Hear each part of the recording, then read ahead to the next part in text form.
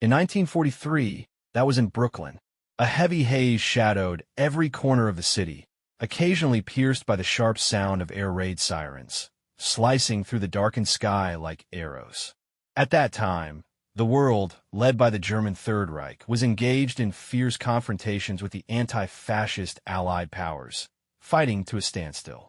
The radio and newspapers were filled daily with various news about war casualties and the international situation. From Europe to Asia, from the Atlantic to the Pacific, the flames of war were everywhere, smoke filling the sky. No one could foresee whether hope or destruction would arrive first. As Luke said, everything was absolutely terrible. If only I could push back the timeline, I crossed over by a few decades. Then I could go to Hollywood, write a few scripts, make a few movies, and win a few little golden statuettes.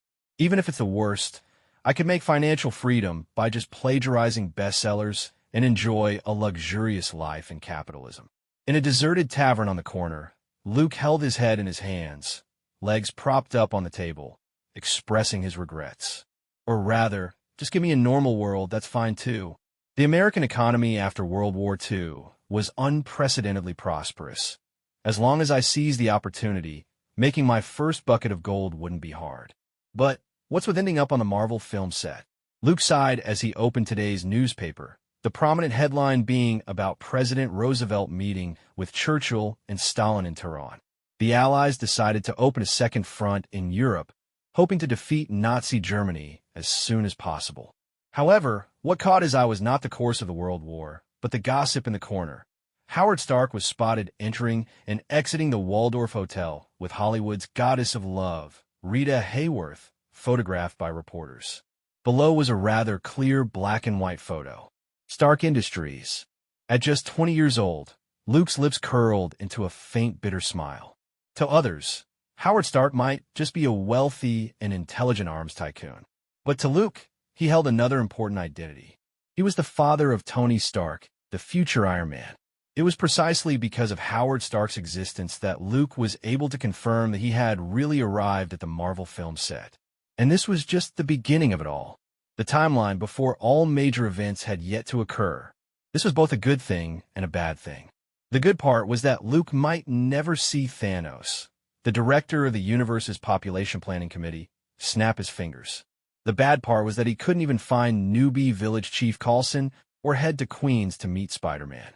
The subsequent Avengers were even more distant. Right now, Nick Fury didn't even know where he was, rendering all the guides, fanfiction Luke had read in his previous life completely useless. Under normal circumstances, he should be living in Hell's Kitchen, then be recruited by S.H.I.E.L.D.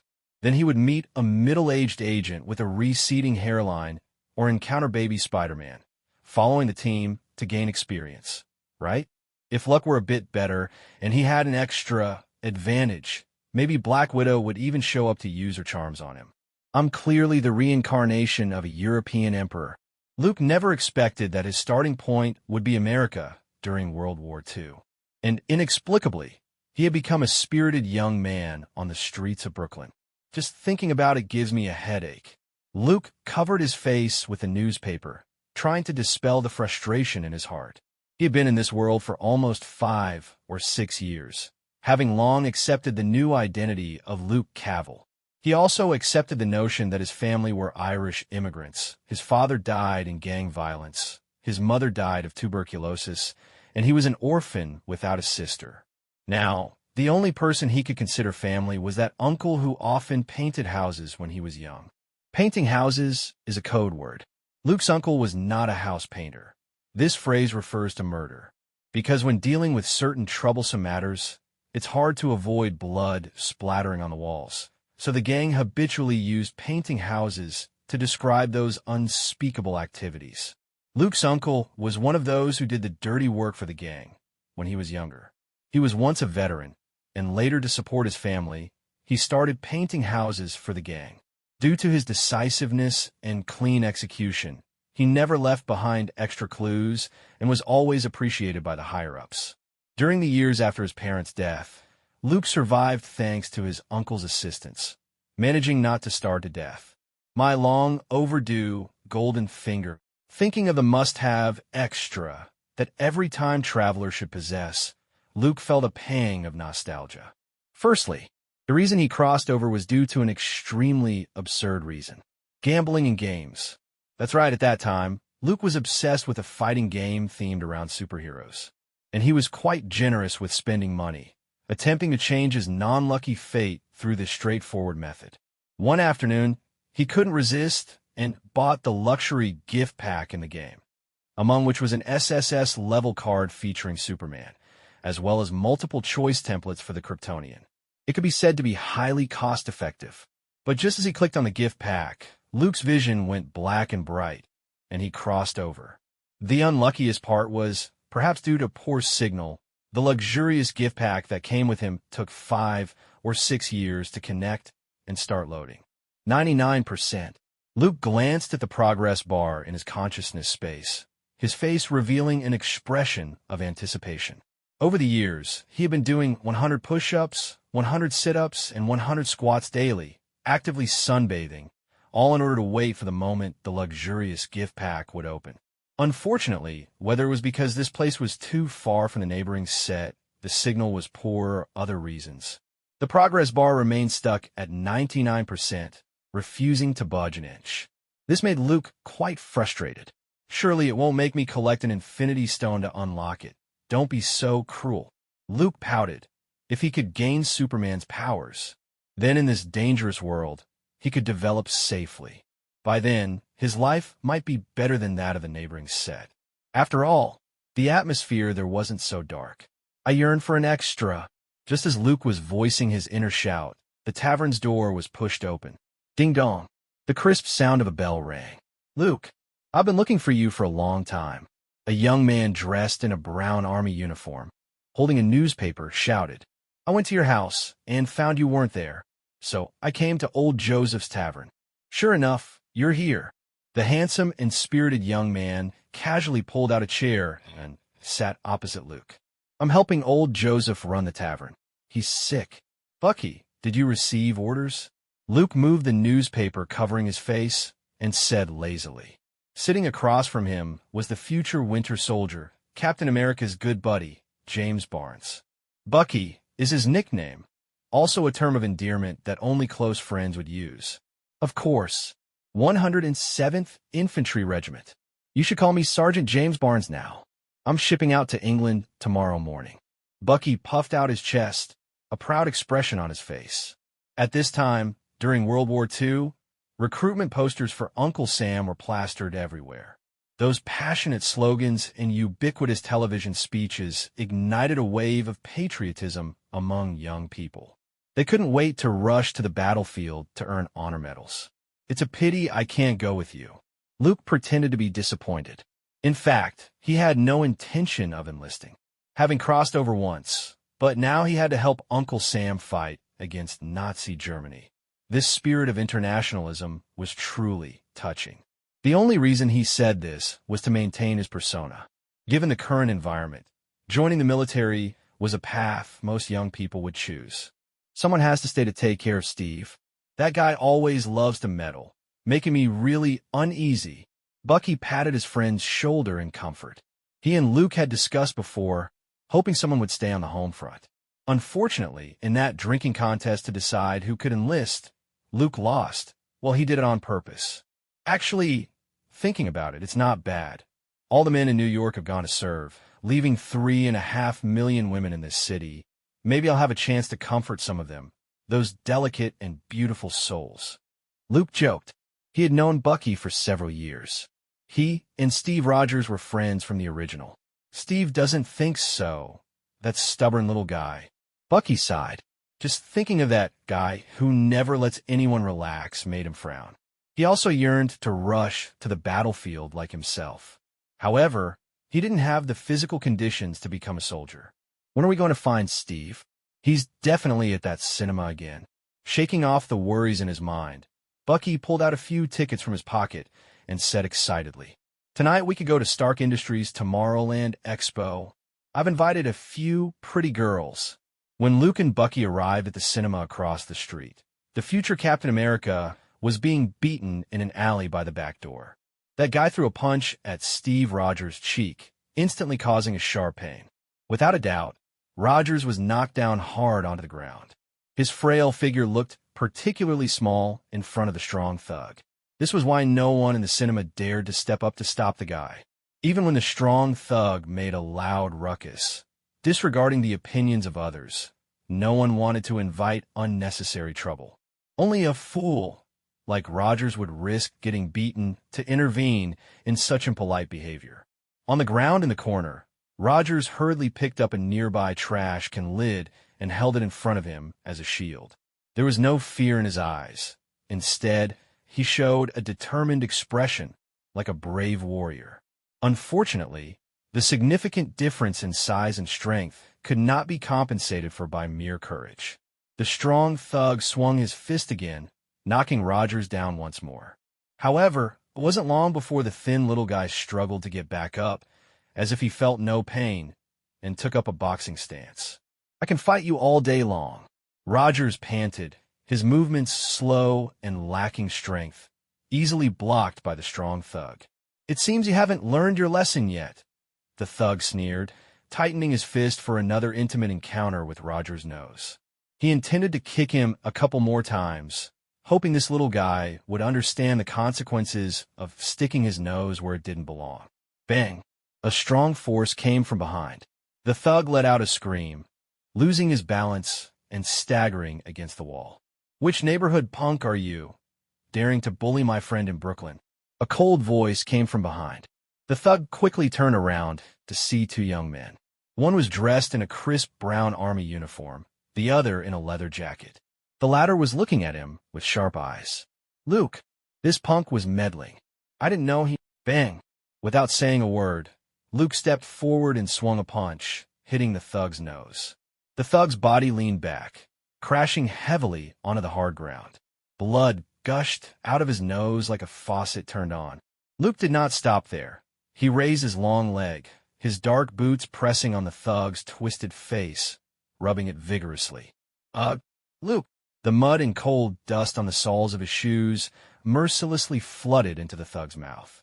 Mixed with the blood oozing from his nose, it gave off a strange smell. "Get lost. If I see you bullying my friend again, I might just go to your house and paint it." After a moment, Luke lifted his foot and said coldly.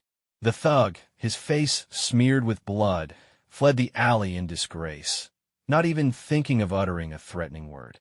There was no way. He was Frank's nephew and well protected by the Irish gang, someone they couldn't afford to provoke. "This is why I wanted Luke to stay in Brooklyn to watch over you." Bucky, in his military uniform, helped Rogers up, an expression of helplessness on his face. "Sometimes I think you just like getting beaten up. Otherwise, why do you always provoke those guys you can't beat?" Rogers brushed off the dust from his clothes, hissing as he inhaled sharply. The pain in his cheeks and around his eyes suddenly sent a clear signal to his brain like a burning sensation. Earlier, he had cast aside the physical pain with sheer courage. Now, Rogers felt he needed to see a doctor. "Did you go to the recruiting station again?" Luke picked up the recruitment form on the ground, which had Steve Rogers' identity information, but the residence had changed from Brooklyn, New York, to Paramus, New Jersey. "Falsifying information on a recruitment form is illegal, Steve." Luke rubbed his palms. Fortunately, this body was quite strong from years of exercise, more than enough to deal with that thug. He, Rogers, and Bucky had grown up together in Brooklyn. However, compared to Luke, their experiences were more similar. First of all, their parents both died in the war. Rogers' father served in the 107th Infantry Division and was killed in battle by German mustard gas. His mother was a nurse in a tuberculosis ward, unfortunately infected and unable to survive. In a way, the future Captain America could be seen as the template for a child who lost his parents. As for Bucky's background, it was also quite similar. His father had also served in the 107th Infantry Division, dying in an accident during a military exercise raised by his mother. Therefore, these two young men who had known each other since childhood became close partners. "I just want to do something." Rogers lowered his head, slightly frustrated, and coughed violently a few times.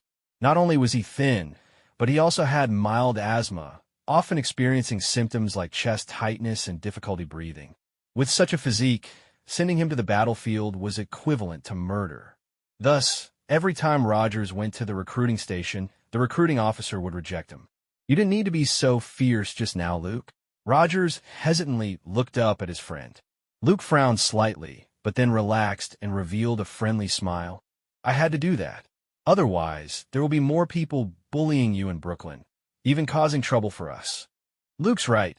If it weren't for his uncle's reputation in the Irish immigrant community, we wouldn't know how much we would have been bullied by those little punks.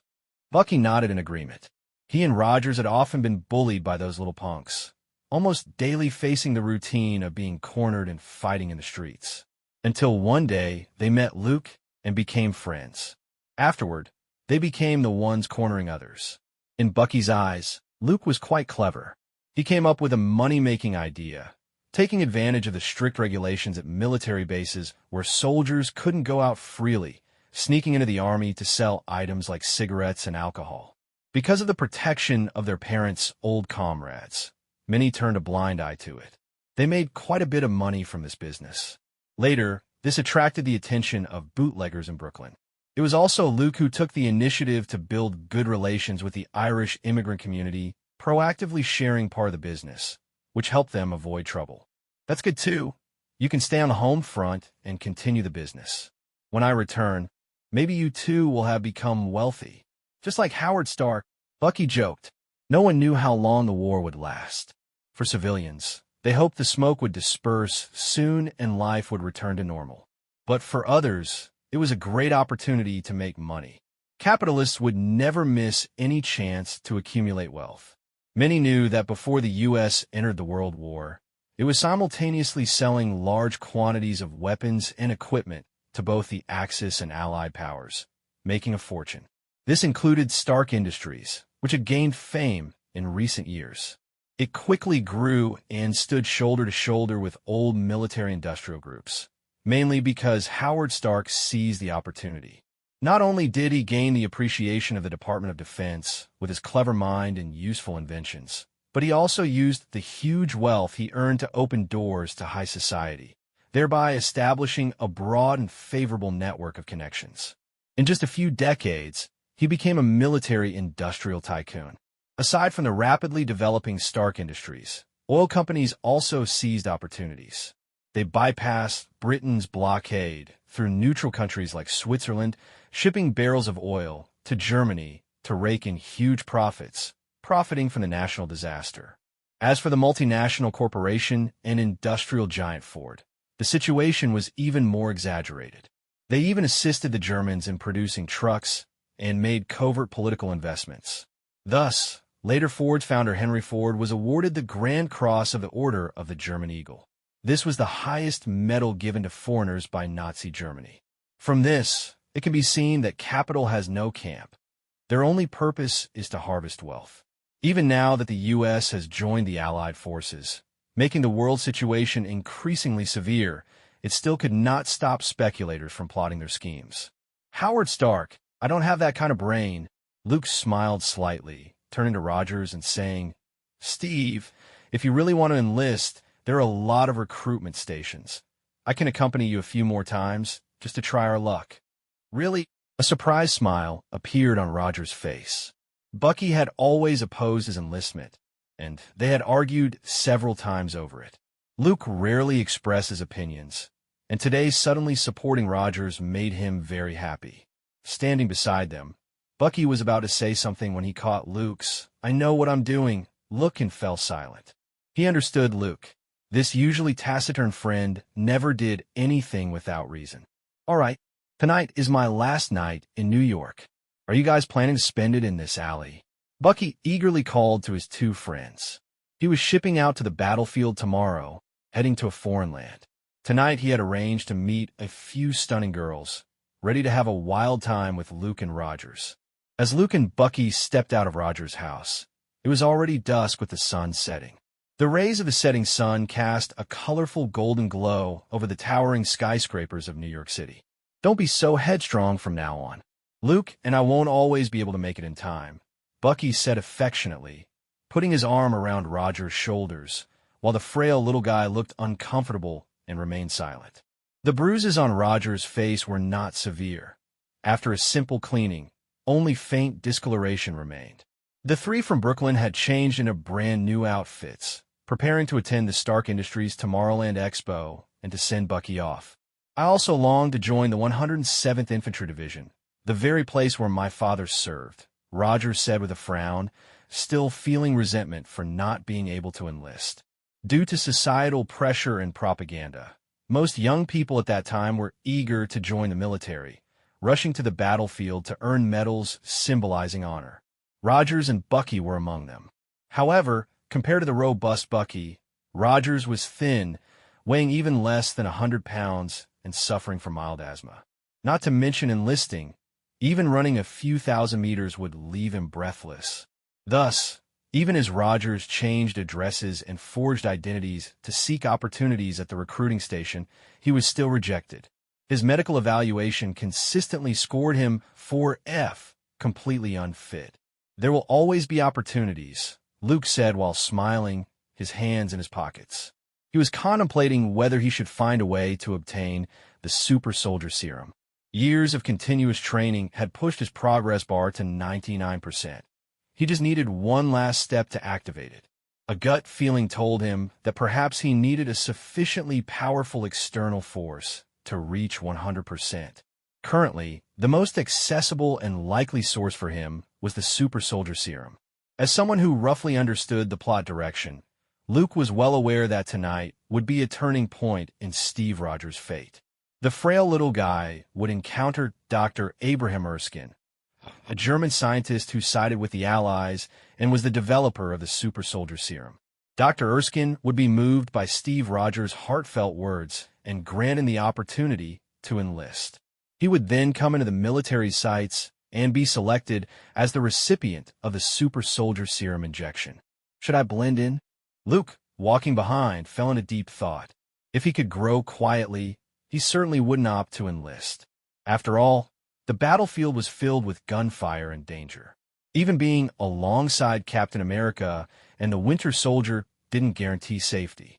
However, the delay in receiving his extra was troubling Luke. With no other options left, he could only take a gamble. Despite many people in his past life believing he was as steady as a fortified tower, risking a bit for the advantage gained through spending wasn't hard to accept. Lost in his thoughts, Luke followed Rogers and Bucky to a small tavern at the corner. They ordered a few beers and snacks, chatting aimlessly while waiting for Stark Industries' Tomorrowland Expo to begin. Rogers still looked somewhat glum. It was clear he hadn't given up on the idea of enlisting. Bucky, however, was completely oblivious, already immersed in dreams of defeating Nazis and celebrating victory with the Allies. Let's go. I've arranged for you to meet some beautiful girls. Checking the time, Bucky pulled Rogers out of the tavern. The streets outside were pitch black, with only the Tomorrow Expo venue brightly lit, standing out remarkably. At this moment, World War II was raging, and like the countries in Europe, America was also at the center of it all. To conserve energy, the military had implemented blackout measures. Neon lights and colorful billboards were restricted from shining once night fell. Every evening, citywide power outages would frequently occur, prioritizing electricity for military bases and government institutions. Even New York was no exception. Tonight's exception was due to Stark Industries' Tomorrowland Expo. The military had made a special allowance and relaxed restrictions. Otherwise, New Yorkers wouldn't be able to see the dazzling neon lights. It's really lively, Bucky cheered. Inside the expo venue, it was extremely bustling. Crowds surged and fireworks lit up the sky. Young couples could be seen embracing everywhere, the air thick with the scent of youthful hormones. Luke and his group stood under the enormous metallic globe, silently munching on their snacks while waiting for the promised beautiful girls. Before long, 3 lively young girls arrived right on time. They wore brightly colored cotton dresses and flat shoes, appearing both enthusiastic and reserved. "Ladies, these are my friends," Bucky waved, pointing to Luke and Rogers behind him. The youthful girls automatically ignored the frail little guy, turning their attention to Luke. At this moment, Steve Rogers was not yet the captain with a muscular chest or the so-called American, but naturally failing to attract the attention of these young beauties. Instead, it was Luke. He had quite a good appearance, clean-cut black short hair, a slightly stern young face, easily igniting the fiery passion of young girls. "Don't look so serious. Rogers, you need to learn how to have fun." Bucky playfully draped his arm over the thin little guy's shoulder, patiently instructing him. Meanwhile, Luke found himself surrounded by the young girls, listening to their chatter about trivial topics. They passed through the plaza with a metallic globe, through some minor exhibition halls, and entered the core area. "Welcome to the Modern Marvel exhibition." The announcer's voice paused for a moment before emphasizing, "A future world, a greater world, a better world. All of it starts with Stark Industries." Crowds erupted in exclamations of admiration, their eyes filled with curiosity. Steel mannequins in glass showcases, airplane models hanging from the ceiling, the glass wall constantly replaying Howard Stark speeches. These were undoubtedly very advanced and eye-catching new products of their time. However, Luke felt little excitement toward them. Coming from the 21st century and having seen countless sci-fi films in his previous life, the trinkets displayed in the showcases hardly piqued his interest. Yet, the young girls on either side of him were squealing as if they had discovered a new world. This left Luke feeling a bit of a headache. He wished he could be like Rogers, casually holding a bucket of popcorn and following behind to enjoy a moment of peace. Seemingly sensing Luke's mood, the lone Rogers grabbed a handful of popcorn and popped it into his mouth, displaying a smug grin. However, Luke soon found relief. The two girls surrounding him suddenly let out starstruck squeals, rushing to the front of a stage in one of the exhibition areas.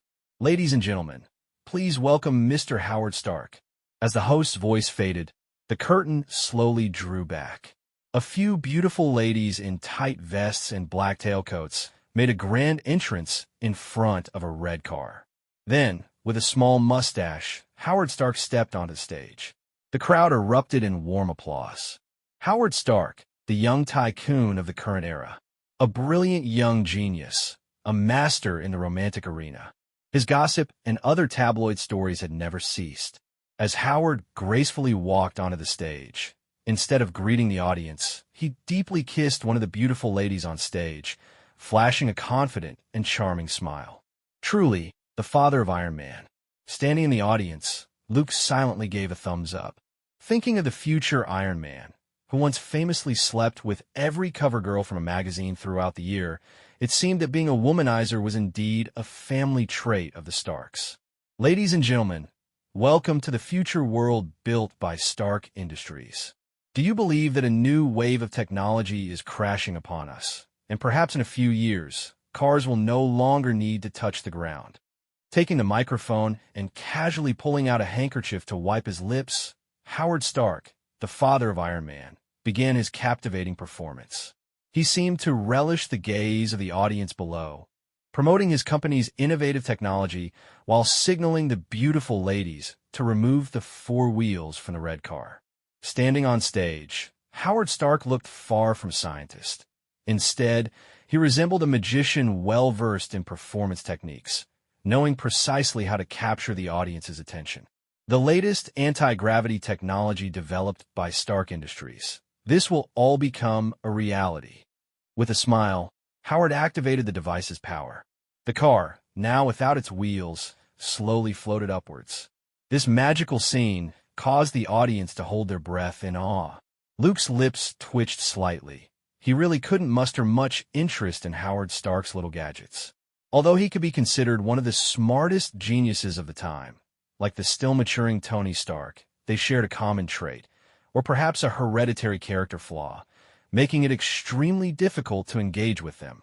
Perhaps this could be attributed to a common ailment shared by geniuses. Seizing the opportunity, Luke quietly slipped away from the crowd, successfully escaping the pointless entanglement of those young girls.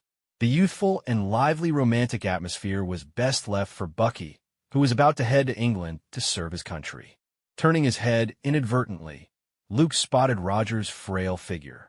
He had left the throng gathered around the stage and was walking toward the nearby recruiting station. Luke took a deep breath and thought to himself that this might be the starting point for Captain America. With his hands in his pockets, he fell into contemplation, pondering how he should choose. What would be the most prudent approach to live quietly and develop in silence?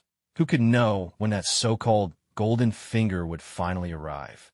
Moreover, finding himself on a Marvel film set, yet merely wanting to live an ordinary life, seemed like a waste of this crossing opportunity. Lost in thought, Luke's eyes caught sight of an elderly man. With graying hair, a slightly balding head, and glasses perched on his nose, it was Abraham Erskine. Luke recognized him at once. The developer of the super soldier serum, the German scientist who had created the Red Skull, was slowly walking toward the recruiting station. It seems someone is following. Just as Luke was about to follow, his expression suddenly grew serious. He noticed several men in black hats closely tailing Dr. Erskine.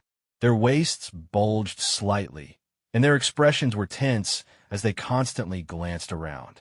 From their appearance, they didn't resemble ordinary tourists, nor did they fit the profile of accompanying bodyguards. Hydra, the thought flashed through Luke's mind. As the developer of the super soldier serum, Dr. Erskine would undoubtedly be a thorn in Hydra's side. Red Skull would surely do everything possible to eliminate this threat.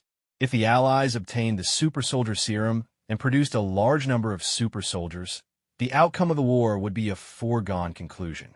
As his thoughts raced like lightning, Luke stepped into the recruiting station as well. Steve, Bucky, having been drawn back from Howard Stark's captivating performance, turned to look for his glum friend, only to find him missing. Luke! He looked for Luke, only to realize he was also nowhere to be seen. What on earth is going on? Where did everyone run off to? Bucky mumbled in dissatisfaction, only to be pulled away by the remaining girls toward other exhibition areas. The battlefield is not suitable for you. Inside the recruiting station, Rogers faced rejection once more. The officer responsible for recruiting soldiers glanced at Rogers' frail body and quickly made up his mind, even too lazy to glance at the already filled-out application form. Despite Rogers' earnest arguments, the officer merely shook his head. In the officer's view, sending this frail little guy to the battlefield was akin to murder. You have many other things you can do. You don't have to enlist. We urgently need labor. You can work in factories producing weapons for the front lines, or find another job. The officer said impatiently, pushing Rogers' enlistment form back to him with a cold expression that indicated there was no room for negotiation. War is not just a simple fight.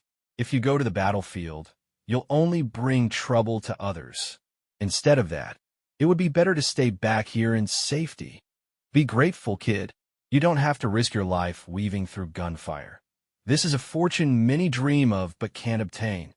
The recruiting officer said this while looking at the frail young man before him, unable to understand why he insisted on enlisting. Staying on the home front seemed so much better. There was no danger to life, nor did one have to experience the horrors of war. No matter how precious the medals of honor were, could they compare to the importance of being alive?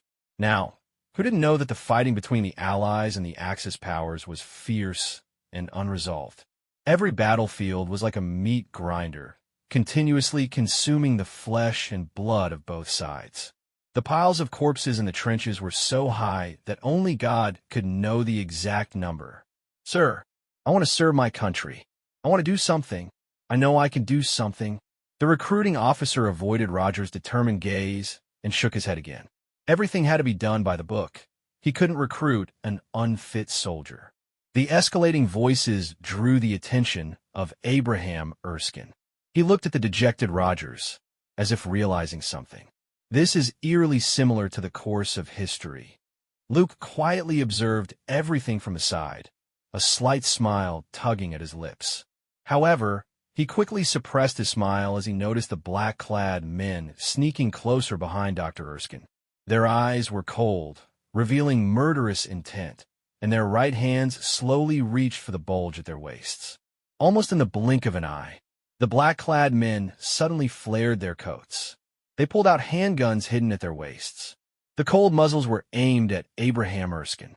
It seemed they were ready to pull the trigger at any moment. Bang! A gunshot rang out. The crowd in the recruiting station instantly plunged into chaos. Panic-laden screams, spreading like steam from a train throughout the station. Those still in military uniforms, not yet enlisted, scurried around like ants on a hot stove, completely at a loss for what to do. They had never been on a battlefield and had not received formal military training, having no idea how to handle such an emergency. The officer responsible for security lay in a pool of blood, a clear bullet hole appearing on the white cap he wore. Blood gushed from the back of his head, and combined with his twisted expression, it was particularly terrifying. "Get out of here!" Hiding nearby, Luke quickly pulled the fallen Dr. Erskine up and turned to duck into a hallway compartment. Behind them came the sound of fierce gunfire, bullets striking the walls and sending up clouds of dust. Luke glanced at Rogers, who was cowering behind a cabinet with his hands over his head, and a strange thought crossed his mind. If the future Captain America were to die like this, how would things unfold from there?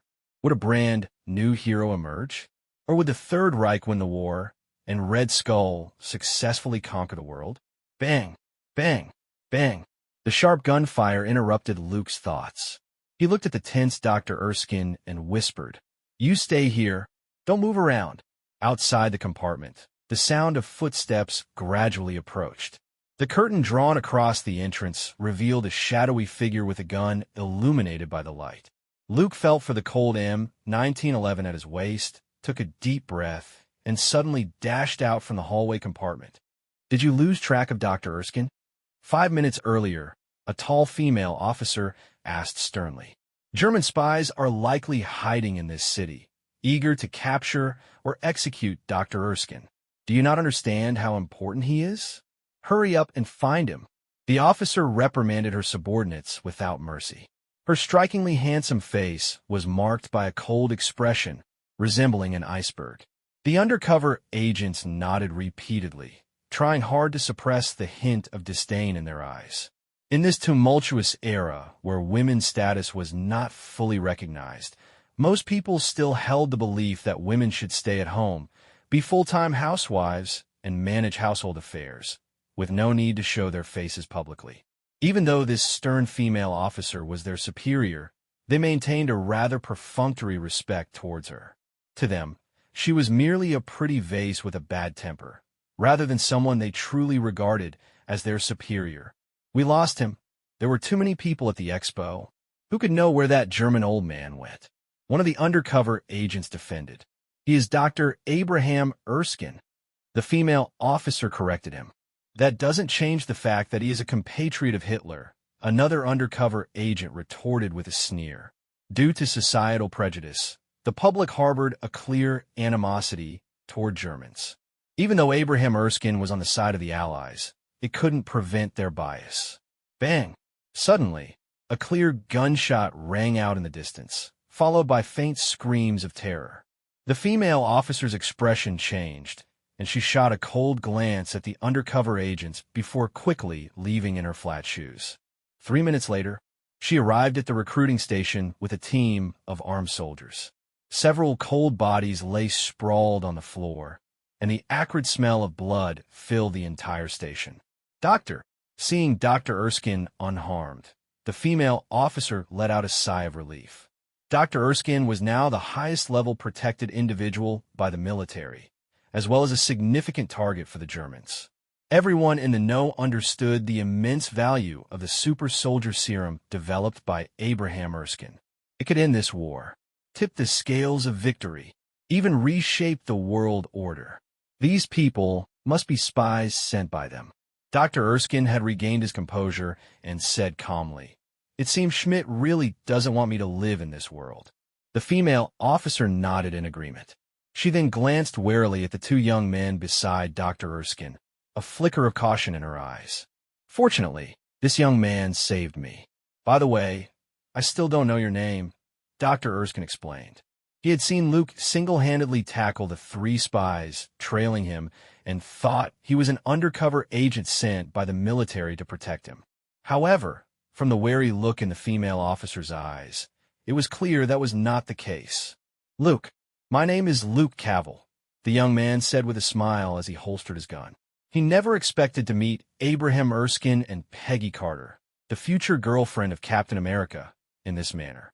Yes, the stern-looking female officer before him was one of the future founders of S.H.I.E.L.D. Currently, she was an agent of the Strategic Scientific Reserve, responsible for protecting Abraham Erskine and participating in the Super Soldier program. "You killed all these spies?" "Impressive skills," said the officer named Peggy Carter meaningfully. She took a quick look at the bodies of the black-clad spies, all of whom were shot dead with no other visible wounds, the bullets having struck vital points with precision. From the wounds alone, it was clear that this young man named Luke had remarkable marksmanship. Moreover, after killing the 3 men, he did not display any panicked or intense emotions. He certainly didn't seem like a novice. Such an unusual demeanor gave Peggy reason to suspect.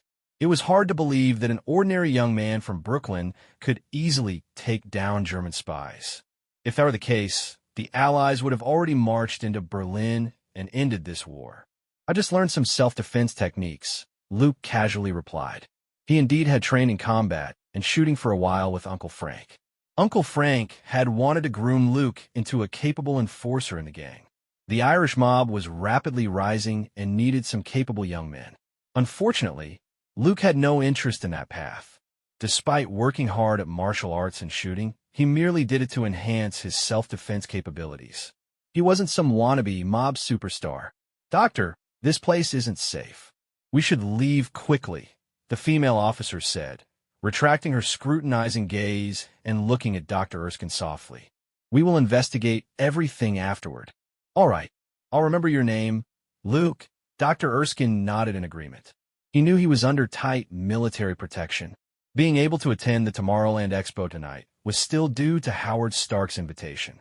However, after meeting him, Dr. Erskine felt that the young and accomplished Mr. Stark behaved more like a businessman than someone passionate about climbing the heights of science. His enthusiasm for scientific pursuits paled in comparison to his interest in accumulating wealth and chasing women. Thus, they only exchanged a few simple pleasantries and didn't continue to delve deeper into conversation. "Is he your friend?" Before leaving, Erskine looked at Steve Rogers, who was standing nearby. For some reason, he took a particular interest in the frail little guy. Perhaps it was Rogers' earlier conversation with a recruiting officer that stirred some memories deep within Erskine. As the developer of the Super Soldier Serum, Abraham Erskine was acutely aware of its dangers and the kinds of side effects it could bring. He had already created one devil and didn't want to create a second or third. Thus, Erskine had always been searching for the right candidate, someone who wouldn't abuse their power, but rather understand compassion as a super soldier. "Yes, his name is Steve Rogers," Luke said, pulling Steve over and speaking loudly. "My friend is very eager to serve his country. Though he may not be strong, his patriotic heart has never dimmed." "I see."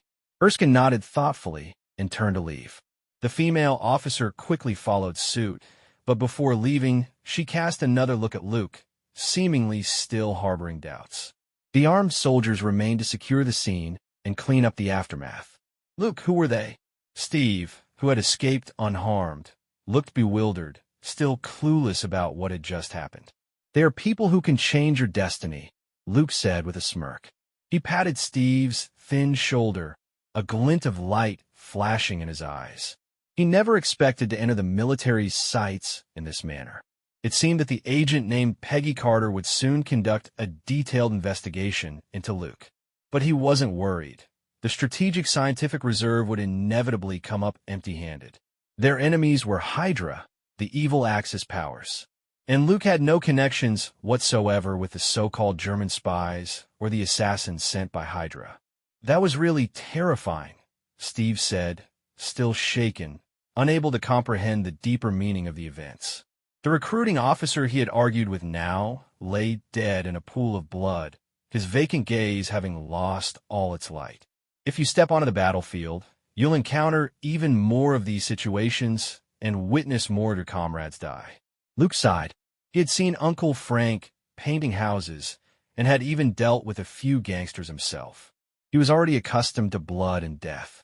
Will I still have a chance to step onto the battlefield? Steve looked somewhat dejected, having faced too many rejections. Everyone thought he wasn't fit, that he should just stay back home. Even his good friend Bucky felt the same way. There will be a chance, Luke said with certainty, nodding his head. He seemed to be more confident than Steve himself. All right, let's hurry and find Bucky. We got to send him off tonight. Sensing Steve's puzzled gaze, Luke changed the topic, pulling the frail little guy away from the recruiting station. The next morning, Luke got up early, and after washing up, he began his daily training routine. As usual, aimed at getting stronger even if he went bald. Push-ups, squats, sit-ups, and sunbathing. After completing this series of exercises, the clock on the wall had quietly slid to 8:20. Bucky must have already boarded the ship and set off. Luke closed his bedroom door and prepared to find Rogers. They had originally planned to send Bucky off, but Sergeant James Barnes, who was heading to England, said he didn't want his friends to see him in a weakened state. Last night, all of New York seemed to be immersed in the noise of cannon fire. With their crisp military uniforms and a few sweet words, those young men, full of hormones, easily swept beautiful girls into their arms. Perhaps this was the special benefit of dedicating oneself to serving the country. "Look, good morning." The florist downstairs greeted him with enthusiasm, calling out loudly, "Frank is looking for you. He seems to be in a bad mood." "Got it. Thanks, Uncle Daller." Luke paused his steps, changing direction toward Uncle Frank's house. It was likely that the street punks from yesterday had gone to complain to their boss, and through the Irish mob channels, the news had reached Uncle Frank's ears. 10 minutes later, Luke deftly retrieved the key from under the doormat and opened the door. "Uncle Frank, I brought baked mushrooms and potato pancakes from Aunt Bess." Carrying the steaming breakfast, Luke walked into the living room to see an elderly man with graying hair and a slightly hunched back. From his appearance and stature, hints of the strong and robust man he once was could still be seen. "Luke, you troublesome brat." The old man scowled upon seeing Luke, his anger flaring. "That wimp Hobson went and complained to Mr. Hoffa again, saying you beat up his little underlings." "Hobson actually told Mr. Hoffa about this? Why doesn't he tell Mr. Hoffa about his mom passing away on the toilet the other day?" Luke feigned shock, but continued taking plates and utensils out of the cupboard without missing a beat. "Come on, eat while it's hot. Aunt Bess had the potato pancakes made with meat for you." The old man named Frank sat at the dining table, saying this, but his eyes sparkled with interest. "Don't think you can bribe me with this. Luke, you troublemaker, the last time you dealt with those Italians. It was really good. I can't get enough of it." It turned out that no one could escape the truth of deliciousness. After finishing that breakfast, Frank never brought up Hobson or his little underlings again. Instead, he began to talk more about getting Luke involved in the rapidly rising Irish mob. "Mr. Hoffa values you highly. That idea of yours about doing business with the military got the gang some discarded firearms. Those Italians are clearly not as arrogant as they used to be." Frank simply couldn't understand why his nephew resisted joining the mob. Among those aimless street punks in Brooklyn, they would jump at the chance to join a gang and become part of its ranks. At least that way, no one would dare bully them anymore. "No interest. If I'm going to be in a gang, I'd rather go back to school," Luke said as he brewed himself a cup of coffee. He was well aware that this was one of the most turbulent times in American history, just as the newspapers described. Violence is like cherry pie. It's an American specialty. Since the Prohibition was enacted, various gangs had sprung up like mushrooms after the rain. Most of them initially comprised impoverished immigrant groups, like the Irish and Italians. Unlike the British and Germans who arrived in North America with substantial capital to develop, their so-called immigrants were merely continuing their lives as lower-class individuals in a new place. Many couldn't even afford housing and had to take on the toughest and most laborious jobs. The immigrant communities living together gradually formed slums. Thus, the infamous Hell's Kitchen was born. As a sociologist once said, poverty often breeds nationalism. Because both the Irish and Italians were Catholics, they were viewed as barbarians who could not be assimilated on a predominantly Christian North American continent. The pervasive exclusion and discrimination made life exceedingly difficult for these immigrant communities. Thus, to combat the exploitation by bosses and religious persecution, the Irish and Italians spontaneously organized various violent groups. This was the initial form of the American Mafia. At that time, the gangs were merely groups of poor people and had not yet drawn significant attention. It wasn't until the emergence of a special group known as city bosses that things began to change. They were a profession that arose with the industrial society, primarily tasked with raising campaign funds for political candidates and buying votes, what later came to be known as brokers. It is well known that America is a nation of immigrants. In the past, no one paid attention to those low-status, impoverished immigrant groups. However, the city bosses keenly recognized their value, and the originally worker-based gangs gradually transformed. One side accepted the protection of interest groups, while the other provided stable votes for politicians. The two sides hit it off perfectly. However, no one anticipated the subsequent developments. Prohibition provided the gangs with a vast amount of wealth, coupled with the rise of unions and the frequent occurrence of labor movements. The ferocious beast, known as the Mafia, finally broke free from the cage of social laws. They controlled enough wealth with one hand, while using votes to win over politicians with the other. They cooperated with unions, obtaining legitimate status. In an instant, their development surged. Just like the Irish Mafia, of which Uncle Frank was a part, they had close ties with Mr. Jimmy Hoffa of the National Truck Drivers Brotherhood. This union represented nearly 1 million truck drivers and warehouse workers, boasting a peak membership of 2.3 million. It could be said that gaining the union support during a mayoral or congressional election was tantamount to declaring victory. Gangs, unions, and politicians formed a tightly knit chain of interests. It's a pity this glory didn't last long. Luke silently pondered. Both the Irish and Italians had once reached their zenith. The former successfully got Kennedy elected president, while the latter had close ties to Edgar Hoover, the first director of the FBI.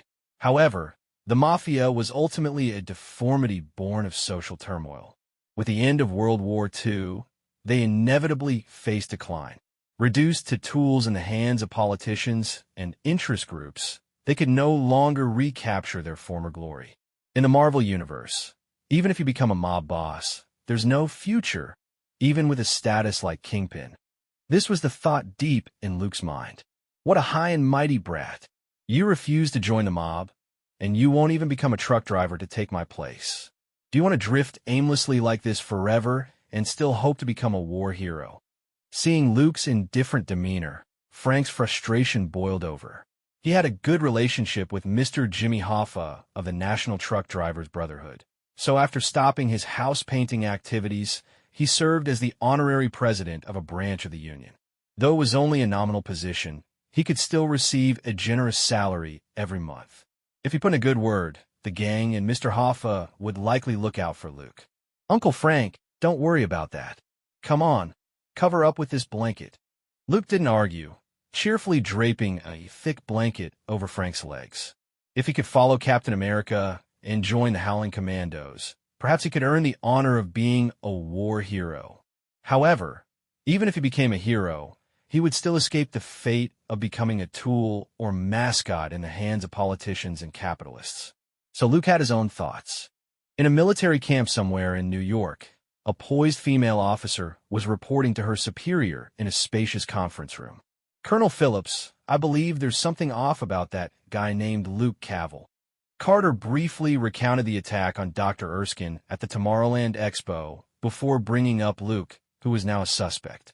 I examined the wounds of those German spies. Every single one was killed with one shot. An ordinary person wouldn't achieve such a level of proficiency. This clearly indicates that Cavill must have practiced marksmanship, and quite well. The female officer firmly reached this conclusion. Since leaving the recruiting station, her suspicions had never waned. A young man from Brooklyn managing to single-handedly take out trained professional spies sounded utterly unbelievable. The many inconsistencies led Carter to believe this was likely a conspiracy set up by Hydra. They sacrificed those German spies to get close to Dr. Erskine. Then, they would implement their evil plan. Compared to directly killing Dr. Erskine, the Germans might prefer to kidnap him. After all, the value of the super soldier serum was immense. Whoever obtained could influence the outcome of the war, and the resulting power and threat it posed couldn't be ignored. Colonel Phillips, sitting at his desk, shook his head lightly and said in a deep voice, "He's not a problem. I've already sent people to investigate." Luke Cavell, his parents were Irish immigrants who passed away early, and he dropped out of Bronx Science High School at 17. His teachers lamented this because Cavell was exceptionally talented and received scholarships every year. Then why did he drop out? Carter asked, puzzled. You have to understand, Irish immigrants are not well regarded in this society. Being bullied or pranked is quite common for them. So, Cavell often got into fights at school, and when his teachers encountered such situations, they could only notify his guardians, but he has no parents. Colonel Phillips shrugged helplessly and continued. Every time he fought with those kids at school, he had to face unreasonable adults afterward. For a 17-year-old, that's not an easy problem to solve. Carter fell silent.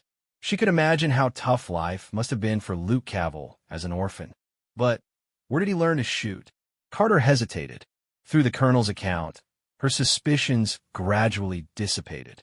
Yet, she still couldn't understand how an ordinary young man from Brooklyn could possess such precise marksmanship. Cavell's uncle Frank is a veteran who has actually been through battles and survived. He later joined the Irish mob, engaged in some unsavory activities, and is now retired, serving as the honorary president of a truck drivers' union branch. Colonel Phillips shared the findings of his investigation with his subordinate. Carter was naturally strong-willed and highly capable at her job. However, she was a bit too fixated on proving herself as equal to any man, which made Colonel Phillips feel a bit exasperated. If Carter weren't British and a member of the American military faction, he wouldn't have such good patience with her. After all, members of the Strategic Scientific Reserve came from all over the world, making the situation quite complex. And Carter was one of them. Luke Cavell is not a German spy. He has no connection to the Germans.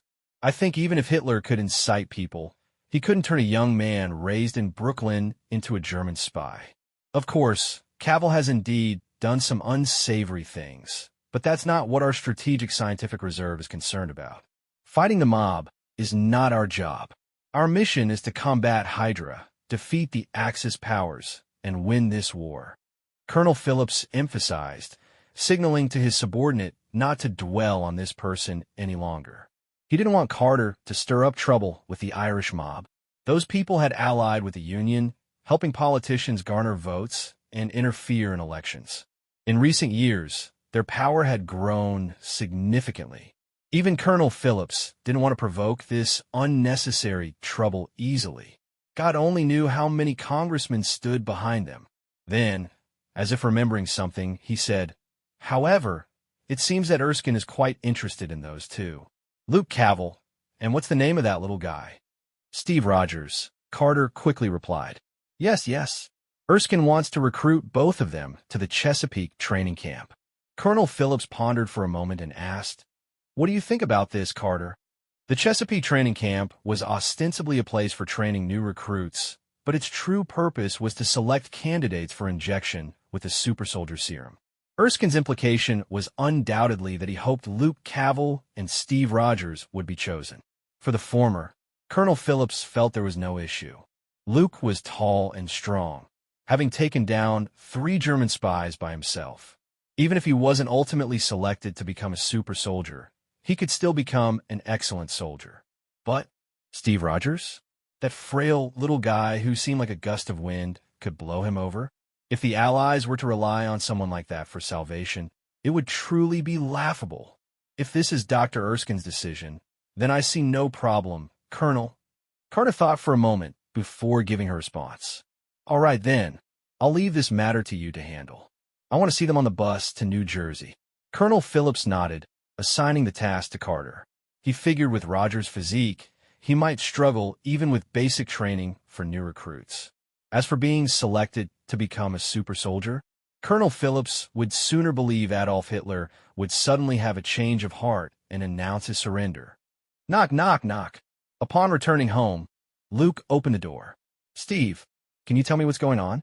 Seeing Rogers standing outside with a frosty-faced female officer, Luke asked in surprise. He had anticipated that the Strategic Scientific Reserve would investigate him, perhaps even summon him under the pretext of assisting in their inquiries. After all, as an important individual under military protection, Abraham Erskine was entirely deserving of such treatment. But, Steve, why do you look so happy? The smile on your face is almost bursting. Is it a good thing to be taken in for questioning by agents? Luke, I can enlist now. We're leaving for New Jersey tomorrow. Roger's joy erupted like a volcano, releasing the pent-up frustration he had felt for days. Luke's heart stirred as he immediately understood. He had been recruited. Despite some changes in the plot, under the inertia of the timeline, Steve Rogers was still on the path to becoming Captain America. "I thought this process would be more convoluted," Luke said, reining in his emotions and regaining his composure. It seemed the plan to obtain the super soldier serum had successfully taken its first step. "Luke Cavell, do you wish to serve your country and join this fight for freedom against fascism?" Carter asked coldly. Her tone seemed to imply that she had the right to refuse. Luke glanced at the armed soldier standing behind Carter and silently scoffed. Since he had chosen to enter the military's sights this way and piqued Dr. Erskine's interest, he absolutely couldn't back down now. "Ahem, since the organization has made a decision, then Luke suppressed the impulse to recite a poem on the spot and accepted the military's call. The next morning, Luke, selected by the military, packed some simple gear and, with an excited Rogers, boarded the bus heading to the Chesapeake training camp in New Jersey. Before their departure, they encountered several important figures from the Strategic Scientific Reserve. Among them were the serious Colonel Phillips, the developer of the super soldier serum, Dr. Abraham Erskine, the renowned Howard Stark of New York, and the ever-cool Agent Carter, among others. The Strategic Scientific Reserve was a temporary agency established by the Allies to win the war, personally approved by President Roosevelt and the leaders of various European countries, gathering elites from multiple fields. Its primary purpose was to combat Hydra, the evil organization symbolized by the monstrous Hydra, while the secondary objective was to implement the super soldier program to end the war sweeping the globe. The current leader of Hydra was named Johann Schmidt, nicknamed Red Skull. It was said he was a close confidant of Hitler, wielding more power than Heinrich Himmler, who participated in establishing the SS and led the Gestapo. Actually, Red Skull may not be the true creator of Hydra. Luke mused to himself as he sat in the back of the transport truck, feeling the vehicle sway from side to side. He recalled mentioning in the comics that the origins of Hydra were quite ancient, tracing back to even older times. Red Skull merely borrowed the name and modified its ideology to create a useful tool somewhat akin to Adolf Hitler, who was once idolized by the Third Reich. "Luke, do you think we'll run into Bucky?" Rogers asked, clutching his bag. Thinking of Bucky's surprised expression upon learning he was enlisting and heading to the battlefield, he couldn't help but anticipate their next meeting. Bucky has probably already set foot on English soil, fighting hard for freedom. Luke chuckled, understanding Rogers' determination to serve. For someone who had long been mocked and bullied for his frail stature, the path to the future often had only two options: either maintain an optimistic attitude like Rogers, or develop a cynical and closed-off mindset. The former was rare, while the latter was far more common, and perhaps that was why Steve Rogers became Captain America. He always walked the right path. Rogers' enthusiasm for enlisting wasn't driven by strong patriotic sentiment. He wasn't the type to desperately seek honor in exchange for military achievements or dream of making a name for himself. This frail little guy simply wanted to prove that he was no different from those strong men. "Luke, then why is Howard Stark going to the Chesapeake training camp? Is he a drafted soldier too?" Rogers asked curiously. He was completely in the dark about the super soldier program and the Strategic Scientific Reserve, thinking he was headed to the Chesapeake training camp just to undergo basic training. Stark is different from us. He's a scientific advisor, a formal senior officer. Luke shook his head. The two new recruits could never be compared to Howard Stark. Their treatment was worlds apart. Howard Stark could ride in a smooth, comfortable private vehicle, chatting and laughing with a group of senior officers along the way, while he and Rogers had to sit in the back of a transport truck that shook like a boat in a storm. Get ready to embrace new recruit life, Rogers, Luke said with a knowing smile. For someone whose physical condition was far from strong, new recruit training was not going to be an easy task. A week later, are you all right, Rogers? After finishing a weighted cross-country run, Luke handed a towel to the frail little guy. Rogers was soaked, his camouflage uniform drenched in sweat, his chest heaving violently like a bellows, emitting whooshing sounds. Even a regular 5-kilometer run was a daunting challenge for Rogers, whose physical fitness left much to be desired. I'm fine. I just need a little rest, and I'll be good. Luke watched Rogers struggle to speak between breaths, fearing he might suddenly faint. For having made it this far, the bent-over frail little guy truly showed great determination. Despite consistently being the last to complete daily training tasks and always having the worst results, Rogers didn't fall short in effort, even exceeding others at times. I feel much better. Thank you, Luke. Catching his breath, Rogers looked up at his friend with a grateful smile. Without Luke's help, his condition might have been worse. To Rogers, the Chesapeake training camp felt no different from the streets of Brooklyn, where bullies would take advantage of the weak. Fortunately, Luke stood up for him. Otherwise, Rogers would have ended up as a victim cornered and beaten by thugs again. Fall in. Fall in. A sharp whistle pierced the air, and the recruits, trained to react instinctively, jogged over and formed a neat line. Some of them had already learned the consequences of disobeying orders or being rebellious. That coldly beautiful female officer with a British accent was not as weak as she appeared. Gilmore Hodge, a recruit who had tasted her wrath, could speak to that. He still had a bandage on his nose from the punch he received. Moreover, the high-intensity physical training every day was enough to release everyone's excess energy. Based on your observations over the past few days, who is the best-performing recruit? Standing at a distance, watching the recruits being addressed, Colonel Phillips asked. It's Luke Cavell. Carter, holding the score sheet, raised an eyebrow. She truly hadn't expected that the young man for Brooklyn not only excelled in marksmanship, but also performed exceptionally well in other tests. Whether it was shooting, weighted marches, or climbing barbed wire, Luke managed to secure first place, leaving the second-place contestant far behind. I knew it. Erskine, I told you, Cavell is the most suitable candidate. Colonel Phillips clapped his hands. He looked at Luke, standing tall and strong in the lineup, his eyes filled with admiration for someone who perfectly matched the colonel's definition and image of an excellent soldier. Wait a minute. We still have time. Standing next to him, Dr. Erskine replied. His gaze didn't linger on Luke, but instead focused intently on the notably conspicuous Rogers in the lineup. If the super soldier was to be chosen based on strength alone, Erskine wouldn't need to conduct this secret selection. He could simply pick someone from the army. The world was never short of capable soldiers who followed orders and had strong muscles. But finding a truly good person, a super soldier who possessed strength without bullying the weak, was exceedingly difficult. Erskine knew he didn't have more time to patiently select and thoroughly investigate. So he had to pin his hopes on Rogers, that frail little guy who seemed to possess a rare quality capable of touching hearts. You asked me to investigate Rogers' background. True, he is a good person, but what does that matter? If the committee's bureaucrats find out that the candidate for the super soldier is a frail little guy who can barely run without gasping for air, what will they think? Colonel Phillips said, dissatisfied. In his view, war was a contest of power, not character. The selection isn't over. The time isn't up. Colonel, let's wait patiently a little longer. Dr. Erskine replied again. This time, however, his gaze shifted to Luke.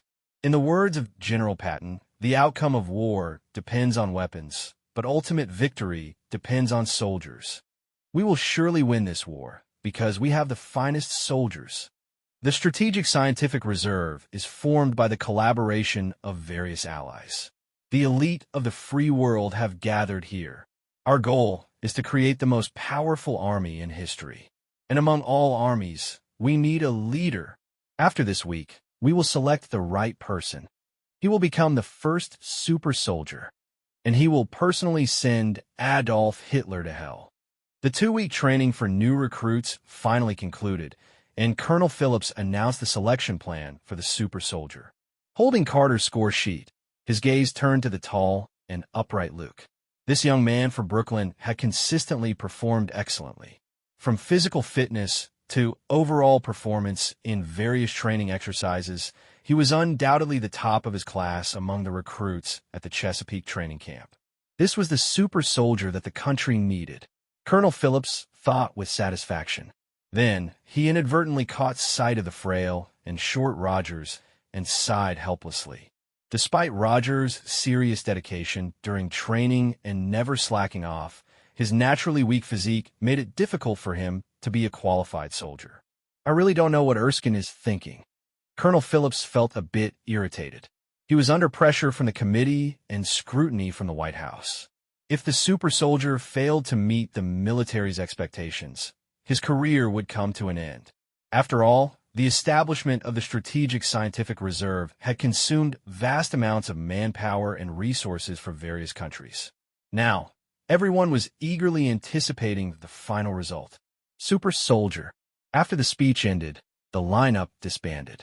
Many recruits had gleaming eyes, repeatedly murmuring the term. Luke, with your performance, you're definitely the best among all the new recruits. The super soldier should be you.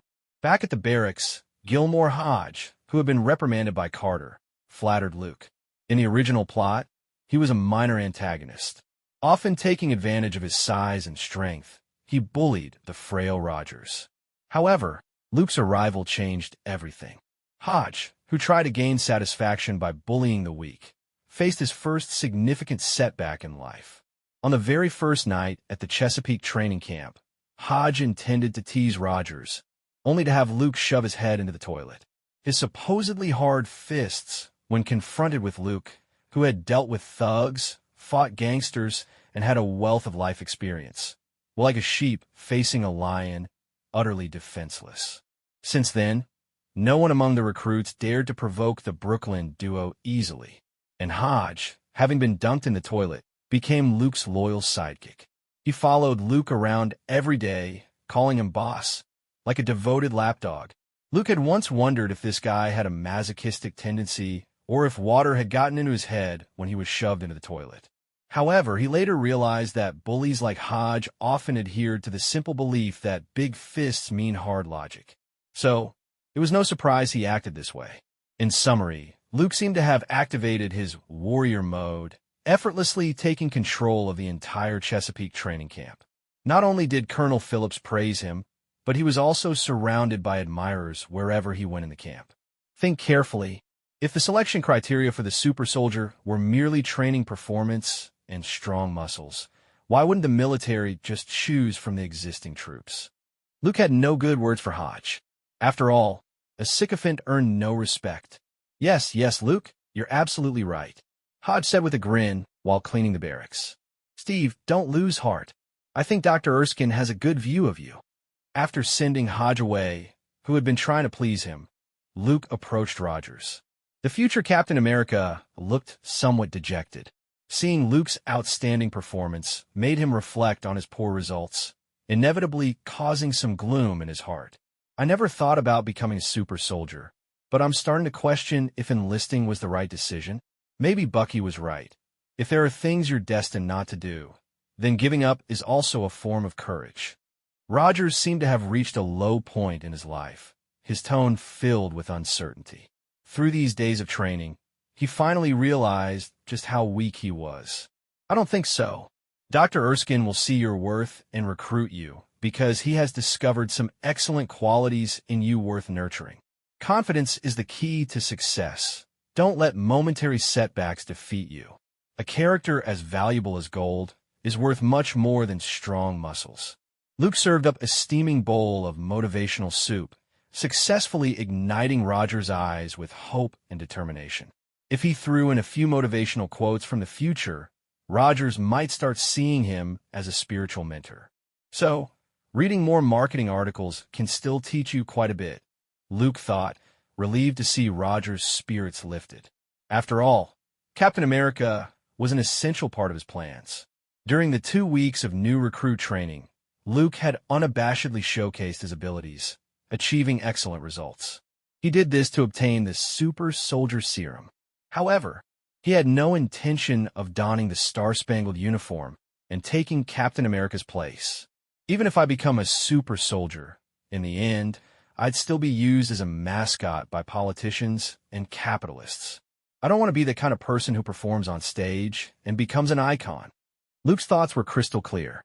The military's true purpose in researching the Super Soldier Serum was to create an invincible army. This way, they could swiftly advance to Berlin and end the war. According to the original plot, Dr. Erskine would eventually be assassinated, the only specimen destroyed, and the formula for the Super Soldier Serum lost. Rogers, as the only super soldier, would play a role on the battlefield far less significant than serving as a mascot to promote war bonds. This was the politician's idea. If Luke replaced Rogers and donned the Star-Spangled Uniform, his fate might not differ much. If he took a different approach and saved Dr. Erskine, then the super soldiers would be mass-produced. But Luke would still have no future because he would no longer be the unique one. Thus, after much thought and weighing options, Luke decided to showcase his excellent side, striving to win Colonel Phillips' appreciation and apply more pressure on Dr. Erskine. When there were 2 suitable candidates, perhaps the story's development would take a different direction. As the day gradually darkened, Erskine found Luke, who was resting. The German scientist stated his purpose directly. Colonel Phillips believes you are the best candidate for the super soldier, Luke. What do you think? Feeling Erskine's scrutinizing gaze, Luke maintained a calm demeanor, his heartbeat steady. The conditions for a super soldier should not be merely about having a strong physique. More importantly, one must understand compassion and have a sense of reverence. Without hesitation, Luke replied decisively. He could tell that Dr. Erskine was testing him. In Erskine's mind, the right candidate was always Rogers. After the Red Skull incident, this German scientist had developed some reservations. Even though Luke had performed exceptionally well, he didn't seem to impress Erskine as much as Rogers had during their conversation at the recruiting station. So, who in the training camp meets such criteria? Erskine pushed up his glasses on his nose and asked hesitantly, "My friend, Steve Rogers. His character is completely trustworthy." Luke's gaze was resolute, as if he genuinely believed it. Upon hearing this satisfactory answer, the last flicker of doubt in Erskine's eyes vanished without a trace. Initially, he had harbored concerns about Luke's involvement with the mob and that he might have blood on his hands. He feared that if Luke became a super soldier, he would end up like Red Skull, completely losing his humanity. Because the serum's effect was such that good people would become better, while bad people would become worse. Very well. Erskine clapped Luke's shoulder firmly, smiling in approval. He had originally held a completely different opinion from Colonel Phillips, with neither side able to persuade the other. But Luke's response had completely dispelled the doubts in Erskine's heart. He said solemnly, "You both will become super soldiers." A week later, Luke and Rogers left the Chesapeake training camp and boarded a car headed back to New York.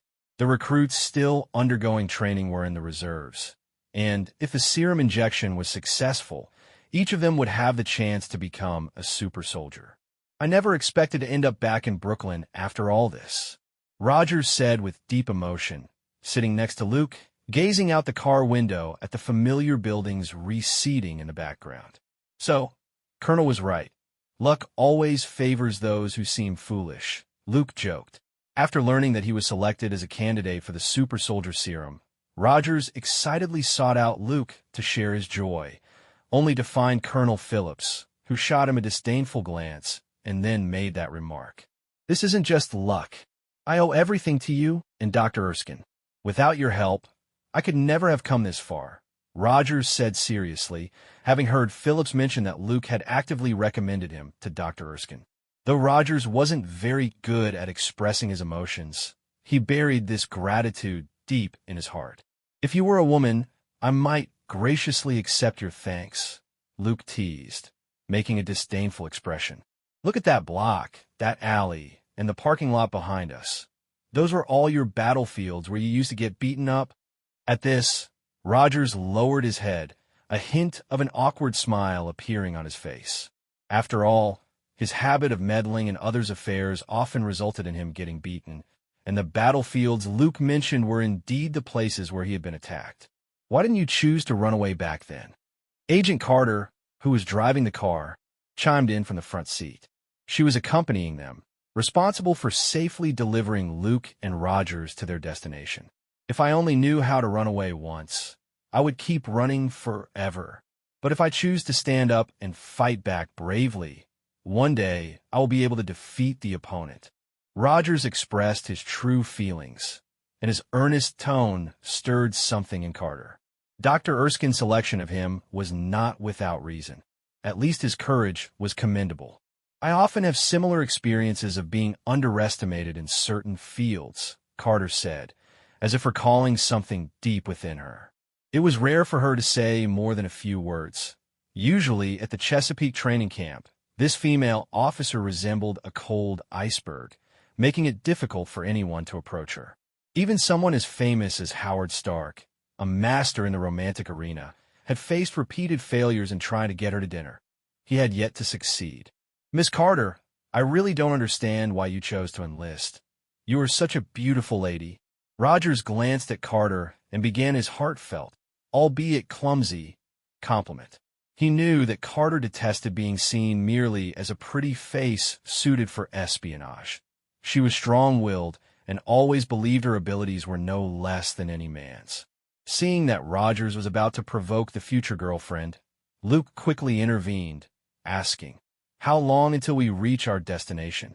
"Soon," Carter replied coldly, shooting a glance at Rogers, huffing slightly and then falling silent, while Rogers looked innocent, completely unaware of where he had gone wrong.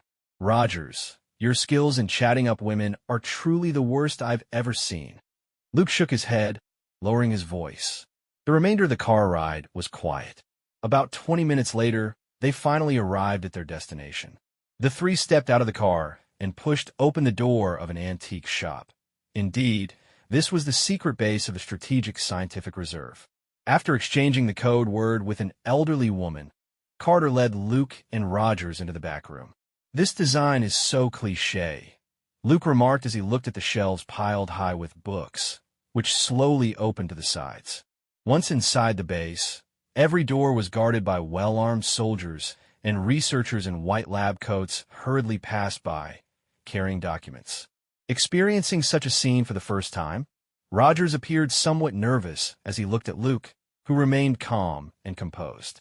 "Luke really is impressive," Rogers thought to himself. In truth, Luke's actual emotions were far from the calm exterior he displayed.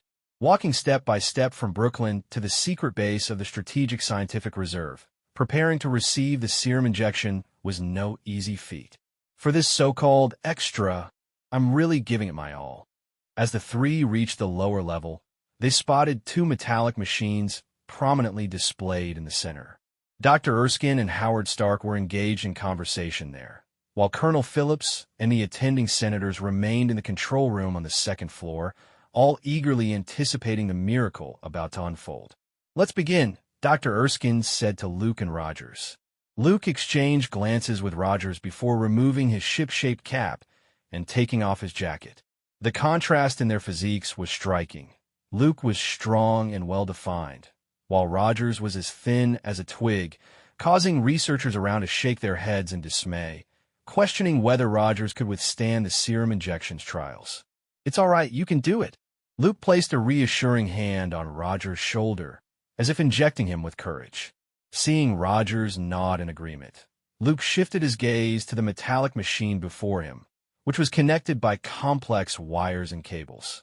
Howard Stark, sporting a small mustache, was busily preparing the serum injection at the control panel. This genius scientist, who touted patriotism and mingled with high-ranking military officials, was also one of the participants in the plan. Click! A bright flash of light erupted as a staff member from the military's propaganda department quickly captured a photo of Luke and Rogers standing together. This would be a historic moment worth commemorating. It's about to start. Dr. Erskine cleared the area of any extraneous personnel, leaving only Howard Stark and other researchers. You two will succeed, the doctor said seriously. He had originally intended to select only one person to create a super soldier, but Luke's outstanding performance and sincere attitude had caused him to waver in his initial plans. So, he and Colonel Phillips decided to let both of them inject the serum. As Phillips put it, at least one of them will succeed. Initially, a series of microinjections will introduce the serum into your muscle groups. After this step, it will trigger intense cellular changes. Dr. Erskine patiently explained the entire process as the outer shells of the two metallic machines began to close around them. Luke was engulfed in darkness, unable to see any light from the outside, only hearing the voices of Dr. Erskine and Howard Stark. The cold needle pierced his skin, and the serum was steadily pushed into his body, merging with countless cells. It doesn't seem to hurt. Luke had been worried that the process of injecting the super soldier serum would be excruciating. At least in his memory, Rogers had screamed in agony during his injection and nearly fainted. Activate the machine. Luke heard Dr. Erskine's voice, and the metallic machines connected to cables began to introduce a buzzing electric current, a beam of white light shooting out instantly. Fuck! Luke suddenly felt a tearing pain, as if his muscle fibers were being violently pulled apart into countless strands. His entire being felt like it was being torn apart. This pain was not only physical. The mental stimulation was equally unbearable. However, this intense suffering, which could drive someone mad, lasted only a brief moment before it seemed to be absorbed and vanished without a trace. 100%. Clear data appeared on his retina, and a long-stalled progress bar finally completed its loading. Detecting player identity. Distributing gift pack. Distribution successful. Please check. Lines of information flowed through his mind like a tide. Then, a dim white light began to brighten, and a massive flow of data cascaded down like a waterfall, forming a character panel. Host, Luke Cavill. Loaded template, none. Abilities, none. Reputation, none. Task list, not yet opened. Luke looked bewildered, thinking to himself that after all his hard work, he had received a completely useless 3-no panel? Forget it. Let's open a gift pack and see. Luke skillfully opened his consciousness space, and with a thought, golden light burst forth, and numerous character images surged into his mind. Golden Superman, Silver Superman, Mechanical Superman, Quantum Superman, Superboss, Supreme Little Superman. Various forms of Superman templates appeared before Luke's eyes. Detected Superman template. Would you like to load it? Yes. Do you want to cover your skin? No. Loading successful. Luke opened the character panel again. Host, Luke Cavill. Loaded template. Superman, LV1. Abilities, Stellar Energy, passive. Biotic Field, passive. Reputation, none. Task list, not yet opened. Then, lines of specific information representing physical data surged into his brain like a tide. Just a few minutes ago, Colonel Phillips was exchanging pleasantries with one of the committee members, Congressman Brandt, in the control room. I'm glad you could make it, Congressman, the colonel said with a smile. Given his personality, he was very reluctant to deal with politicians, as these people were too hypocritical, always wearing a smile while secretly calculating the benefits of each decision. This was something that Colonel Phillips, who came from a military background and valued the bigger picture, found hard to adapt to. However, as the manager of the Strategic Scientific Reserve and a participant in the Super Soldier program, he had to learn to interact with politicians. After all, research funding and resource allocation required committee approval. Is that the Super Soldier you selected? My goodness, he looks like he hasn't eaten in days. Congressman Brandt stood in the control room on the second floor, looking down at the small and frail Rogers with a face full of surprise, which was far from the image of a super soldier that the committee had envisioned. Rogers is just a backup option, just in case. Congressman, look over there. That's Luke Cavill, the finest soldier I've ever seen. Colonel Phillips said with an awkward expression, pointing at Luke below. He had little hope for Rogers. His presence here was entirely a result of Dr. Erskine's insistence. At this stage, many people are applying for funding, and the budget allocated to the Strategic Scientific Reserve is always the largest. Colonel, you mustn't disappoint the president, Congressman Brandt said, giving a warning before sitting down with the accompanying PR personnel. His willingness to attend this event was not out of love for science, but rather a desire to seize the credit at the first opportunity. He keenly sensed the promotional value of the super soldier, knowing that attracting public attention was key. Whether it could change the course of the war was unimportant. 5 minutes later, the serum injection experiment entered its final stage, with the power switches of the two metal devices turned up to 70%. The dazzling white light almost drowned the surrounding space, and a roar filled with intense pain emanated from the metal apparatus. That was Rogers enduring the process of serum injection, as if thousands of knives were viciously slicing through every cell and nerve in his body. Especially as the energy delivery value increased, the modifications he had to endure became more violent, causing greater pain both physically and mentally. Steve, Dr. Erskine's right hand trembled slightly. Everyone knew that the serum injection could lead to the death of the test subject. Only the one who successfully endured it could become a super soldier. But it seemed that Rogers was on the verge of giving up. Colonel, what's going on? Congressman Brandt turned his head and asked. Why was Rogers showing such agony while Luke, who was undergoing the same serum injection, seemed completely unresponsive? Was it possible that he received a fake serum? Faced with Congressman Brandt's confusion, Colonel Phillips shrugged, revealing a similarly puzzled expression. The subsequent templates need to be unlocked based on reputation. This is just like when I play games. Luke, lying in the metal apparatus, was unaware of the changes outside. He was processing the massive amount of information received by his brain, beginning to understand how to use the so-called templates. First, the character panel presented level settings, dividing Kryptonians into 6 tiers. LV1 for civilians, LV2 for warriors, LV3 for scientists, LV4 for generals, LV5 for governors, and LV6 for emperors. Each time one levels up, they can draw exclusive Kryptonian items, such as the Fortress of Solitude and the Book of Life. And the Superman template I currently possess is only at the civilian level, temporarily inferior in overall quality and ability compared to the authentic Superman next door.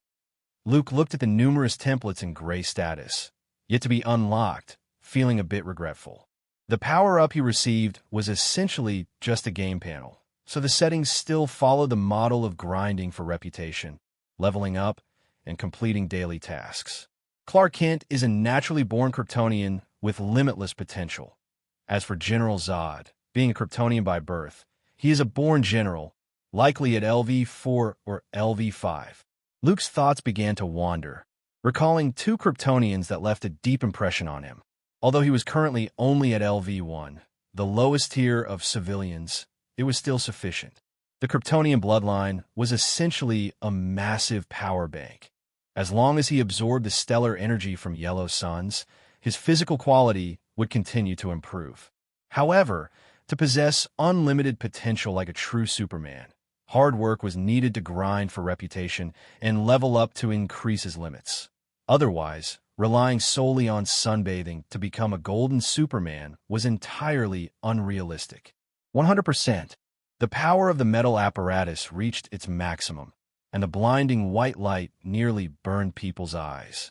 The control panel erupted with electrical sparks, and the previously agonized Rogers suddenly fell silent. Dr. Erskine quickly instructed Howard Stark to open the metal apparatus, prioritizing saving Rogers before dealing with the unresponsive Luke. A cloud of white smoke dispersed, and everyone displayed expressions of disbelief and shock. Steve Rogers, the once small and frail individual, had instantly transformed into a tall and muscular Captain America, as if he had become a different person. The next moment, everyone in the control room erupted in cheers, immersed in ecstasy, eager to hold a celebration party immediately. Congressman Brandt was filled with grand ambitions, shouting phrases like "Berlin should be nervous" and "capture Hitler alive." In his eyes, having a super soldier like Rogers meant the Allies were bound to win the war without a doubt. However, amidst the excitement and joy, Colonel Phillips and Congressman Brandt did not notice that the accompanying personnel in the control room had quietly approached Dr. Erskine while everyone was distracted. "Hail Hydra!" The person who came to congratulate whispered into Dr. Erskine's ear. The latter looked up in surprise, but only saw a pair of cold eyes. "Hydra?" Dr. Erskine immediately reacted, but the accompanying personnel did not give him time to call for help. A PPK automatic pistol was pressed against his chest, and the trigger was pulled directly. The bullet pierced through his heart, blossoming into a spray of blood. Dr. Erskine felt a moment of pain, then collapsed weakly. The gunshot echoed in the room, accompanied by shouts of "Protect the Congressman," as the guard soldiers rushed over. Immediately after, a loud explosion erupted in the control room, engulfing the area in flames. The powerful shock wave shattered the glass windows. Colonel Phillips shielded the panicked congressman, while the guard soldiers were swept by the shock wave, crashing against the wall like kites with severed strings. Screams, explosions, gunfire. These chaotic sounds interrupted Luke's visions of the future. He frowned slightly, thought for a moment, and then easily broke free from the restraints that had tightened around him, which were necessary precautions to prevent test subject from moving and injuring themselves. Creak, creak. Luke punched through the sturdy outer shell of the metal apparatus, disregarding the sparking electricity. With a powerful tug, he tore open the alloy casing, accompanied by a painful ripping sound. The next moment, Luke jumped out from the metal apparatus. He saw Dr. Erskine, who had been shot and fallen to the ground, and the now tall and strong Rogers. Congressman Brandt was huddled behind others for cover, while the man in a suit, suspected to be a Hydra assassin, shot down several guards and ran up the stairs, disappearing from sight. "Stay here. Protect the colonel. I'm going after that guy." Luke, who had jumped out of the metal apparatus, quickly scanned the area and immediately understood what had happened. He casually put on his coat, leaving Rogers behind at the base, and Rogers instinctively nodded. Everyone watched as Luke's legs bent slightly before he leaped forward with great force. With the Superman template activated, his body felt brand new, like a charged cannonball, and he sprang from the bottom level of the control room to the second floor.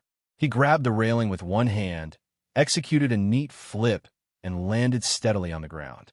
Fortunately, the data provided by the character panel allowed him to quickly adapt to his significantly enhanced physical abilities, unlike young Clark, who often struggled with uncontrolled powers. With a sudden burst of energy from within, Luke pushed off the ground, causing spiderweb-like cracks to form in the concrete beneath his feet. He moved like a whirlwind, creating a strong gust of wind that made the ground tremble with a loud thud. In just 2 breaths, his tall figure had dashed into the hallway. The Hydra assassin was indeed clever. While escaping, he didn't forget to sabotage the control panel door to delay his pursuers. Too bad, to me, this door is like a piece of thin paper. Without any hesitation, Luke accelerated and crashed through the thick metal door. With a loud bang, a clear human-shaped outline appeared on the door. "All right, I take back what I said.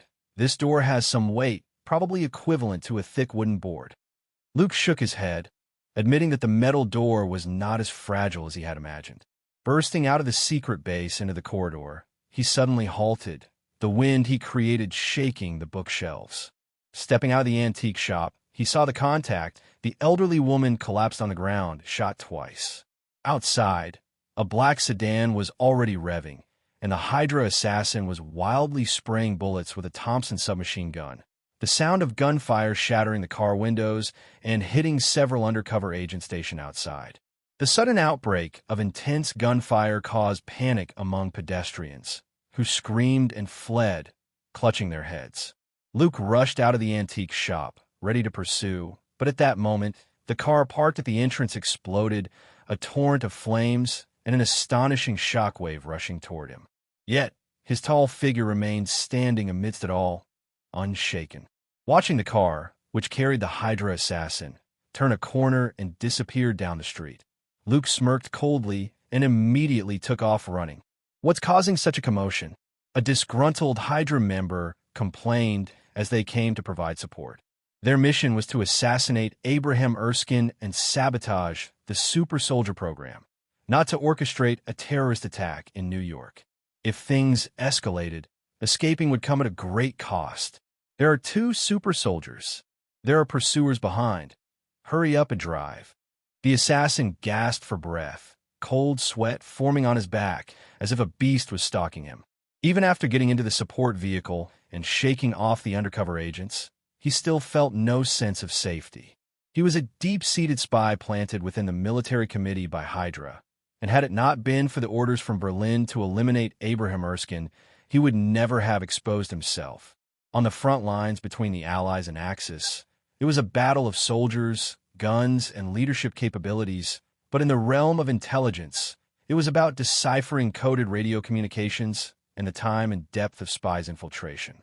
The assassin, Greg, could be considered Hydra's longest-standing and highest-level spy in New York. He could have played a more significant role, but it seemed there would be no opportunity for that now. Returning to Berlin, the Führer will personally award you a medal, said the driving Hydra member enviously. If I can get back to Berlin, then Wait, someone's behind us. Greg was about to say he planned to complete this mission and return home to get married when he caught sight of a tall figure sprinting toward them in the rearview mirror. The Hydra members, who thought they were safe, stared wide-eyed in disbelief. I've been keeping my foot on the gas, he muttered to himself. How could there be someone in this world who could outrun a car on 2 legs? Greg quickly raised his gun, sticking his head out the window to retaliate. Luke suddenly jumped, soaring high to effortlessly dodge the submachine gun's fire, then accurately landed on the speeding car. He exerted force with both hands and easily tore off the metal roof like ripping paper. Greg, sitting in the passenger seat, discarded his empty submachine gun and pulled out a handgun aimed at Luke, ready to pull the trigger. Luke remained expressionless, extending his right hand to grip the PPK automatic pistol. With a bang, the small-caliber 7.65mm bullet hit his open palm as if striking steel, creating a metallic clattering sound. Luke raised an eyebrow, squeezing the gun until it crumpled into a ball of scrap metal. "Monster!" The driver screamed in terror. Luke, annoyed by the noise, grabbed him with one hand and tossed him aside like trash. With a crash, the man smashed through the window of a nearby shop, collapsing to the ground, unconscious and possibly lifeless. Cut off 1 head, 2 more shall take its place. Hail Hydra! Greg, witnessing Luke's terrifying power, felt a surge of despair. After calling out Hydra's slogan, he prepared to bite down on the potassium cyanide hidden in his teeth. He was ready to sacrifice himself for the organization and was not afraid of death. "I knew you were with Hydra. How could I not have figured that out?" Luke scoffed, as if he had anticipated it all along. He reached out and removed Greg's chin with ease. To him, the opponent's movements were far too slow. With focused concentration, it was like watching a series of still frames. Hydra was a highly organized group, and every spy and agent dispatched for missions would apply poison to their collar or hide it within ground-down false teeth to prevent capture and information leaks.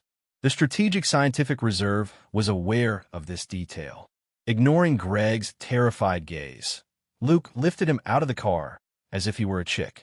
A few minutes later, Rogers and Carter arrived by car. They brought the captured assassin and the driver back to the antique shop in Brooklyn. "Nice job, Luke," Colonel Phillips praised as they returned to the secret base. He noticed the human-shaped outline left on the wall and heard about Luke's incredible feats of outpacing a car and blocking bullets with his hand. Looking at Luke, who was now taller and more robust than before, the colonel seemed to have made a decision in his heart. "You all go out. I need to have a talk with Cavill. He glanced at the busy medical room and spoke loudly. He sent the doctors and nurses out, then looked seriously at Luke. Is there something wrong, Colonel? Luke asked as he put on his coat. As one of the only two super soldiers, he knew he would also have to undergo blood draws like Rogers. With Dr. Erskine's unfortunate death from the shooting and all samples depleted, this situation was unexpected. Originally, the plan was to have only one super soldier, but now, with Luke included, the remaining serum samples have been used up. Even with a wealth of research data to support them, reverse engineering Dr. Erskine's serum formula remained a monumental challenge. The only hope now lay in the blood of Luke and Rogers. The potential to replicate the serum was hidden in their genetic codes. However, the military's fantasies were ultimately fragile illusions. First of all, Luke didn't even qualify as a true super soldier. The energy provided by the serum was entirely used to activate the game-enhancing features, opening the gift pack, and had no effect on modifying the human body. This was also why Luke experienced almost no pain after the injection. Furthermore, he had loaded the Superman template, making it utterly unrealistic to extract anything useful from his blood. Even decades later, any so-called reverse engineering attempted by the military would likely result in a batch of substandard products with severe side effects. Have you thought about what lies ahead, Luke? Colonel Phillips asked seriously, speaking in a low voice. Copying the serum formula to create new super soldiers is unlikely to succeed in the short term. If the plan fails, those politicians will do everything they can to shirk responsibility. As a fellow super soldier, I have more faith in you. Rogers is a good person, but you excel in every aspect. I can see it.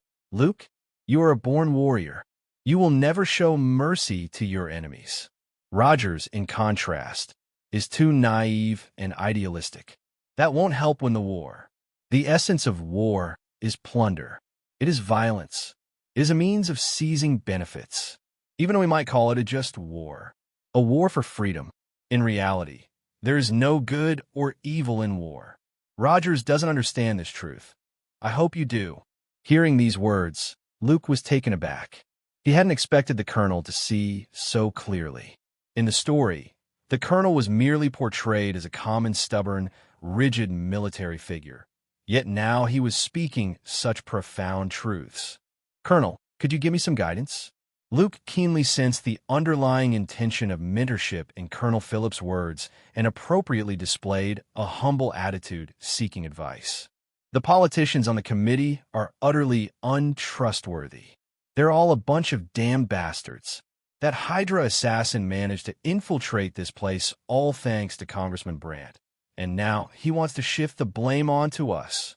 Colonel Phillips vented with heated words, but upon seeing Luke's earnest demeanor, his dissatisfaction eased slightly. The older generation always harbored thoughts of nurturing and supporting ambitious and talented young individuals, provided they demonstrated corresponding value. In Colonel Phillips' eyes, Luke was one of those promising young talents, which is why he expressed so much heartfelt opinion. Politicians only care about their own interests. They can be bought off and may engage in actions detrimental to the country. With the Super Soldier program facing failure, how make use of you and Rogers has become a dilemma. With over 20 years of military experience, Colonel Phillips was well acquainted with the ways of politics. The president wants a powerful army, but what we have now are only two super soldiers. On the battlefield, individual abilities are severely diminished. Even if you can punch through steel or catch up to a speeding car, you can't stop a bullet or fly to Berlin to drag Hitler out of his house. Luke, who listened quietly, had a flicker in his eyes. Given enough time, he could really accomplish those feats. In less than 24 hours of being loaded with the Superman template, the increase in power from stellar energy had already surpassed the total of his years of training, and he could feel the trillions of cells within him eagerly absorbing the sunlight. We've invested so much research funding, but only produced two strong soldiers. To be honest, the military is very disappointed with this result and has lost interest in you both. Unless something unexpected happens, your fate will likely be staying in the lab to have your blood drawn, becoming test subjects. Colonel Phillips paused for a moment and then shifted his tone, but I don't see it that way. After seeing your performance just now and your excellent results at the Black Sea training camp, Luke, I've decided to assign you a more important task. Do you know the Howling Commandos? It's a special operations squad under the Strategic Scientific Reserve, composed of the finest soldiers. I hope you can lead this team and become their commander. Luke's face showed surprise, which was his genuine emotional response. He hadn't expected Colonel Phillips to arrange this for him. Leading the Howling Commandos? Becoming their commander? His thoughts began to race, wondering if he would get to meet Wolverine, Logan. He remembered that Wolverine had also been a member of this team in some comics and had fought alongside Captain America. Perhaps a certain black-haired egg would be there too, considering Nick Fury had previously been part of the Howling Commandos. What about Rogers? Luke asked curiously. The saying goes, the bigger the muscles, the bigger the responsibilities. He was unsure what fate awaited Rogers this time, whether he would still rise to become an idol in the hearts of the American people. Rogers? Congressman Brandt is more interested in him. He plans to make him the face of selling war bonds. Colonel Phillips shrugged, expressing his helplessness. He originally intended to recruit both super soldiers into the Howling Commandos to complete a certain plan, but Congressman Brandt refused to budge. He was eyeing the super soldier gimmick, wanting to turn either Luke or Rogers into a household name, which would help sell war bonds, enhance his political achievements, and serve as a platform for his future campaign. A win-win situation. So that's how it is. Luke secretly felt relieved. If it weren't for Rogers taking the heat for him, forcing him into a sales role on stage, his task would surely have changed. Even if he managed to re-enter the military's field of vision through other means later, he would miss many opportunities. Just like now, side quest, Howling Commandos, the first step of a war hero. Requirements: join the team and earn the recognition of at least 3 members. Reward: Scarecrow's fear gas times 10. Task list activated. Luke took a moment to glance at the character panel, where a side quest had appeared. Traversing into the Marvel world and using props from the adjacent set as rewards. This feels quite strange. Noticing Colonel Phillips' gaze, Luke composed himself and said solemnly, I am willing to lead the Howling Commandos. Colonel Phillips was very pleased with this response. Don't let me down, Luke. The colonel happily patted Luke on the shoulder before turning to leave the medical room. This morning, I received a call from President Roosevelt. From now on, the Strategic Scientific Reserve has a new mission. We're going to face Hydra in a decisive battle. We will completely eliminate this terrifying monster hiding in the shadows during this war. The next morning, Colonel Phillips delivered an impassioned speech. Researchers, agents, and spies began packing their things, preparing to move out. They were leaving New York to follow orders to the front lines in London. The Super Soldier program was declared a failure, and Strategic Scientific Reserve, which had once held great expectations, saw its status plummet. Standing in the base hall, Rogers had a confused look in his eyes, like an outsider. He didn't know what he should do, and no one told him what to do. Miss Carter, Howard Stark, and others all had their tasks, while he alone felt lost. Colonel, if you're going to deal with Hydra, I want to join too. Rogers summoned his courage and approached Colonel Phillips. Deep down, he held a profound hatred for the murderer of Dr. Erskine. You're military property now. I don't have the authority to assign you a direction. Colonel Phillips shook his head. With 2 super soldiers, he could only choose one. The other would belong to Congressman Brandt. Phillips hated making such trades, but he had no choice. Dr. Erskine had been shot, and the super soldier program had failed. This series of unexpected events marked a total loss of the military's invested research funding, yielding no returns. As the manager of the Strategic Scientific Reserve, Phillips had to bear the brunt of the pressure. Although much of the responsibility should be attributed to Congressman Brandt, since it was his entourage that included the Hydra assassin, it was well known that this influential senator had a reputation for being hands-off. Phillips had no idea how the other party would justify themselves. Regardless, the committee's accountability ultimately fell on him. To preserve the strategic scientific reserve's strength and retain some of the allocated resources, Phillips had to strike a deal with Congressman Brandt, giving Rogers to him. At least this was better than leaving him in the lab as a test subject. The serum has taken effect, Colonel.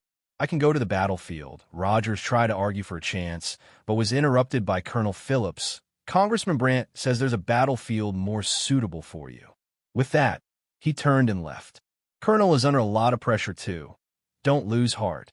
Seeing Rogers' disappointed face, Carter, who stood nearby, spoke to comfort him.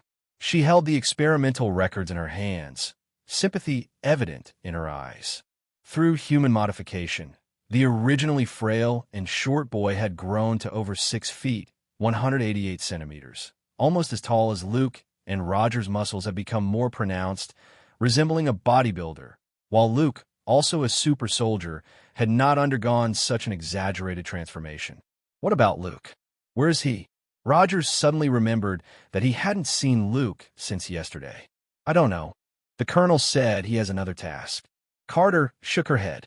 As the Strategic Scientific Reserve set off for London and Rogers was pulled by the senator to serve as a war bonds ambassador, Luke remained in Brooklyn, New York. Just as Carter had mentioned, he had other tasks. After their conversation in the medical room, Colonel Phillips revealed an astonishing plan of extremely high confidentiality to Luke. The difficulty of this plan was such that even with a super soldier leading it, it would still be quite challenging. The reason Colonel Phillips entrusted the Howling Commandos to Luke was not merely because of his abilities. As one of only 2 super soldiers in the world, no one was more suitable than Luke to execute this plan. In other words, the colonel needed him. This was why he expressed intentions to mentor him. Luke wasn't surprised by this. It was one of the reasons he had been so unreserved in showcasing his exceptional performance at the Black Sea training camp. Interpersonal relationships in society are essentially exchanges of interests. Being useful to someone is, in a sense, a reflection of one's own value. There's a saying in internet humor from Luke's previous life. Ever since I became useless, no one has been able to use me. While it may bring laughter, it also holds a certain truth upon reflection. With the failure of the Super Soldier program, the status of the Strategic Scientific Reserve had noticeably declined. Budgets were being cut, personnel reassigned, moving from the rear to the front lines. This series of actions indicated that if Colonel Phillips didn't find a way to demonstrate the necessity of Strategic Scientific Reserve's existence, it would likely face the fate of being disbanded. This was not an alarmist statement.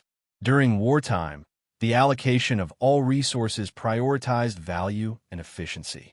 So, is this why the colonel let me lead the Howling Commandos to restore the Strategic Scientific Reserve's status? I thought my charisma had grown strong enough to charm any plot character. Luke lay on a large hotel bed, gazing at the neatly hung military uniform, muttering to himself. Captain Cavil, he murmured, a smile appearing on his face. This was one of the benefits bestowed upon him by Colonel Phillips, also to facilitate his leadership of the Howling Commandos. Otherwise, who would willingly accept a rookie as their direct superior? Luke had been promoted from a private to a lieutenant in less than a month, an astonishing speed. If I really accomplished the tasks assigned by Colonel Phillips, not to mention the rank of lieutenant, becoming the fastest promoted colonel in history isn't out of the question. At that time, if I decide to develop further, perhaps I could live in that White House like Eisenhower. Luke's thoughts continued to expand as he envisioned a beautiful future. After a moment, he couldn't help but laugh at himself, saying, "Seems I'm thinking a bit too far ahead." This young man, about to be promoted to lieutenant and lead the Howling Commandos, shook off his extraneous thoughts and refocused on his abilities. I am now a Superman, though a low-tier version. Luke opened the character panel to look at the data displayed there. The power he possessed was not far off from Superman's first appearance. He could outrun a car at full speed, punch through thick steel plates, and his dynamic vision could easily track bullet trajectories. His muscle density far exceeded that of ordinary people, making it difficult for small-caliber bullets and cold weapons to inflict fatal harm on him. He could be considered a steel body impervious to knives and guns. Of course, not taking heavy firepower into account. LV1 Civilian Superman template. The upper limit is probably just enough to evolve physical capabilities to the point of catching bullets barehanded and blocking cannonballs. Luke pondered. To unlock abilities like flight and heat vision, he needed to reach the LV2 Warrior Superman template. It feels like Superman during his initial debut. He wasn't that strong either. Only later did his powers gradually become perfect, strong enough to punch through the terrifying dimensions of the multiverse.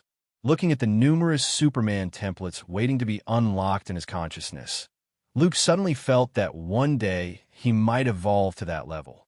A world without Batman and Kryptonite is truly wonderful. With such thoughts, Luke closed his eyes and drifted into slumber. In the old Joseph Tavern in Brooklyn, when Luke walked in, the people he was supposed to meet were already seated in a corner. Timothy Aloysius Cadwallader Dugan. Goodness, your name is so long. I'll just call you Dum-Dum Dugan. Luke waved for a pint of dark beer and pulled out a chair to sit down. He didn't engage in excessive small talk or force enthusiasm. Dugan had the typical soldier look, with rugged features and a pair of upward-curving mustaches. Seeing that his commander was a young man, Dugan's expression was somewhat gloomy. In a battlefield full of crises, youth often indicated a lack of experience. Having not gone through many wars also meant it was dangerous to entrust one's back to such a person. Cavill, Lieutenant, you got promoted pretty quickly. I heard you were a private just a month ago. Dugan scoffed, thinking Luke must have some connections to get such a golden opportunity. After all, how could a rookie soldier leap straight to lieutenant? Moreover, he hadn't heard of Luke achieving any remarkable feats. His resume was almost blank. I prefer you call me sir. Luke smiled, showing no signs of anger. He turned his head to the other person sitting next to Dugan and quietly said, Dinu Manelli. Colonel Phillips said you're a master of disguise and a combat expert. I'm looking forward to your performance. And you, Jimmy, Kenneth, Jelf, Luke called out each of their names. He had already reviewed the profiles of the Howling Commandos members and had a preliminary understanding of the team. I'm your commanding officer and the leader of the Howling Commandos. At least until new orders come in, you will follow my commands and obey my directives. Luke leaned back in his chair, speaking casually. He didn't have the time to build rapport with a bunch of arrogant soldiers. Lieutenant Cavill, we are soldiers, and we will follow orders. It seemed Dugan was the leader of this team. He was the first to step up to confront Luke. But we only respect those who are capable, not. You mean to say I look young and inexperienced, and even though I'm a rookie, I'm trying to project an air of authority in front of you? Luke interrupted Dugan rudely, his smile growing warmer. I heard you're well-versed in combat and firearms, having once infiltrated enemy lines and taken out a German action squad by yourself. Indeed. After that, everyone started calling me Dum-Dum. Dugan stood tall, speaking proudly. Dum-Dum refers to a type of bullet manufactured in Britain, commonly known as hollow point bullets, renowned for their incredible lethality. Because they inflict unbearable pain on the human body after being shot, they are considered excessively cruel, and international organizations have repeatedly sought to ban such bullets. Dugan having such a nickname speaks volumes about his strength. To be honest, I initially wanted to have a fair match with you to prove that I'm not as you've imagined. But then I thought, competing with you is itself unfair. Luke shrugged, took a sip of the dark beer on the table, and smiled. So, from now on, I'll be straightforward, letting you all know why I could go from a rookie to a lieutenant and why I can lead the Howling Commandos. However, I hope you won't be frightened by what you see later. Ha ha, Lieutenant Cavill. We are all soldiers who've been through the battles and survived hell. We won't be scared. Dugan laughed exaggeratedly, clutching his stomach. He thought Luke was just bluffing. What could possibly terrify someone like him? Dugan, did you see that? He lifted that Ford-modified military jeep with his bare hands. I have eyes, you know, and he twisted my beloved Winchester into a pretzel. Can someone explain to me why my tactical knife couldn't even pierce his skin? Is this guy even human? An hour later, Luke arrived with the Howling Commandos at the Drumfort Army Base in Jefferson County, New York, witnessing the most unbelievable and horrifying scene of their lives. As they had said before, every member of the Howling Commandos was a battle-hardened veteran with extraordinary skills. Trenches buried with countless lives, barbed wire hung with pieces of flesh. They had survived from such hells, having encountered the most ruthless butchers and having played the role of executioners themselves. Roaring cannons, machine guns spitting fire, tanks like steel behemoths. They had seen grand spectacles of all kinds. However, the immense power Luke displayed completely shattered the preconceived notions they had built over decades. Before this, Dugan and his teammates had never imagined someone could lift a several-ton military jeep as effortlessly as a barbell. Is this still a human? Don't look at me with those eyes reserved for monsters. Luke maintained a calm demeanor, his breath steady. You couldn't tell that he had just completed a full warm-up routine using a jeep. I'm just an ordinary soldier, hoping for peace to come and yearning for a tranquil life. In the past few days of absorbing stellar energy, Luke's physical condition had once again crossed into a new level. Like Superman, who could lift hundreds of tons of aircraft, he might not yet be there, but lifting a few tons of Jeep was no challenge at all. However, in this era where super soldiers could run rampant, people's capacity to accept the extraordinary was not as strong as it would be in later generations. Imaginations of superpowers, aliens, and cosmic vistas were still confined to the realm of science fiction. Thus, Luke's performance left the members of the Howling Commandos utterly dumbfounded. You're clearly a monster.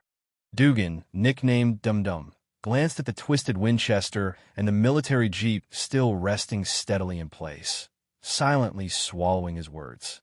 Cavil, sir, you are indeed the legendary super soldier of the military, aren't you? After a moment, Dinu Manelli, praised by Colonel Phillips as a master of disguise in combat, spoke up.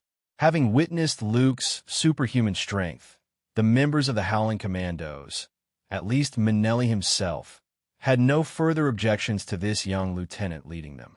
Though he was still unsure whether Luke possessed the basic qualities of a commander, just his combat capabilities that crushed Nazi troops were enough to quell all doubts. No wonder Colonel Phillips chose him to lead the Howling Commandos. Manelli felt a sense of relief as his inner dissatisfaction faded away.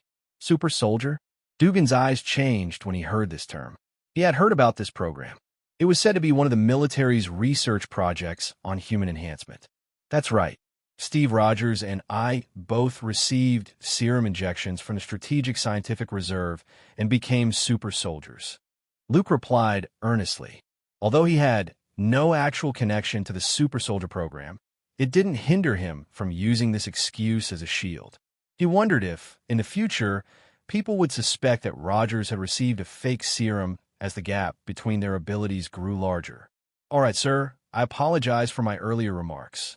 Dugan shrugged, shedding the earlier cold attitude filled with resistance.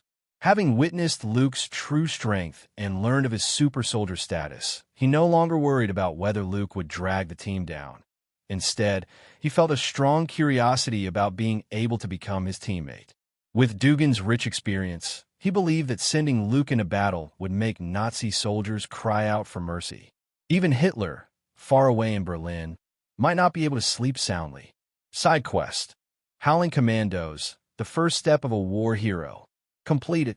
Requirements: join the team and earn the recognition of at least 3 members.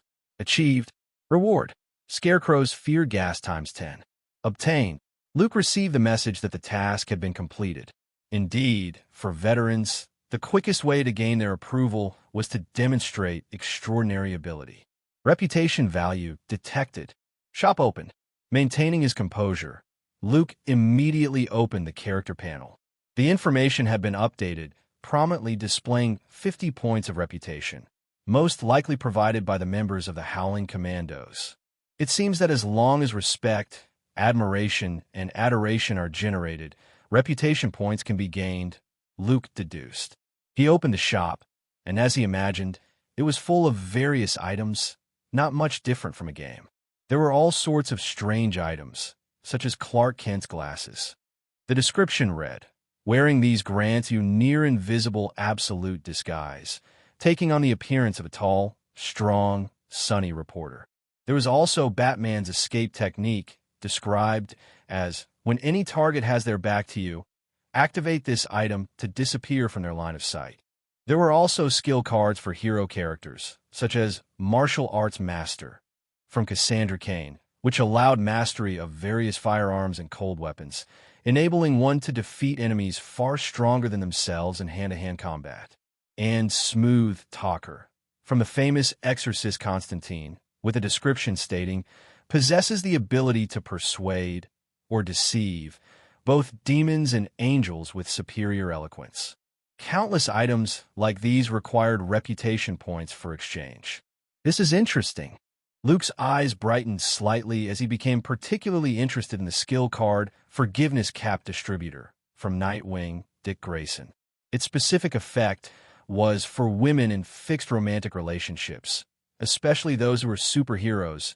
Your charm will be released at 100%. How did such an absurd ability end up in here? After quickly browsing through the items in the shop, Luke returned to a calm expression. Clearing his throat, he looked at the Howling Commandos and said, I believe you all are aware that Colonel Phillips sent me to lead this team to carry out a raid plan. I can't reveal the specifics just yet. However, the final destination of the mission is Italy. I have prepared the necessary passes and suitable identities. So you can consider this mission as a covert operation pretending to be smugglers, bypassing the blockade of maritime patrol fleets and infiltrating the secret operation into Sicily, Italy. The members of the Howling Commandos exchanged glances. The tasks they had executed in the past mostly involved attacking Axis supply convoys or assassinating high-ranking generals. They were not particularly skilled in infiltration and disguise. However, after hearing Luke's words, the members led by Dum Dum Dugan responded in unison. We'll follow your orders, sir. All right. I believe that after this mission, the name of the Howling Commandos and all of your names will end up on the president's desk in the White House. Luke promised. He was not making empty promises. If Colonel Phillips' planned mission went smoothly, then Luke's name would likely be widely circulated among the Allies. At that time, the reputation points he could gain might allow him to exchange for a pile of skill cards, or even unlock new templates. Luke led the members of the Howling Commandos as they embarked from the East Coast, crossing the vast Atlantic Ocean and navigating through the Strait of Gibraltar, entering Italian territorial waters. During World War II, with Spain being a neutral country and British naval bases nearby, their group was able to proceed without hindrance. After enduring a long and bumpy sea journey and undergoing several routine identity checks, Luke and the others successfully arrived at Sicily, preparing to land in Palermo. The members of the Howling Commandos could hardly believe they were now right under the noses of the Axis powers. Dum Dum Dugan couldn't help but exclaim, "This is the most thrilling thing I've ever done in my life." Others echoed their agreement, feeling like lions walking into a pack of wolves. They knew that no matter how powerful an individual might be, if their identity was exposed, they would be torn apart by the pack.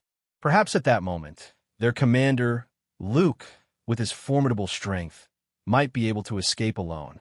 But for the rest of them, it was certain they would fall under the Nazi guns. We have arrived at our destination. Someone will come for us shortly, and they can provide us with a safe haven. Luke spread out a map of Sicily in front of him and said, "Let me emphasize once more. I am now Vito Corleone, a smuggler who left his hometown of Sicily years ago, trading goods between the Allies and the Axis. However, that's just a cover for the Axis naval forces. I once captured a Hydra assassin named Greg Neeson in Brooklyn, from whom the Strategic Scientific Reserve gathered a lot of intelligence.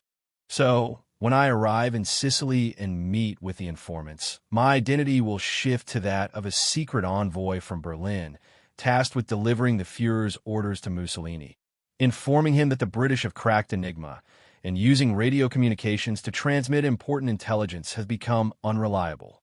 Therefore, disguising as a Berlin envoy will not raise any suspicions. Our mission is to go to Rome and assassinate Mussolini." Dum-Dum Dugan's eyes widened in disbelief. This task was simply too crazy. If it weren't for Luke's calm and reliable demeanor throughout their journey, which had earned him the team's trust, Dugan would have thought he was joking. No, it's not that exaggerated. Mussolini's government is just a puppet. He was stripped of all powers by the King of Italy and imprisoned on Ponza Island. Later, Hitler sent his men to rescue him. Seeing Luke shake his head in denial, the members of the Howling Commandos felt relieved. At this moment, there were 2 German armored divisions stationed on Sicily, and if they caused any commotion, they would undoubtedly be shot to pieces. As for assassinating Mussolini, that was an impossible fantasy. God only knew how many protectors surrounded that dictator. Our mission is to enter Rome, capture Mussolini alive, and assist the Allies in landing on Sicily. We will be the first team to conquer Italy. Luke continued. In the following minutes, the entire cabin fell into a dead silence. Everyone gaped with expressions of shock, unsure of whether they had misheard or if Luke had misspoken. "Sir, are you serious?" Dum-Dum Dugan asked hesitantly. He realized that this young lieutenant always managed to surprise the team. To kidnap a head of government with just a few people and successfully escape. I know this sounds implausible and is akin to suicide. Luke leaned forward, his tall frame emanating an air of pressure as he placed his hands on the table. The members, who had intended to voice their opinions, instinctively lowered their voices and fell silent. But the actual situation isn't as dire. First of all, our opponents are Italians. I don't think I need to elaborate on the performance of this country's military. American newspapers have already stated, if Italy remains neutral, it's equivalent to the Germans gaining 5 extra divisions. If Italy joins the Allies, it's like the Germans gaining 10 divisions. But if Italy joins the Axis, the Germans need 20 divisions to protect them. Luke added some humor to lighten the mood. Compared to the French, who raised the white flag in 40 days, the Italians aren't much better. You probably don't know that during World War I, the British Army led by just 25 men fought against 10,000 Italian troops and captured 8,000 of them.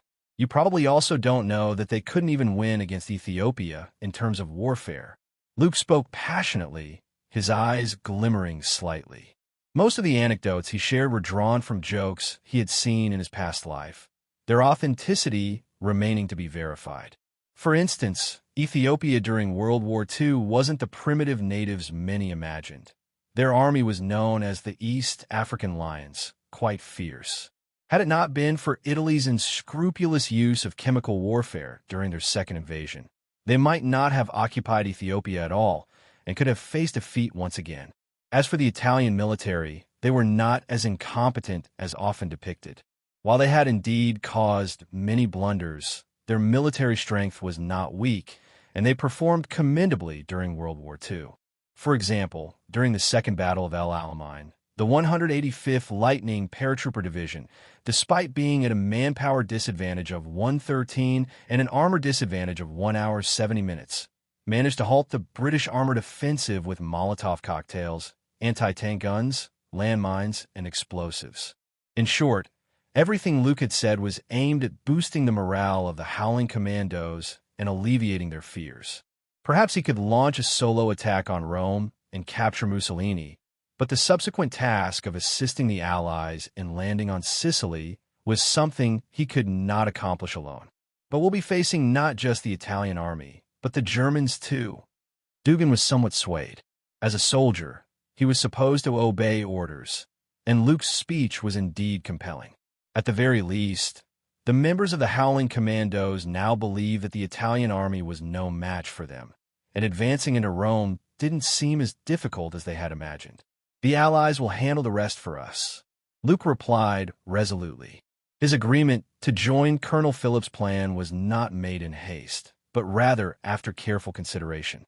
According to the original timeline of World War II, the Allies had already concluded the North African campaign, and the next step was to counterattack within Italy, opening a new front. In July, the Allied landing forces would set sail from the ports on the eastern coast of North Africa and in Oran and Algiers. Then, led by General Patton, they would directly assault Sicily.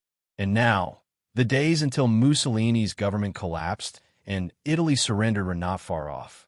To others, launching a raid on Rome and capturing the head of state seemed like an impossible task. However, Luke was confident because he stood on the wheel of history rolling forward. How much reputation could I gain by becoming the conqueror of Italy? Luke pondered to himself. Spreading his name across the world, this almost cheat-like method of grinding for reputation points was something that couldn't be achieved in the game. Everything will be according to your orders, sir. After a while, Dugan gritted his teeth and made a decision. After all, they had reached Sicily, surrounded by enemies. They were faced with only two paths: either complete the mission and return in glory, or bear the name of traitors and face a military tribunal. Seeing Dugan, their leader, say this, the other team members nodded vigorously. In southern Italy's Sicily, at its northeastern tip across the Messina Strait, lies a crucial position in the Mediterranean's commercial trade routes. Thus, when Luke landed in Palermo, he expected to encounter strict inspections. However, to his surprise, as Vito Corleone, the smuggler, he easily bribed the local officer with 20 boxes of cigarettes and some ham and bread, passing through the checkpoint without issue. This illustrates that the widespread corruption within the Italian military during World War II was not a baseless assumption. After disembarking, Luke noticed a few tall men wearing caps and sporting tattoos on their arms, quietly observing his group at the port. He approached them with a friendly demeanor and asked in fluent Italian, "Do you know where the Copperbell Tavern is?" The advantages of the Superman template extended beyond mere strength and physical enhancement. When it came to learning ability and cognitive skills, Luke had made significant progress. One could imagine that if the Superman from the adjacent set had to think, he might not be any less than Batman, often referred to as the Brainiac of the Justice League. However, perhaps it was precisely because of Batman's existence that Superman chose to neglect using his intellect. Luke chuckled, dismissing such trivial thoughts as he engaged in conversation with the tall man. Before setting out, he had quickly brushed up on his Italian, and now he could speak a version of the local dialect with a Sicilian accent. This was also one reason why the Howling Commandos had successfully passed multiple naval patrol inspections along the way. Eventually, many members came to genuinely believe in Vito Corleone's identity. Even though Luke had informed Dum Dum Dugan that he grew up in Brooklyn, the latter remained skeptical, thinking that this young lieutenant might indeed be from Sicily. "Mr. Corleone?" asked the man at the forefront, frowning. "You can call me Vito," Luke replied casually.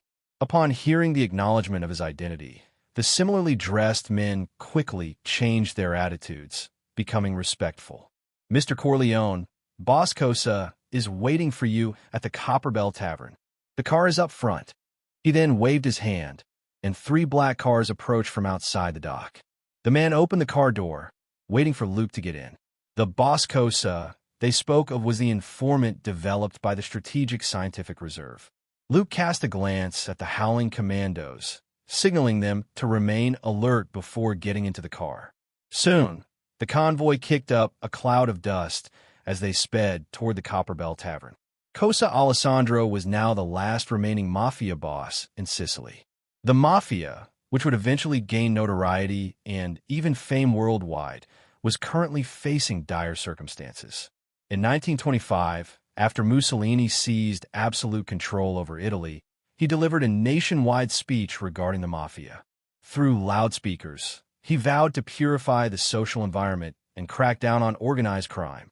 He intended to eradicate the mafia, this cancer, from Italy completely. No one expected Mussolini to actually follow through, beginning a severe crackdown on the mafia. He commanded the fascist police to arrest nearly 1,000 mafia members while directly destroying their strongholds. After arrests, the basic trial procedures were even skipped, leading to a comprehensive and bloody purge. In the Fountain Square of Sicily, executions occurred daily, with blood soaking into every tile and patch of dirt. Thus, mafia members either perished or fled. They were either captured and imprisoned or escaped overseas. By now, Sicily had become a pure land devoid of mafia influence. People no longer worried about gang harassment, but had to endure the terror of a dictatorial regime. It is worth mentioning that as the Italian mafia weakened, it began to rise again in America, regaining vitality. This provided an endless supply of character material for Hollywood's gangster films. Luke, having dealt with both the Irish gangs and the Italian mafia, was all too aware of this.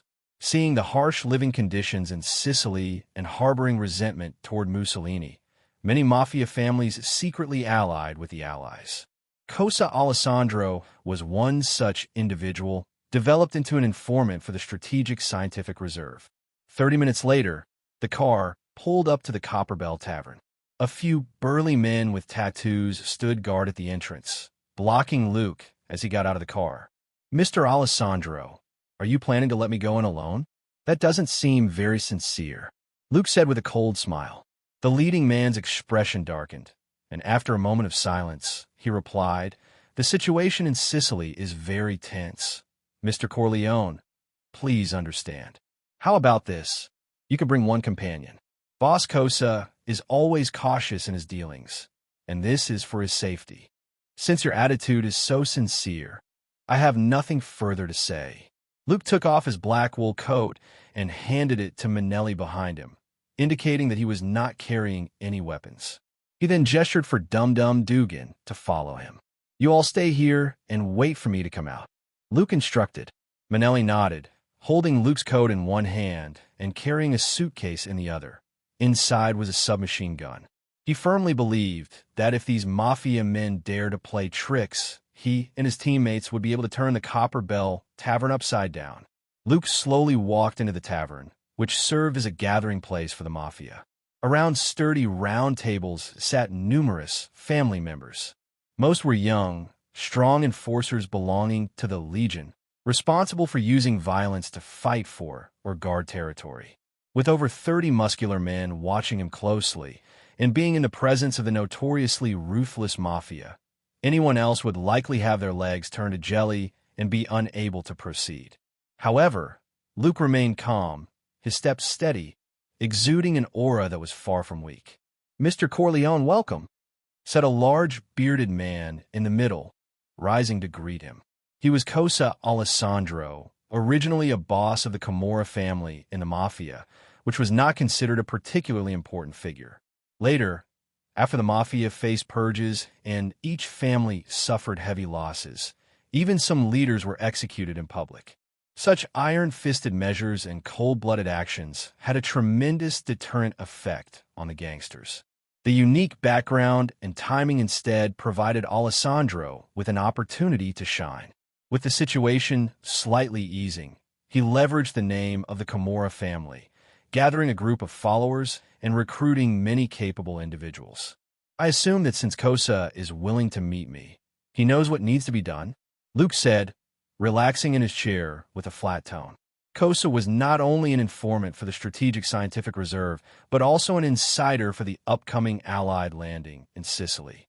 In the original history, the American intelligence agency had assigned a local mafia boss, nicknamed Lucky Salvatore Lucchese. One of the big shots in New York's underground world, he held considerable influence. On the Italian side, it should have been Don Carlo, but the situation had changed slightly now. The mafia in Sicily had indeed played a significant role in the landing operations, providing various forms of support, relaying messages, distributing leaflets urging surrender, and so on. Thus, after the war, Don Carlo became the mayor of Villarba, while Salvatore Lucchese was spared from prison and gained considerable prestige. If the Alessandro sitting across from him was perceptive, Luke wouldn't mind giving him this opportunity. "Understood. Understood. I'm ready and waiting for the Allies' instructions." Alessandro wore a fawning smile. "I've already found 20 trained gunmen. However, getting so many people into Rome is a bit difficult. Time is tight."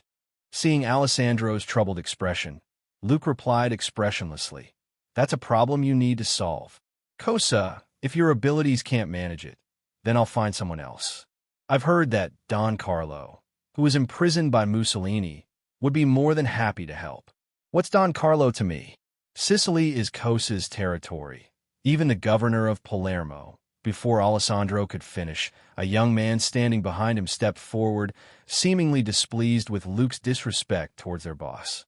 Luke squinted, glancing up, noticing the young man bore some resemblance to Alessandro, possibly a family member. A fine helper indeed. Luke, who was looking for an excuse to test this mafia boss's resolve to cooperate with the allies, thought to himself, "Eli, shut up." Upon hearing his nephew speak, Alessandro quickly raised his hand as if to slap him. The young man in front of him was not someone he could easily offend. Mussolini had already taught the mafia a lesson. No matter how large their influence, they had no room to resist against the state apparatus. This young man, claiming to be Vito Corleone, represented the American military and, moreover, the Allies. If he angered Luke, his fate would hardly be better than that of a person who infuriated Mussolini. Bang! Just as Alessandro's slap was about to land on his nephew's face, a loud noise echoed through the Copper Bell Tavern. No one saw when Luke stood up or how he managed to slam the young man, named Eli, down onto the table. It felt as if Eli's skull would crack, and blood flowed from his forehead onto the floor, dripping with a thud. "Woo! Boscosa! Uncle!" Eli felt as if his head was about to explode, fearing that it would shatter completely at any moment. He had no idea where this terrifying young man drew such immense strength from. His grasp felt like an iron vise, firmly pressing down on the back of his head. The intense pain and fear of death caused Eli's will to crumble instantly. Tears involuntarily mixed with the blood, covering his entire face. "Cosa, tell me how the mafia treats those who do not respect their friends?" Luke slowly sat back down in his seat, completely ignoring the tense atmosphere, as if the hostile gangsters surrounding him were mere air. As the last remaining mafia boss in Sicily, Alessandro was a figure even the sheriff wouldn't dare to provoke easily. Within the family and in Palermo, he held significant prestige and influence. As time passed, his status and power only grew stronger. Ordinary citizens, upon seeing him, had to respectfully address him as Your Excellency to express their deference. Other bosses within the family were either brought under his wing or suppressed, leading to meetings that gradually turned into Alessandro's one-man show where he expressed personal opinions and distributed profits and territories. Despite the mafia not being as powerful as before and constantly fearing a crackdown from Mussolini, Alessandro, who had risen to power by seizing opportunities, undoubtedly possessed growing strength. It was no wonder that the Strategic Scientific Reserve had taken an interest in him and developed him into an informant.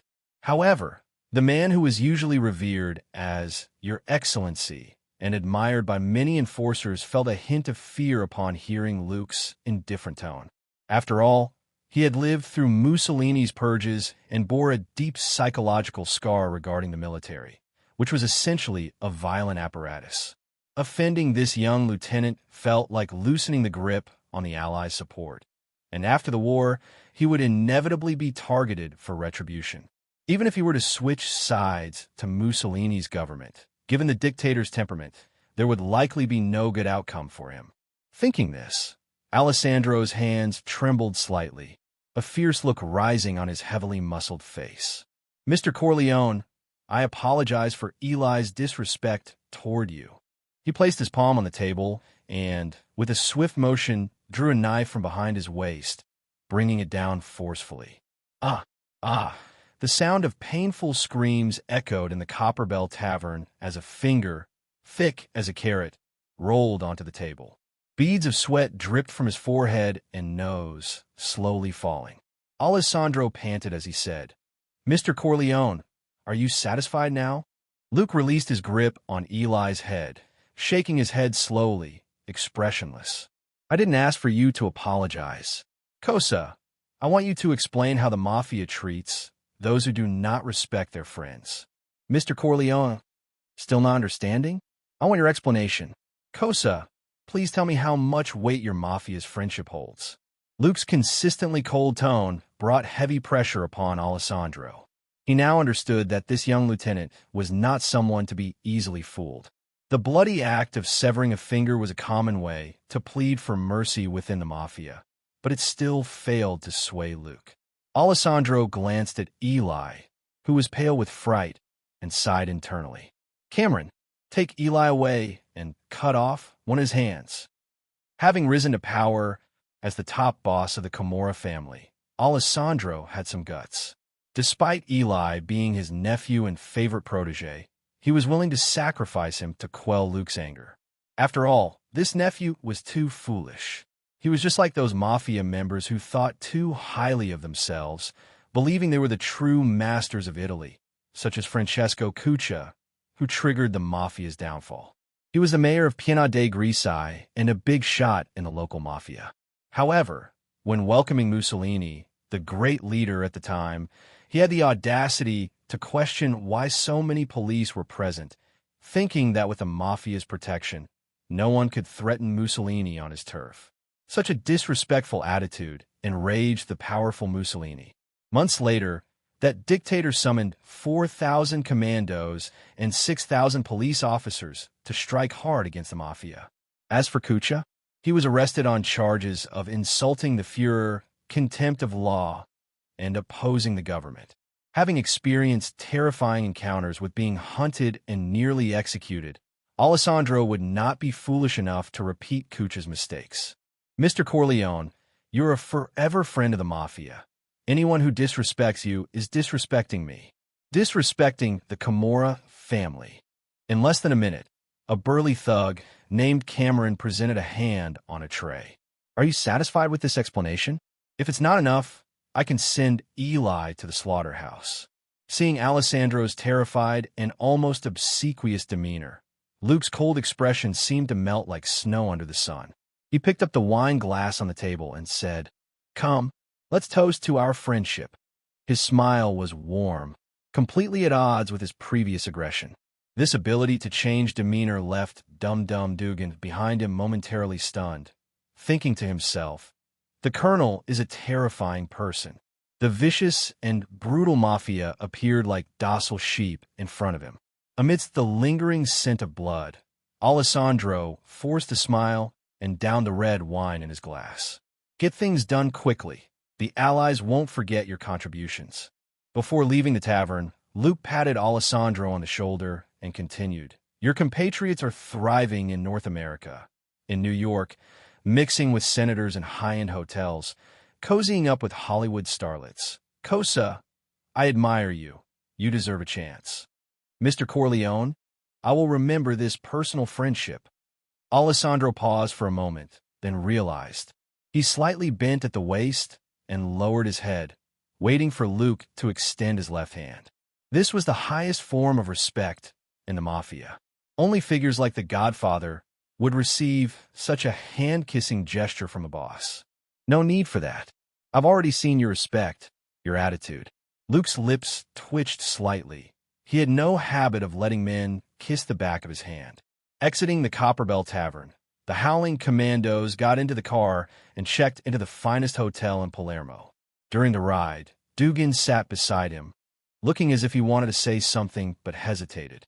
You want to ask why I treated Alessandro this way? Luke opened his eyes, having been resting.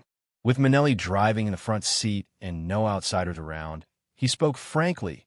Dugan, you don't understand the mindset of gangsters.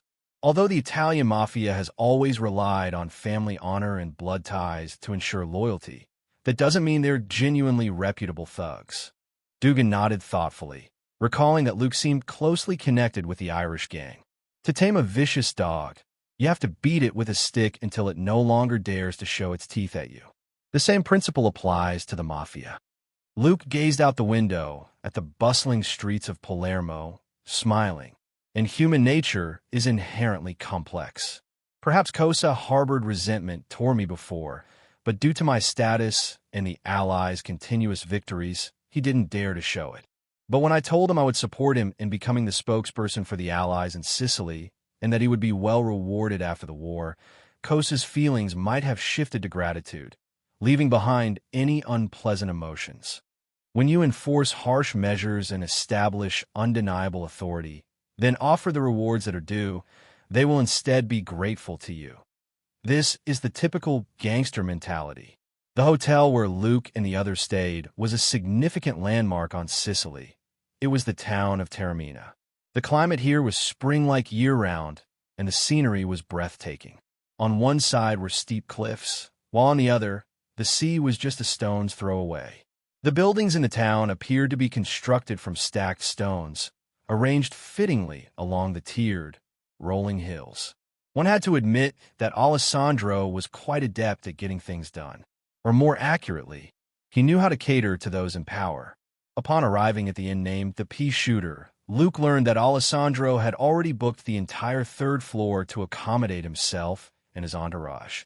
The choice of this relatively obscure inn was strategic. On one hand, it had few guests and wouldn't easily attract attention. And on the other, the Pea Shooter was located at the highest point of Taormina. If they stayed in the third-floor rooms, they could simply push open the windows and take in the entire town, enjoying the refreshing sea breeze and listening to the calming sound of the waves. Many people loved this feeling, and Luke was no exception. According to plan, he needed Alessandro to recruit 20 well-trained gunmen and procure passes to enter the city of Rome. Estimating the timeline, Luke figured he would need to stay in Taormina for 4 to 5 days. Having a comfortable place to stay was undoubtedly a good thing. Luke and his team selected their rooms, and according to usual practice, either Dum-Dum Dugan or Dinu Manelli was supposed to share a room with the commander. This arrangement would serve both protective purposes and facilitate responses to any potential emergencies. However, after witnessing Luke's formidable strength, the members of the Howling Commandos asserted that they were the ones who needed protection. Thus, the 2 rooms next to Luke's became highly sought after. In the end, the 2 veterans, Dum-Dum Dugan and Manelli, enjoyed the privilege of being protected by a super soldier. For the next few days, Dugan and Manelli, you two will take turns keeping an eye on Alessandro. Although he seems clever, we still need to prevent him from making foolish mistakes. In Luke's room, the members of the Howling Commandos gathered to discuss the upcoming mission plans. This squad, dispatched by the Strategic Scientific Reserve, included 5 members aside from Commander Luke. Dum-Dum Dugan, serving as the frontline assault man, was the most respected leader in the team. Dinu Manelli, who was always quiet and reserved, served as the scout and also acted as the informant. The other members included Sniper Jimmy, known as America's Varus, a sharpshooter with perfect accuracy, assault team member Jelf, and Kenneth, who held roles as both a machine gunner and a driver. Dugan and I will disguise ourselves as envoys from Berlin, and we have prepared the letters for identity verification and the necessary tools. Indeed, the Allies captured a Berlin envoy 2 weeks ago, thanks to the reliable intel extracted from a Hydra assassin by the Strategic Scientific Reserve. Luke spread a map of Rome on the table, clearly marking troop deployments. Everyone else will follow Alessandro's gunmen into Rome. On the day of the operation, Jimmy, you'll need to take that high ground. Right here, Jelf and Kenneth will lead the gunmen to create chaos in Venice Square. The highest commander guarding Sicily is Italian General Gazzoni, who commands 11 local divisions and 2 armored divisions from Germany. During this time, the Allies will conduct intermittent bombings and move their fleet into the Tunisian Strait, using Pantelleria Island as a stronghold to create the illusion of an impending landing to divert Gazzoni's attention. Our task is to storm into the Palazzo Venezia, capture Mussolini as a hostage, and within 24 hours, I believe the King of Italy will issue a proclamation to depose the Prime Minister. Anyone with foresight can see that the Axis powers are on the decline. Then all we need to do is hand over the dictator to the Allies. Whether it goes to the British, the Americans, the Army, or the Navy, it doesn't matter.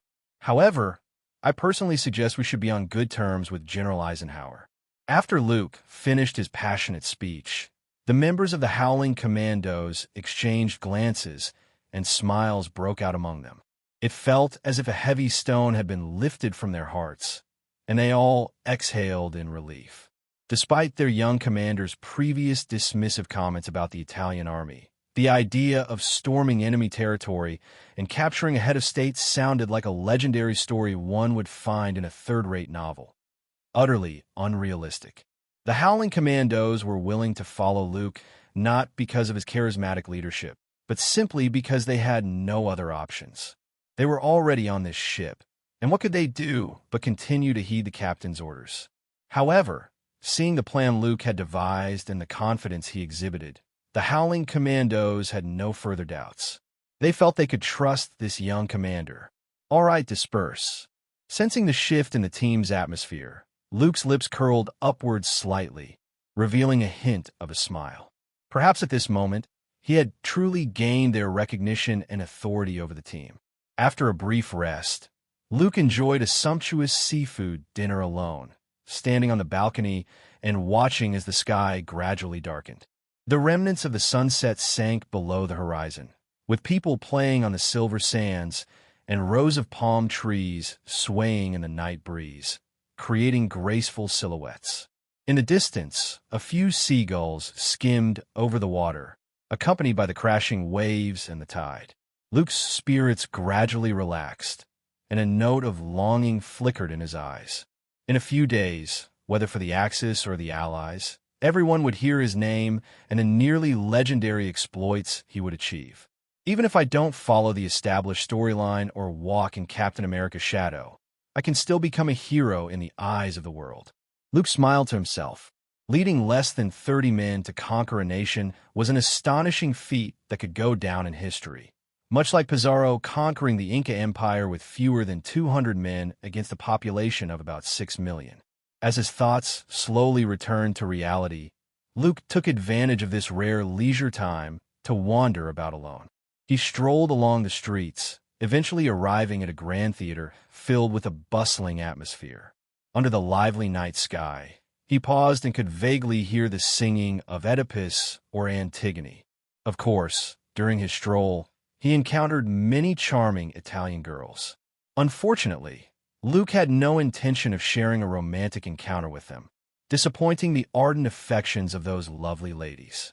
After walking aimlessly for 40 minutes, he returned to the hotel. As Luke prepared to push open the door to his room, his gaze sharpened, shooting forth a cold glint. With his keen perceptive abilities, he distinctly heard another person's breathing inside the room. Faint and subtle. If he hadn't listened closely, it would have been difficult to detect. Is Kosa really foolish enough to betray me and give up the olive branch extended by the Allies? Or has our plan been discovered by Hydra? A flurry of thoughts raced through Luke's mind. He gently pushed open the door, his footsteps silent as they landed on the soft carpet. The sea breeze blew through the half-open window as Luke slowly approached the large bed in the master bedroom. He was confident that if the intruder made even the slightest move, he could snap their neck in less than a second. "Come out." Luke suddenly flung back the covers and lunged forward, pressing his right hand against the intruder's neck. "It's a woman?" Luke's expression shifted to one of surprise as he found himself atop a woman in a silk nightgown, her long, wavy black hair cascading around her. Her slender legs were slightly curled, and her beautiful eyes were welling up with tears, resembling a lost and pitiful lamb. "Who are you?" Luke managed to utter after a long pause. This mature woman, exuding a captivating aura akin to a ripe peach, certainly didn't look like a Hydra assassin. Her muscles showed no signs of training. They were firm yet lacked power. Moreover, through her silk nightgown, there was nowhere to hide a weapon. "My name is Melina." The woman's voice was weak and frail, just like her appearance. "I am Melina." When the woman uttered this name, Luke was indeed taken aback. It sounded familiar. He quickly realized that this was likely the handiwork of Alessandro. Was this his way of making amends for his nephew's offense? Did he send a woman to him overnight? Did he think he looked that lonely? Luke silently noted Alessandro's name in his mental notebook. "Do you know who I am?" Those trivial thoughts flashed by in an instant. Luke gazed at Melina, a hint of astonishment flickering in his eyes. He had to admit that this woman perfectly embodied the essence of a stunner. Like Venus, she radiated an alluring charm that could leave any man spellbound. She was like a ripe fruit dangling from a branch. One could imagine its sweet aroma even without tasting it. Mr. Corleone, Alessandro said you were a great businessman. Melina turned her face away, seemingly unwilling to meet Luke's gaze.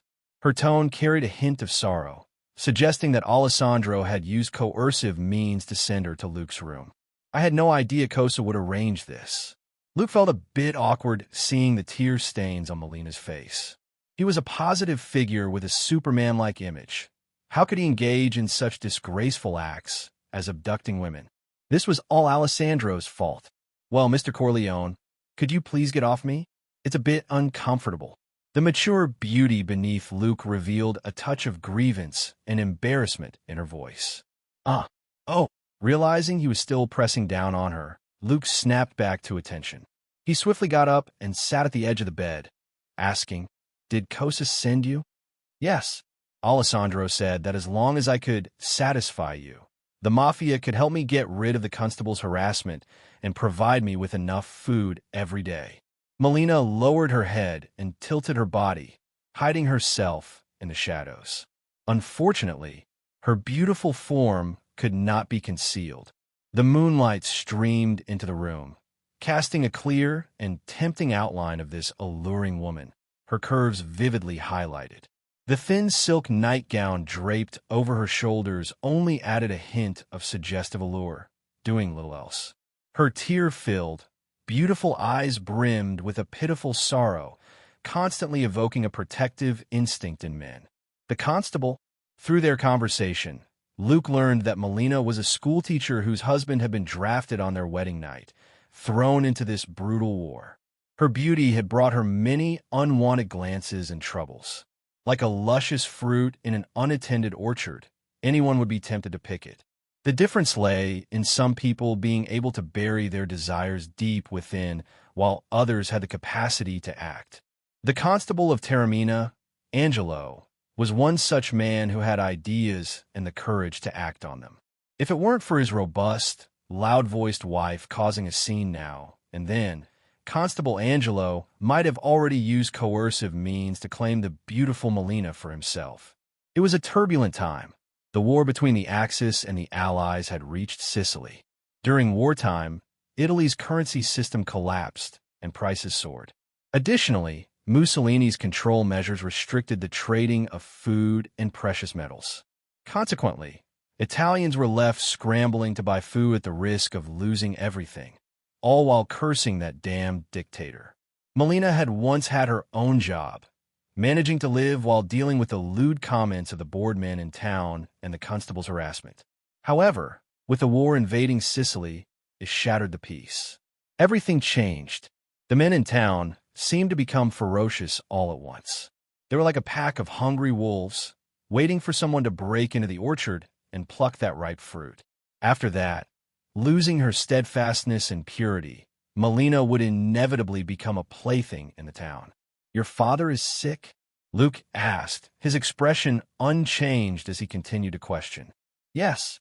With the price of medicine and food regulated, the constable said he could help me get some, as long as I was willing to spend a night with him. Melina hesitated, her eyes filled with sorrow as she spoke. "I'm ready to give in. It's too hard for a woman to live alone. Besides, I cannot bear to see my father taken by illness." But then Alessandro came to me and said that as long as I came here to satisfy you, my future would be secured. Melina's tone was filled with helplessness.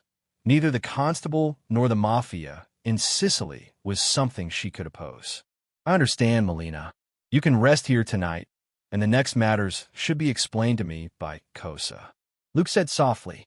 He averted his gaze and stood up, preparing to leave the room. There was no doubt that Melina was a temptress capable of stirring a man's desires.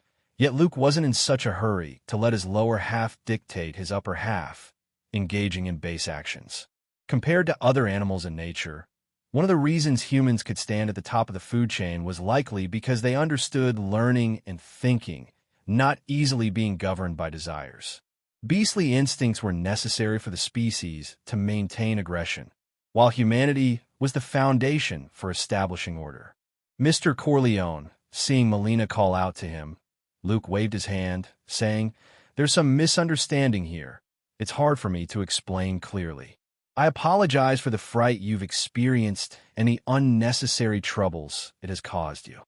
Looking at the lingering fear in the beautiful woman's eyes, Luke didn't say much more and simply left the room. Tonight, he would rest in the guest room. At least it was better than sleeping on the sofa, he thought to himself. The next morning, Luke went downstairs for breakfast and casually informed the mafia members guarding the hotel. In less than 20 minutes, Alessandro hurried in.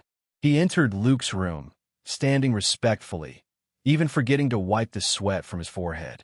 "Is this really necessary, Cosa? Sending a woman to my bed overnight with such disreputable means?" Luke sat at the dining table, leisurely enjoying a local specialty breakfast, fried pizza pockets. Raising his coffee cup for a sip, he continued, "Did I come all the way to Sicily just to find a woman? Cosa, I understand your intentions, but I want to tell you that compared to flattery, I value a person's capability more." Alessandro nodded repeatedly, thinking that a young man like Luke would undoubtedly be moved by a beauty like Melina. Moreover, in the impression of this mafia boss, the most effective way to please a big shot was to offer money and women. So why was it not working with Mr. Corleone? Luke seemed to guess Alessandro's thoughts, but didn't elaborate. Every time he recalled that mysterious code starting and ending with a number 4, he unconsciously felt a sense of righteousness.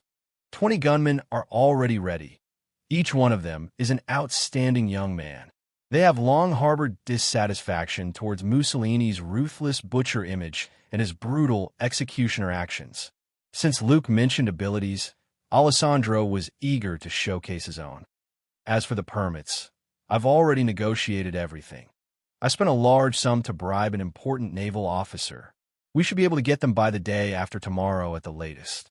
It turned out that Alessandro was not only skilled at pleasing those in power, but also quite capable in getting things done. Luke nodded in satisfaction. He couldn't stay on Sicily for too long. Otherwise, there would be a risk of his false identity as a Berlin undercover agent being exposed. Taking advantage of the time difference in information exchange between Germany and Italy to enter Rome and get close to Mussolini was the most ideal method in his plan. If unexpected situations arose, Luke would have to act alone and infiltrate the Palazzo Venezia. Everyone knew that the true essence of an assassin lies in eliminating all enemies, so no one would know of his arrival. From this perspective, Luke believed he would make an excellent assassin. "However, Mr. Corleone, I would like to defend myself regarding your previous reprimand." After discussing serious matters, Alessandro's eyes darted around as he persisted. "When I sent you a woman, it was not because I thought of you as someone who is obsessed with beauty. Perhaps you are unaware, but Melina is a renowned beauty in Sicily. Her husband Nino was forcibly taken away by the drafting officer on their wedding night, and just a few days ago, news of his death arrived. Recently, Melina's father also broke his leg and is gravely ill. Her situation is extremely difficult. I thought a young and accomplished person like you would naturally have a kind heart. With Melina now at her wit's end, it would be a great thing for her to catch your eye, so I took the liberty of sending her to your room." Luke was shocked. He never expected that a prominent mafia boss could be so shameless. He suddenly realized he was wrong. It wasn't the pathetic dog that had nothing, but was instead someone who had everything.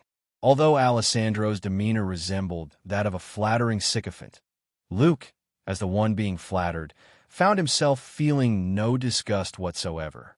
This showed that sycophants could vary in levels and status. As for Alessandro, Luke was willing to call him the strongest. One must remain calm and rational, Luke reminded himself in his heart. He wiped the corner of his mouth, finished his meal, and walked to the living room. Alessandro completely immersed himself in the role of a lackey, bowing and following behind. Who would have thought that this bearded man, who seemed honest and simple, would behave this way? Mr. Corleone, to speak frankly, there are many men in Sicily who covet Melina's beauty. She is all alone and a widow. Even the constable is eyeing this fat piece of meat.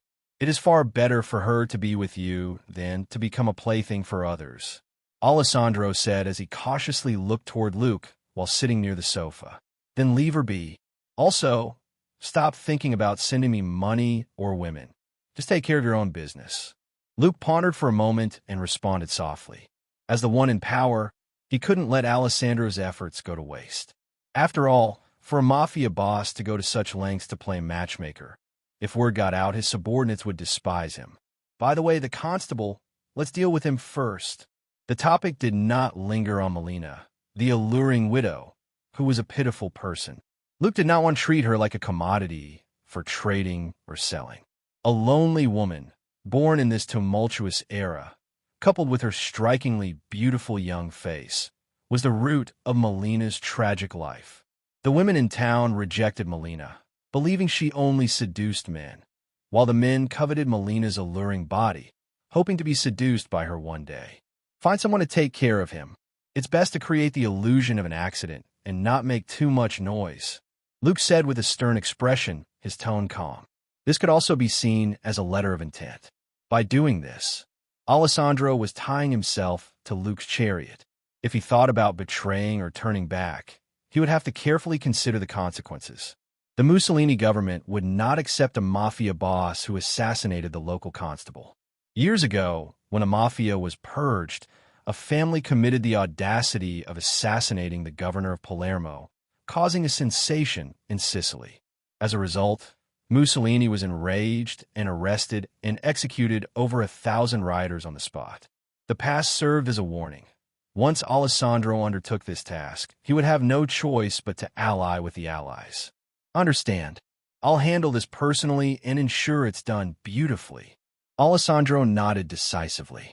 He considered himself quite proficient in the assassination business. What mafia boss didn't start climbing up from this step? For Alessandro, any trouble that could be solved by killing was not a problem at all. Then I'll take my leave. Mr. Corleone, if you have any matters, you can summon me again. Before leaving, Alessandro removed his hat, bowed slightly, and revealed a look that any man would understand. Melina had always been known as the flower of Sicily, a coveted bed partner for countless men. With such a captivating woman in bed, even if one was not moved now, they would surely give in eventually. Unless Mr. Corleone truly had no interest in women at all. But in Alessandro's eyes, how could there be a man in this world who was not interested in women? At most, there would only be a difference between liking women or liking men. Wait, what if Mr. Corleone liked men? Alessandro began to ponder whether he should inquire about any handsome men nearby. Unfortunately, he didn't know whether Mr. Corleone preferred the strong or the slender. If Luke knew about Alessandro's whimsical thoughts, he would definitely use his fist to create a hole in the guy's head.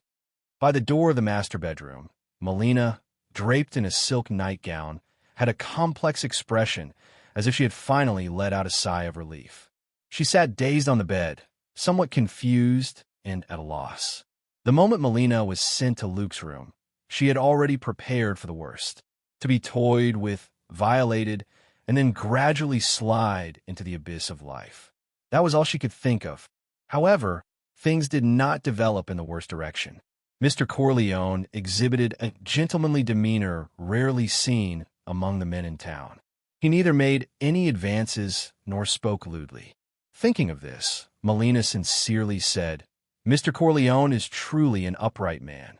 Accustomed to the disgusting gazes of men in town that seemed to want to strip her of her clothes, she couldn't help but feel genuine gratitude for Luke's restraint. Having lost faith in men, Melina curled up in the blanket, tightly wrapping herself up. She could finally rest assured and get a good night's sleep. In her hazy dreams, Melina heard someone calling her name. In a daze, she seemed to recall her sick father and her deceased husband. The pressure that had weighed on her for many days melted away as she relaxed, turning into a lament for her fate and heartache. Large tears streamed from her eyes, soaking the pillow she held. Wait, sensing something was off, Melina suddenly woke up, her eyes flying open. Then, she saw Mr. Corleone sitting at the edge of the bed with a tray of food. She had unknowingly rolled over, clutching his waist with her hands, her face resting near his thighs. Such an intimate gesture made Melina feel as if she had been electrocuted, and she instantly sprang back. I saw you sleeping for so long and thought you might be hungry when you woke up, so I prepared some food," Luke said with a serious face, not averting his gaze, indicating, "You were the one who made the first move. I am indeed an upright man."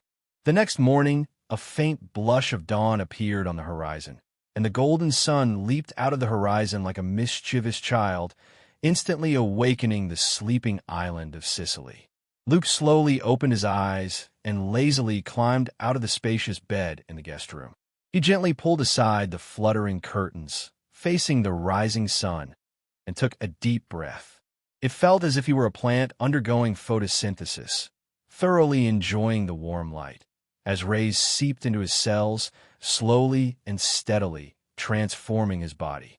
Another vibrant new day, Luke thought as he stretched his muscles and then stepped into the washroom. Once he finished washing up, a sumptuous breakfast was neatly laid out on the table. I wonder if Kosa has completed his task. Luke picked up a fork, twirling the delicious seafood pasta as he savored it while pondering. This beautiful island, resembling a paradise almost isolated from the world, had its administrative officers divided into governors, district heads, and the lower-tier constables.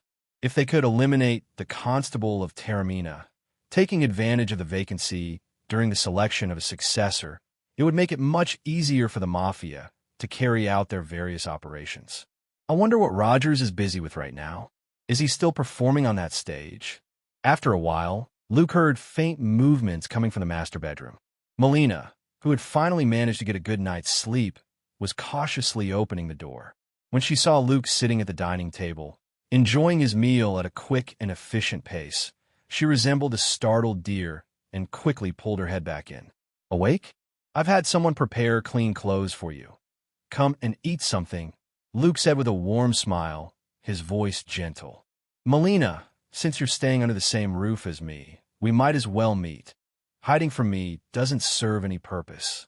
After hearing Luke's words, Melina silently emerged from her room, draping her silk nightgown over her shoulders, bending down to pick up the new clothes placed on the sofa before retreating back to her room.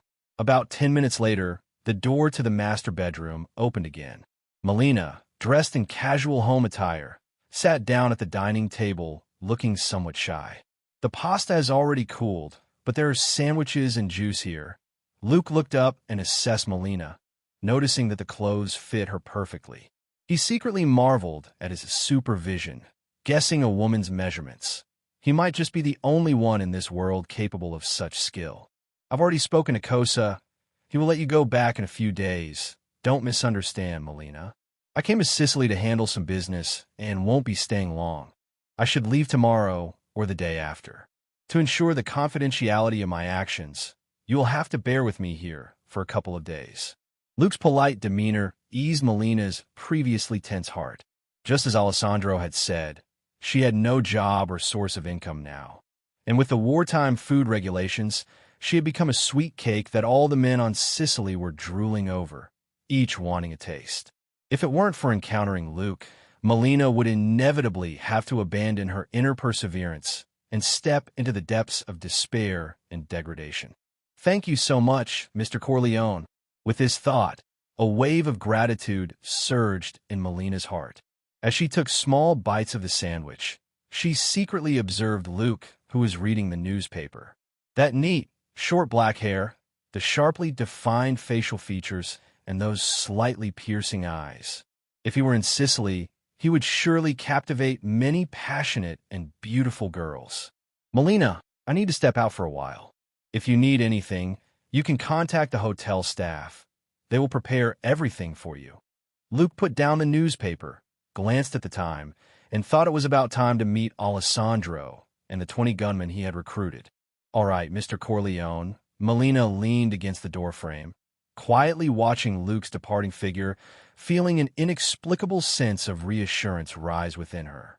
She had initially prepared herself to become someone else's plaything. However, now, amidst that clouded life, it seemed a faint glimmer of hope had appeared. With complex emotions, Melina returned to the dining table. As she casually glanced at the open newspaper, a particularly bold and eye-catching headline caught her attention. Reading, shock. The constable plunges off a cliff. The truth behind it is this. The constable is dead. Melina stared blankly, filled with confusion, unsure of what to say. The heavy stone that had pressed upon her suddenly disappeared. Wait, could it be Mr. Corleone? Images of the domineering Alessandro, feared by all in Sicily, and the sight of him bending over backwards to please the young man flashed through her mind. Did he really do it? After experiencing such emotional highs and lows, Melina gazed out at the clear blue sky and white clouds, her heart turbulent like a stormy sea, unable to regain its calm. Luke left the hotel, completely unaware that Melina was now entangled in her own internal struggles within the room. He took the roaring strike force, first leaving the town and leisurely circling along the coastline, thoroughly assessing the sentry positions and defensive forces of the surrounding military camps, before slowly returning to the Bell Tower Tavern. In the tavern's backyard stood dozens of tall, young men who were strong and vigorous. These are the finest warriors in the family. Each of them has precise shooting skills and is willing to sacrifice themselves for the family without hesitation. Alessandro did not mention anything about the constable's accident. In his view, it was merely a trivial matter. The mafia had always excelled in such clandestine dealings. The constable, who looked like a fat pig, visited his mistress every week. Alessandro had merely discreetly tampered with his car, making it appear as though the brakes had failed and the vehicle had skidded, ultimately leading to a tragic plunge off the cliff. After all, in this era, there were no surveillance cameras. Discovering any clues to find the murderer was simply a fantasy. Are they part of the Camorra family's legion, or your legion? Luke asked nonchalantly. Of course they are mine, but now, they are also yours, Mr. Corleone. Alessandro seemed to have anticipated Luke's question, shouting loudly. This is Vito Corleone. His ancestors were Sicilian, forced to leave their homeland due to the cruel persecution by that dictator and executioner Mussolini, wandering far and wide. And now, Mr. Corleone has achieved great success. He returns to his homeland with bread and wine, with guns and bullets. From today on, we are no longer members of the Camorra family. We owe our loyalty to only one person, Mr. Corleone.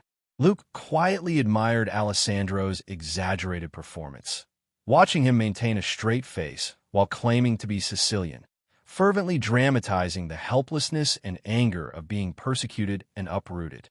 One could say that the future Oscar Awards truly owed this mafia boss a little golden statue.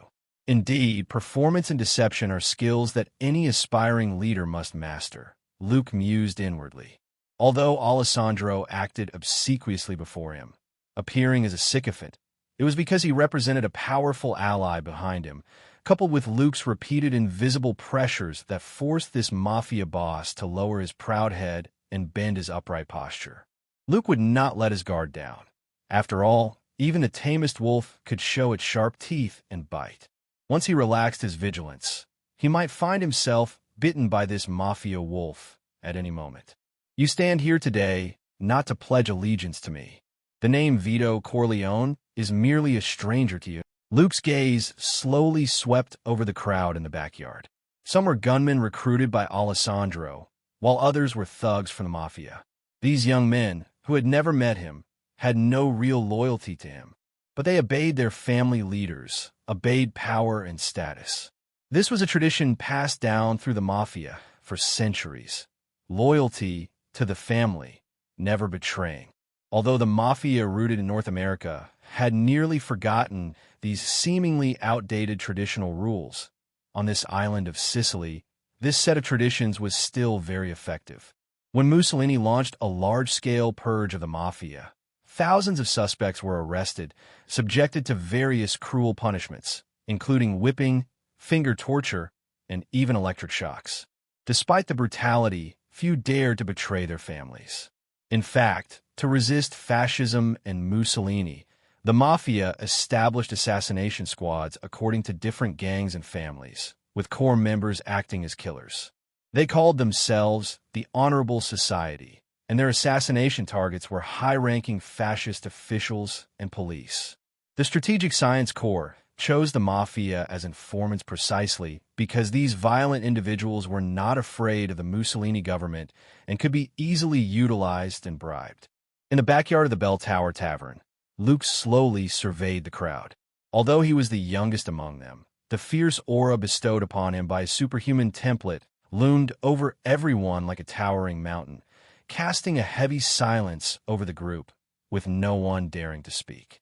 The reason you choose to be loyal to me is for the honor of the Mafia family, for your families to live well, and ultimately for your own futures. Luke's voice was calm and firm, not deliberately trying to create an impassioned atmosphere, but delivering his words as naturally as he always did. Yet, those plain words seemed to possess a magical power, each one containing boundless strength that stirred the crowd's blood, igniting their fervor. Even Alessandro, standing nearby, displayed an excited expression on his rugged face, as if he had rediscovered his long-lost youth. Constantine's hustler technique really works wonders. I must exchange for more cards in case of emergencies, Luke mused silently. Over the past few days, he had successfully redeemed Constantine's skill card with the reputation points he had accumulated. The Exorcist, known for backstabbing allies with his devilish tricks and deceiving angels, had made quite a name for himself among both the Justice League and the supervillain circles. When Constantine became your ally, you had to be wary. It often meant that a Death Star loomed above you. However, while he was adept at trickery, his ability to persuade was top-notch. If he were in modern times, he could easily become a renowned speaker for some charitable initiative. When it came to inciting emotions and leading people to their doom, he might only be slightly less skilled than a certain leader of the Axis powers.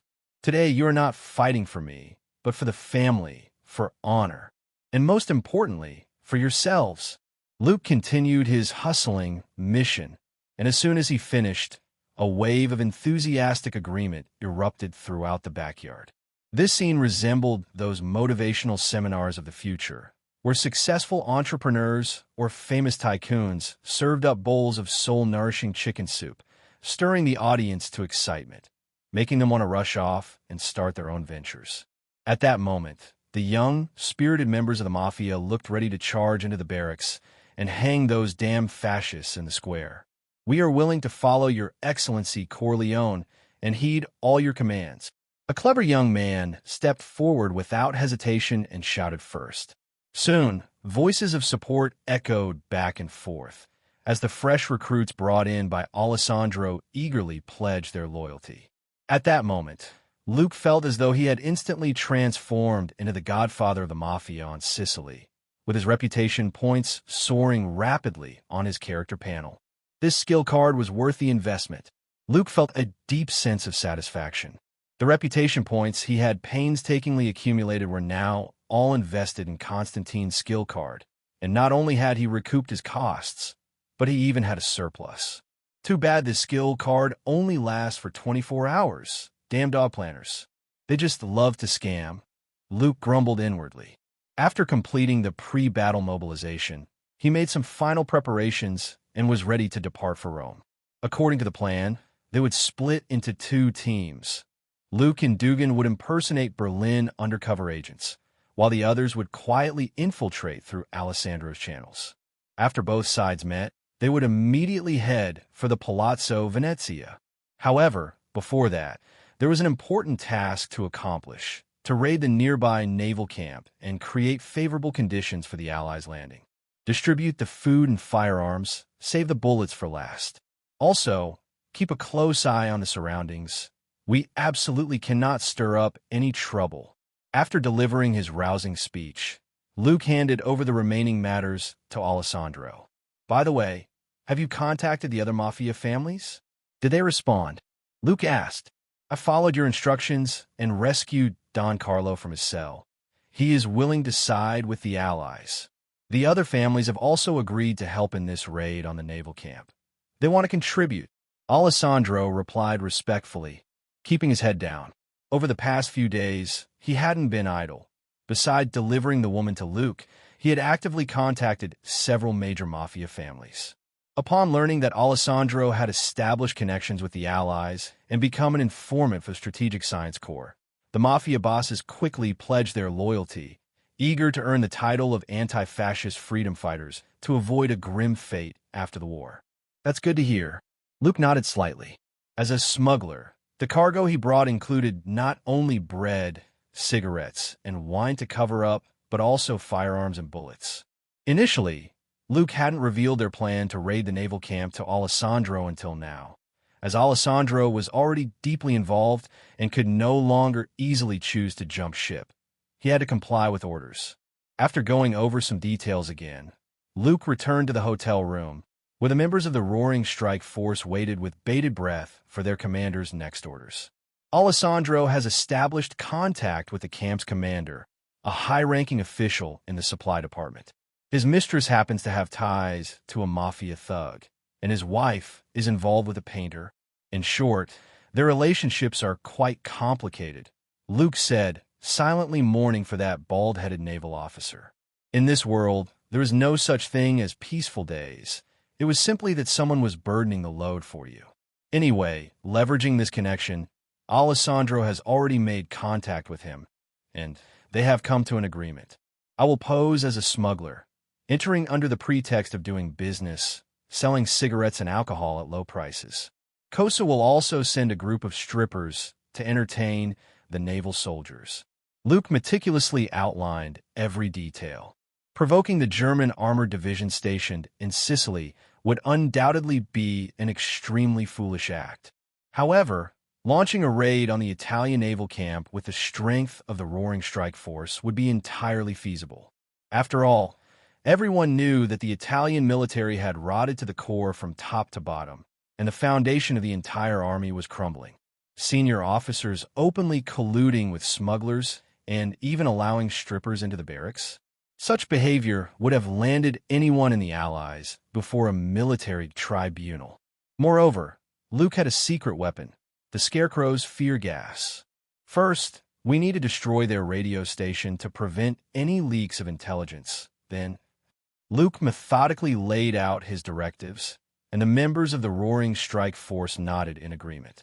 They had already witnessed this young captain's exceptional capabilities, and as long as they could return safely, even without successfully capturing Mussolini, merely infiltrating Italian territory and taking the naval camp in Sicily would earn them the honor to be recognized as war heroes, receiving accolades from the Allies. Go back and get some rest. We will prepare to act promptly at 8:10. Luke waved his hand to dismiss the team, then turned around to see Melina slowly emerging from the bedroom. She wore a long black velvet dress adorned with exquisite knitted patterns of the neckline and cuffs, appearing both elegant and splendid. The soft fabric hugged her curves perfectly. "Mr. Corleone, may you return safely," the mature and beautiful woman murmured, her lips slightly moving as she spoke. The dark clouds hung low in the sky, completely obscuring the dim stars and moon. At 8:20 p.m., Luke swaggered into the naval camp with the Roaring Strike Force, now in disguise. They greeted the soldiers warmly, as if they were long-lost friends. Cases of cigarettes, alcohol, and food were sent to the commander's quarters as if they were free goods. The scantily clad strippers, dressed provocatively, performed on stage, eliciting wolfish howls of cheers from the soldiers below. "Captain Davi, this is just a small token of my appreciation, not a formal gift." In the supply department's reception room, Luke, wearing a black top hat and a coat over his suit, sat across from the desk, a smile always on his face. He slowly pulled out a palm-sized long gift box containing a shiny pearl necklace, which clearly looked expensive based on its color and size. "I came in a hurry and didn't prepare anything special, so please accept this necklace for your wife." Captain Davi, sporting a beer belly, nodded in satisfaction and discreetly tucked the gift box away. During wartime, the currency system had collapsed. Cash was as worthless as scrap paper, and only gold and jewelry held real value. "Oh, and there's another one. Ahem, Captain Davi, You can give this one to a friend." Luke then produced another gift box, this time containing a more valuable green jade necklace. Captain Davi's eyes lit up. This smuggler was quite astute to know he had a mistress. He completely missed the hint of pity in Luke's eyes and was unaware that the color of his hat was reminiscent of the jade necklace, filled with a sense of forgiveness. "To be honest, Mr. Corleone, I've heard of you from Lieutenant Serio. Since you're his friend, you're also my friend. If you want to do smuggling business, the Navy will welcome you with open arms, ensuring your ships sail smoothly." Captain Davi was an honest man.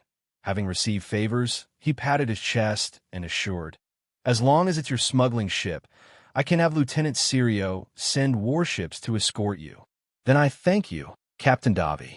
This is just a small gift. The surprise is still to come," Luke said with a glint in his eyes, meaningfully. "However, we have conditions. As long as Mr. Corleone is willing to let the Navy take half of the profits from each smuggling run, we'll be sure to have a pleasant cooperation," Captain Davi proposed greedily, finally voicing the formal terms. The Navy couldn't engage in smuggling openly for profit, so they wanted to treat Luke as an ATM, taking half of the profits from every smuggling operation, which would surely leave the high-ranking naval officers well-fed. Given the tense domestic situation and the intensifying war, making money quickly was of utmost importance to Captain Davi. "You know that harboring smugglers involves great risks, and we could even end up on military tribunals." Luke maintained his smile, seemingly unaffected by Davi's greed. He suddenly stood up, checked the time, and softly said, "It's time." "Mr. Corleone, what are you talking about?" Captain Davi looked confused, not understanding why this smuggler suddenly stood up in the middle of their business discussion. Moreover, the condescending gaze from Luke made him feel uncomfortable, as if his existence had suddenly become insignificant. "Sit down, Mr. Corleone."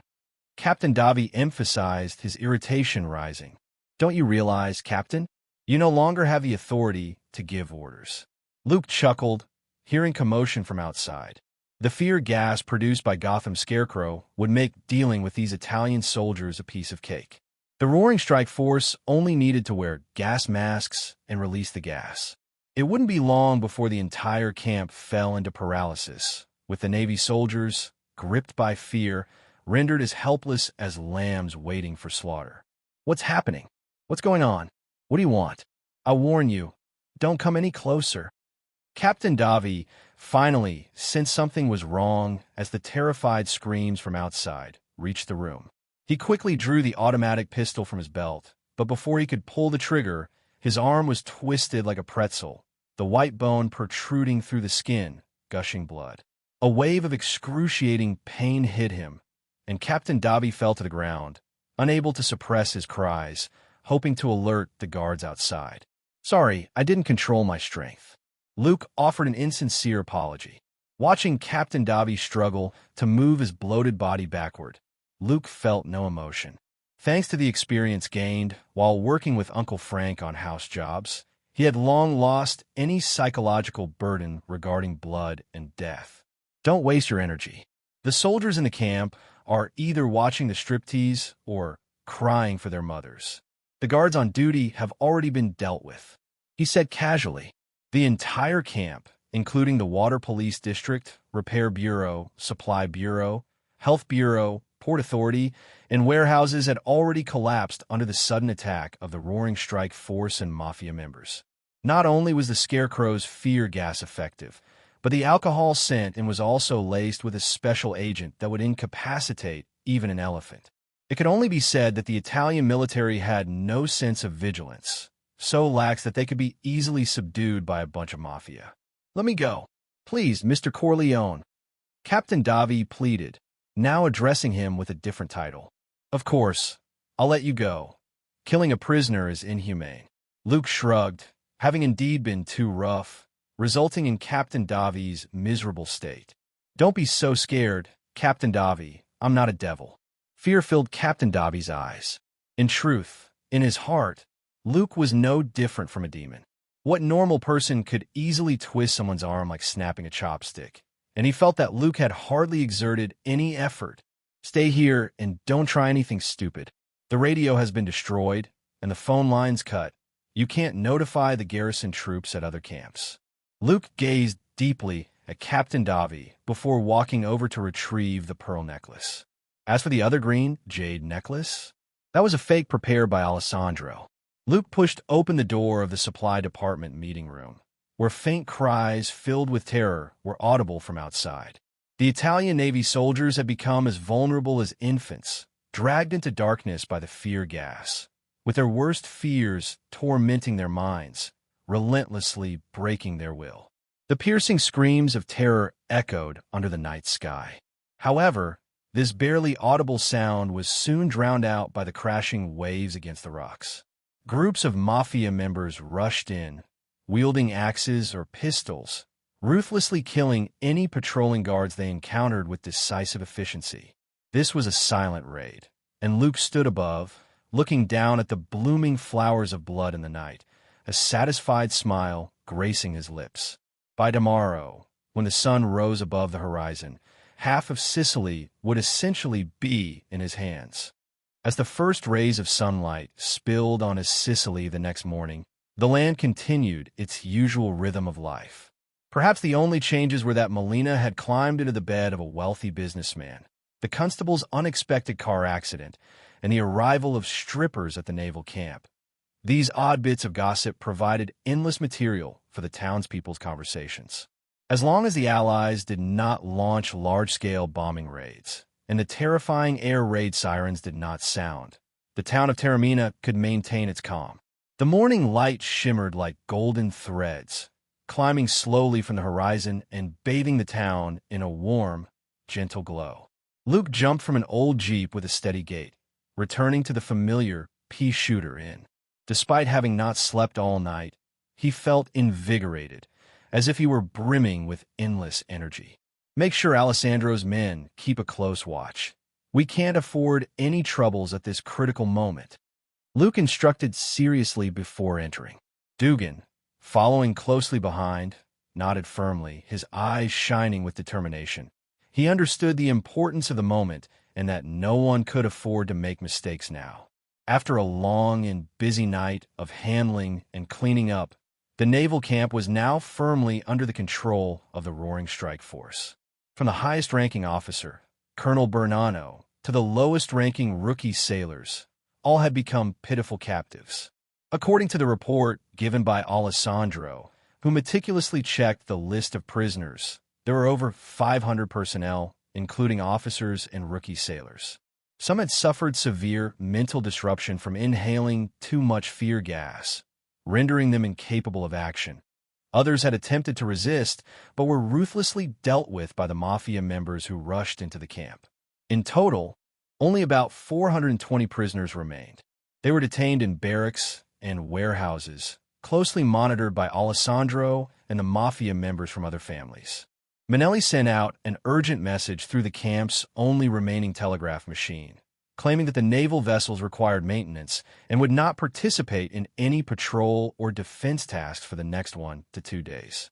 During this time, no one would discover that the naval camp had quietly fallen into the hands of the Allies, like a lamp hidden in the dark.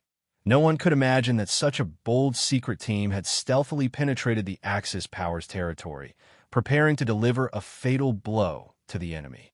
As for whether the prisoners in the naval camp would cause any trouble, Luke was not worried at all.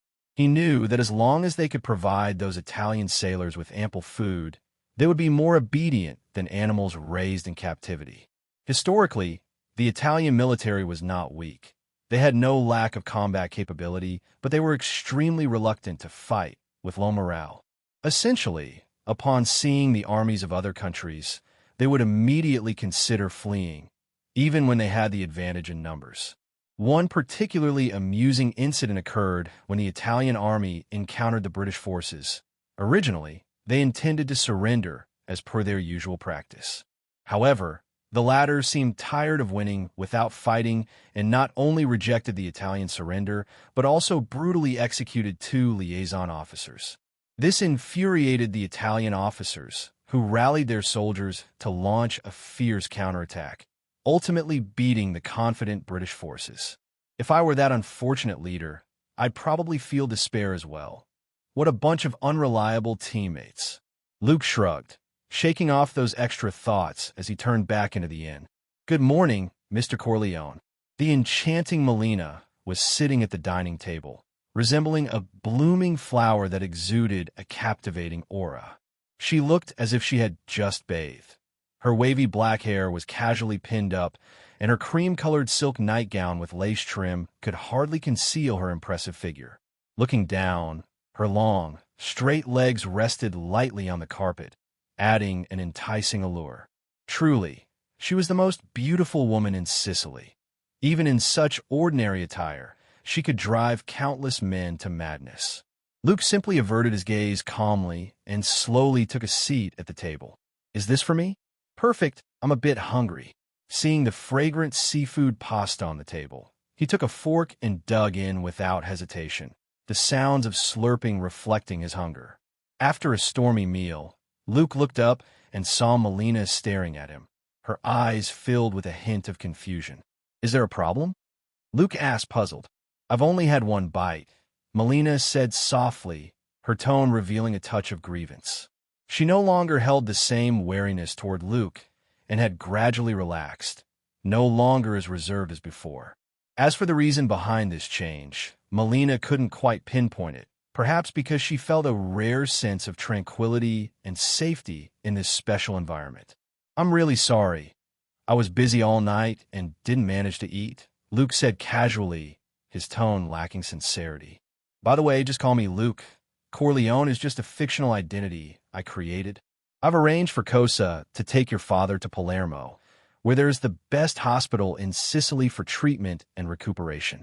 Luke suddenly recalled something and spoke up. Thank you, Corleone. Luke. Melina's face, which had still held a trace of sadness, instantly blossomed into a smile of happiness. Holding a cup of warm milk with both hands, her eyes sparkled with gratitude, her tone filled with sincerity. Thinking of the constable's accident and the proper arrangements made for her father, Melina felt a wave of relief wash over her. The days spent in this inn might have been the most relaxed she had experienced in years. She no longer had to worry about the lecherous thoughts of men or endure the cruel insults from women. Don't be so polite. By the way, I'll probably be leaving Sicily tomorrow. Cosa will take you home then, Luke said, seemingly casually, with a hint of reluctance in his tone. Don't worry, Melina. No one in the town will bully you again. I've already instructed Cosa, Luke reiterated, his eyes flashing with resolve.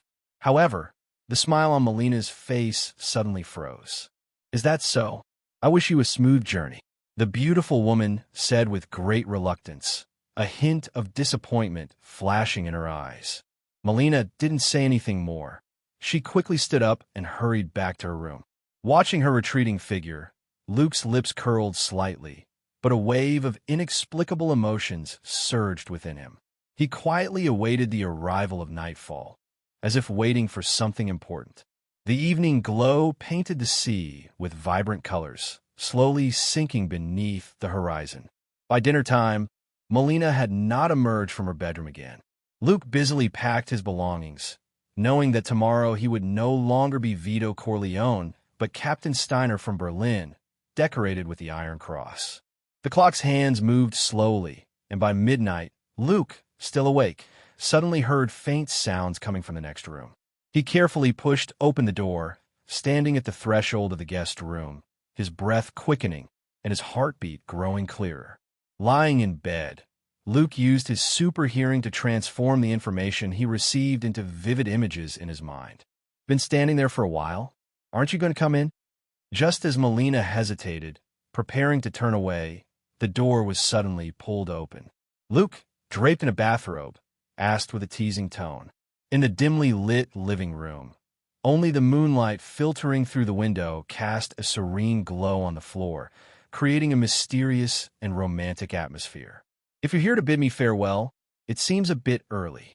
Luke stepped closer, almost pressing against Melina, and he could clearly feel her body tremble as a blush spread across her beautiful face, resembling the vibrant evening clouds of Sicily. Actually, I thought you wouldn't come.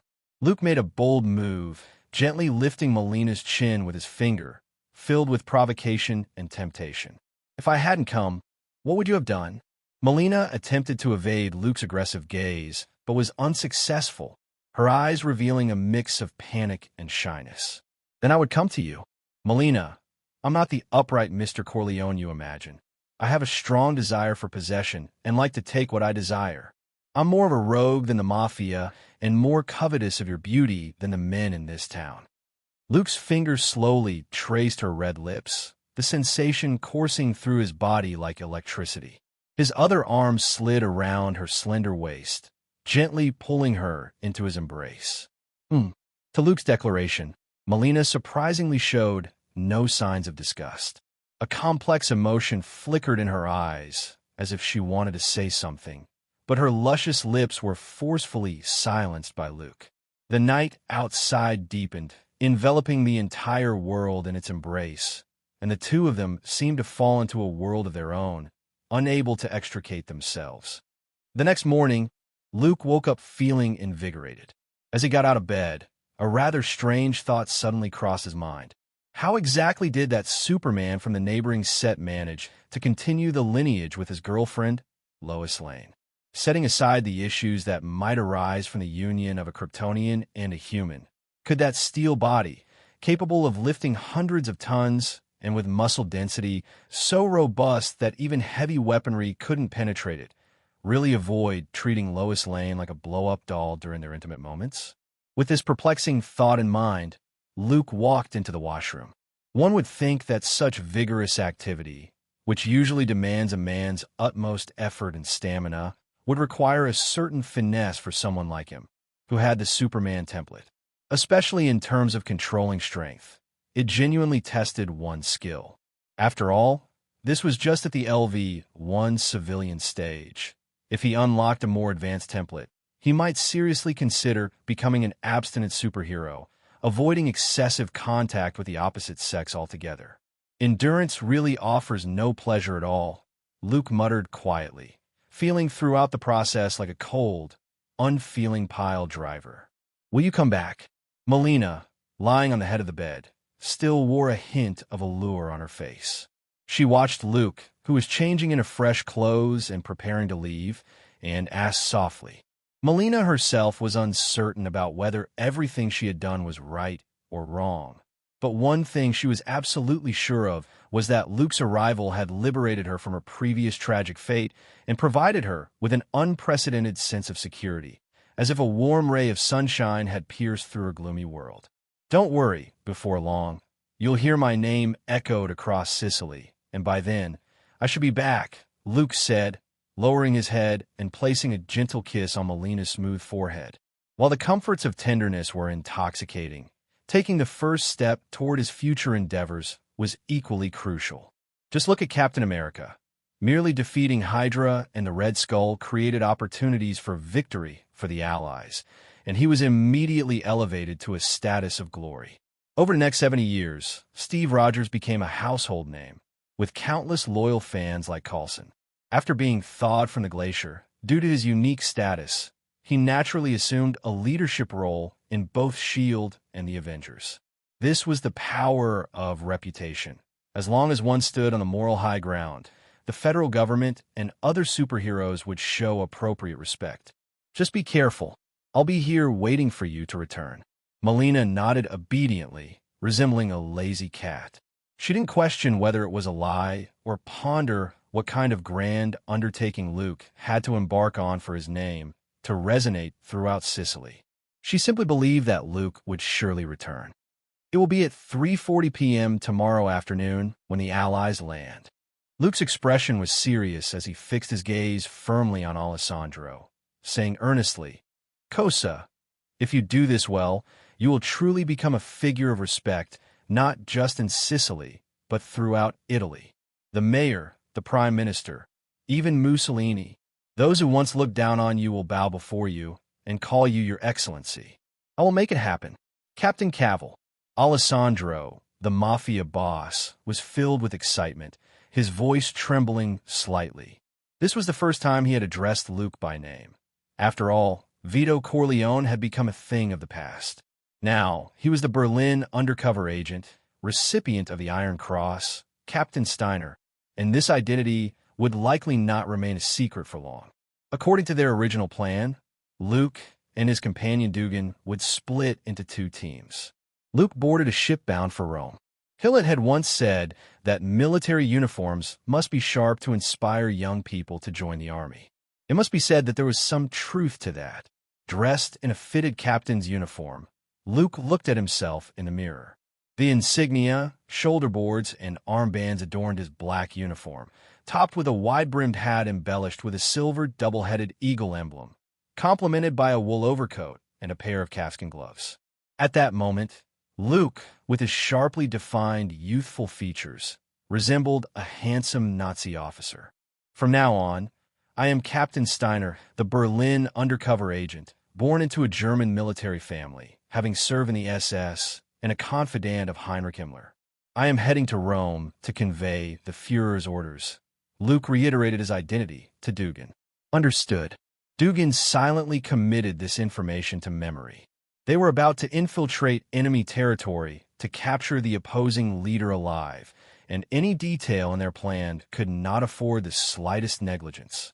The boat from Sicily to Rome took less than half a day, and Luke quickly arrived at his destination.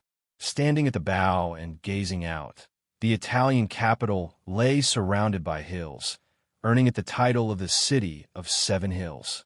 The city walls spanned rivers and were built against the hills, undulating in an irregular shape like a crouching lion quietly resting on the land of the Apennine Peninsula.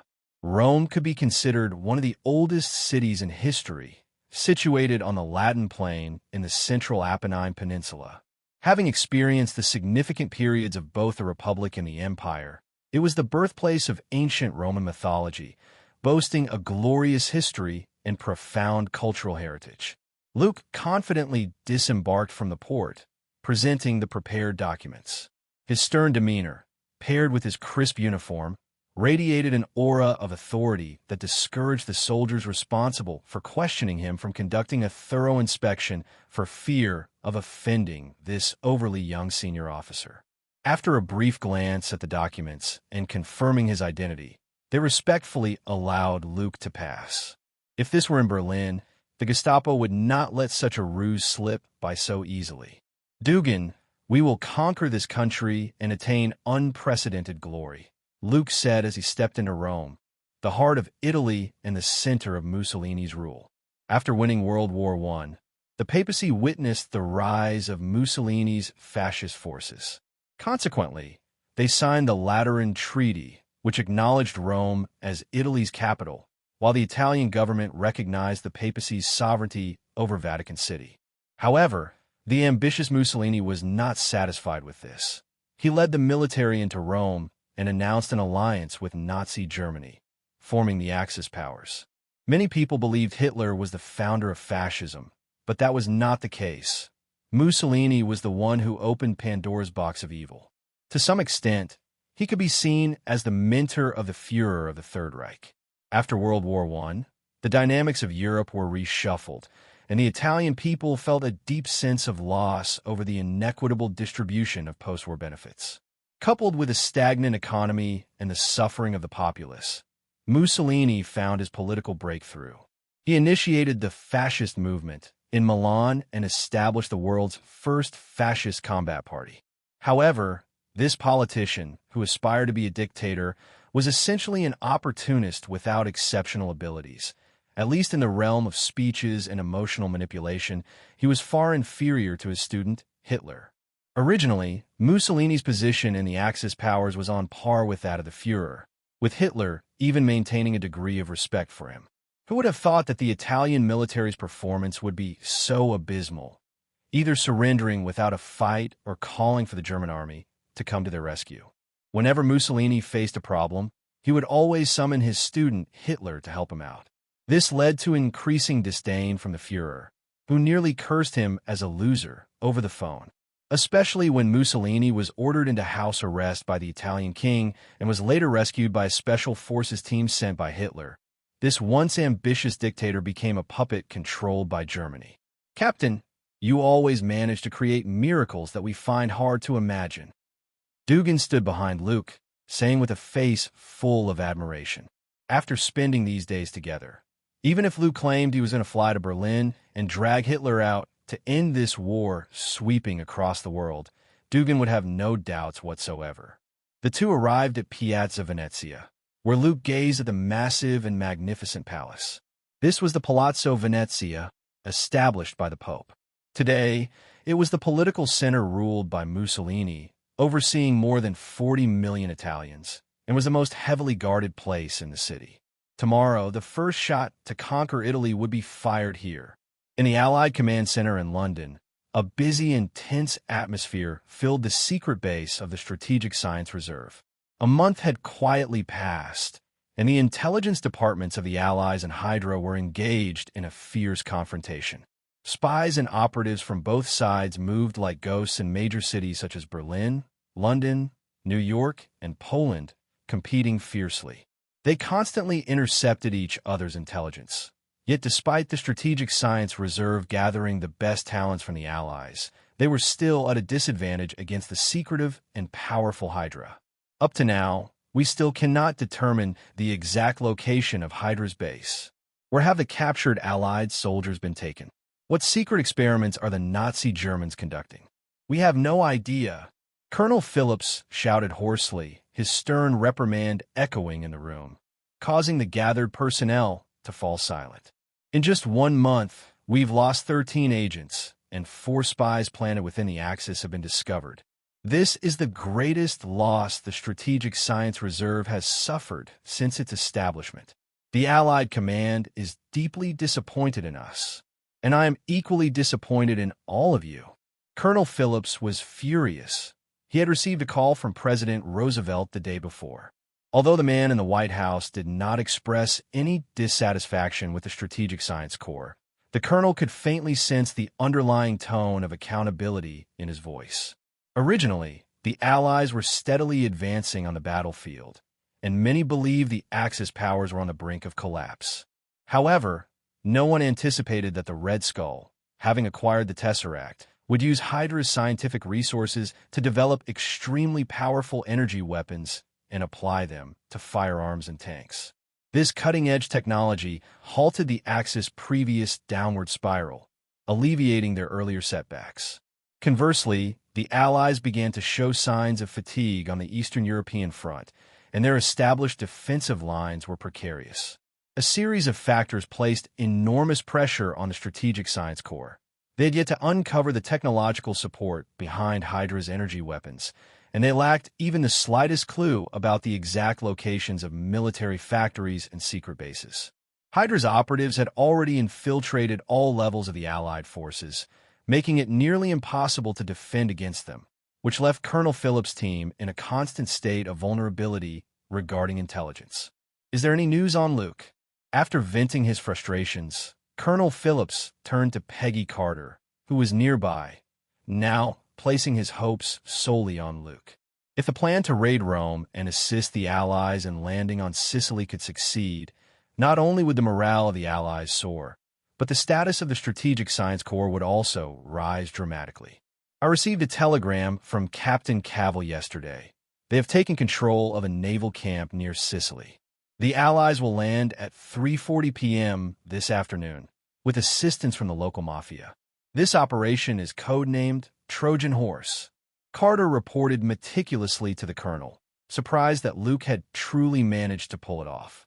With a team deep in enemy territory, poised to strike at the leadership, they were just 1 step away from success. In Rome, Italy, the clock struck 2 p.m. Luke walked confidently toward Piazza Venezia, his eyes first landing on the magnificent palace located on the north side of Capitoline Hill. This was the most splendid building in Rome, once the residence of the Pope, which later fell into the hands of Mussolini.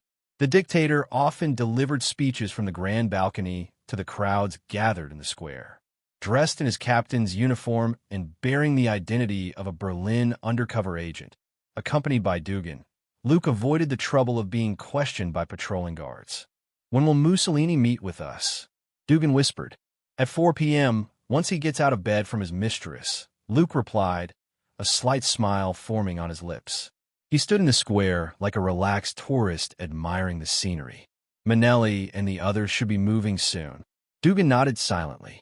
According to the plan, their sniper, Jimmy, had taken a high vantage point, while the assault team member, Kenneth, was driving a truck, slowly parking it a street away, loaded with 20 carefully selected mafia sharpshooters and a Maxim machine gun. Alessandro had gone to great lengths to smuggle that weapon in. Next, they would create a diversion to attract the attention of the guards in Piazza Venezia, causing chaos to provide Luke with the best opportunity. Do you think Mr. Mussolini will be surprised when he sees us? Luke maintained his calm demeanor, even joking. Dugan couldn't help but admire Luke's unflappable composure. Thinking about what was about to happen made his legs tremble slightly. Time ticked slowly, each second feeling exceptionally drawn out. Let's go in. Luke presented the military-issued pass and confidently entered the meeting room of Palazzo Venezia. Just as he disappeared from the square, a loud gunshot rang out, like a stone falling into a serene lake, instantly causing unprecedented chaos. Enemy attack! Enemy attack! The shrill whistle sounded, and patrol guards sprang into action, military police quickly surrounding the entire Piazza Venezia in an attempt to find the hidden sniper. Following that, a series of gunshots erupted as assault team member Kenneth pulled back the tarpaulin of the truck, and 20 elite mafia gunmen streamed out. This sudden barrage caught the Roman patrol guards off guard, and following Luke's orders, Kenneth expertly operated the Maxim machine gun, unleashing a torrent of fire that mowed down the rushing military police and guards, making it nearly impossible to breach the death net woven from bullets. "Protect the leader!" Luke shouted excitedly, stepping out of the meeting room without hesitation. At this moment, whether they were politicians or guards, they were too preoccupied to differentiate between friend and foe. Moreover, Luke, dressed in a captain's uniform and German military attire, was the best pass. Ordinary soldiers dared not stop him, and high-ranking officers had no time to question him as he ascended the stairs. "Commander, Kenneth can't hold out much longer. He can only hold them for 5 minutes at most." Dugan, trailing behind Luke, swallowed nervously, surrounded by enemy troops. "That's enough." Luke took 2 steps in one, moving with astonishing speed to reach Mussolini's office floor. The security here was evidently tighter than outside. The Italian dictator was protected by Nazi soldiers wearing Hydra armbands, who were not shaken by the sudden gunfire, but instead tightened their guard around Mussolini, maintaining basic order. A stranger like Luke, who rushed in, was promptly stopped and questioned, even with his captain's rank in the Third Reich. "Stop! Identify yourself!" Luke couldn't be bothered to waste words. He kicked out, sending the Nazi soldier blocking his path crashing against the wall, his ribs shattered, flying backward. The remaining guards hadn't reacted yet before he swiftly broke their necks. "Create chaos, draw their fire." Dugan nodded at Luke's orders, pulling out his pistol as he ran higher, shooting a few rounds downstairs to attract more guards. The sound of heavy footsteps echoed in the hallway as Luke moved forward, shouting, "Protect the leader!" And the enemy is running upstairs, making his way toward Mussolini's conference room. He had already made ample preparations. The Italian dictator had a habit of having afternoon tea at 2 p.m. and liked to stay in the third conference room on the right side of the hallway. When in a good mood, he would often call over his mistress to release his pent-up energy. The sounds of gunfire echoed throughout, and Luke moved through the ranks of Nazi soldiers attempting to stop him, knocking them down one by one. This time, he did not hold back. After all, getting shot with submachine gun bullets still hurt. With a quick motion, Luke crushed a hard steel helmet into scrap iron, and the last obstacle fell before him. Bang! He kicked open the door to the conference room. Inside sat a bald man, his eyes full of terror, holding a German-made Walther P-38 pistol aimed at the intruding Luke. Bang! Bang! Bang! 3 bullets blasted through Luke's uniform, creating clear holes, but no blood flowed. "Is that all?" Luke pulled out the spent bullets with a friendly smile. "Hello, Mr. Mussolini. Who are you? The Freedom Party? Or those guys from the Revolutionary Front?" Mussolini gazed at Luke like he was a monster, astonished that the bullets couldn't penetrate his skin. Luke did not answer. He walked straight over and lifted the Italian dictator as if he were picking up a chick. "I'm Italy's slap." A resounding slap landed on Mussolini's face, causing his cheek to swell immediately. Luke had held back his strength. "I don't care who you are, Benito Mussolini. Please face the reality of becoming a captive." Luke's eyes were cold as he pushed Mussolini onto the balcony where he often delivered speeches. Gunfire erupted in Piazza Venezia, creating chaos. "Rome is now under our control. From this moment on, there will be no dictator, no fascists." Luke looked down at the crowd below, his booming voice carrying far, the sunlight shining upon him, as if he were a hero walking out from a mythical epic. Telegram. The latest telegram has arrived. In the Allied Command Center in London, the Strategic Science Corps, which had just faced Colonel Phillips' stern reprimand, was enveloped in a gloomy atmosphere. Everyone breathed cautiously, fearful of provoking the colonel again, when suddenly the telegraph operator burst in with excitement. His face was flushed, perhaps from being overly excited, and the words seemed to get stuck in his throat. "It's a telegram from Captain Cavell." The operator's breath was quickening, his face filled with excitement and admiration. "What the hell is this commotion? Where's your soldierly composure? Damn it!" Colonel Phillips furrowed his brow, scolding first before reaching out to take the telegram. However, upon reading its contents, he couldn't help but exclaim an obscenity, completely forgetting his authoritative image. "Italy, Rome, at 2:50 p.m., Allied Captain Luke Cavell, leading the Roaring Strike Force, has successfully captured Italy and taken Mussolini alive." This brief message struck Colonel Phillips like a thunderclap, leaving him momentarily stunned and speechless. "Successful," the colonel murmured to himself. He had assigned Luke to lead the Roaring Strike Force for this mission. He had devised the astonishing plan to assist the Allies in landing on Sicily and raiding Rome. But he actually did it. Colonel Phillips felt disbelief flood his heart, as if he were trapped in a dream where everything seemed unreal. In his plan, the best outcome was merely to infiltrate deep into Italy to create opportunities for the Allied landing. Capturing Mussolini was just an impulsive secondary goal that wouldn't matter too much if it failed. No one had anticipated that Luke would deliver such a colossal surprise to the Allies and to Colonel Phillips himself. Super soldier.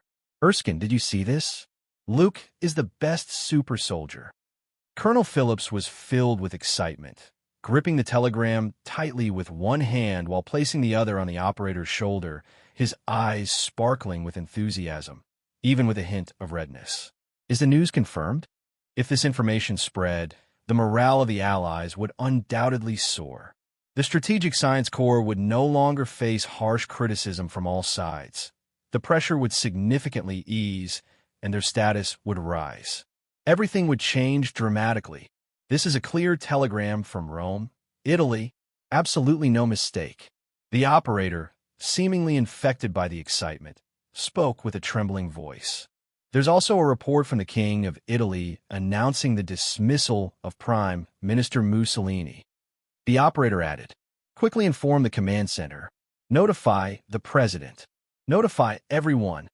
Colonel Phillips waved the telegram energetically, realizing he hadn't misjudged Luke. Such world-shaking achievements should be known throughout the globe. The telegraph machine continued to click and clatter, sending out electromagnetic waves rapidly to various locations. From Britain to America, from Churchill's office to Roosevelt's White House, this absurd yet credible news raced like a winged horse across the world.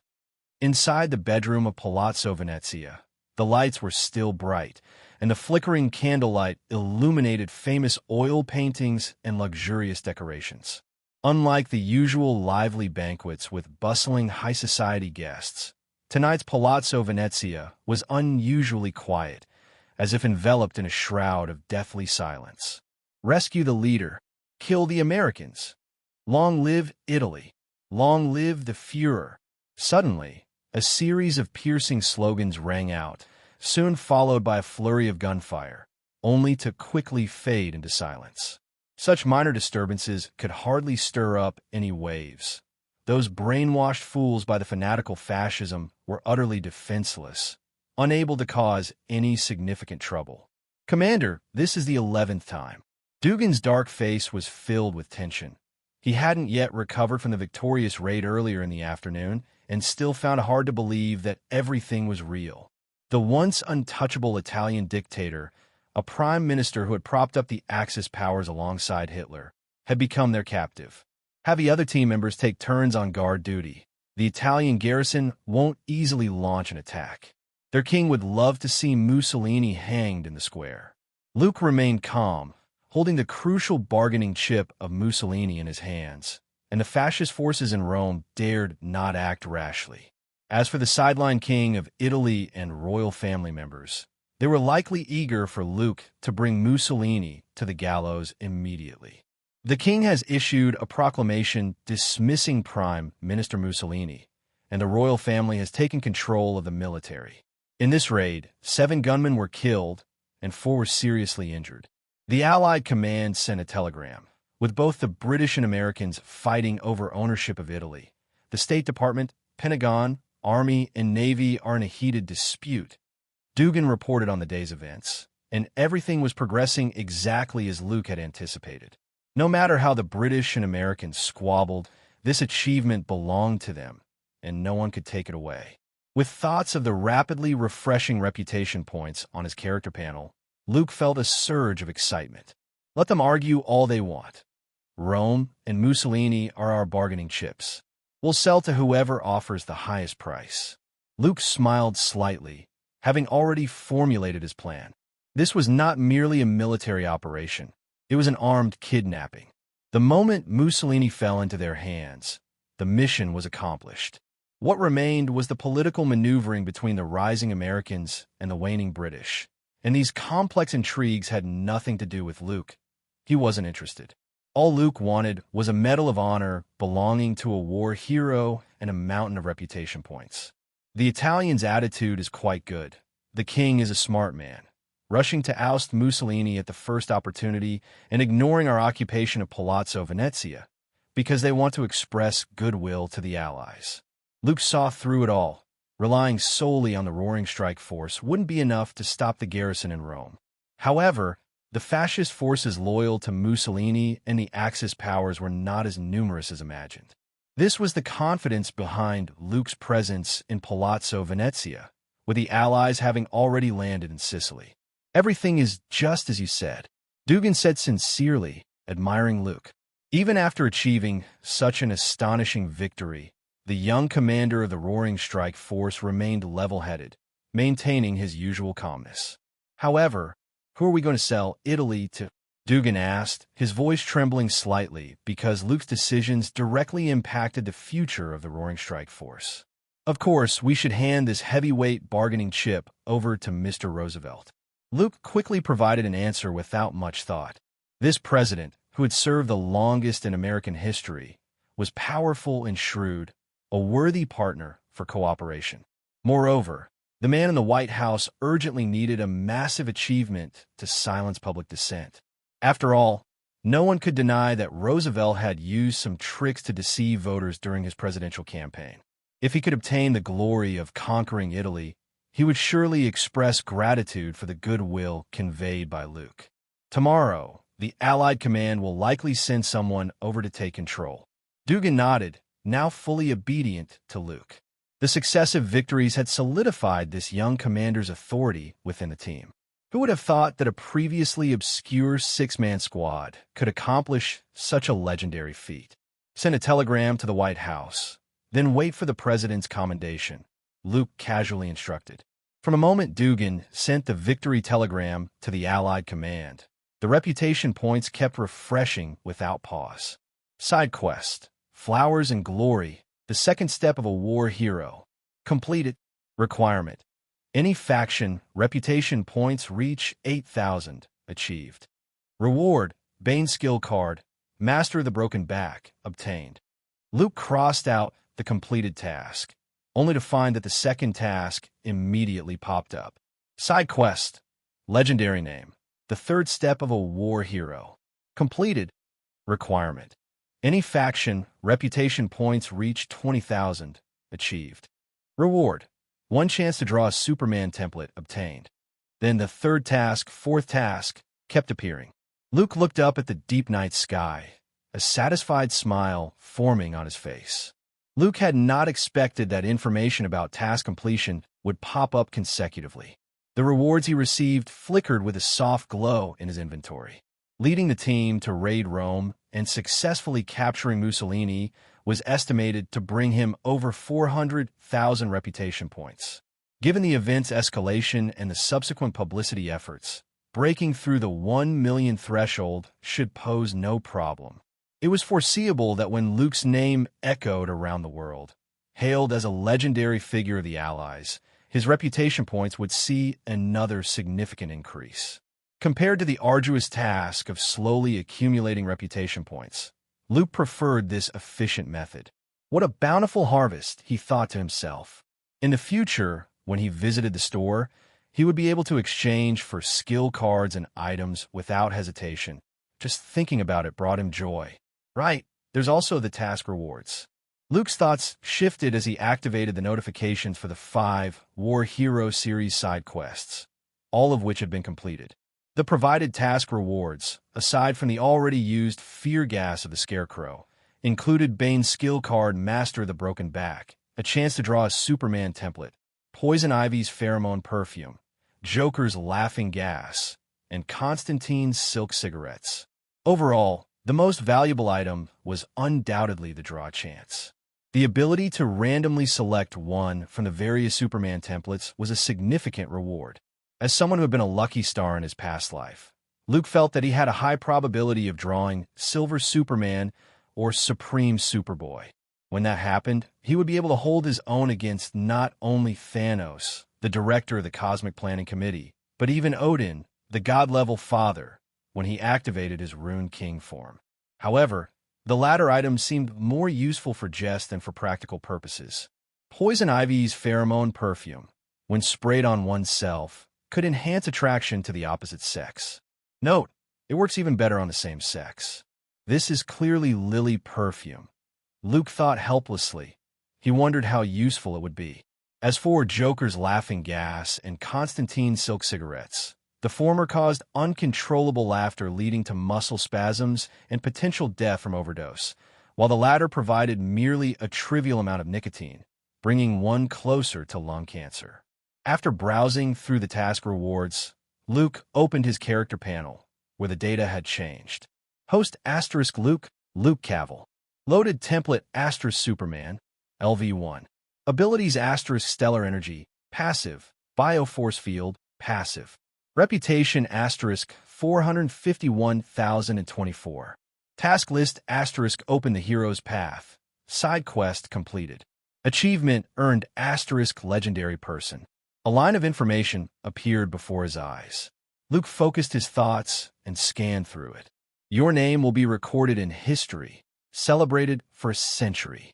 Enhances the host's leadership qualities and influence. **. Well, that's not bad. After seeing the effect, Luke displayed a satisfied expression. This subtle aura of personality charisma could often play an unexpectedly crucial role. For a draw, it should be done on an auspicious day with fitting background music. Otherwise, it loses its ceremonial feel. Luke pondered for a moment, deciding to save the draw opportunity for the day of the President's commendation.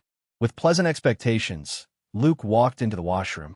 He didn't sink into the large, luxurious hot spring, but simply rinsed his strong body with cold water. Each muscle was sharply defined, like hard rock, radiating a masculine aura. His entire physique seemed sculpted from marble, sturdy and fit. The explosive power surged within him. Really not good, so sore. Luke leaned against the wall, letting out a sigh. He strained to open his eyes, abandoning the idea of trying to use his heat vision. According to the settings, the stellar energy Superman typically absorbed was stored in countless cells within his body, which could be concentrated and released through his eyes when necessary. The energy could be powerful enough to incinerate planets or gentle enough to heal wounds, depending entirely on the user's control and the energy stored within. Perhaps because Luke hadn't had the template long enough, he hadn't absorbed enough stellar energy yet. Therefore, he found it difficult to unleash heat vision directly from his eyes like Superman could. However, upon reflection, Clark Kent seemed to have learned that trick only after reaching adulthood, which brought some balance to Luke's feelings.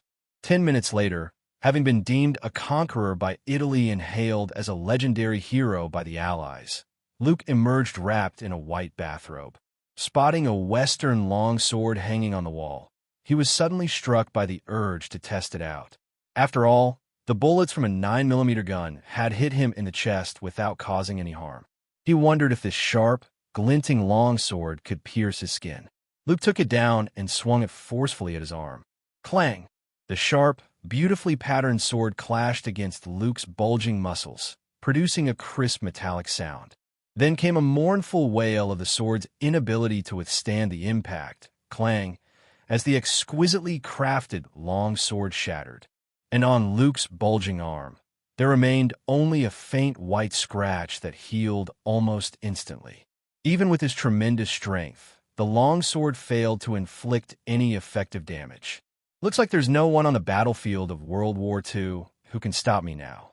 Leaning against the headboard, Luke picked up the book The Prince, a work by the Italian thinker Niccolò Machiavelli. Unfortunately, Mussolini had not learned how to transform Italy into a powerful centralized state from it. Instead, he advocated for totalitarianism, becoming a despised dictator. Main quest. Opening the third faction, Hellfire Club. Requirement * extract mutant gene fragments, 0/5. Completing this task will fulfill the prerequisites for unlocking the celestial event. Reward * leech serum X5. A few lines of information suddenly appeared before Luke's eyes, yet he maintained his reading posture while maximizing his auditory senses, scanning the entire room like a radar. Typically, tasks would only activate upon interacting with important plot characters or discovering key information. With the expansive room being empty except for him, he had received a task notification. There was no doubt that a mutant was present with him in the same room. Hellfire Club. Luke knew of this organization, which was established in the 18th century primarily to document and investigate mysterious events such as vampires, werewolves, and witches. It later evolved into a social venue for elite individuals, inviting renowned scientists and influential tycoons. Overall, at this stage, the Hellfire Club was relatively normal. It wasn't until a German scientist named Sebastian Shaw joined that it transformed into a specialized organization for mutants.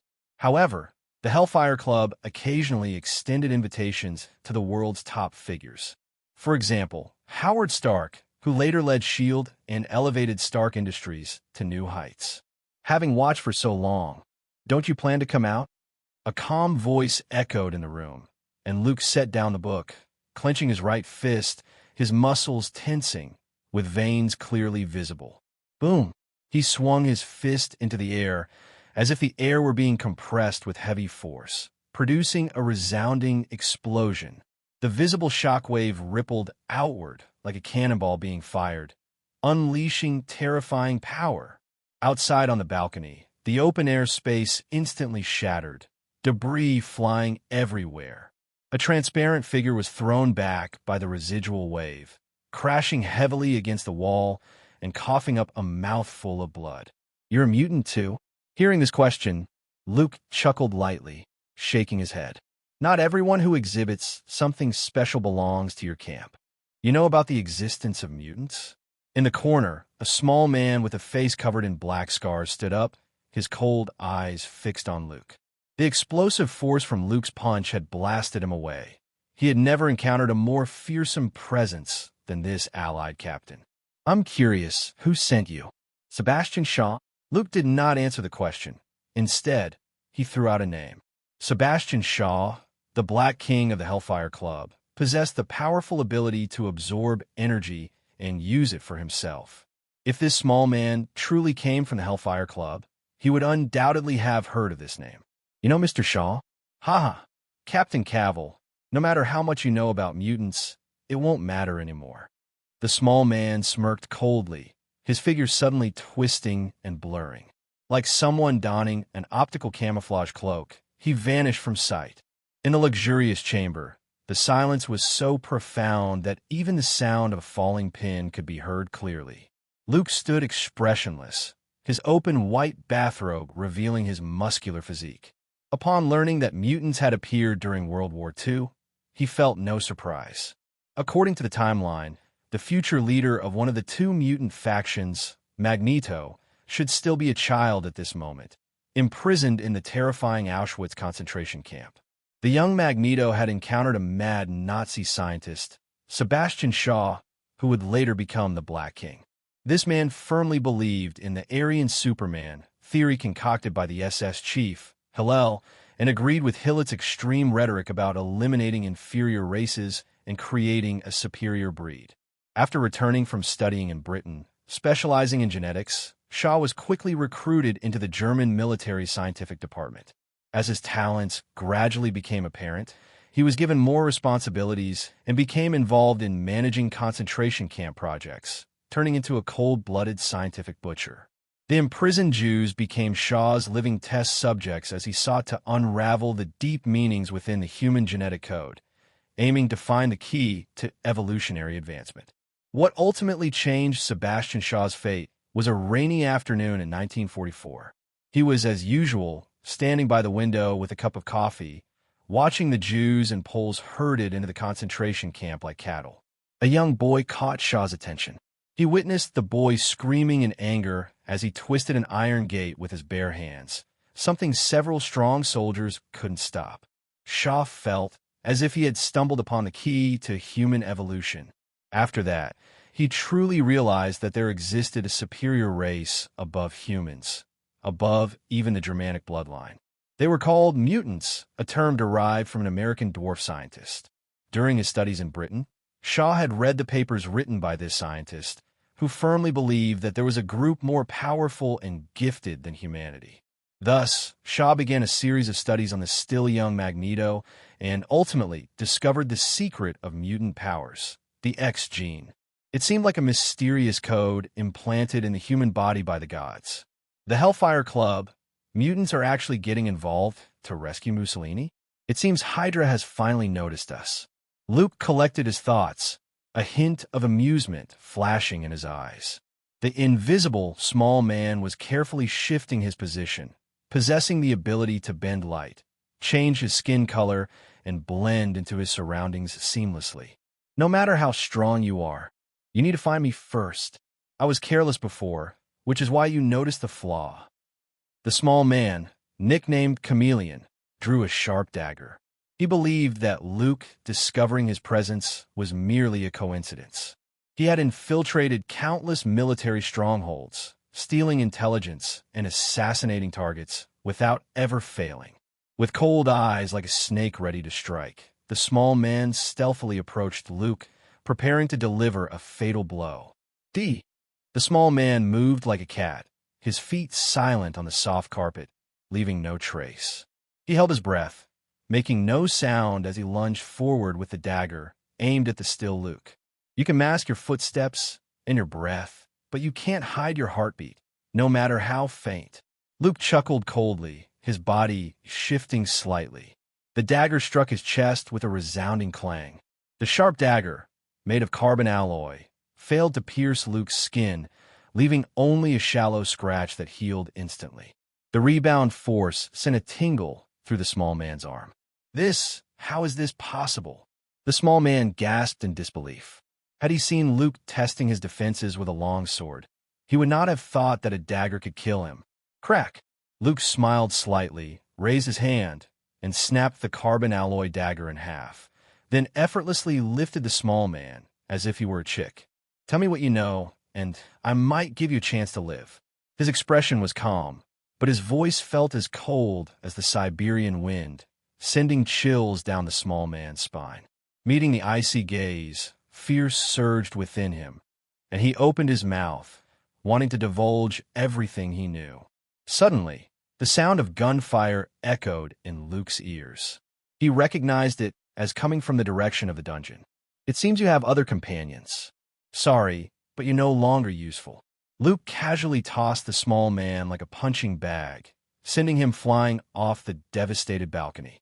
Accompanied by a sharp scream, the mutant traced a beautiful arc in the air. Moments later, a dull thud indicated the sound of a heavy object hitting the ground. Let me see what a mutant looks like. Luke smiled as he focused his thoughts. Skin cover. To ensure safety, he chose to wear the Kryptonian uniform he had acquired, which would provide some added defense. Who knew if there were opponents among the mutants with powers like laser vision or fire manipulation? This Superman is clearly powerful, yet overly cautious, Luke remarked. A stream of light spread out as the nano-armor, resembling steel, enveloped his tall frame. Instead of Superman's iconic S emblem on his chest, there was a golden insignia shaped like a blazing sun. A deep red cape flowed behind him like a flag. Though capes aren't particularly practical, looking cool is a lifelong affair.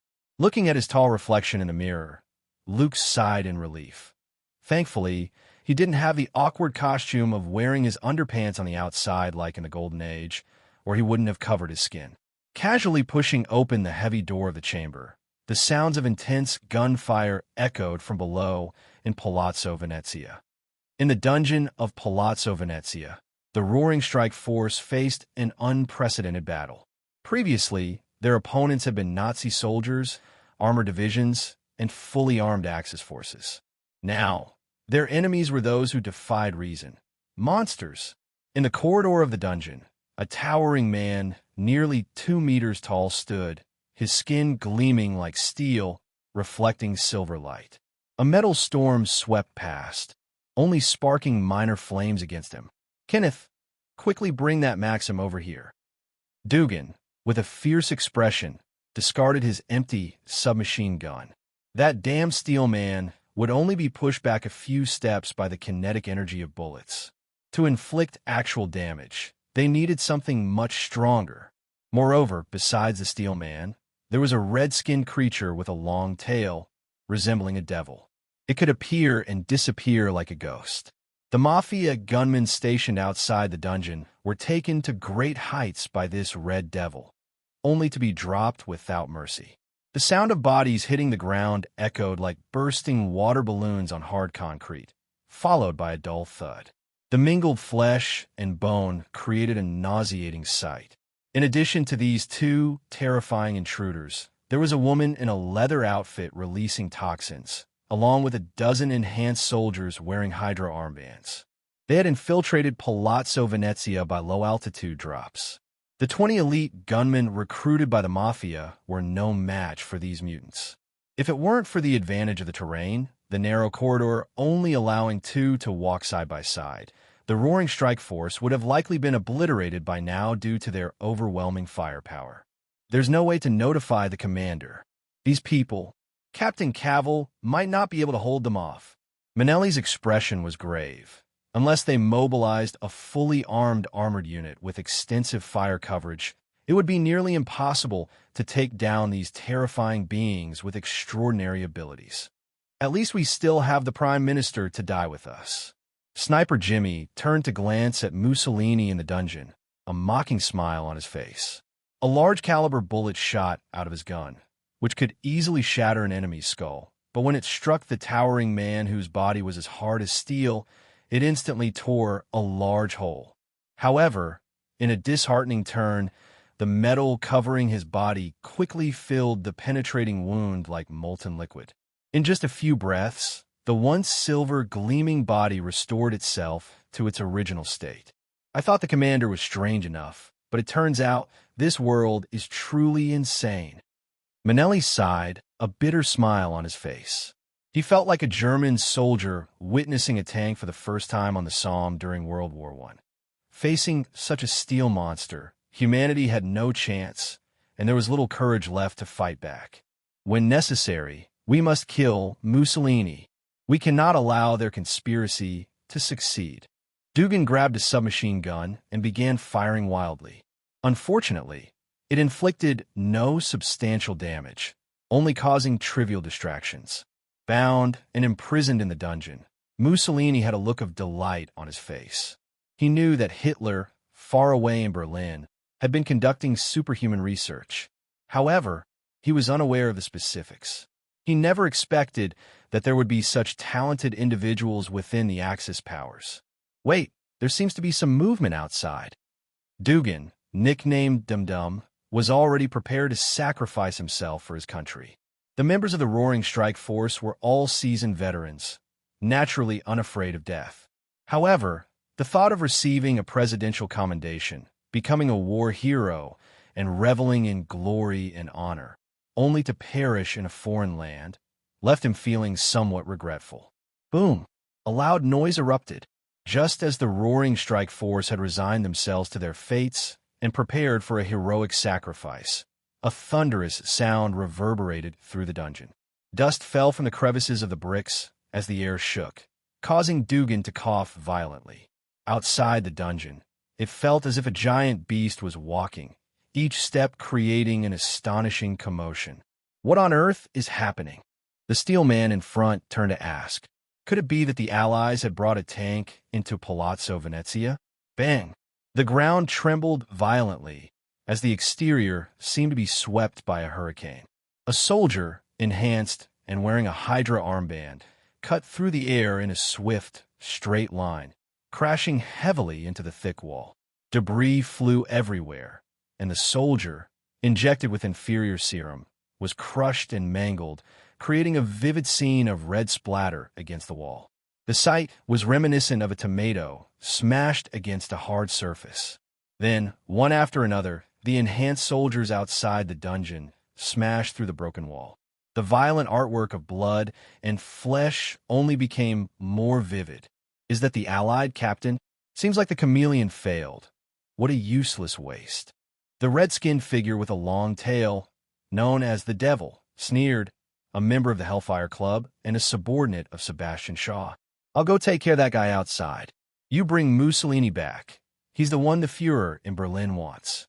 The Red Devil, Azazel, scoffed. As a mutant, he had always considered himself exceptional and looked down on ordinary humans. Many mutants who joined the Hellfire Club had suffered discrimination and harm, easily brainwashed by Sebastian Shaw's theory of race.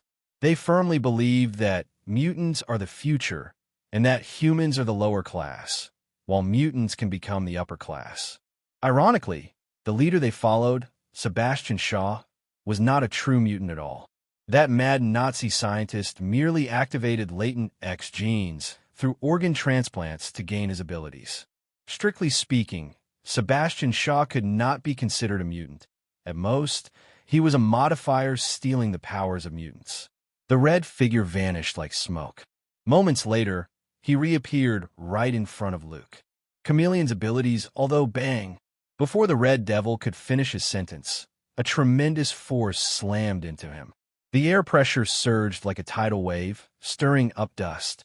Such terrifying momentum startled the Red Devil, prompting him to quickly close his mouth and vanish, moving to a safer distance. This guy is a mutant.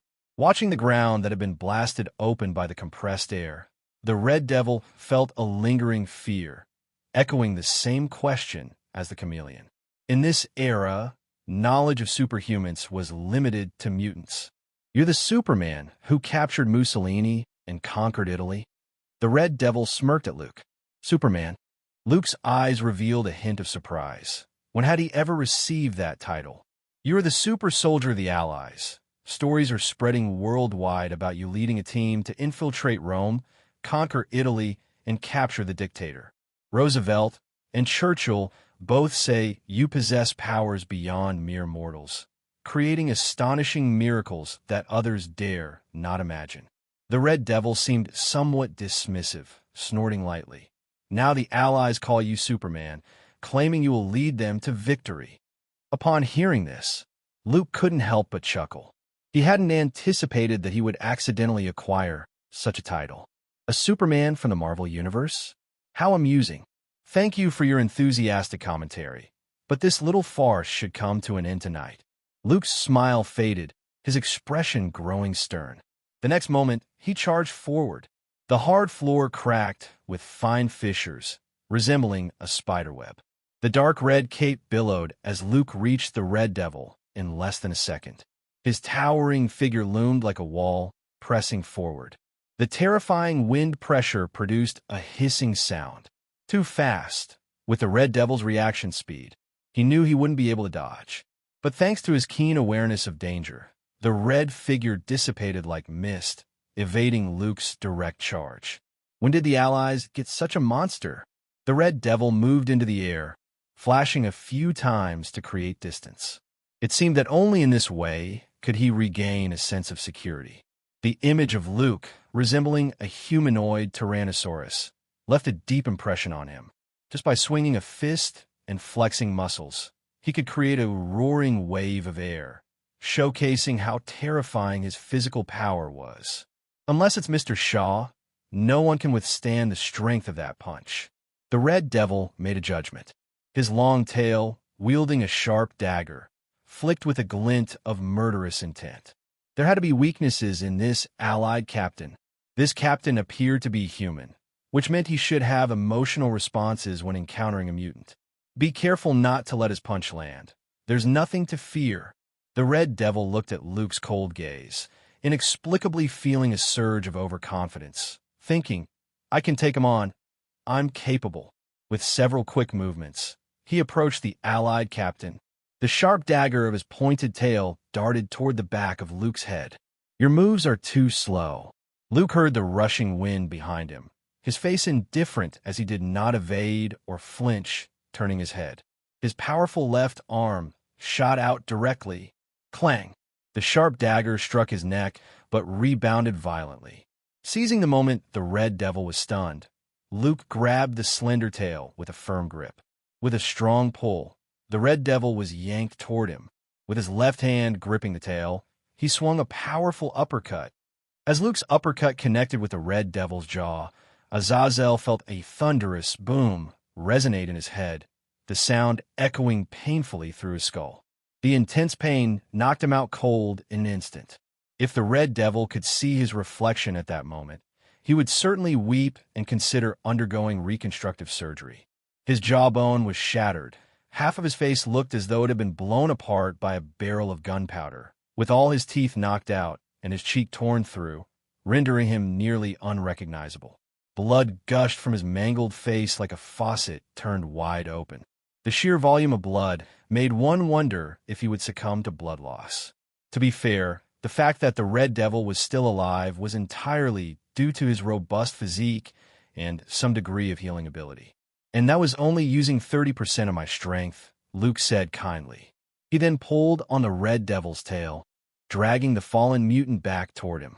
This unfortunate mutant was like an insect caught in spider silk, obediently falling into Luke's grasp. Luke's fingers closed around Azazel's neck like iron pincers. Mutants are no more than this. At Luke's assessment, prideful as a mutant, the Red Devil instinctively wanted to retort. However, feeling the tightening pressure around his neck, a choking sensation overwhelmed him, and he wisely chose to remain silent. In the grip of this allied captain, the Red Devil felt for the first time how fragile life could be. With just a slight squeeze from Luke, he would be saying goodbye to the world. Not to mention, in his current state, the Red Devil didn't dare entertain the thought of trying to escape for fear of provoking his captor. Seems like you understand your place. Luke lifted the Red Devil like a rag doll, striding toward the dungeon. The ongoing battle outside had already caught the attention of other mutants. Yet, they did not perceive any formidable foes that could threaten Azazel, who moved like a ghost. These mutants, existing in the era of World War II, had yet to witness the superhumans that would later emerge in droves. Their narrow perspective led them to believe they were the future rulers of this world. If they were truly intelligent, they wouldn't have fallen for Sebastian Shaw's brainwashing. Azazel, the toxin-releasing woman in leather exclaimed, seeing her comrade captured and rendered powerless. She raised her hands slightly, and a wave of green mist surged forth. Her ability was to release neurotoxic gas, capable of causing large-scale, indiscriminate lethal attacks. Had it not been for the need to ensure Mussolini's survival, the Roaring Strike Force would not have lasted this long in the dungeon. Useless. Luke remained unfazed, stepping forward. The air seemed to compress around him, generating a powerful gust as he approached the toxin-wielding woman. The green mist dissipated before it could reach him, as he delivered a swift chop to her neck. It was as if her neck snapped, and she slumped to the ground, her eyes rolling back in her head. The speed at which the battle concluded exceeded everyone's expectations. The toxin-wielding woman, who could have been a significant asset on the battlefield, fell effortlessly before Luke after only making one move. "You're all so incompetent." The imposing figure with a body like steel sneered, his heavy Russian accent evident. Clearly, he was a Soviet bear, inexplicably serving as a subordinate to the Nazi scientist Sebastian Shaw. Did he not fear being sent to Siberia to grow potatoes? "They're all useless, but how strong can you be?" Luke tossed the red devil aside, then stomped down on his legs, breaking both legs with a loud crack. The sound of bones snapping and the red devil's agonizing screams echoed clearly in the dungeon. Witnessing this scene made everyone's skin crawl. "You can try to escape. Just remember, don't let me catch you. Otherwise, I won't be as gentle as I am now." Luke lowered his gaze, looking down at the trembling red devil.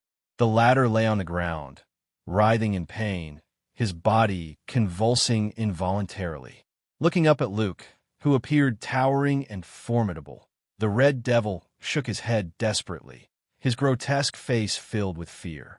He had no desire to test whether he could escape by teleportation. This young allied captain was so strong that it extinguished any will to resist. "Do you think being invulnerable means no one could defeat you?" As the imposing figure approached, Luke fearlessly met him head-on. The two collided like meteors crashing into each other. Boom! The explosive force filled the narrow corridor. The entire space seemed to tremble, causing Dugan, hiding behind a Maxim machine gun, to lose his balance and fall to the ground in shock. "I really want to know if that guy named Steve Rogers is as terrifying as you, Commander." Manelli's expression mirrored that of shock, believing that his commander had surpassed the realm of humanity. The remaining members of the Roaring Strike Force were utterly stunned by the terrifying power Luke displayed. Witnessing a real battle was entirely different from merely seeing someone lift an off-road vehicle. At the very least, the impact they experienced was worlds apart. "Not bad. It's rare to have a punching bag like you." Luke smiled appreciatively as he collided with the steel-bodied man, the sound resonating like a bell. This was one of the few opponents capable of matching his strength. The imposing man's eyes widened, unable to utter a word. Since awakening his abilities at 17, he had never felt pain until now. His arms ached and trembled. This man was undoubtedly a monster, like his fellow teammates. The imposing man was filled with similar thoughts. Then he saw Luke laugh loudly, excitement gleaming in his eyes, saying, "Come again. Don't come any closer."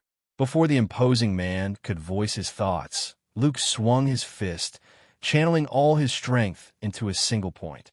Boom! Like a massive bell ringing, the imposing man was sent flying. He traced a rapid line through the thick wall of the dungeon. The violent sound shook the space around them, nearly causing the sturdy corridor to collapse. The other members of the Roaring Strike Force, along with the terrified Mussolini, had already retreated deeper into the dungeon, not wanting to be buried alive. Engaging in such a battle rarely ended well. "What kind of monster are you?" The steel-bodied man pushed off the ground with both hands, shakily getting back on his feet. Boom! Luke followed closely behind, delivering 3 consecutive punches. The liquid metal surface of the imposing man couldn't recover in time before the terrifying force struck again. "I give in."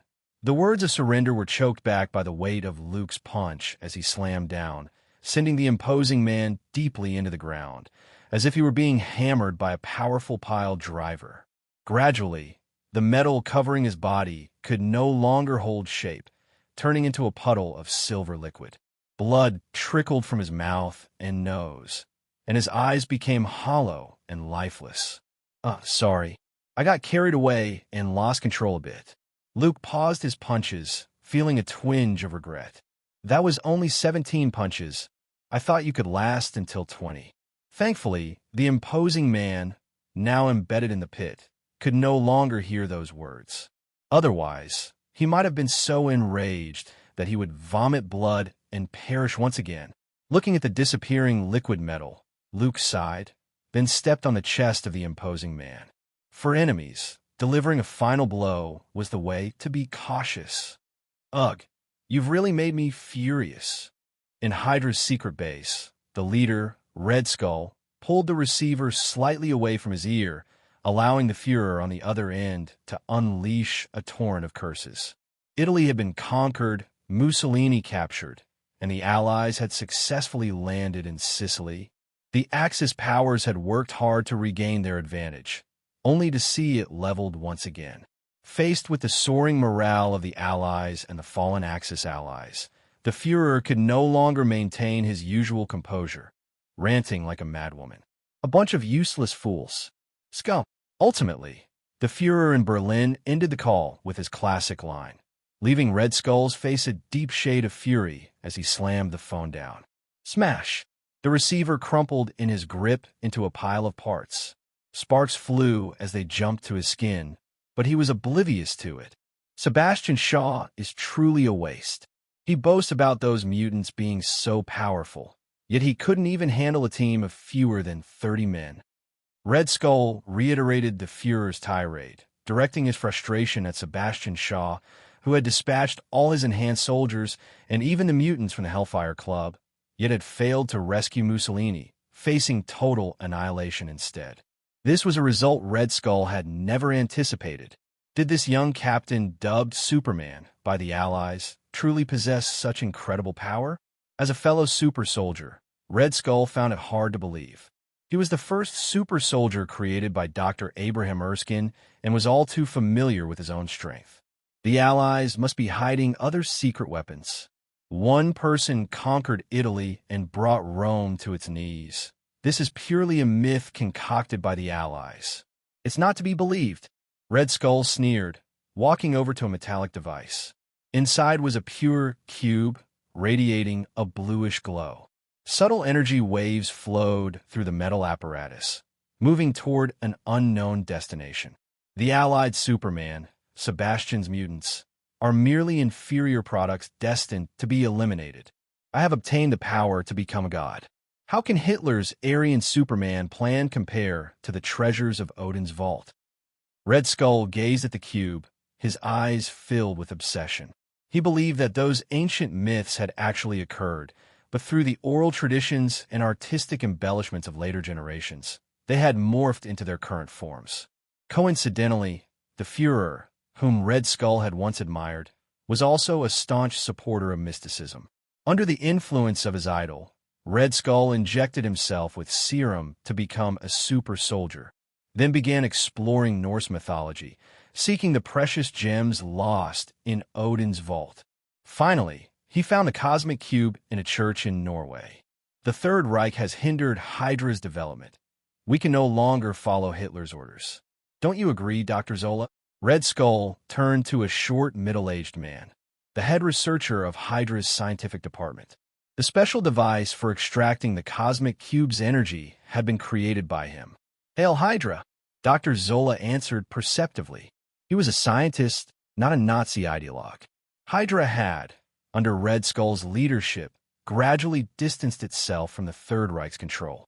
If anyone else had received the Führer's furious reprimand, they would likely have been terrified, fearing arrest by the Gestapo and being thrown into prison to endure brutal punishments. But Red Skull remained unfazed. With the cosmic cube in his possession, he could provide energy weapons to the Third Reich and had become an indispensable asset in the Axis powers. Without those invincible multi-turreted super tanks on the battlefield, or those energy weapons that could turn a human into ash upon impact, the Soviets would likely have already breached Berlin. Mr. Schmidt, regarding the Allies, Dr. Zola asked cautiously.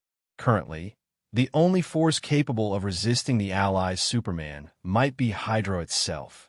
The Führer's call surely indicated he hoped Red Skull could resolve this problem and dampen the Allies' morale.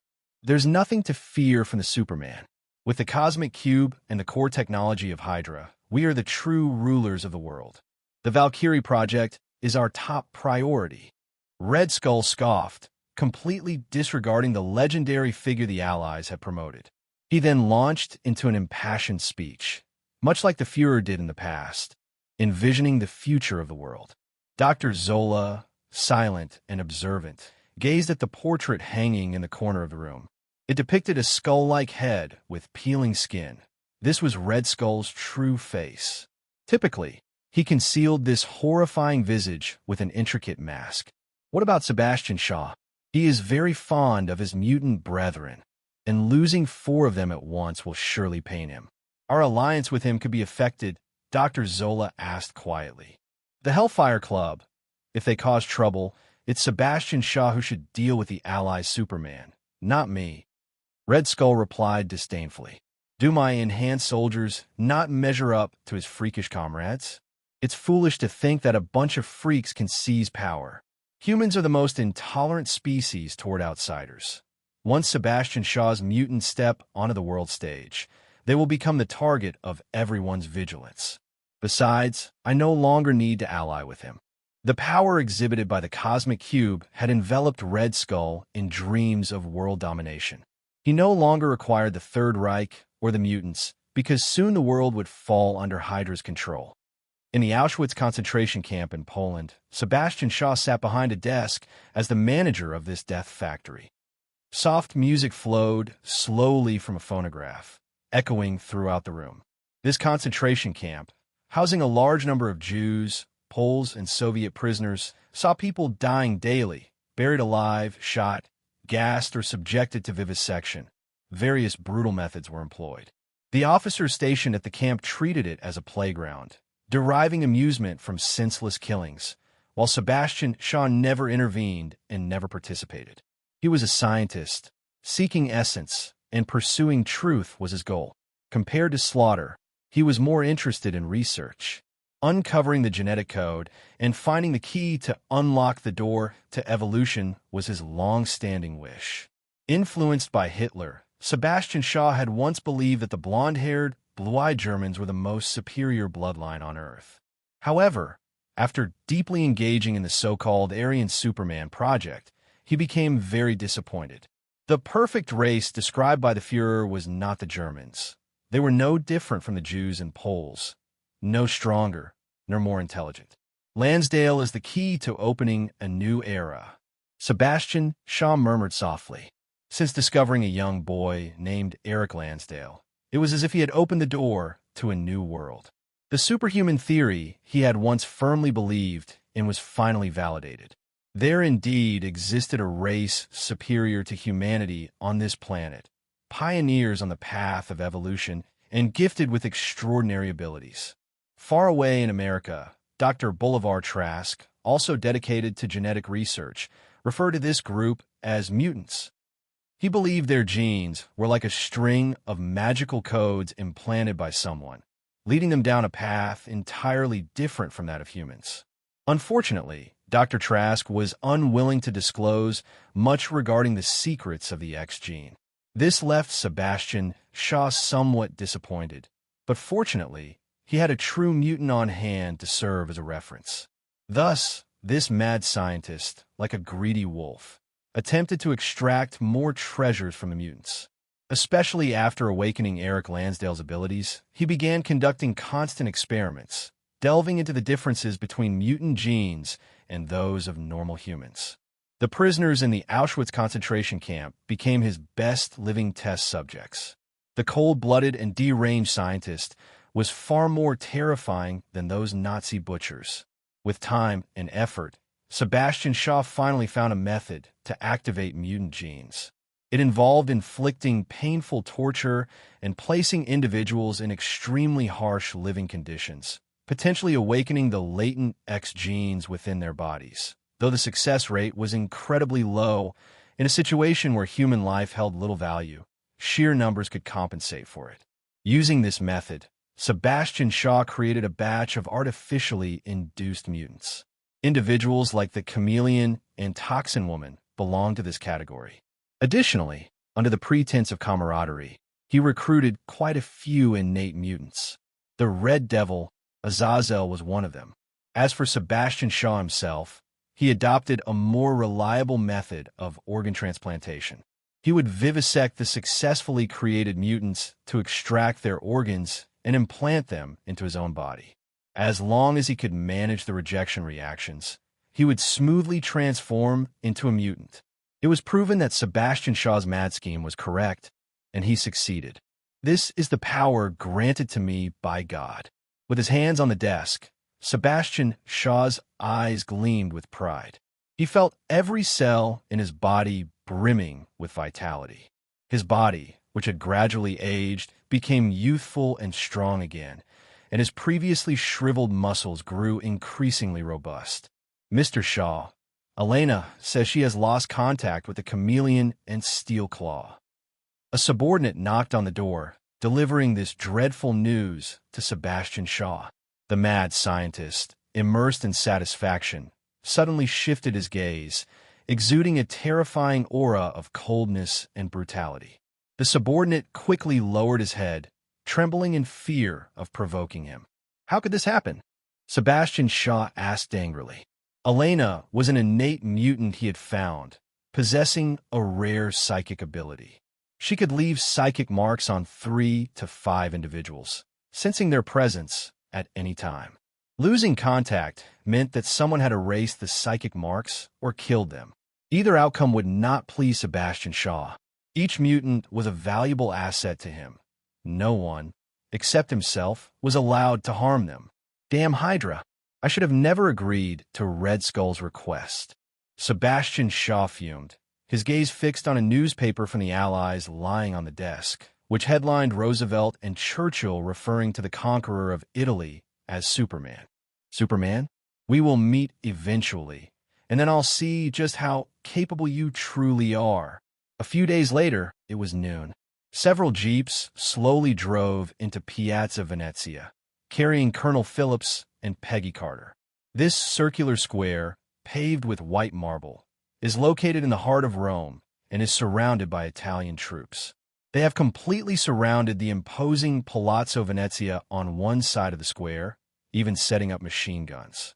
It's no wonder these Italians were making such a commotion and displaying such an impressive array.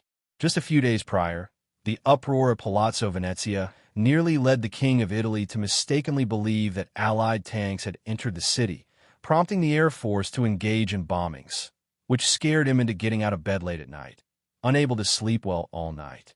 Later, upon learning that Hitler had sent people to attempt to rescue Mussolini, the royal family hastily mobilized the military, surrounding Palazzo Venezia tightly under the pretext of protection. It seems Lieutenant Cavill has frightened these Italians quite a bit, Colonel Phillips said with the demeanor of a victor. He opened the car door and stepped out, his gaze directed towards Palazzo Venezia. The others also shifted their attention to the balcony on the second floor. Mussolini once lived there and delivered his famous balcony speech, promising the Italian people many seemingly bright futures. Now, the dictator has been overthrown and the country has chosen to surrender. All the beauty has dissipated like bubbles. The square gradually filled with Italian citizens. After a moment, a tall figure walked out from inside, standing on the open balcony, holding the once mighty Italian dictator, who no longer exuded the same power. Once a dominant figure, Mussolini now resembled a frostbitten eggplant, shoulders drooping as he was humiliatingly lifted. His eyes, looking at Luke, were filled with hatred and fear. It was this young Allied lieutenant who had ended his dictatorship. Like a divine warrior descending from the skies, he suddenly stormed into Palazzo Venezia, defeating all the guards and vanquishing Hitler's rescue team, reducing him, the ruler of Italy, to a prisoner beneath a mere lieutenant. Soon, the quiet square erupted into cheers, followed by thunderous applause. The sound waves surged, centered around Piazza Venezia, spreading in all directions, from one block to another. Liberate Italy. Long live freedom. Down with the dictator. Mussolini must go. Hang him. Hang this demon. Among the fervent cheers, such slogans continuously emerged as more people began to gather in Piazza Venezia. Each person was visibly excited, raising their arms and shouting. Mussolini's dictatorship had led to the prevalence of fascism, with food being controlled, freedom of speech prohibited, and daily protests and strikes never ceasing. Thus, in the eyes of the suffering people, Luke was not a detestable invader, but a great hero who liberated this country from a dictator. Well, this aligns perfectly with the Italian admiration for romance. The decision for back then was indeed correct. Seeing the prestige points on the character panel refreshing rapidly like a waterfall, Luke revealed a satisfied smile. Taking the initiative and actively engaging, he preferred this over passively completing tasks. As the cheering crowd gradually dispersed, Colonel Phillips took Carter into Palazzo Venezia. The roaring commandos put away the heavy machine guns set up in the hall, waiting for commendation from their allies. Long time no see, Luke. Colonel Phillips could no longer maintain his calm demeanor and excitedly shook Luke's hand.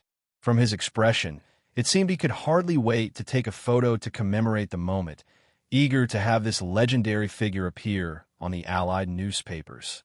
You didn't let me down? The President has great praise for you. When we return to New York, he will immediately commend you. Colonel Phillips whispered this news close to Luke's ear. Beside them, Carter's beautiful eyes sparkled. She hadn't expected that the young man from Brooklyn she met at the Stark Industries Expo would one day become a war hero for the Allies. The twists and turns of life are truly wondrous. Under the direction of the American military, Luke's name had already spread throughout the Allies, and his legendary deeds were deeply engraved in people's hearts. Compared to being on stage promoting war bonds and performing in costume, becoming a household name like Captain America, a figure like Luke, who infiltrated the enemy's base alone and achieved world-shocking feats, was far more likely to earn the respect of soldiers. I only made a trivial contribution to help the Allies win this war, just like every soldier fighting on the front lines. Luke humbly responded to Colonel Phillips' praise, and this attitude made people admire him even more. A soldier who can remain calm in the face of applause and flowers is indeed a suitable candidate to become a general. Night fell like a thin veil. After a fierce battle, Palazzo Venezia had been meticulously organized and cleaned by the Italians, becoming completely revitalized, if one ignored the destroyed open-air balcony of the royal chambers and the collapsed dungeon. The walls, resembling a wasp's nest, were repainted and adorned with even more exquisite patterns. The marble floor, stained with blood, had been cleaned to a shine, as smooth as a mirror. The broken crystal chandeliers, damaged oil paintings, and shattered railings, all of these had been restored to their original state, replaced with new ones. The air in Palazzo Venezia was filled with soothing music. Those nobles and high-ranking officials were all dressed to the nines, as if heading to a ball. The protagonist of this banquet was, of course, Luke, dressed in a sharp military uniform. Everyone was curious about what this war hero, who had single-handedly led a team to conquer Rome and liberate Italy, looked like. When they saw the tall, upright Luke, they were not disappointed. His face was stern, his eyes deep, resembling a hero who had stepped out of Greek mythology, inspiring admiration in those who beheld him. Despite being young, this allied lieutenant's presence was not inferior to that of the nobles present. No one dared to underestimate him. This could certainly be attributed to the impact of his legendary status. Guess what position the Allies are planning to promote you to? As the glasses clinked and the atmosphere was lively, as if they had forgotten the war, after socializing with various royal members and high-ranking officials, Phillips pulled Luke aside during a moment of leisure. Colonel? Or Lieutenant Colonel?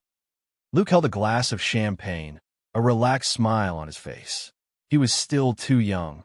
Even with solid accomplishments, he lacked the necessary experience. After all, the most famous general in American history, Douglas MacArthur, was only promoted to Major General at the age of 45.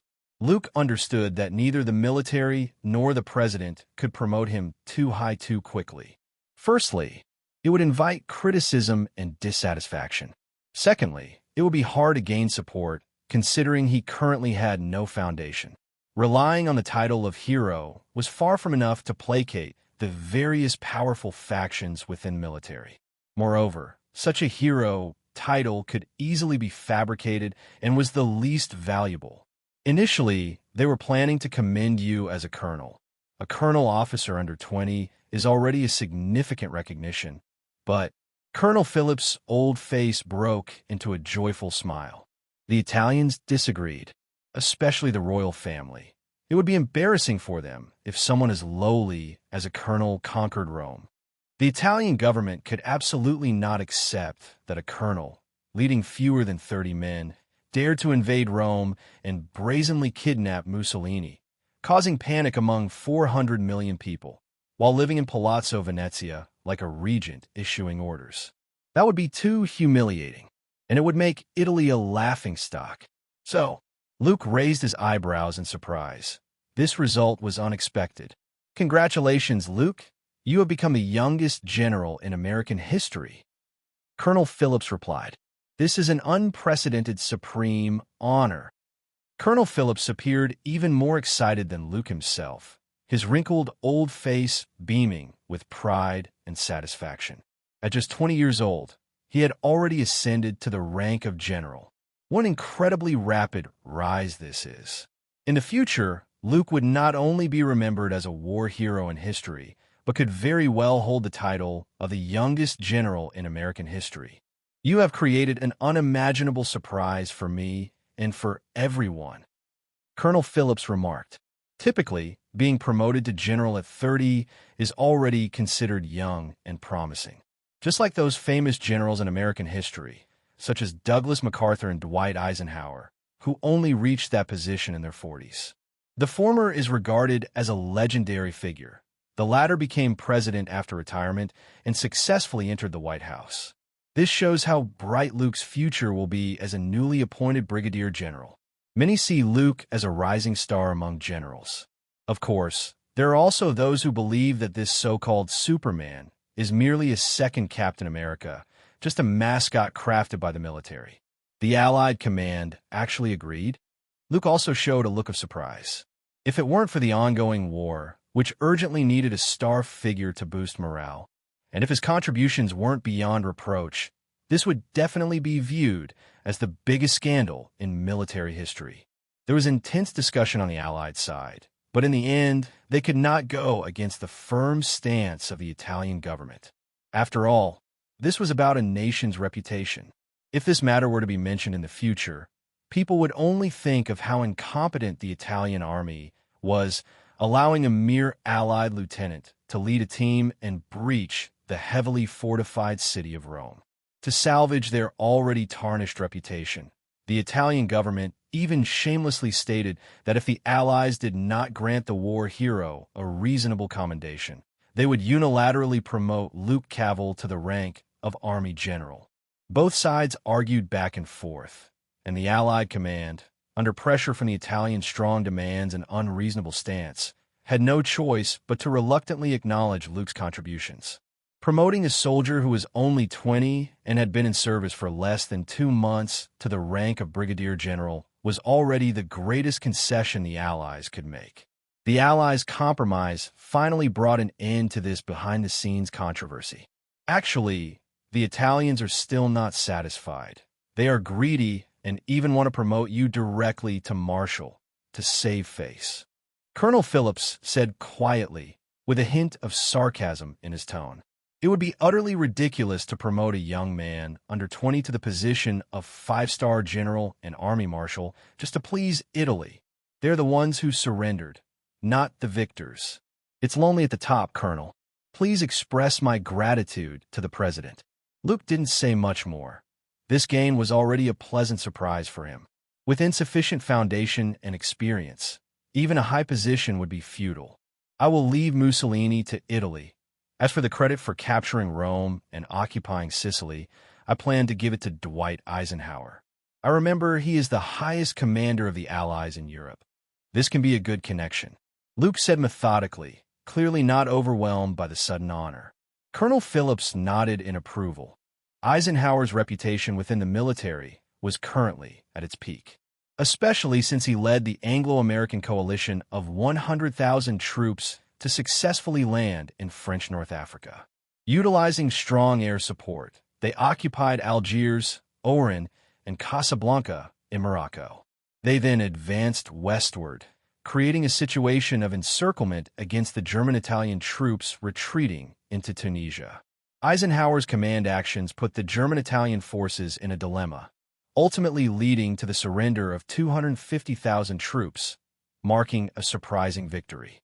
This massive victory alleviated the setbacks faced by the Allies in the Eastern European theater, once again putting the Axis powers at a disadvantage. General Dwight will remember your kindness. In fact, he holds you in high regard. Colonel Phillips couldn't help but admire Luke's foresight. What he currently lacked was a solid foundation, a supportive force behind him. And Eisenhower, whose reputation was steadily rising, was undoubtedly the most suitable ally. Luke smiled slightly, recalling that in the original history, it was Eisenhower who launched the attack on Sicily. Not long afterward, he was granted the honorary title of five-star general by the Allies. Eventually, Eisenhower even ran for president and served 2 terms, proving to be an outstanding military leader and politician. After finishing his conversation with Colonel Phillips, Luke walked alone to the terrace of Palazzo Venezia. The cool night breeze brushed by, the night sky twinkling with stars, and the silvery moonlight scattered across the earth. "Why are you hiding here alone?" Dressed in a red evening gown, Peggy Carter gracefully approached the contemplative Luke. "It's too noisy inside. I wanted some quiet time. Besides, I don't want to be forced to drink anymore." Luke leaned against the edge of the terrace, smiling as he spoke. Under the bustling night sky, the two began to chat. "Miss Carter, do you know what Steve is doing now?" Luke thought of Captain America. At this time, he should still be on stage promoting bonds and touring. He's filming and performing with a senator, and recently, he even has a personal comic. "Rogers is way more popular than you." Carter laughed lightly. She seemed to recall the training camp, where Luke and Rogers shared a deep friendship. Later, they both became super soldiers, but their fates turned out to be completely different. "In about 3 days, I'll set off back to New York with the Roaring Commandos, and I plan to suggest to the military to transfer Steve to my side." Luke said to himself. He had now gained some degree of clout and was no longer that low-ranking soldier who could be ordered around. Those politicians on the committee wanted to manipulate him, but they were not qualified. "He will surely be very grateful to you." Carter crossed her arms and then changed the subject. "Those Italian noblewomen were looking at you with such enthusiasm, as if they wanted to devour you like a dessert." At the banquet, Luke was the center of attention. She always heard women discussing how to make this war hero who liberated Italy their own guest. "I feel the same way. Earlier, a pretty lady stopped me in the hallway, saying she wanted to thank me for liberating Italy and overthrowing the dictator, and then insisted I visit her room." "It seems you didn't go to her room. Are you a bit regretful?" Carter frowned, her attitude growing colder. She couldn't reconcile the seemingly frivolous young man before her with the legendary hero of the Allies. Of course, any man who declines such an invitation would feel a bit regretful. Luke replied frankly, "Miss Carter, don't look at me with such contempt.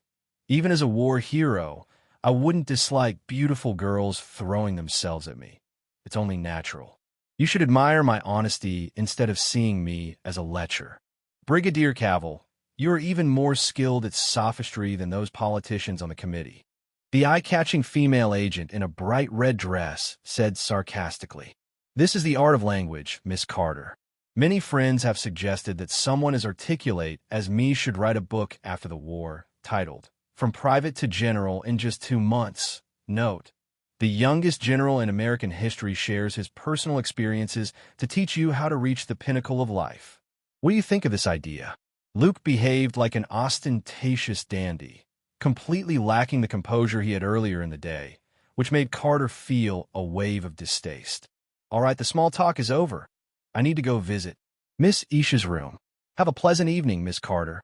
Seeing the atmosphere become a bit stiff, Luke smiled slightly. He held his glass of champagne and turned to leave. Behind him, Carter looked annoyed. Her woman's intuition told her that this was not Luke's true self. But why was he putting on such a facade? 2 days later, Luke, dressed in a brigadier general's military uniform, stepped off the ship surrounded by a crowd of attendants.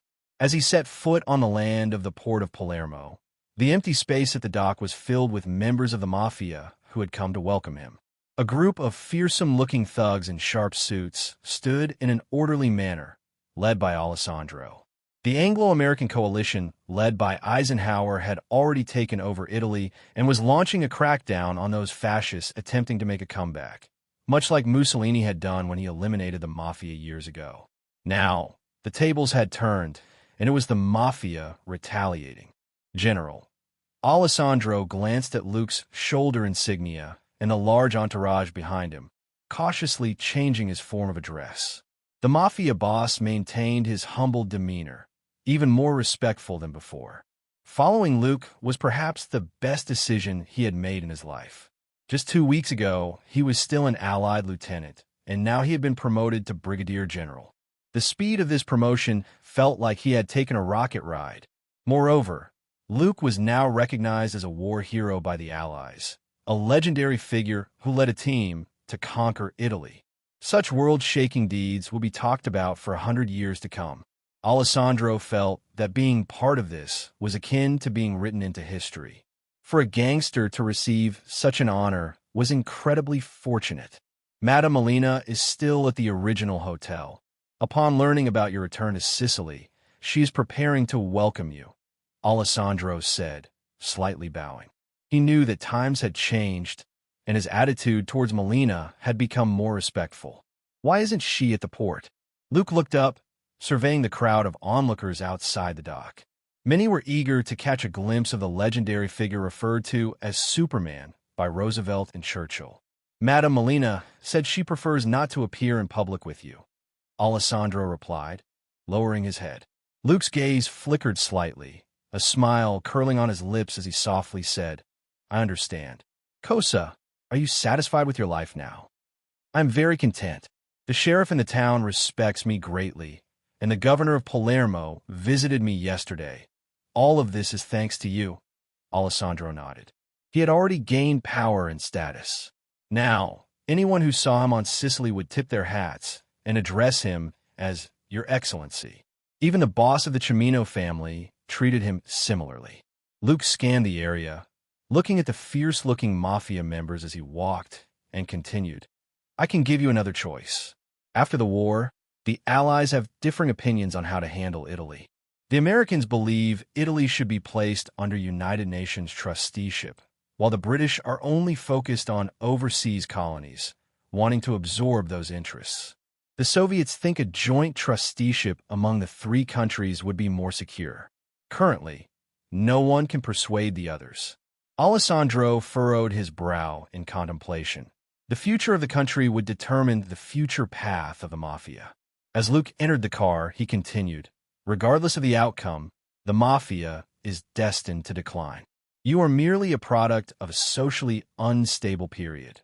Once order is restored, the state will take action against you, just as Mussolini did when he came to power, using you as scapegoats to gain public support. Cosa, I have faith in your abilities. So, you can choose to stay in Sicily, continue enjoying life, and manage the family.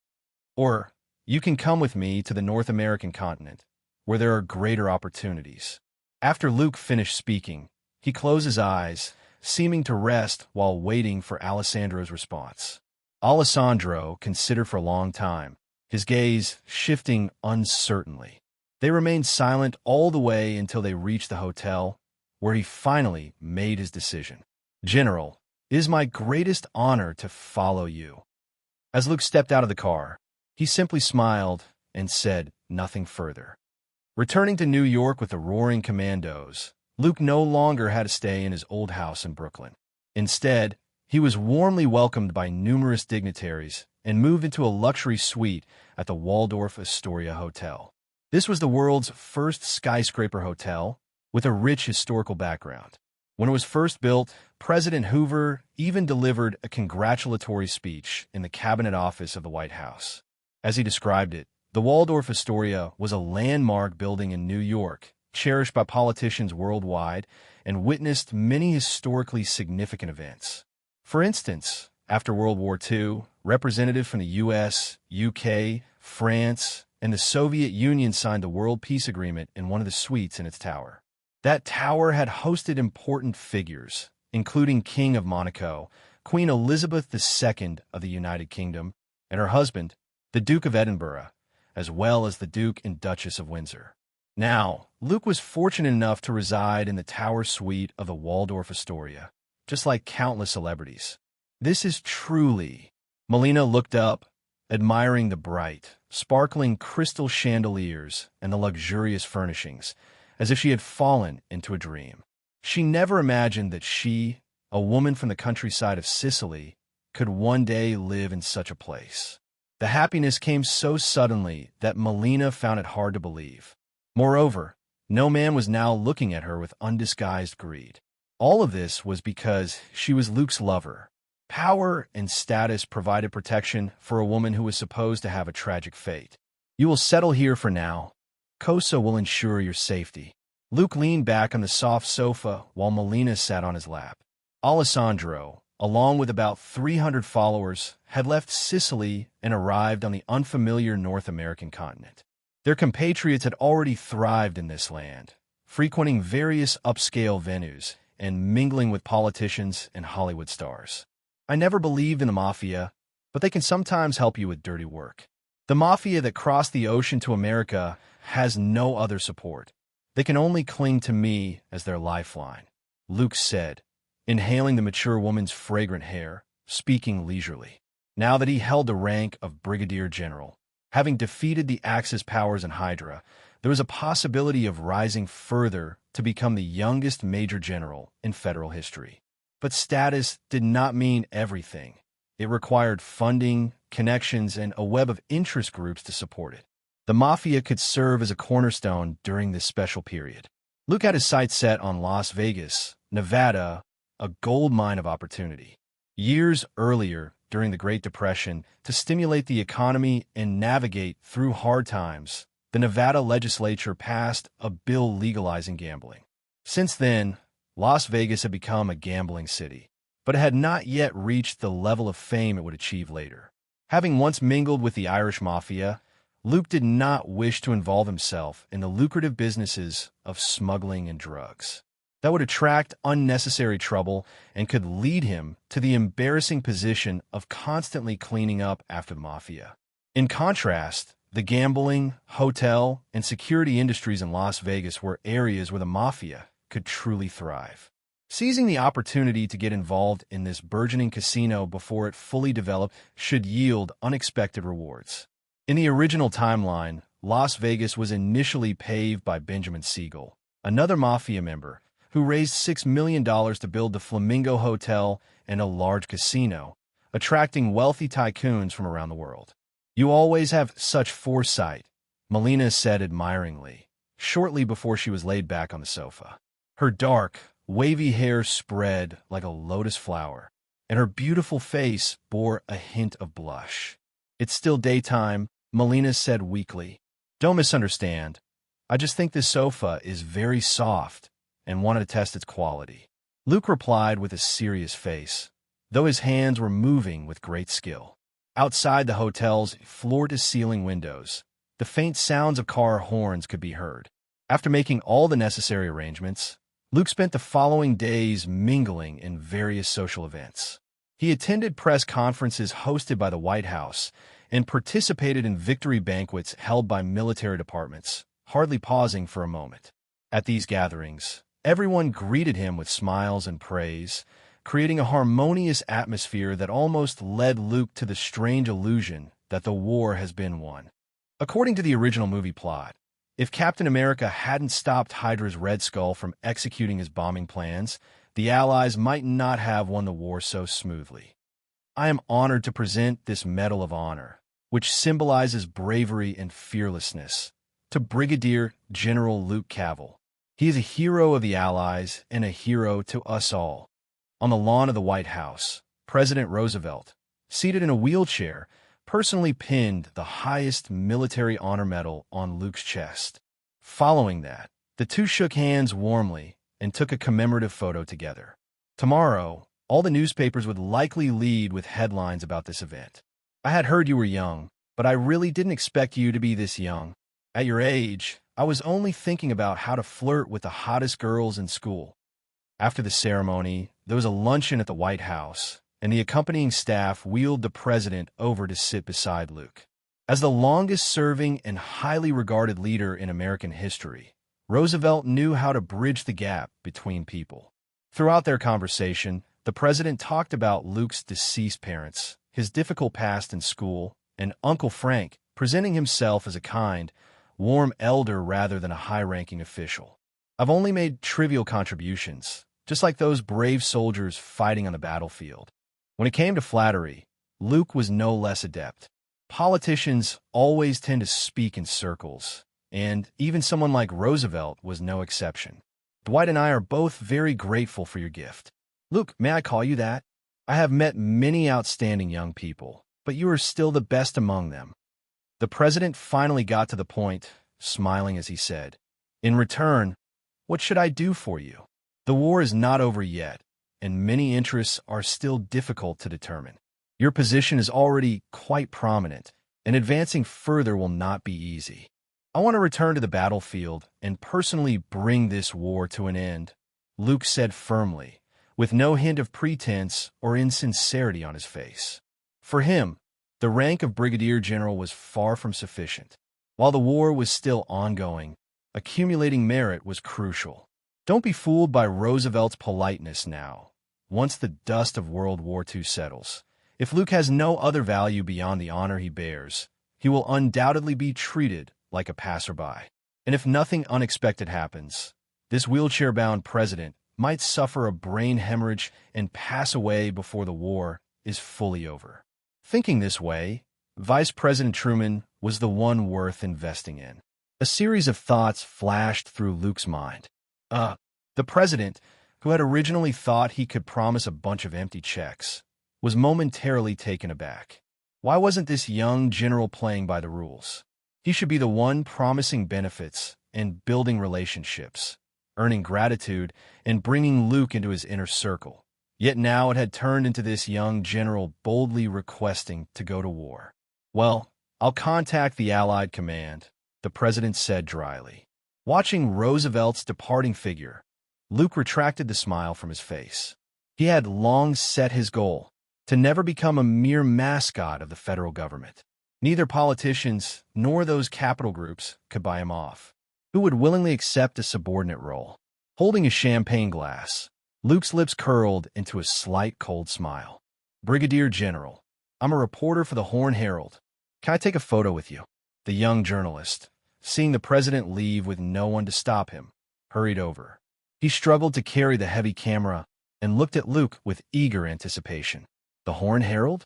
To his surprise, this was an established newspaper. Luke raised an eyebrow, then stood tall, sporting a friendly yet polite smile. "Of course." Click. With a flash, the moment was captured.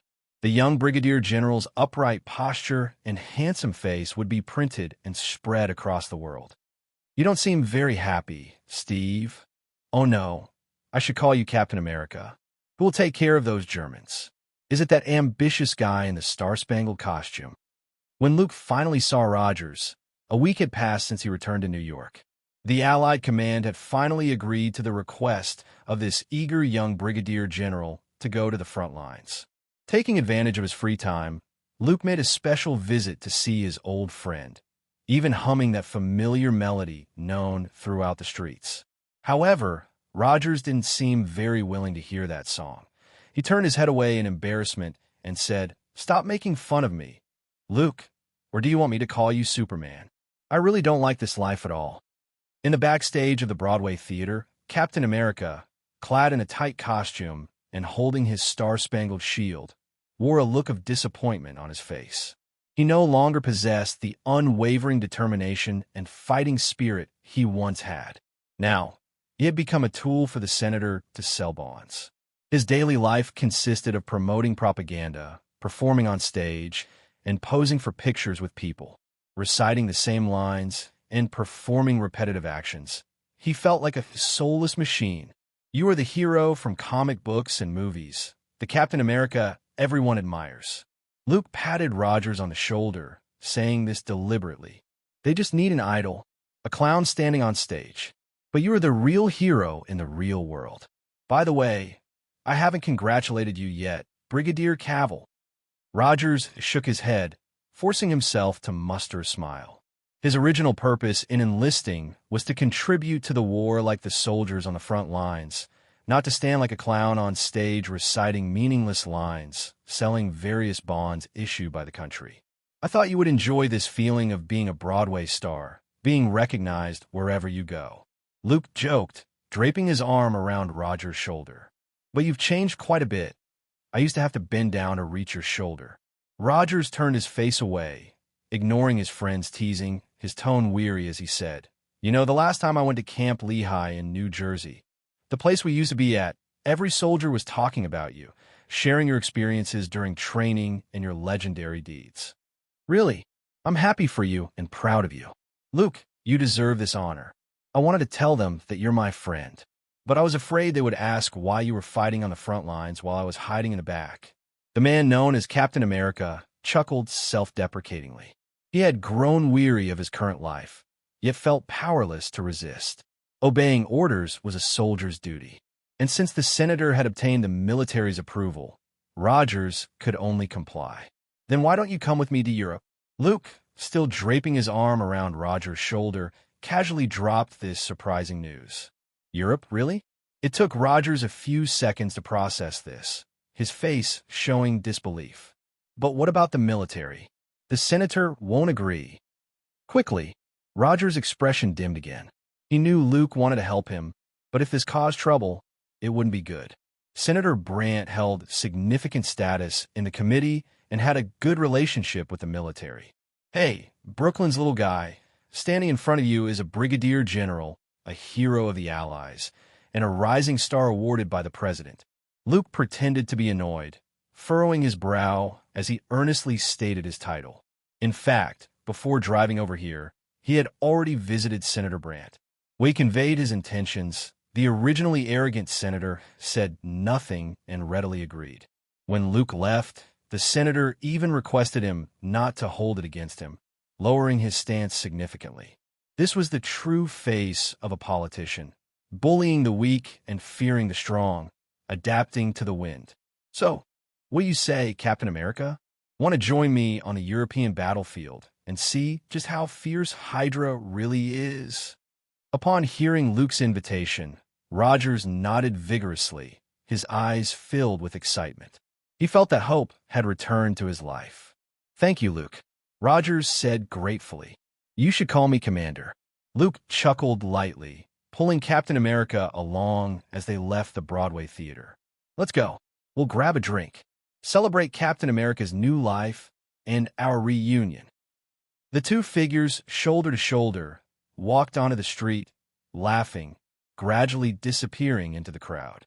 In the stillness of the night, under a starry sky, the dimly lit and spacious bedroom of the Waldorf Astoria Hotel's tower suite echoed only with Melina's even breaths. This enchanting, mature woman, with a lingering blush on her cheeks, seemed to have just finished an intense workout, dragging her weary body into a deep slumber. It's time for the draw. Remaining fully awake and showing no signs of fatigue, Luke gently extracted his right hand from under Melina's head, lifted the thin blanket, and got out of bed. Before long, the sound of running water came from the bathroom. Two guys who can't get drunk at the bar are really quite dull. A few minutes later, Luke donned a bathrobe, opened the floor-to-ceiling windows, and stepped outside. The cool night breeze brushed against him, bringing refreshing relief. After leaving the Broadway theater in the afternoon, he and Rogers had gone to Old Joseph's Tavern in Brooklyn to reminisce, which drew a crowd of onlookers. One was a war hero, a legendary figure. The other was Captain America. Well, he should be considered a national idol. New Yorkers flocked to the tavern, filling it to capacity. In the end, the originally warm scene of old friends reuniting, dreaming about the future, and reminiscing about the past turned into a dull drinking contest. The clinking of glasses resonated as the aroma of malt filled the air, and occasionally a crude joke would provoke roaring laughter, making the atmosphere seem as if they were putting on some unsuitable adult show. Like Rogers, I've long forgotten what being drunk feels like, Luke mused. Later, when he and Rogers walked out of the tavern, the lights were just coming on, and night had fallen.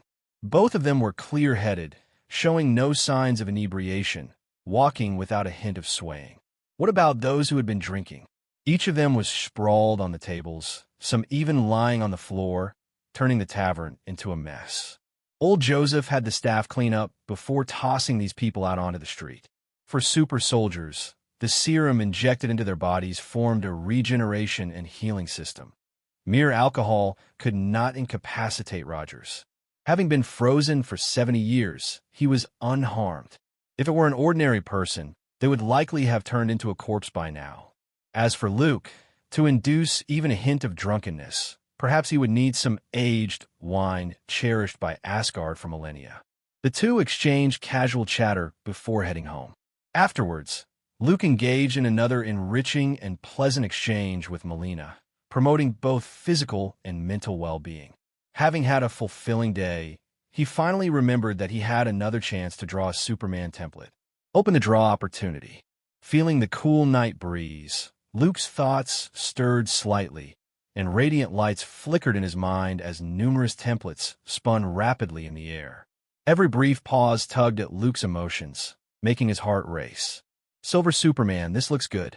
Luke spotted the Superman template framed in silver and couldn't help but feel excited. It passed by. How about Mental Superman? Another formidable Superman template floated by. The spinning slowed down until it finally came to a stop. Template extraction complete. Magic Superman Italian, Super Demon. To think I ended up with this. It's not a surprise, nor is it disappointing. It feels like hitting the minimum guarantee. Luke was momentarily stunned, but then smiled. So, one of Superman's weaknesses, the lack of magic resistance, was compensated for? If he had the chance to encounter the Supreme Sorcerer in the future, he wouldn't feel unprepared. Italian, also known as Magic Superman, is Superman's counterpart in Earth 13's magical universe. Unlike Superman, who has zero magic resistance, he has no such weakness. On the contrary, he can manipulate flames, harness energy, and resist mental control, making this a decent gain. Luke replaced the extracted Superman template, and the data on his character panel changed instantly. Host *Luke, Luke Cavill. Loaded template *Magic Superman, LV1. Abilities * Natural Absorption, Active, Mental Immunity, Passive, Stellar Energy, Passive, Biofield, Passive. Reputation * 1,645,374. Achievements * Legendary Figure. A Superman who understands magic seems somewhat strange. As Luke loaded the new template, a flood of information surged into his mind. He opened his palm, and the air around him rippled as a ball of intense flame floated quietly. The so-called natural absorption refers to absorbing the magical elements that drift through space. The magical power of the material world feels quite weak. No wonder those sorcerers have to rely on various big shots as intermediaries to gain powerful abilities. Luke extinguished the flame in his hand and spoke to himself. In the Marvel Universe, the powers that sorcerers possess are mostly drawn from other dimensions or through contracts with other beings. For example, the Sanctum Sanctorum established by the Supreme Sorcerer. The powers of those temple sorcerers come from the Trinity of the Vishani. Many dark sorcerers are servants of the ancient demon Shumagorath, who created vampires, and the Scarlet Witch's chaotic magic is also directly tied to Shumagorath. Then there are the dark dimensions Dormammu, the hell world Mephisto, and the ruler of the Crimson Cosmos. Satanish, all of them are dimension deities who are either rejected by the material world or unwelcome. Being able to fill in a gap is certainly something to be happy about. Feeling the power stirring within him, Luke softly said, I wonder if there will be Superman or Super Kryptonians who can consume kryptonite in the future. The next morning, just as Luke was preparing to head to the European battlefield, he heard the bad news of the Allies' defeat. To make matters worse, an excited Rogers, having finished packing, saw the casualty list of the 107th Infantry Regiment, which included his friend James Buchanan Barnes. Maybe Bucky was just captured. He's still alive, waiting for us to rescue him. Luke reassured, patting Rogers on the shoulder. Brigadier Cavill, the Allied command won't approve of this rescue operation, Carter interjected. The location where the 107th Infantry Regiment engaged is precisely one of the most heavily guarded areas on the European front. A forced rescue could lead to more casualties. Hearing Carter's words, Rogers felt conflicted. He was determined to rescue Bucky, at least to confirm whether he was still alive, but he also didn't want to cause unnecessary losses for the Allies. There's no need to trouble the Allied command or mobilize other troops. This rescue mission will be just me and Rogers, Luke said lightly. He had long wanted to confront Hydra's Red Skull and see if he could unlock more missions. No, Brigadier Cavill, you are a hero of the Allies now, and if you are captured or encounter an accident, it will shake the morale at the front. Carter's tone grew urgent as she quickly tried to dissuade him. After their conversation at Palazzo Venezia, her attitude towards Luke had turned cold, but considering the consequences of him falling into enemy hands, she had to step in and persuade him. The war hero of the Allies, a legendary figure heavily promoted by the American military. If something were to happen, it would lead to serious repercussions. Miss Carter, perhaps you don't know me well enough. I enjoy challenging tasks and excel at creating miracles. Luke disregarded her advice, turning to Rogers with a smile. Are you ready for an adventure? Rogers glanced apologetically at Carter, then nodded vigorously at Luke. I'm ready, Commander. He raised his right hand and saluted. Under the cover of a pitch-black night, a Beech UC-43 light transport aircraft quietly flew into Austrian airspace.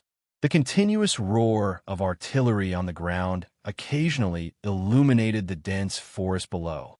The rolling mountains on either side were shrouded in thick fog, reducing visibility to a minimum. Flying in such harsh weather conditions demanded a high level of skill from the pilot. The Hydra camp is located at Klausberg, specifically between two mountain ranges. There are probably 2 military factories, and the number of guards is around 600. In the rear of the cabin, Carter pulled out a map, lowered her head, and patiently explained. Although there were courses on reading military terrain, both Luke and Rogers may not have studied them. During their time at Camp Lehigh, they primarily focused on intensive physical training. Is this information accurate? Rogers couldn't help but ask, earning himself an eye roll from Carter.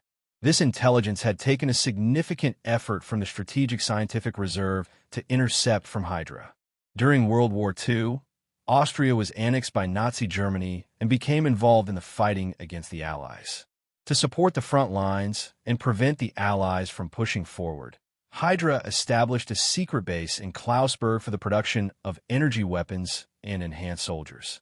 It turned out that this strategy had proven to be quite effective.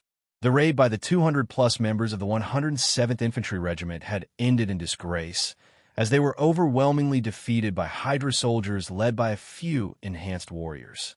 The Strategic Scientific Reserve's intelligence department believed that the captured Allied soldiers were likely to be transported to Klausberg as laborers and test subjects. I thought you would report this to Colonel Phillips and have the Allied command issue orders to stop my rescue mission, Luke said with a smile from the rear cabin. I'm not a cold-hearted person, Brigadier Cavill, Carter replied, tucking a loose strand of hair behind her ear.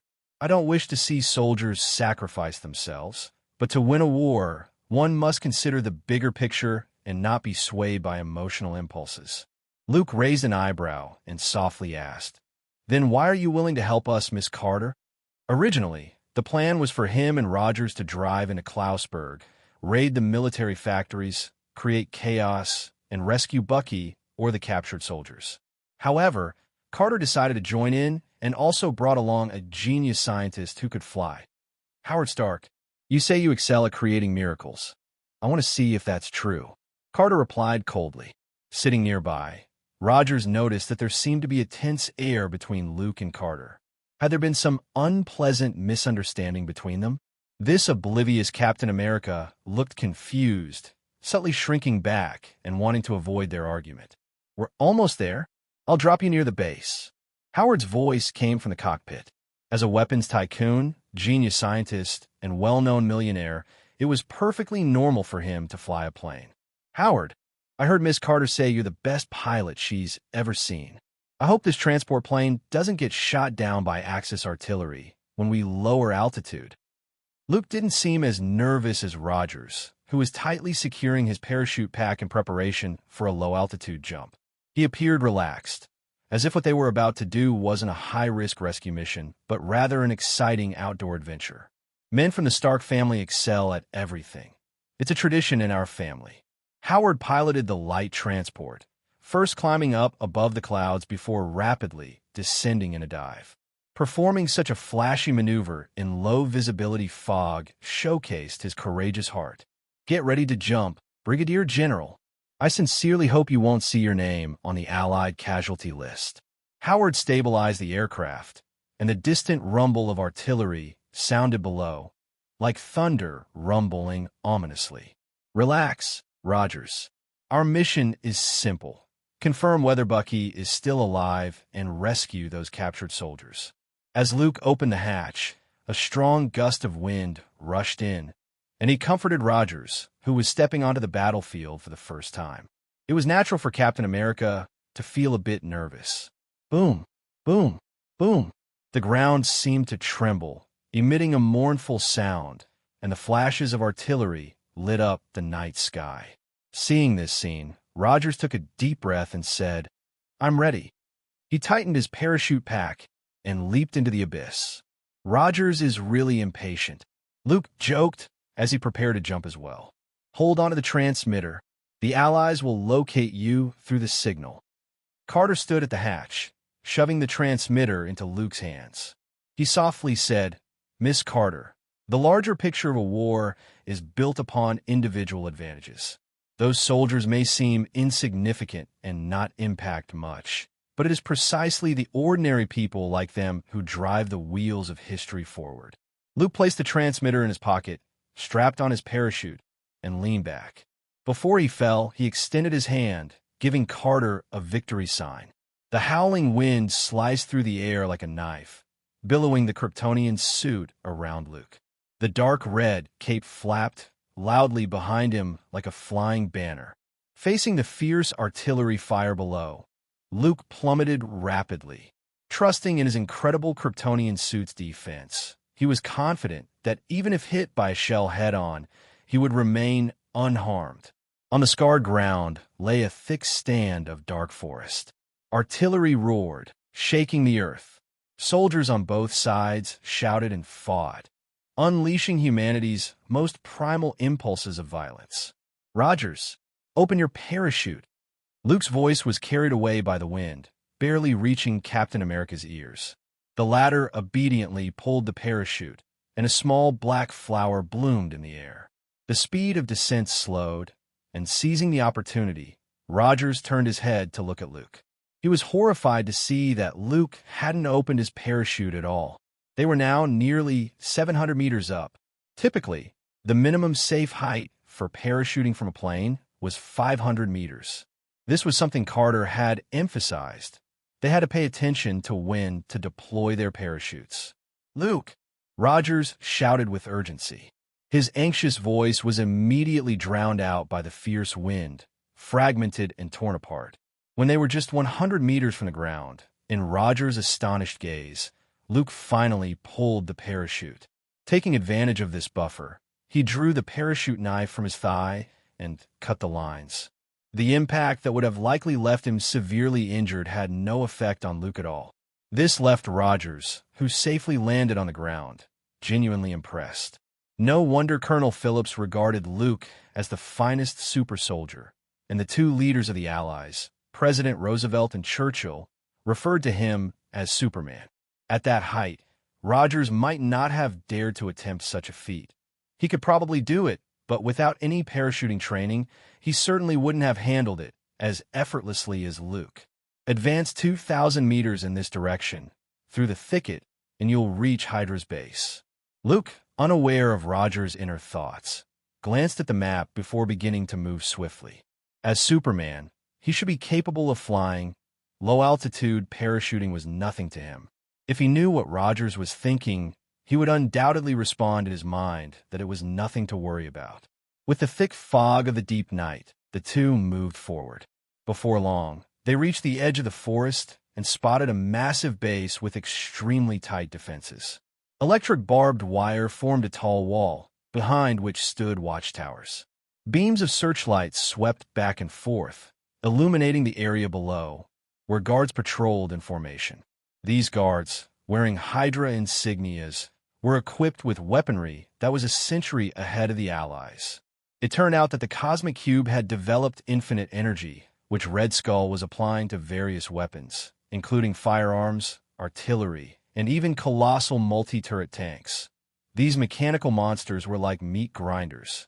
It's no exaggeration to say that if it weren't for Captain America's emergence as Steve Rogers, putting on a heroic show against the Nazis, the timeline of this world might have changed dramatically. Because the Axis powers completely outclassed the Allies in technology, coupled with the enhanced soldiers that Red Skull was developing. If they were deployed on the European front, the currently advancing Allies would likely collapse immediately. You go rescue the captured soldiers. I'll see if I can find Hydra's leader, Red Skull. Luke commanded, believing that both Red Skull and Dr. Zola should be in this base. If he could obtain the Cosmic Cube in advance, that would be a worthwhile endeavor. Although in Luke's eyes, the 6 Infinity Stones might not hold as much potential as the Superman template, the Cosmic Cube contained infinite energy, which certainly piqued his interest. The secret base at Klausberg was heavily fortified, with 2 weapon manufacturing plants standing tall on either side, guarded by around 600 troops. With such a stronghold and powerful firepower, it could effectively isolate any external enemies. If the Allies attempted a frontal assault, they would likely suffer casualties many times greater than usual. Under these circumstances, the best approach would be to mobilize the Air Force for intensive carpet bombing, employing such brutal firepower tactics to utterly destroy the Hydra base hidden deep in the mountains.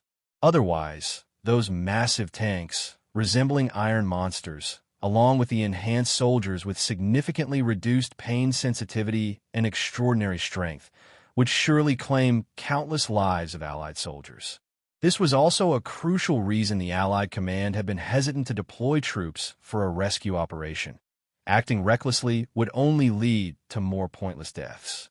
"Luke, how are we supposed to sneak in without being detected?" Rogers asked, his face filled with worry as they hid behind the bushes. The Hydra's secret base was too tightly guarded, with sentries standing like iron soldiers in the night, and a patrol of Nazi soldiers passing by every 5 minutes, while glaring searchlights swept across the area. Holding his shield, Rogers felt a headache coming on. He now realized how laughable yet daunting the mission of raiding this Hydra's secret base with just the 2 of them truly was.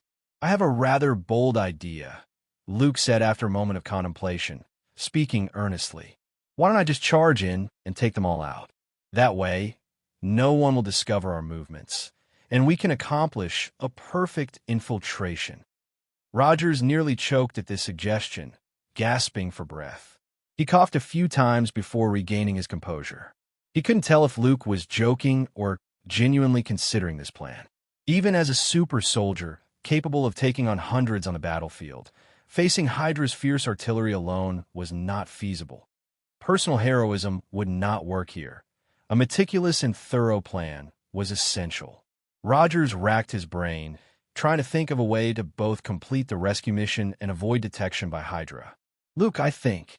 Before Captain America could formulate a specific plan, Luke suddenly dashed out from behind the bushes. The strong gust of wind stirred the leaves on the ground, and in just a few breaths, he vanished into the depths of the dense forest. Meanwhile, on the muddy road beside the bushes, a military truck transporting supplies was slowly passing by. The headlights cut through the thick fog like two sharp swords. The gates of the base began to open, creating a passageway. Thud! A shadow darted forward at a rapid, straight-line speed, smashing into the slow-moving military truck. The terrifying impact felt like a solid shell that had been charged for a long time, crashing violently against the vehicle. The once sturdy truck crumpled as if it had been pounded repeatedly by a heavy hammer. With a deafening roar, the military truck could not withstand the sudden, brutal collision and flipped over, sinking deeply into the muddy road. Enemy attack! Enemy attack! The enormous noise instantly awakened the previously tranquil secret base. The guards stationed at the entrance were the first to react, scrambling over with their energy firearms in hand. The base's alarm blared, its sharp whistle echoing in the night sky. What?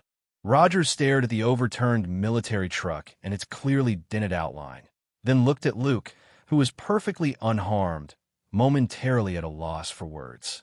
A super soldier, was he really that strong? Rogers lowered his head, clenching his fists tightly. Unfortunately, he didn't feel any terrifying power within him that could topple a military truck. They were both super soldiers, so why could Luke achieve all of this? The once confident and determined Rogers couldn't help but question whether Dr. Erskine had perhaps given Luke a slightly larger dosage of the serum. You go check the cells where the captured soldiers are held to see if you can find Bucky. I'll distract Hydra. As Luke laid out his plan, he forcefully lifted the overturned military truck. After switching to the magic Superman template, he could feel his strength had clearly increased once again. Not only had the efficiency of absorbing stellar energy greatly improved, but every aspect of his physical condition had also shown significant enhancement. His bulging muscles twisted like tightly coiled steel, showcasing a powerful physique. The army uniform he wore was stretched taut by his strength, emitting a sound as if it were about to tear apart. As for his military boots, they had already developed cracks during his earlier sprint. Skin coverage, seeing that his uniform was about to burst open, putting him in an embarrassing situation, Luke quickly covered himself with the skin he had previously stowed away. With the protection of the Kryptonian suit, no matter how intense the battle, he wouldn't end up like some green giant, left with only tattered shorts after each fight. Enemies are here, run! Before long, guards wearing Hydra insignias rushed to the scene. In the muddy road, only one figure stood tall. That man in steel armor was straining to lift the military truck, as if it were a weight. This shocking scene, beyond human comprehension, caused the guards carrying energy firearms to momentarily lose their ability to think. Even Hydra soldiers, brainwashed by fervent ideology, had the same instinct for self-preservation as everyone else. When they saw the intruder display such inhuman strength, several guards who had been shouting, "Hail, Hydra!" immediately turned on their heels and fled the scene without looking back. An allied Superman. Notify the leader. Superman has arrived. Urgent shouts echoed throughout the base. Someone recognized Luke's youthful face, the very same one that had frequently appeared in newspapers and broadcasts these past few days. Super targeting deployed. Luke narrowed his eyes slightly, using his keen vision to lock onto the massive tank positioned at the base's entrance. With his arms slightly bent and legs sinking, he threw the several-ton military truck with all his might, like shot putting. Crowds of Hydra soldiers surged forth, their shocked expressions filled with disbelief as they watched the military truck hurtling through the air. Boom! A thunderous roar erupted, shaking the entire base. The massive tank was crushed beneath the military truck, rendered completely inoperable. The driver inside the tank hadn't even had time to adjust the turret before being turned into a pile of mush. The explosion's flames instantly illuminated the night sky, and the base erupted into chaos. Seizing this opportunity, Rogers quickly changed into a black Hydra soldier's uniform and donned a helmet to conceal his identity, infiltrating the base. Those Hydra soldiers, what horrible luck to encounter Luke. Rogers no longer doubted his friend's strength. He finally understood the reality behind the Allied propaganda of the conqueror of Italy and the taker of Rome. No wonder every time he asked the Roaring Commandos how they had infiltrated Sicily and raided Palazzo Venezia, they always diverted the subject. It seemed that the entire process was likely Luke charging through unchallenged, while the others merely cheered him on from the sidelines. The military factory. The cells are in the back. Rogers, disguised as a Hydra soldier, successfully entered the military factory. The guards carrying energy firearms, spurred by the alarm, rushed outside. What is this? Along the way, Rogers spotted enormous missile heads. Several soldiers were responsible for embedding the glowing blue energy cores into them. With the intent of gathering intelligence, he stealthily stuffed one energy core into his pocket and continued toward the cells where the captured soldiers were held. Meanwhile, in the command room, Red Skull, hearing the alarm, quickly activated the surveillance to check the situation on site. Amidst the intense flames, a tall figure tore through the fiery waves, his dark red cloak billowing in the wind. His sharp eyes seemed to pierce through obstacles, locking directly onto Red Skull through the surveillance cameras. A few minutes earlier, Red Skull stood in the command room of the base, immersed in visions of the future as he outlined grand plans. He spoke passionately about how to rebuild the framework of the Third Reich atop the desolate ruins after the war, and with the power controlled by Hydra, to encompass the entire world. His sole listener was Dr. Arnim Zola, Hydra's chief scientist. Holding the cosmic cube, Red Skull believed himself to be the chosen one, destined to rule this planet. Mr. Schmidt, the Führer hopes we can provide more weapons to create opportunities for victory on the front lines. He is no longer satisfied with merely holding back the Allies' advance, but is eager to sound the horn for a counteroffensive. Dr. Zola said cautiously. In fact, the Führer, far away in Berlin, had issued orders demanding that Hydra increase efforts to produce more and stronger energy weapons to arm the Axis soldiers. If stated verbatim, the independent-minded Red Skull would likely have been furious. Dr. Zola felt that since obtaining the Cosmic Cube, Red Skull's ambitions had grown so inflated that they were almost uncontrollable. The Axis powers are doomed. Hitler has launched a massive slaughter against the Jews due to wealth and religious differences and has provoked the Red Bear of the Soviet Union, then foolishly made Italy an ally, and now America has joined in. The Third Reich is about to become the world's public enemy. The outcome of this war has long been determined. Zola. Red Skull spoke with complete disrespect for Hitler. He had once fervently idolized the Führer, even joining the SS, becoming a loyal confidant like Heinrich Himmler. However, after the untransformed Schmidt entered the military's research department and met Abraham Erskine, he learned of the existence of the super soldier serum. In pursuit of his own power and perfection, combined with loyalty to the Führer, Schmidt eagerly volunteered to be the first test subject, but due to the side effects of the first-generation serum, he transformed into Red Skull. Unfortunately, Hitler later deemed the disfigured Schmidt no longer fit the perfect image of an Aryan, and under the pretext of establishing an intelligence department, he was exiled to the fledgling Hydra. Hitler's ship is about to sink. Even if I provide the Axis powers with more weapons, it will be pointless. Zola, do you want to go down with him? Red Skull sneered. Hail Hydra! Dr. Zola raised his hands, shouting the slogan to show his loyalty. Now, that is the choice of a wise man. Once the Valkyrie project succeeds, half the world will turn to ruins, and I will personally create an unprecedented Hydra empire. Red Skull's voice suddenly rose, having long since taken complete control of Hydra, transforming it from an intelligence department into an independent secret organization. If not for the Allies' relentless pressure, the Führer in Berlin would undoubtedly be slamming his fist on the table, cursing out loud, and ordering the eradication of this cumbersome organization. By the way, Dr. Zola, how is the Valkyrie project coming along? Red Skull shifted to business, referring to the missile heads embedded with the cosmic cube's energy cores. Their power was not inferior to the hydrogen bombs that America had yet to produce. All the research institutes are cooperating actively, and the targets have been confirmed. New York, Berlin, London, Moscow. The Valkyrie is capable of leveling all these cities, leading countless people to the embrace of death. Dr. Zola answered nervously. In his eyes, Red Skull was a madman. Not only did he want to destroy the Allies, but he also sought to obliterate the Axis powers. From the ruins, he intended to construct a new era for Hydra. That's good. What Superman, what mutants? Under Valkyrie, all are equal. The cosmic cube is the future. Red Skull's eyes gleamed with fervent ambition as he continued. One day, I will. The shrill sound of alarms suddenly interrupted the Hydra leader's speech.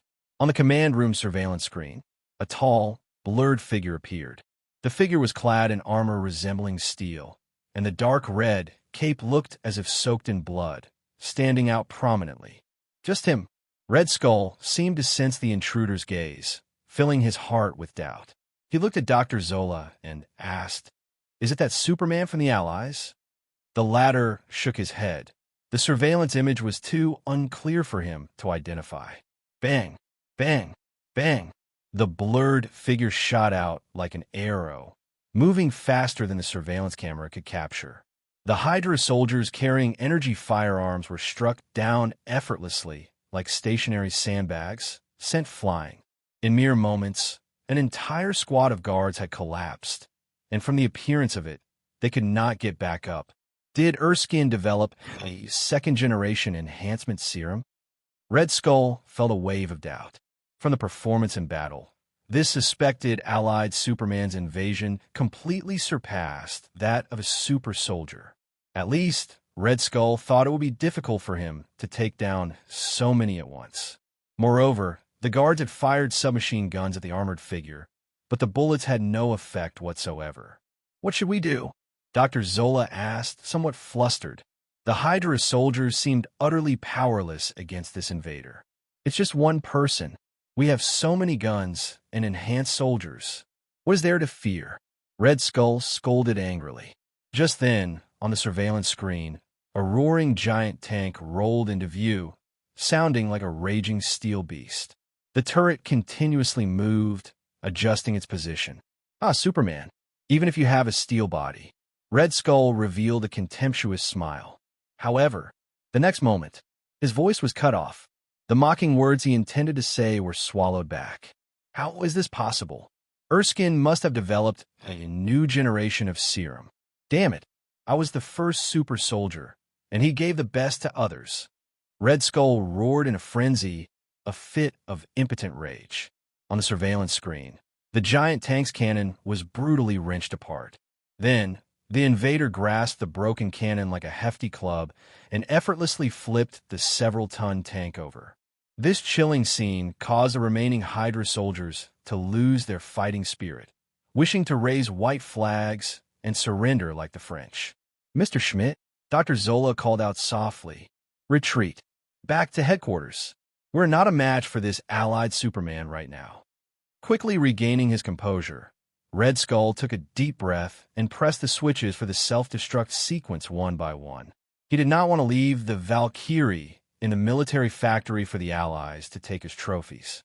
As for the captured soldiers and the Hydra guards, Red Skull didn't care at all. They were merely making insignificant sacrifices for the birth of the Hydra Empire. No matter how strong a super soldier is, they could be injured and can die. Red Skull gritted his teeth, saying through clenched jaws, "Superman, just wait and see." The cosmic cube was extracted from the metallic device and placed into a box. Once he returned to the underground base in the Alps, he would activate Valkyrie and obliterate both the Allies and the Axis powers. What did Superman do then? He would still die in the bombing. Tat-tat-tat, tat-tat-tat. The submachine guns unleashed a torrential barrage, the powerful bullets striking against the Kryptonian suit that resembled steel armor, like hitting an impenetrable wall of copper and iron. "Stop shooting at my head." Luke's mouth twitched slightly. The brass bullets striking his chest only produced a mild sensation, not painful at all. However, if they hit his face, that could be a bit painful. He was still far from the level of being able to take bullets, missiles, or even nuclear bombs to the face without a scratch. Luke's gaze suddenly sharpened. The bullet trajectories seemed to slow down in his eyes. He extended 2 fingers, deftly pinching a flattened brass bullet, and then shot it with a flick of his wrist. Whoosh! A Hydra soldier charging at him was struck down as if hit by a sledgehammer, collapsing to the ground. A small, deadly wound appeared on the steel helmet, blood bubbling out like a geyser. This accuracy deserves at least an A, if we consider Superman as the stand-in, Luke mused, shaking off his earlier boredom. He charged forward like a humanoid tank. Anyone brave enough to confront him met with a single punch that ensured their demise. As he created more and more chaos, a wave of guards surged toward him, including several Hydra soldiers armed with energy weapons. In the midst of the gunfire and flying bullets, finally, an energy cannon hit Luke squarely in the chest. Boom! He was sent flying back like a cannonball, crashing into a nearby giant tank with a sound like a hammer striking an anvil, causing a painful reverberation in his eardrums. "I hit him!" A Hydra soldier exclaimed excitedly, beaming with pride as if he had just scored the winning goal in the World Cup. "Wait, that guy, he didn't die." However, the victorious feeling didn't last long, as another Hydra soldier voiced his disbelief. The energy firearms they used were incredibly lethal. A single hit would annihilate an ordinary person, turning them to ash. But this fearsome invader appeared completely unscathed. Seems like it wasn't as painful as I imagined. It felt like being hit by an 80-pound hammer, Luke said as he landed on the giant tank, leaving a clear human-shaped outline on its solid steel frame. He pushed himself up, shook his head, and then dashed forward. Boom! The air exploded as Luke charged towards the Hydra soldier who had hit him, placing his palm on the guard's chest and giving it a gentle push. The soldier was flung backward like a stone skipping on water, bouncing off the solid ground a few times before splatting into the sturdy wall, his insides bursting forth like a crushed tomato, creating a gruesome, colorful abstract painting against the bricks. "Now we're even," Luke shrugged, turning to the other Hydra soldiers. Bang, bang, bang. Moments later, the fierce battlefield gradually quieted down.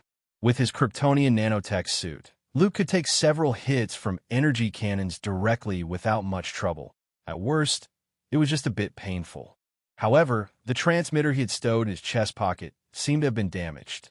As he spent more time with the Superman template, Luke began to understand why Clark Kent in the adjacent film set was often viewed as having zero evasion ability.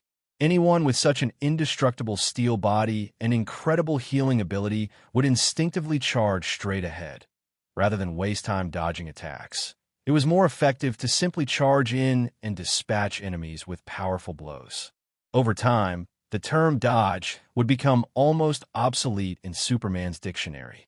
I wonder how Rogers is doing over there. After spending a few minutes clearing the guards around the base, Luke started heading toward the military factory. He was greatly interested in the cosmic cube. If stellar radiation could catalyze Superman's strength, then there was no reason why other powerful energy sources couldn't do the same. After all, trying it out wouldn't incur any losses, and the director of the Cosmic Population Control Committee, Thanos, wouldn't possibly cross timelines to hammer him, right? Even if he did show up, Luke was confident he wouldn't lose to him. Such thoughts flashed through his mind. Luke, as he entered the military factory, Luke saw Rogers leading a group of captured soldiers toward him. With the distraction of Luke's invasion, Captain America had faced no obstacles in completing the rescue mission. "Did you find Bucky?" Luke scanned the crowd, but did not spot the future Winter Soldier among them. "No. They told me Bucky was taken to a quarantine room for human experimentation, but I didn't see him there." Rogers' face showed signs of anxiety. He worried that Bucky might be taken away by Hydra for some inhumane and terrifying experiments, or worse, become a failed experiment and be disposed of. As someone in the rear, Rogers often heard cruel stories from soldiers about the inhumane atrocities committed by Nazis. "Steve, take these men and arm yourselves. Break out of Hydra's base. I'll keep looking for Bucky. Don't worry. He'll be fine," Luke reassured him. Logically speaking, even if Red Skull fled, he couldn't possibly take Bucky along. Compared to Zola or important documents, an Allied prisoner was of no value. Bang! Before Luke's words had completely faded, a ground-shaking rumble echoed, and the captured soldiers huddled together, fear evident in their eyes. Someone shouted in a panic, "Run! The monster is coming!" Before their fighting spirit could fade, and they scattered in fear, for towering figures over 2 meters tall appeared before them. "What is this?" Luke turned his head, his eyes revealing confusion. The 4 hulking figures strode forward, making an astounding commotion, akin to rampaging mammoths. These individuals were like inflated balloons, towering over 2 meters, resembling small giants. They wore German uniforms, their black leather tightly fitted, with conspicuous Hydra insignias on their right arms. Their faces were withered, resembling desiccated wood, pale and horrifying, even exuding a putrid odor. Their bestial roars sent chills down the spines of those present. These were clearly not humans. "Hydra's enhanced soldiers," a trembling soldier replied. Luke narrowed his eyes. He remembered the enhanced soldiers he had dealt with in Rome, who at least retained some ability to think. They were merely triggered into a frenzied state by bloody scenes, becoming emotionless, pain-resistant killing machines. But the creatures before him looked more like zombies. Hydra's black technology was indeed plentiful. "I feel like the timeline has subtly shifted," Luke muttered to himself, taking a few steps forward and clenching his fists. The empowered soldiers, exuding immense pressure, roared like beasts as they lunged at him with incredible speed, closing in on Luke in the blink of an eye. Captain America, as a super soldier, reacted first, charging forward with his pitifully thin, star-spangled shield. It must be said, Captain America had a special emotional attachment to that shield as a weapon. Crack! The moment Rogers thrust the shield forward, he was effortlessly cleaved apart by one of the enhanced soldiers with a single hand. The soldier's skeletal, withered right arm pierced toward Rogers' throat with heavy force, as if cast from steel. Even without self-awareness, the muscle memory honed through countless battles ensured these enhanced soldiers maintained incredible combat prowess. Rip! A piercing sound erupted as Luke yanked the soldier's arm off with a forceful pull. The dry and taut muscles didn't spray much blood. "Let me take care of this," Luke said in a deep voice, using his shoulder to slam into the nearby enhanced soldier, sending him flying. Clenching his fist, he unleashed a punch that created a gust of wind, emitting a sharp whistle as it struck the hardened body of the enhanced soldier, opening a gaping hole at the heart. As another enhanced soldier lunged at him, Luke raised his hand to hold its head, imprisoning the beastly creature in his grasp. With a knee strike following, he knocked it to the ground, then stomped down heavily. Boom! The head burst open like a watermelon, splattering a gruesome mix of red and white everywhere. The captured soldiers standing behind were stunned, their eyes wide open in disbelief, questioning whether they were seeing things. "He's that Superman from the Allies. I saw him in the newspapers." Finally, someone recognized Luke's identity. That person, he just said he was Captain America. Another gazed at the equally towering Rogers, puzzled, and asked, "I remember you're also a super soldier. Why aren't you going up?"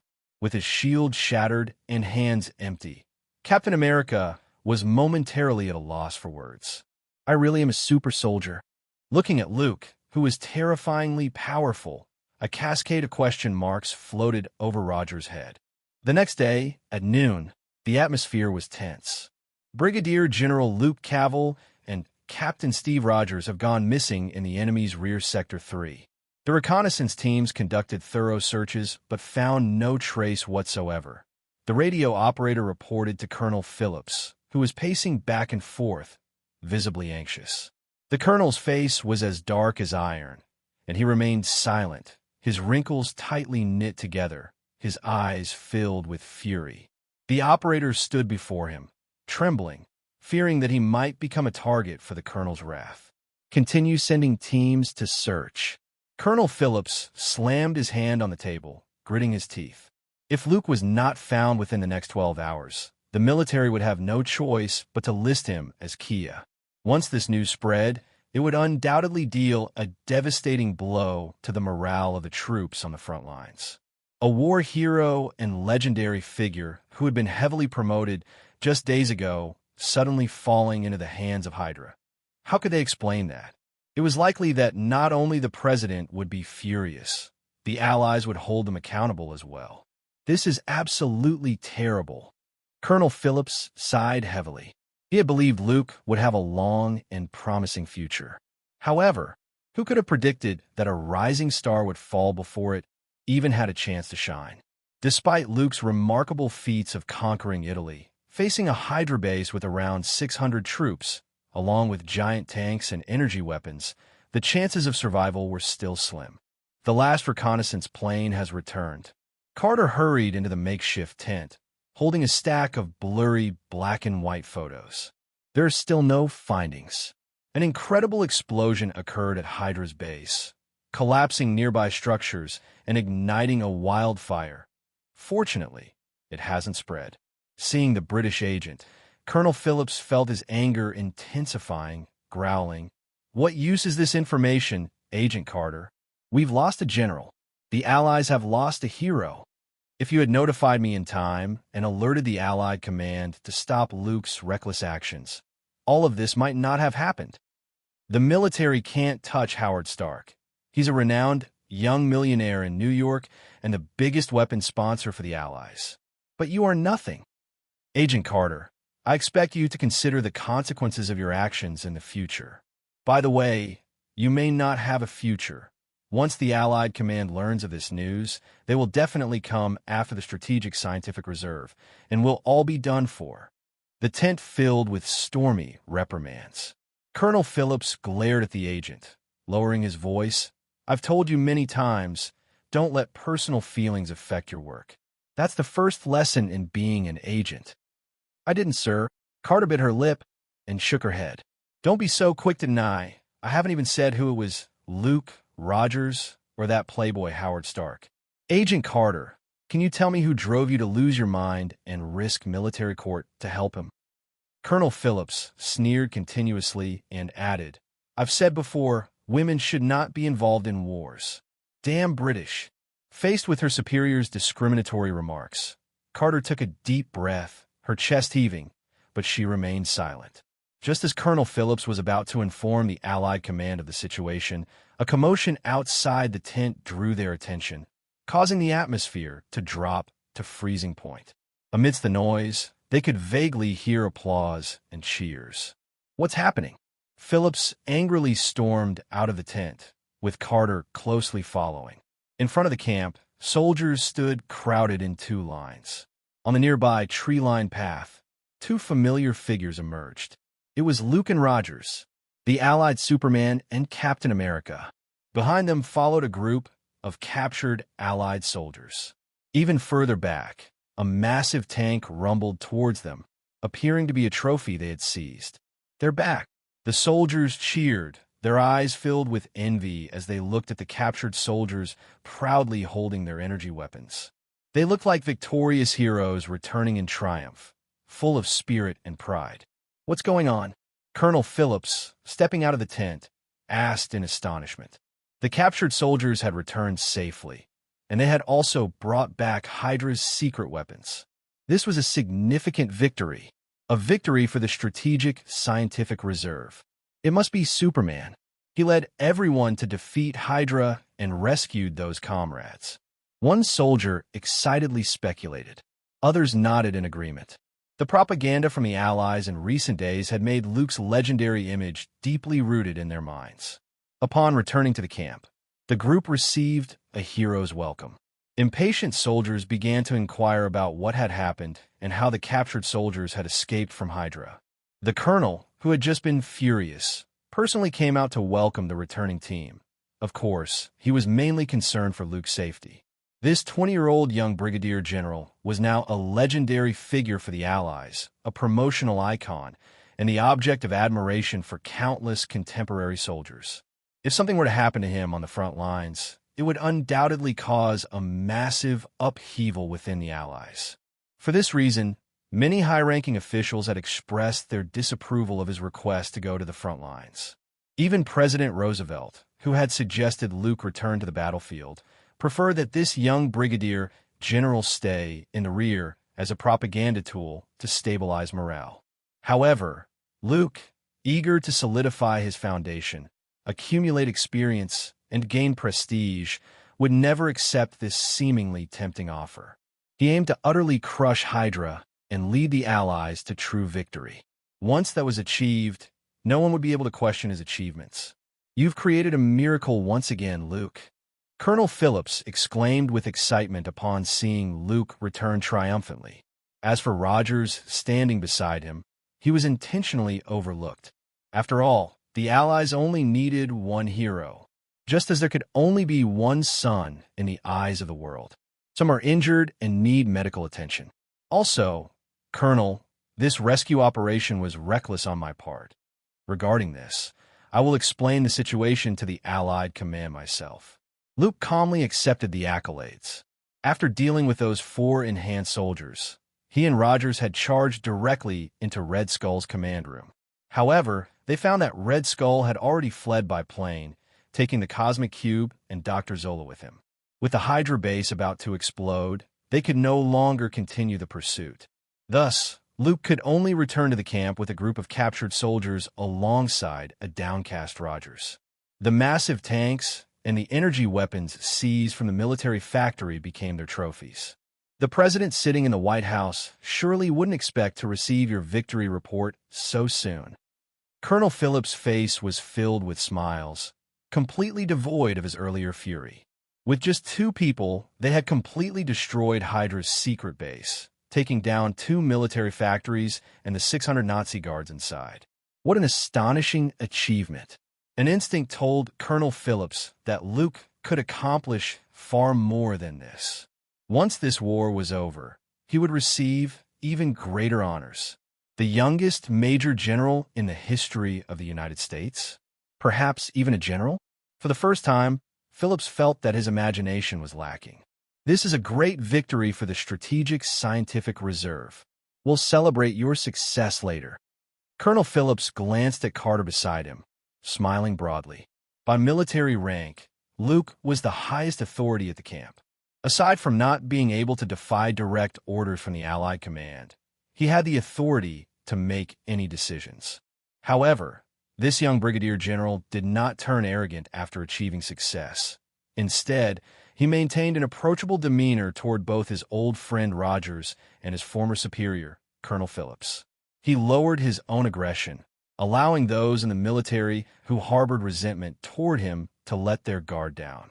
This was his true intention. "Do you have something to say to me?" Luke smiled at Carter, who stood in his way. "Welcome back." The coldly beautiful agent had been silent for a long time before finally uttering those words. "Long time no see, Howard." Luke finally managed to escape the admiration and cheers of the crowd, returning to the temporary base of the Strategic Scientific Reserve. As he stepped through the door, he spotted Howard Stark, the chief scientific advisor, busily engrossed in his work. Holding multiple roles, he was not only the largest weapons sponsor for the Allies, but also a brilliant and renowned scientist. Not only did he have substantial financial resources, but he was also exceptionally skilled, inventing many innovative gadgets for the Allies. Many bigwigs in the Defense Department held a favorable impression of this arms tycoon. Such talent naturally would not go unnoticed by the Strategic Scientific Reserve. Colonel Phillips had drafted Howard into service under the guise of a scientific advisor, even though the old-school military man wasn't particularly fond of him. "Luke, should I call you Brigadier General now?" Howard turned his head, a slight smile appearing on his face. "Congratulations on becoming a hero of the Allies once again. Honestly, I'm quite envious of you. You just have to mention your name, and countless women will throw themselves at you. Meanwhile, I have to flash my car keys, book a table at a fancy restaurant, and show off my charm and humor for those beautiful ladies to be willing to sleep with me. Having spent some time at the Strategic Scientific Reserve, Luke had developed a clearer understanding of Howard. Unlike the later more mature and serious founder of S.H.I.E.L.D., this arms tycoon leading Stark Industries to prominence was just like his son. He enjoyed proving his masculine allure by charming beautiful women, always unable to offer praise or affirmation to others. It was said that this was the typical pride and sharp tongue of the Stark family. Compared to Tony Stark, who hadn't yet become Iron Man and was focused solely on gadgets and women, Howard only had one more hobby: making money. In just a few decades, Stark Industries had managed to catch up to established giants like Lockheed Martin, Northrop Grumman, and General Dynamics, trying to match and eventually surpass them. Much of this success was due to Howard's exceptional social skills and his genius brain. "I assume your usual methods aren't always foolproof," Luke said with a teasing tone. Many within the Strategic Scientific Reserve claimed that this carefree playboy had risked his life on the front lines entirely for that coldly beautiful agent, Peggy Carter. He wanted to pluck this stunning and thorny red rose for himself. Unfortunately, Carter had repeatedly turned down his invitations. "After that flight, I had a cheese fondue dinner with Carter," Howard boasted triumphantly, like a victorious soldier. "Mr. Stark, don't think I'm unaware that cheese fondue is just cheese and bread. If just sharing a meal with bread could win a woman's heart, then half of New York's women would have been with you," Luke retorted deliberately. "What do you know? You have to be patient with women," Howard replied, unfazed, assuming a senior's posture to impart wisdom. "You have to charge at them like Don Quixote attacking windmills. If you fail, just try again. But don't lose your bottom line or appear too eager. Otherwise, they'll think your feelings are cheap and unworthy of attention. Yet, you must also be attentive and show up when needed. If a woman's heart is a fortified castle, then I must be the world's best siege general." Well, since Carter agreed to dine with me, it's not too far from another step forward. Seeing Howard boast about himself so freely, Luke smiled faintly. This demeanor reminded him of his son. It seemed that narcissism was also a tradition in the Stark family. However, in Luke's eyes, Howard was not only a successful businessman, but also one of the world's top scientists. Compared to his son, this Iron Man's father was indeed superior in many aspects. Firstly, the core technology used in the high-tech armor worn by Tony Stark, the arc reactor, had been developed by Howard a century ago. It was only due to the material conditions and limitations of the times that miniaturization could not be achieved. Otherwise, no matter how clever Tony was, trying to create a suit in a dark and damp cave using a hammer to forge it, while designing an unprecedented cold fusion energy source, would be nothing short of a pipe dream. His father had already paved the way for him to become a superhero. Later, when Tony became Iron Man, he faced the issue of palladium poisoning, and the new element that solved the problem was also discovered by Howard first and left for his son. In other words, his father's intellect was ahead of its time. Tony's future success was not only supported by Stark Industries' robust financial backing and firm technological support, but also by the knowledge inherited from his father. That was the most valuable legacy. "I heard you recently snatched the fighter jet contract from Lockheed Martin and have now secured another passenger aircraft order that should have belonged to them. Some people in the Defense Department are already unhappy with you," Luke casually remarked. Howard, who had been busy researching Hydra's energy weapons, suddenly looked grim. He retorted sharply, "I've discussed this issue with my secretary. There is fierce competition among peers, and that is unavoidable. If Lockheed Martin is unhappy, their researchers should work harder to keep up with my brilliant mind." The fact that Howard, who was just flaunting his charm and offering dating advice moments ago, could turn so caustic showed that Lockheed Martin had indeed put significant pressure on Stark Industries. "So, Brigadier General, are you planning to lend a hand and help Stark Industries through this tough time?" As a smart man, Howard quickly deciphered the underlying meaning in Luke's words. "With all due respect, you probably won't be able to help much with this." The helm of Stark Industries subtly indicated that with Luke's current status, he might not be able to contribute significantly. After all, military rank was one thing, but actual power was another. Unless Luke could sit in a position like Eisenhower's, maybe then he could make a difference. Who knows what the future holds, right, Howard? Luke examined the new weapons at the Strategic Scientific Reserve and caught sight of a shiny, circular shield below. Can I have this? Steve will definitely love it. Noticing Howard's willingness to let him take it, Luke took it without hesitation. After all, from a military rank perspective, he should be the leader of the Strategic Scientific Reserve. However, are you sure Rogers will use this thing? It's just an unfinished product. Seeing the hint of collaboration in Luke's demeanor, Howard's attitude shifted slightly. He was a businessman through and through, lacking high-minded ideals and noble qualities. An arms dealer banking on profits from the war would not place great importance on moral integrity. As for patriotism, that was something one would realize only after reaching the pinnacle of their career. Just like how only successful entrepreneurs become enthusiastic about charity, showcasing their kindness. Trust me, Steve will absolutely fall in love with it. I really don't want to see him charging in a battle with a garbage can lid. Luke chuckled, perhaps due to being bullied as a child, often using trash can lids as weapons. Captain America had developed a fondness for shields in combat. This shield is made from a special material called vibranium, which has the unique effect of absorbing kinetic energy and rarely conducts heat or energy. In a sense, it is virtually indestructible. Howard explained, unfortunately, this material is too rare. We can't equip the entire army with it. Seeing the look of regret on Howard's face, Luke's eyes sparkled. He actually knew of a place with a massive deposit of vibranium, Wakanda. A seemingly primitive yet technologically advanced country hidden within the mountains of Africa. Very few people were aware of its existence to this day. Maybe we could take a trip there sometime. Luke glanced at the shield in his hands, his young face reflecting in its shiny surface. The facts were exactly as Luke had expected. When Rogers got his hands on that shiny silver round shield, it was as if a child had received their beloved toy. He couldn't stop playing with it and felt incredibly comfortable using it.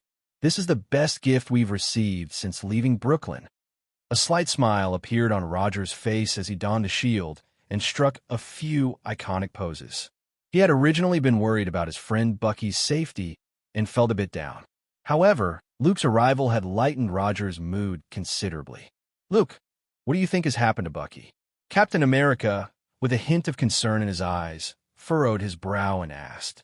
He always felt that Luke had a way of solving various problems. I asked the captured soldiers, and they said Bucky has likely been moved. Luke began to analyze after returning to the barracks. He had indeed picked up some clues that others might overlook. For instance, the Hydra's secret base would transfer a batch of prisoners every few weeks. The 107th Infantry Regiment had about 200 men held in a munitions factory, serving as free labor. But in the end, only about 120 managed to escape with Luke and Rogers. Excluding those who died from exhaustion or were killed in combat, about 15 were still unaccounted for. These individuals had experienced the same fate as Bucky, having been taken to the isolation ward of the munitions factory and never came out again. Moreover, a British soldier working in the factory had heard Dr. Zola mention the name Baron Strucker. Coincidentally, Luke knew the significance of that name. Thus, he concluded that Bucky had likely been transferred to another location by Hydra. Let's hope that's the case. Bucky doesn't even know I've come to the front lines yet. It was supposed to be a prepared surprise, Rogers said, lowering his head. He had always wanted to personally share this good news with Bucky and enjoy the look of surprise on his face. Before Luke showed up, it was just him and Bucky together, and their bond was very strong.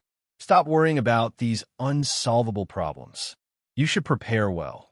Colonel Phillips is hosting a celebration party tonight, and there will definitely be many girls inviting you to dance. Luke changed the topic, teasingly adding, I heard you were hugging a clerk this afternoon. That enthusiastic girl wanted to thank you on behalf of the families of the captured soldiers. Roger's face turned slightly red, and after coughing twice, he awkwardly said, That was just an accident. I don't have much experience. And then she just hugged me. You know, I'm not very good at refusing others. Listening to Captain America's stammering explanation, Luke laughed, and the barracks were filled with a cheerful atmosphere. Once Rogers regained his composure and left the barracks to prepare for the celebration party, Luke sat alone in the spot, his eyes flickering as if he was deep in thought. He was contemplating the Baron Strucker that Dr. Zola had mentioned. The man's real name was Wolfgang von Strucker, born in Bavaria, Germany. Like the infamous Baron Zemo of the Nazi Party, he was a close confidant of the Führer. Unlike the ambitious Red Skull, Strucker held deep feelings for the Third Reich and was determined to defeat the Allies and help the Axis powers win the war. It's worth noting that although Baron Strucker was a high-ranking member of Hydra, he was not on the same side as the Red Skull. He had his own research institute in technological power, having once created a biological weapon known as death spores, which claimed many lives from the Allies. Thinking about it, the Allies are indeed in a dire situation, suppressed by various black technologies from the Axis powers. Luke mused silently. No wonder some German major would shout, "German technology is the best in the world." After a brief cleanup and changing into a brand new military dress uniform, Luke and Rogers walked into a tavern in the nearby town.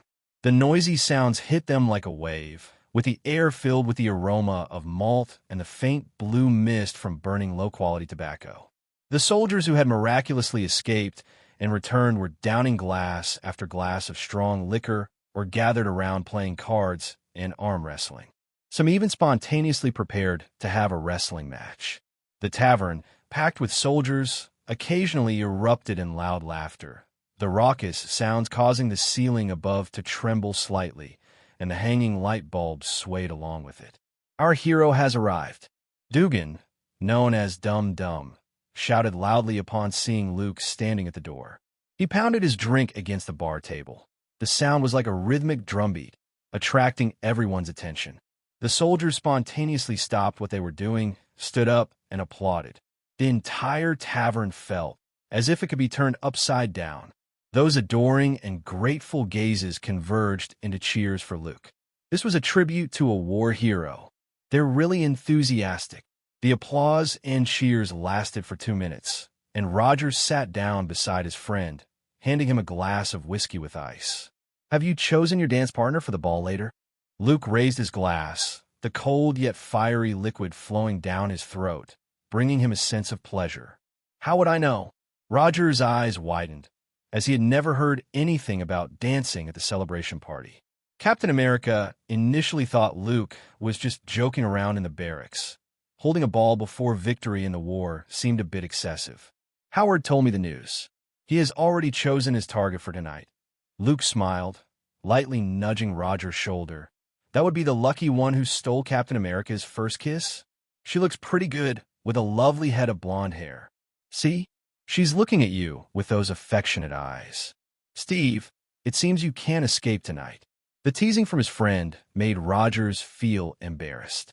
After all, in American culture, a 20-year-old boy without any romantic experience was like a pure white sheet, which was rather hard to justify.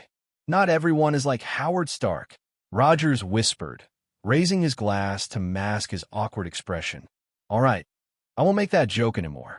Luke cleared his throat, his face turning serious. Soon after, however, he leaned over, stifling a laugh, and asked, "So, Captain America, are you planning to give up your virginity tonight?" Rogers, who was drinking, sprayed his drink everywhere. The commotion he caused drew a wave of laughter from everyone in the tavern. Sorry, I didn't mean to." Rogers flustered as he hurriedly tried to explain to the innocent bartender while casting an angry glare at Luke. However, the latter had already quietly slipped away to the stairway of the tavern's second floor, disappearing from sight. Damn it! The usually serious and composed Rogers rarely let out a curse. Half an hour later, the drunken soldiers gradually left the dance party.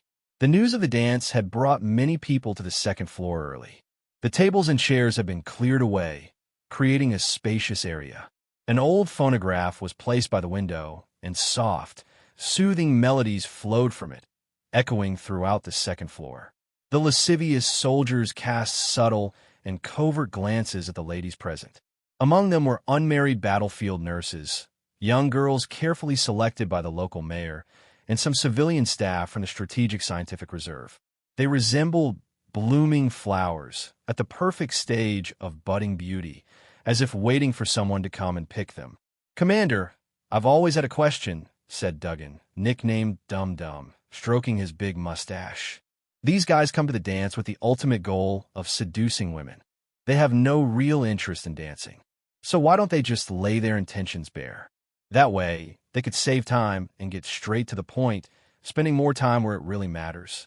"Duggan, did you propose to your wife with a gun to her head? Otherwise, how did she agree to marry you?" Luke quipped while handing his drink to Duggan.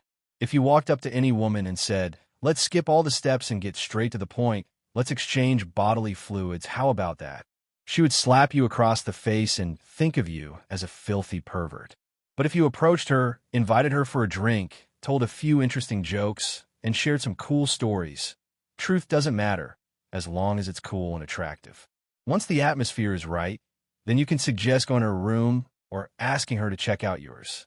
If you do it right, she'll end up nestled in your arms, saying, 'You're the best man I've ever met.' Now you get it, Duggan? Being straightforward just gets you labeled a rogue. It's the sweet talk that lands a catch." Duggan looked perplexed. He had married purely by chance. "Luke, I really have to admire you. I didn't expect you to have such insights. We should exchange ideas more often in the future," he said. As Luke leaned against the bar, he noticed Howard approaching. The arms tycoon was dressed flamboyantly in a suit vest, trousers, and polished shoes, his hair slicked back, and his mustache meticulously groomed. "You're better at this than I am. I can only theorize," Luke conceded with a smile, admitting that charm was a trait inherent to the Stark family, something he couldn't compare to. Howard nodded without humility, graciously accepting the young general's compliment. It turned out that one of the best ways for men to bond was by talking about women. Duggan, who usually held prejudice against the wealthy, had quickly become close friends with Howard, sharing drinks and laughter within just 20 minutes. Duggan was particularly interested in the tycoon's anecdotes about courting Hollywood starlets, and Howard found a perfect straight man to play off of. The two hit it off well. "Steve, come over and listen to Howard's live tutorial," Luke called out, spotting Captain America walking up the stairs. Rogers, with his always friendly disposition, accepted a glass of whiskey and quickly forgot about Luke's earlier teasing. The four of them leaned against the bar, sipping drinks while enjoying the sight of the young men and women dancing joyfully. "Howard, why aren't you dancing?" Luke asked, somewhat puzzled. It was rare for the flirtatious Howard to willingly remain a bachelor and not seek out fun. "A true master always makes a grand entrance," Howard replied, stroking his mustache with a casual smile. A few minutes later, Carter appeared on the second floor in a red dress. Her beautiful curves were accentuated by the outfit. Howard adjusted his bow tie, lifted a glass of gin, and approached her with a confident smile. "I bet he can only last 2 minutes." Luke was the first to place a bet. 5 minutes. 8 minutes. Duggan and Rogers chimed in. After Howard's earlier insights, they all agreed he was a seasoned player in the game of love. 3 cups of gin, Luke declared as his wager, and within less than a minute, Howard returned to the bar, looking dejected. "Drink up." 6 glasses of gin were lined up, and Duggan and Rogers started downing them. "I thought you were really a master." Duggan, with a slurred tongue and stumbling speech, looked at the failed Howard with a disdainful expression. Howard huffed, but had no retort. "At least I had the courage to charge at that iceberg, while you all just hide on the sidelines." With no other defense, Howard could only salvage his pride with such a statement. "Steve, why don't you give it a try?" Luke encouraged Captain America, who fortunately wouldn't get drunk and remained clear-headed, shaking his head in refusal. Even the self-proclaimed master of romance, who had never known defeat in courtship, was facing a Waterloo. It was clear what would happen to a rookie like Rogers. What about Duggan? "Oh, this guy's already passed out on the bar." When Luke turned his head, he found that Duggan was slumped over the bar, snoring. "Goodbye, everyone.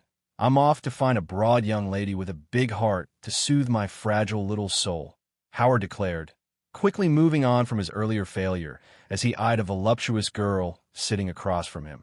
With her brown hair, beautiful features, and especially her ample bosom, making it hard to look away. Rogers. Watching Howard walk away, Luke turned to Captain America.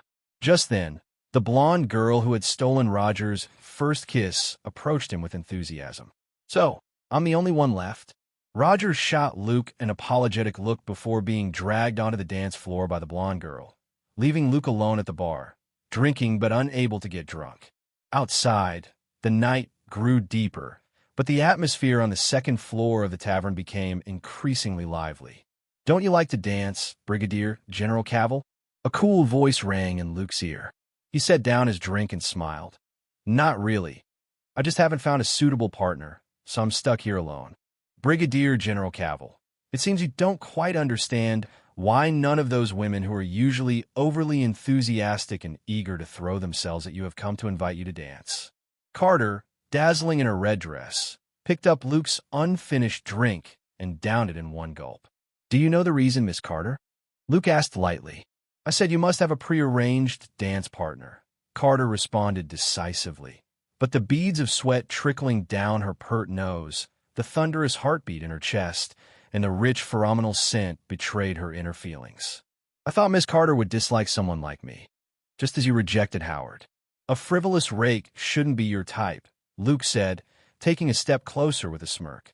"Or do you see through my superficial flamboyance and realize I have a stable and profound depth?"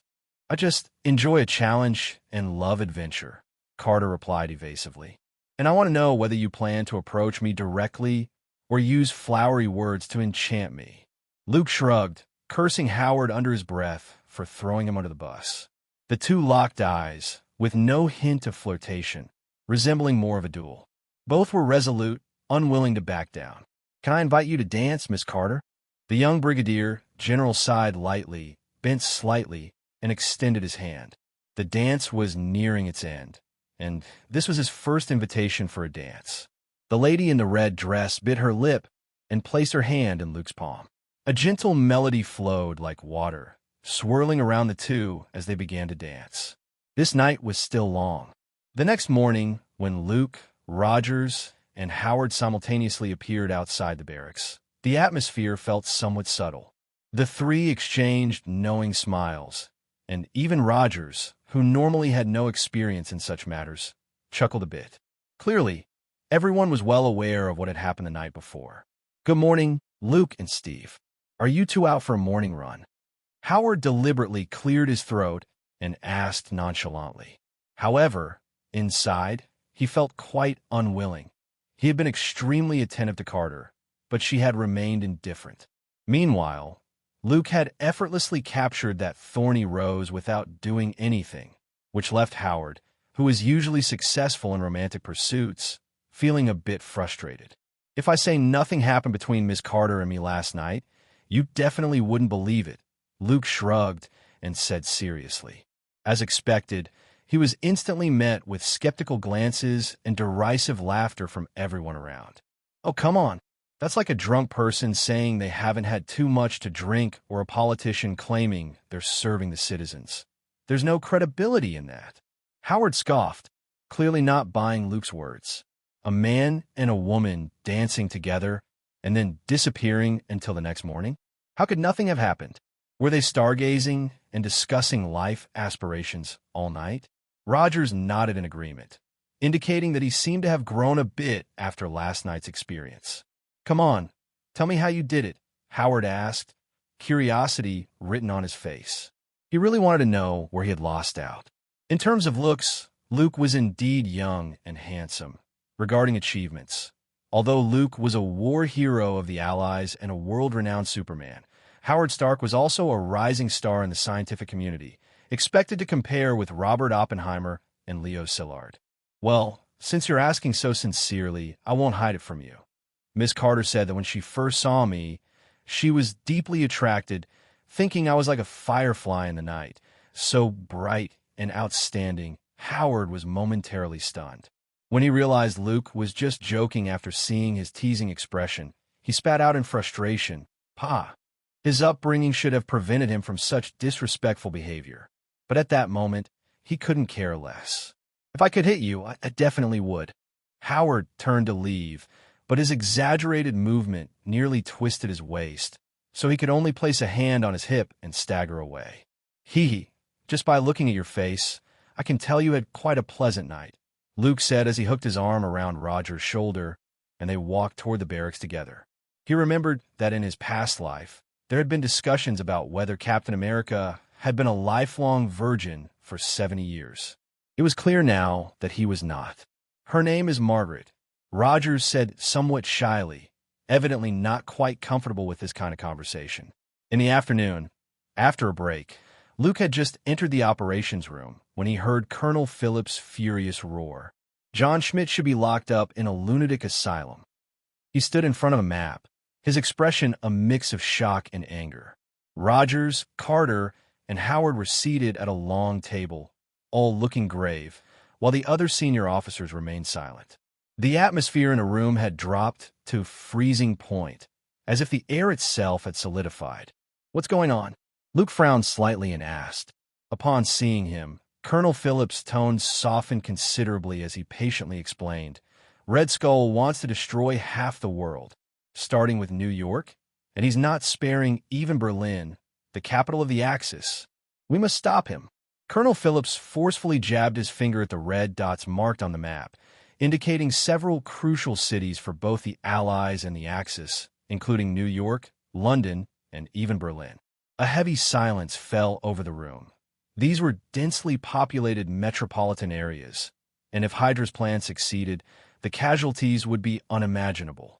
The Strategic Scientific Reserve had received this intelligence because the Hydra command room had left behind the map and detailed information about Red Skull's plans when they fled, which Rogers had seen while coming to rescue his friend Bucky and memorized. "Schmidt is researching some mysterious powers beyond our understanding. If he crosses the Atlantic, he could destroy the entire East Coast in an hour," Howard stated with certainty, which further deepened the oppressive atmosphere in the operations room. As the chief scientist of the Strategic Scientific Reserve, he had specifically studied the blue energy cube that Captain America had casually pocketed at the munitions factory. That object was immensely powerful and had astonishing effects, which led him to this conclusion. He had nearly blown himself up while extracting a tiny particle from it for analysis.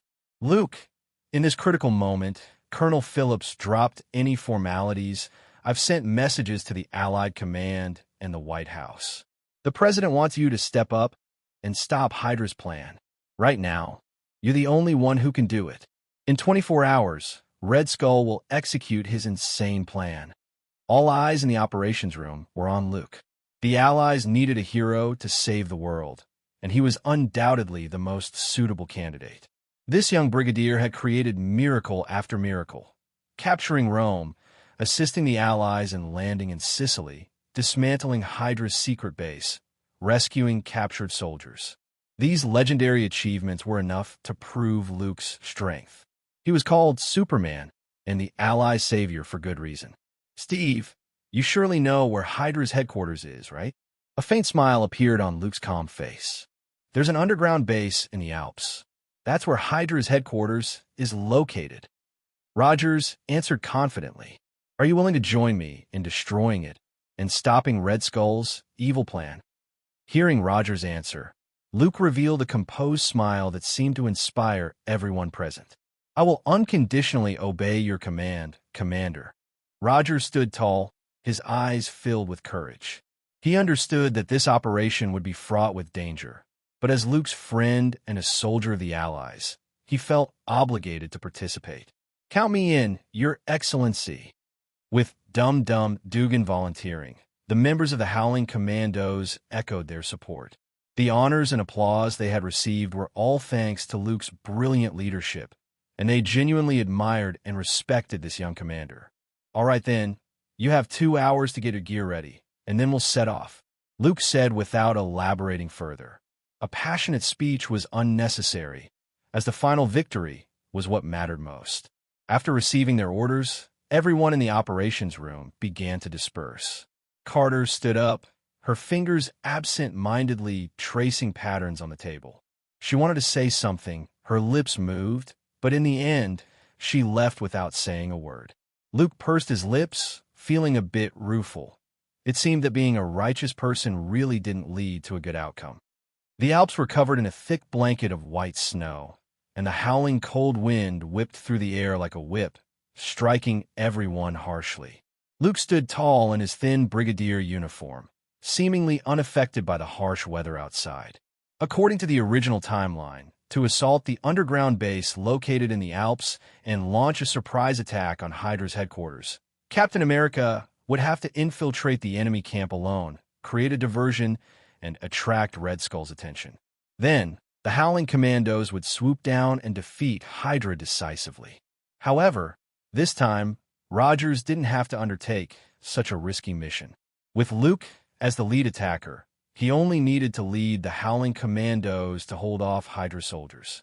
Are you sure you can handle it alone? Despite having witnessed Luke single-handedly infiltrating the Hydra base, easily overturning trucks and smashing tanks, Rogers still felt some worry. After all, no one could predict what secret weapons Red Skull might be hiding. Don't worry, the operation starts in half an hour, Luke said casually, showing confidence. To him, what Red Skull had to rely on were merely Hydra's special forces and the powerful weapons created from the Cosmic Cube's energy extraction. His own combat power was not much different from Rogers. After all, Captain America would later be able to hold his own against Iron Man, Thor, and even Thanos. Being on par with Rogers was perhaps already a compliment for Red Skull. Do you think Bucky will be in this base? Rogers put down the binoculars, still concerned about his long-missing friend. I'm not sure.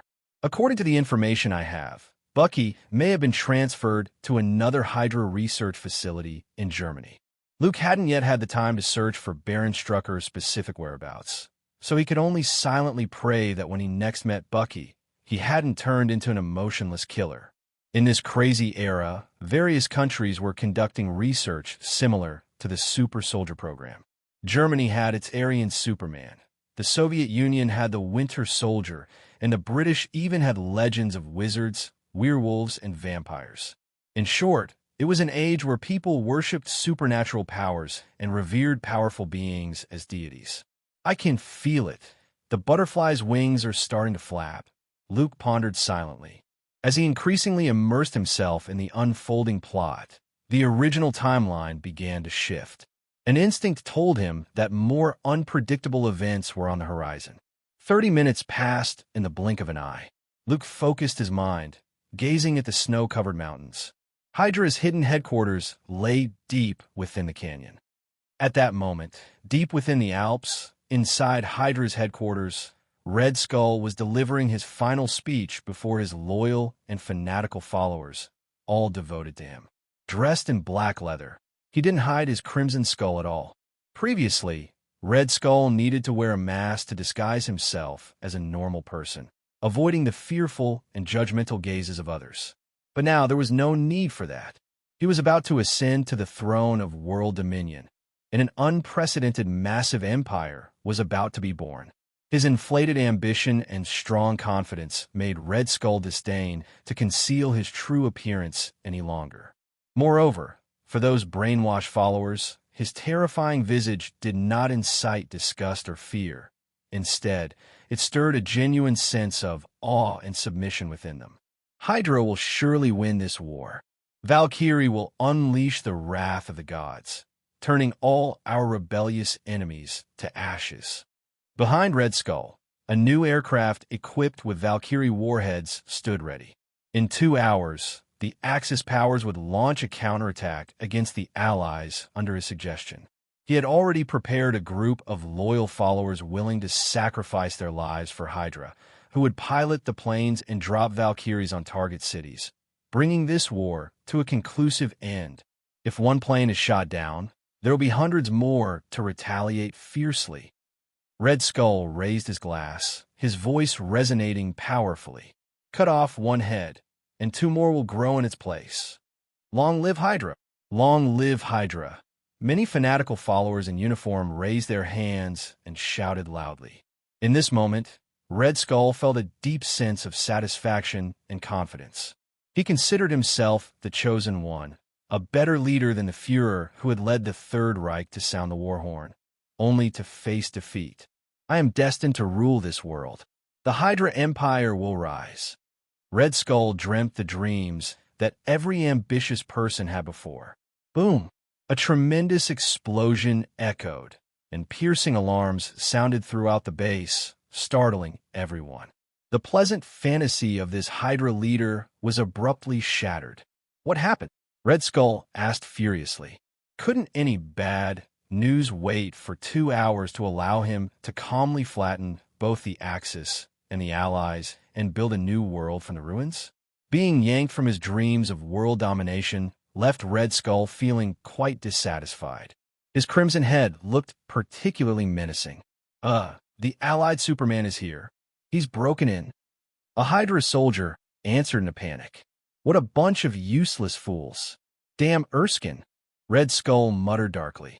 He had already seen the terrifying aspects of that Allied Superman back at the Klausenberg secret base. The guy was impervious to bullets, incredibly strong, essentially a super soldier on steroids. Even later, when he dispatched his 4 enhanced warriors, they only managed to hold off the opponent for a few minutes.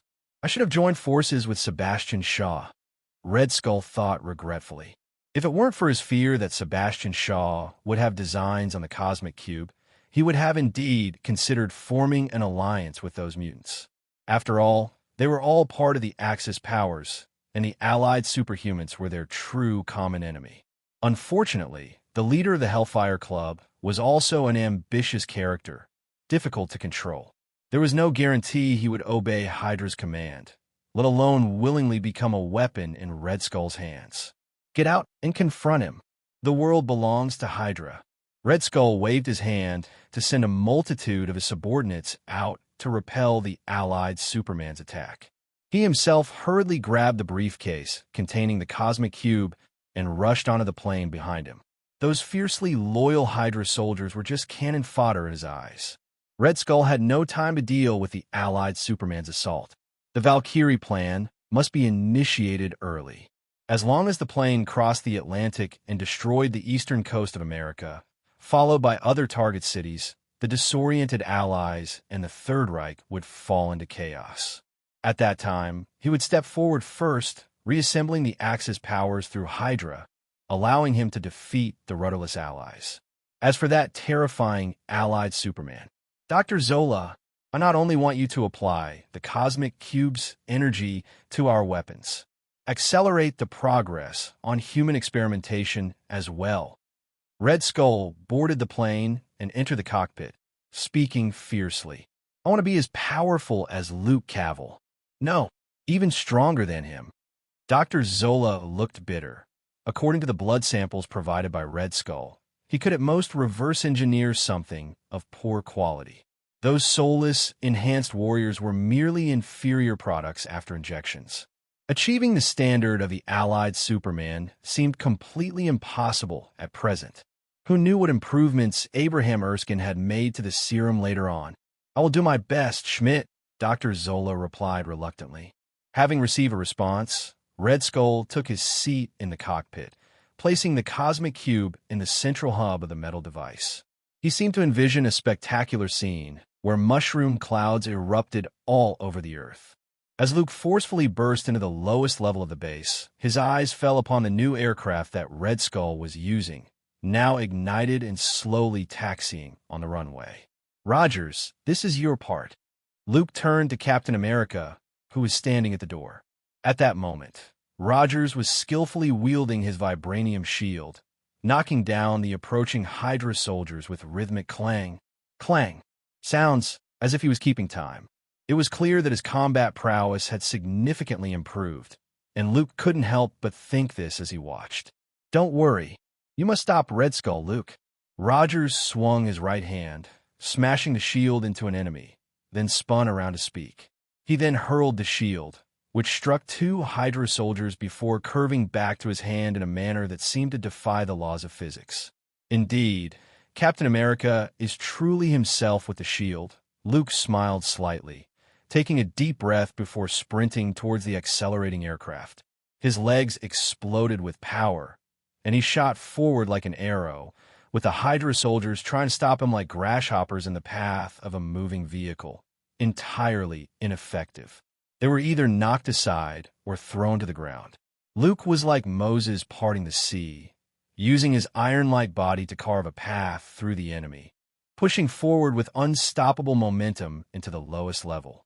Colonel Phillips watched that rushing figure, feeling a surge of emotions. Erskine's serum has created an unimaginable super soldier, and there as he glanced at Rogers swinging his shield and continued, a relatively normal super soldier. How can there be such a gap between two super soldiers? Carter asked, a puzzled expression on her face.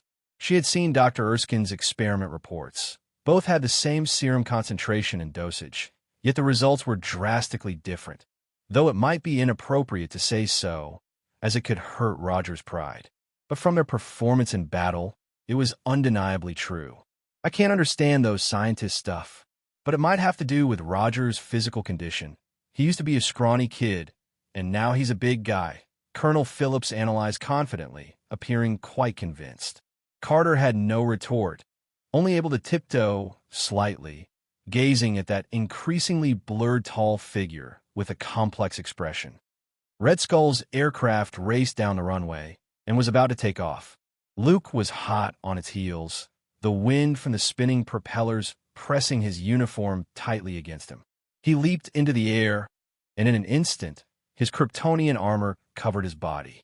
The high-speed spinning propeller struck the surface of the armor, producing a sharp metallic clanging sound. Phew, that was close.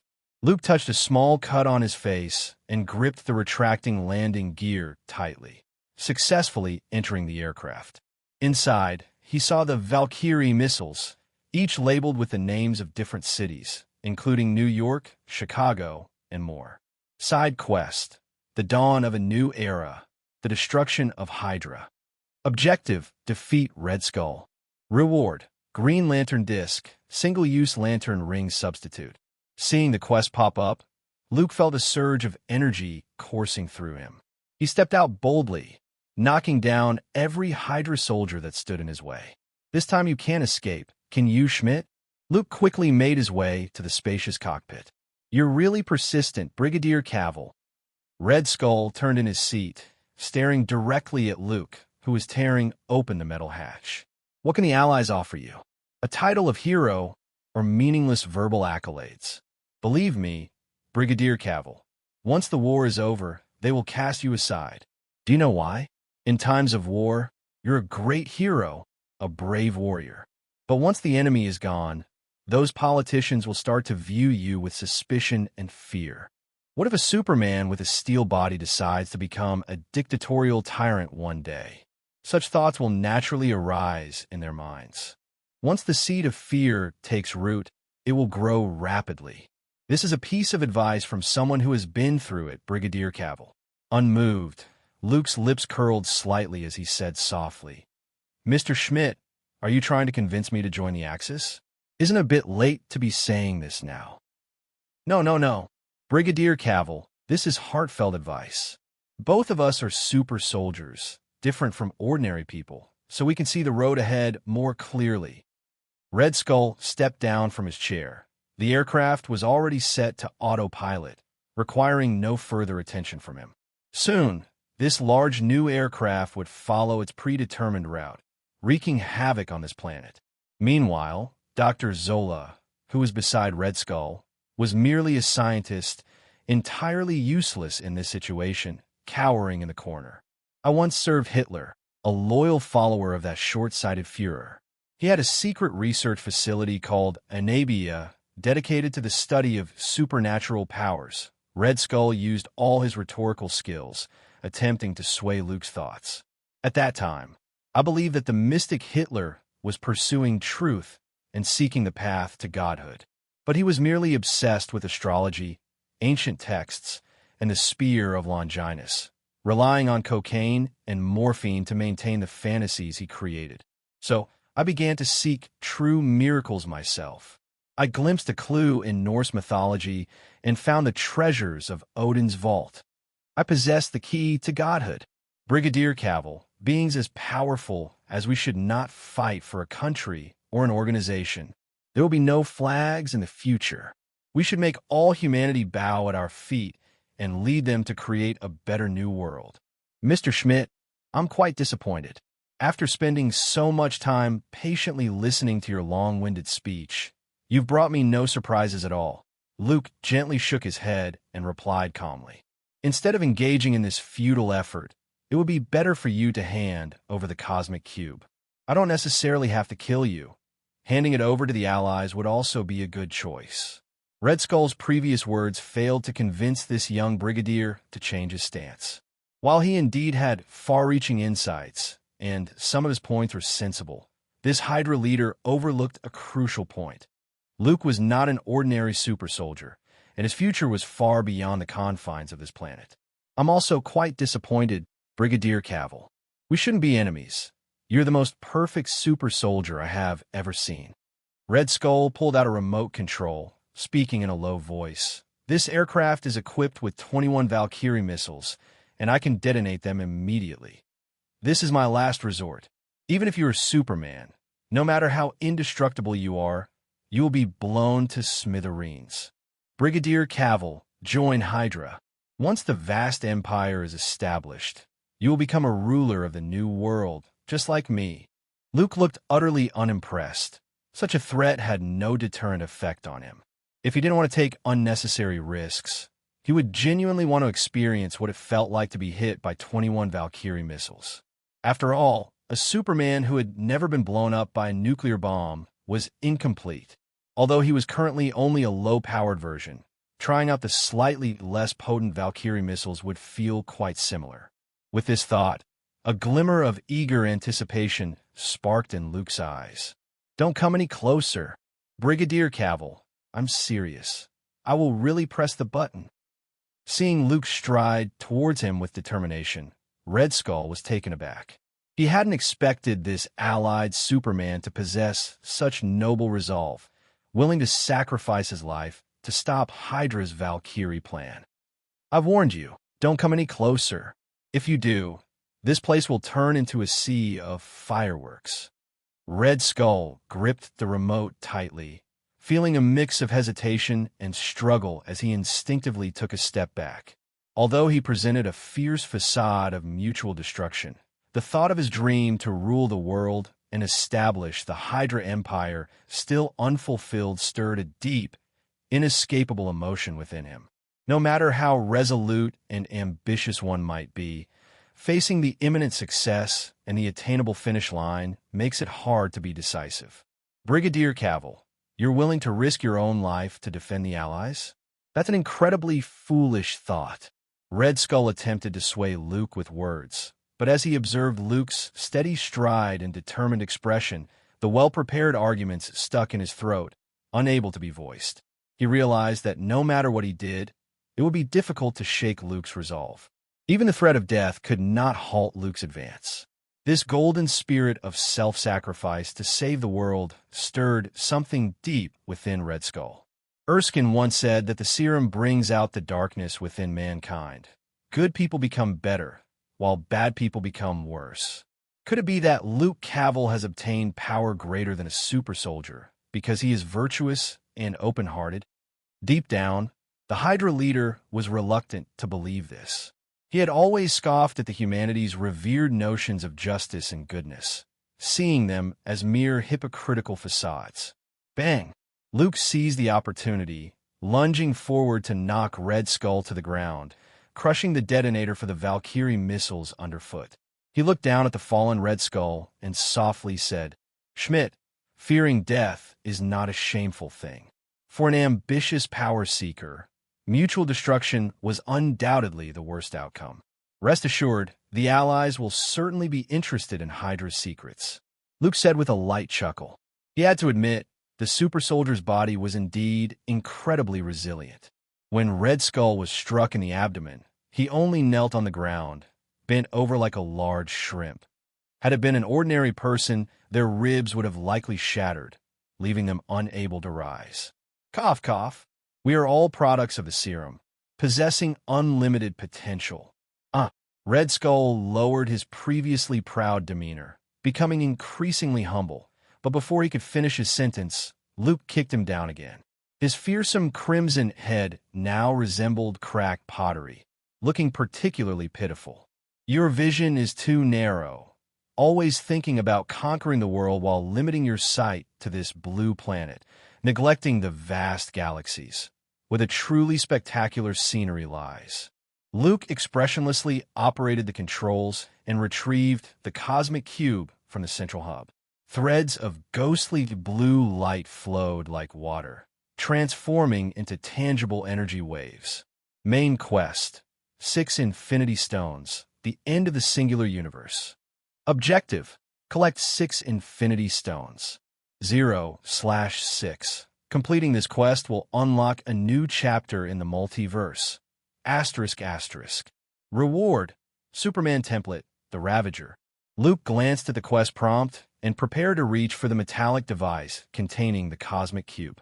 Red Skull, still on the ground and unable to rise, fixed his hateful gaze on Luke, exclaiming madly, "No, it's mine. No one can take it away."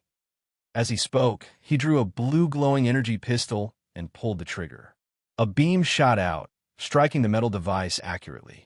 With a crack, the hard shell shattered, and the glowing blue cube fell out. It seemed to be stimulated, releasing even brighter light, and the cockpit was instantly filled with an energy wave that spread like mist, with streaks of azure light twisting and changing, resembling tiny lightning bolts, sometimes flashing and sometimes intertwining, forming a highly luminous blue mist. The light grew brighter, as if it would tear apart the void. Do you see? This is the power of a god. Compared to the might it contains, humanity is so insignificant. Red Skull's eyes shone with fanaticism as he stared at the swirling energy within the cosmic cube, which appeared to contain an entire galaxy. The Norwegians once kept it hidden, disguised by the statue of the World Tree, trying to conceal its existence for eternity. But fate guided me to find it. Endless energy, the key to ruling the world. Red Skull shouted hoarsely, blood spilling from his mouth, as if he had gone mad. I possess the core technology to extract the cosmic cube's energy, Brigadier Cavil. Brigadier, I am the discoverer of this technology. Dr. Zola, hiding nearby, suddenly spoke up, eagerly stepping forward to showcase his value, completely ignoring the fiery glare of Red Skull. "See, Schmidt, you no longer hold any value." Luke smiled nonchalantly, reaching for the glowing cube and stepping in front of Red Skull, placing his foot on the crimson head. He had initially intended to keep Red Skull alive.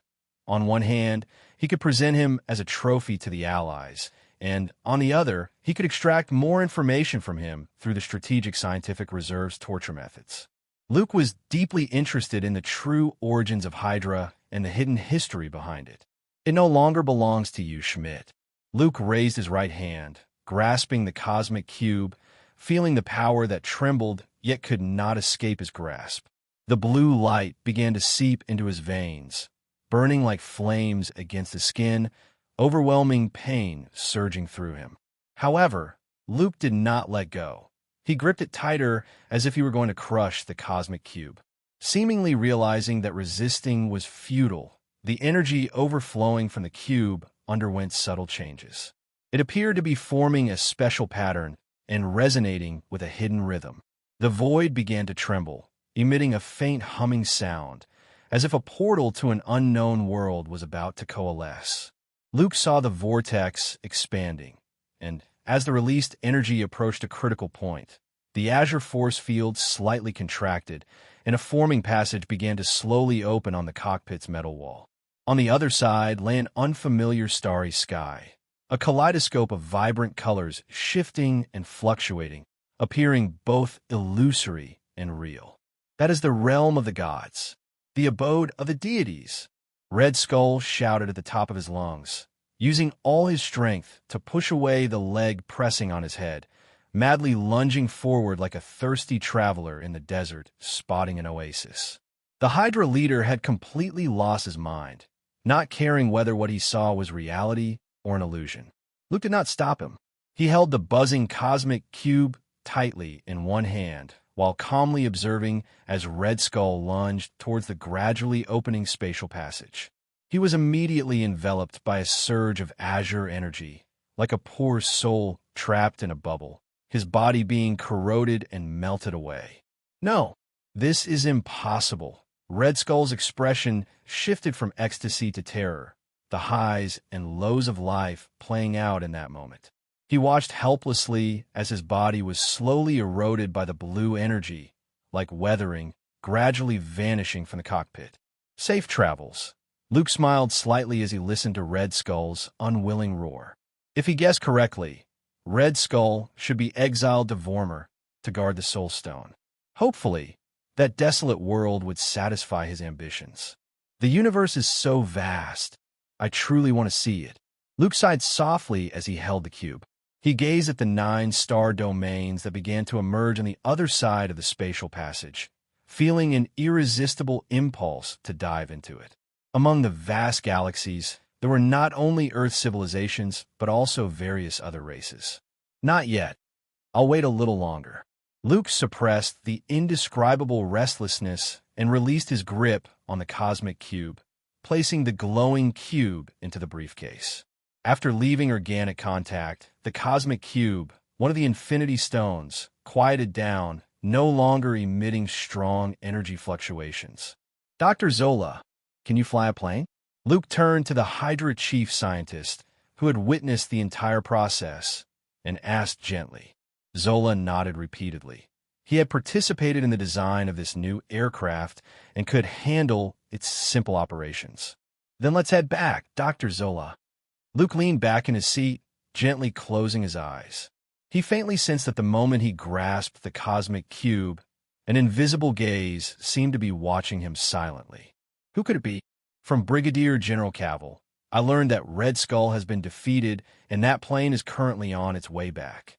The words came through the control tower at Hydra's headquarters, accompanied by the crackling sound of electricity from the microphone.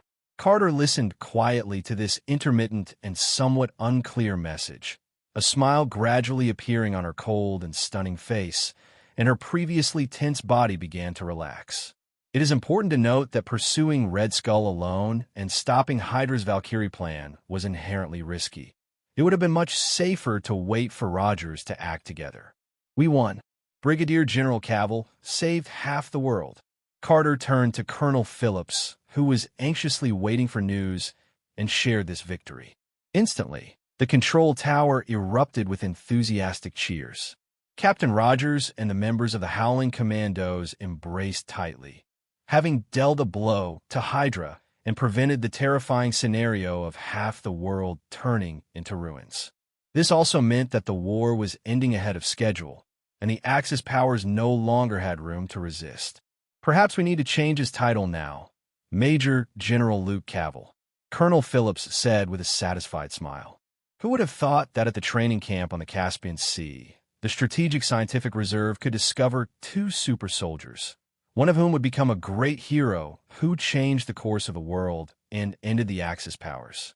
The wonders of fate are truly hard to fathom. Major General, Hero, Superman. Carter murmured the titles belonging to Luke, her eyes revealing a hint of dazed wonder as she pondered inwardly. What kind of person is he? 40 minutes later, the large new aircraft slowly landed on the empty tarmac. Congratulations, Brigadier General. This is yet another miraculous victory. Colonel Phillips was the first to approach and congratulate Luke. Hydra had long been a severe threat to the Allies, their spies infiltrating the upper echelons of the Allies, and their operatives executing assassination missions that repeatedly threatened the lives of military leaders, especially the powerful energy weapons controlled by Red Skull, which nearly caused the Allies to lose the war. Now, with the Axis powers losing their only support, the Führer far away in Berlin had lost his last strong arm and would no longer have a chance to catch his breath. The good days for the Axis powers are over, Colonel Phillips said with emotion. Luke gently nodded and replied with a smile. It's a pity we couldn't capture Red Skull alive. That cornered madman chose to jump out of the plane in the end. However, we are fortunate to have Dr. Arnim Zola, who is deeply involved in various Hydra experimental projects and should be able to provide considerable help to the Strategic Scientific Reserve. Right, Dr. Zola? Zola, who had been silent, nodded repeatedly, his face showing a penitent expression. The chief scientist of Hydra had repeatedly expressed to Luke his desire to turn over a new leaf, and this positive attitude pleased Luke greatly. After all, talent is a scarce resource wherever it is, and locking it in prison or executing it would be a waste. It is better to let it remain and play a role. Luke, well done. Rogers ran over with his shield, excitement all over his face. He had long hoped for an early end to this war so that he could find Buck's whereabouts. You did great too, Captain America. I heard you took down several squads of Hydra's soldiers. I think before long, I might have to start calling you Colonel Rogers. The President's commendation is waiting for you. Luke smiled back at the familiar faces that surged toward him. Compared to everyone's excitement, he appeared relatively calm. Congratulations, Brigadier General. Carter also approached, having been pushed to the front by the cheering Allied soldiers. So, is there a reward? Luke held the box containing the Tesseract, his trophy. Once the war is over, we can go dancing at the Army Club together. Feeling the slightly aggressive gaze, Carter's cheeks flushed slightly as she recalled the wild actions after the ball that night, a wave of shame washing over her thoughts. Perhaps that's a good suggestion. Luke nodded in agreement. In the bunker of the Reich Chancellery in Berlin, the Führer sat blankly in a chair in the lounge. 20 minutes earlier, he had received the report of the Axis powers' great defeat, but worse news was yet to come. 40 minutes ago, he learned that Hydra, led by Red Skull, was decisively defeated by that Allied Superman, and the energy weapons that could have helped the Axis powers turn the tide had lost their supply. This meant that the life of the Third Reich had come to an end. It shouldn't be like this. The Führer leaned back in his chair, murmuring to himself. He had once fantasized about standing at the pinnacle of the world, shouting attention to all humanity, letting the glory of the Third Reich shine across the entire European continent. But now it seemed that this was destined to be an unfulfilled dream. The Allies are about to break into Berlin. Eva, the Führer stood up and kissed his lover's forehead. That once warm and delicate body now lay lifeless on the sofa. After receiving the news of Hydra's collapse, the Führer already knew that the situation was hopeless, so he decided to take his beloved with him to hell. Eva, fearing pain, had poisoned herself in advance, leaving the Führer alone. No one can judge me, the Führer thought to himself, pulling open a drawer and taking out a Walther P38 pistol, then pointing the muzzle at his own jaw. His finger, which was poised to pull the trigger, trembled constantly, unable to gather the resolve to pull it. Even though he was the ruler of the Third Reich, the madman who started the World War, he could not remain calm in the face of death. Schmidt, that bastard! The Führer put down the pistol, cursing angrily. The dream of being the overlord of Europe had shattered. What should he do next? Rely on Sebastian Shaw's gang of monsters? But Auschwitz had long been breached by the Allies, and that disgraceful guy, Sebastian Shaw, had fled with his mutants without a fight. Traitors! Scum! The Führer cursed again, feeling bitter at the thought of the traitors surrounding him. Rather than being humiliated and tormented as a failure and executioner, it would be better to end it himself. With rage and sorrow, the Führer raised the pistol to his temple. Just as he was about to pull the trigger, the door was suddenly burst open. Führer, miracle weapon, miracle, has been created. A soldier in a German uniform, wearing the swastika insignia, said excitedly. And the Allied forces have been defeated. Just now, the Third Reich achieved a great victory. The sudden good news nearly made the Führer's eyes bulge out. He quickly tossed aside the Walther pistol that was aimed at his temple, and the ambition that had dimmed in his eyes reignited with flames. Say that again. We defeated those Soviet scum? How did that happen? The Führer asked, furrowing his brows. Those Russians, who were raised in the icy wilderness, were about to reach the city walls of Berlin. How could they turn the tide? We have our own Superman. The Aryan Superman of the Third Reich. The soldiers seemed to be caught up in some kind of fervor, excitedly saying, "Someone succeeded." Saint General completed that plan and created the perfect Aryan Superman. His name is Marcus Rome. He's like a tank. No, he should be called a bomber. No one can stop him, not even the Soviets. Upon hearing this, the Führer stood up, his hands resting on the table. Though he was not very tall, he exuded an aura of authority at that moment. "Very well. Have Saint General come to see me as soon as possible. Also, I want to see with my own eyes if the Aryan Superman of the Third Reich meets my perfect image." Confirming the news of the Soviets' defeat, the Führer swept away his despondency and regained his imposing demeanor. Only what a pity for Eva. Glancing at his deceased lover, tears symbolically squeezed from the Führer's eyes. For an ambitious person, power is like intoxicating wine, and beauty is merely the cherry on top of the cake. Life is meaningless without the former. It is equally meaningless with only the latter. Saint General, he is the hero of the Third Reich. The Führer danced with excitement, thrilled like a baboon that had obtained a banana. The Aryan Superman program mentioned by the soldier, also known as Source of Life, was originally a racial experiment aimed at encouraging so-called SS elites to mate with young blonde and blue-eyed women to create an excellent race.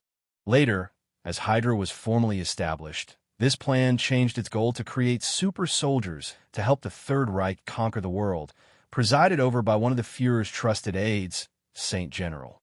With continuous failures in the experiments, the Führer had long lost faith in the Aryan Superman. But unexpectedly, at the last moment when the Third Reich was facing collapse, the plan succeeded.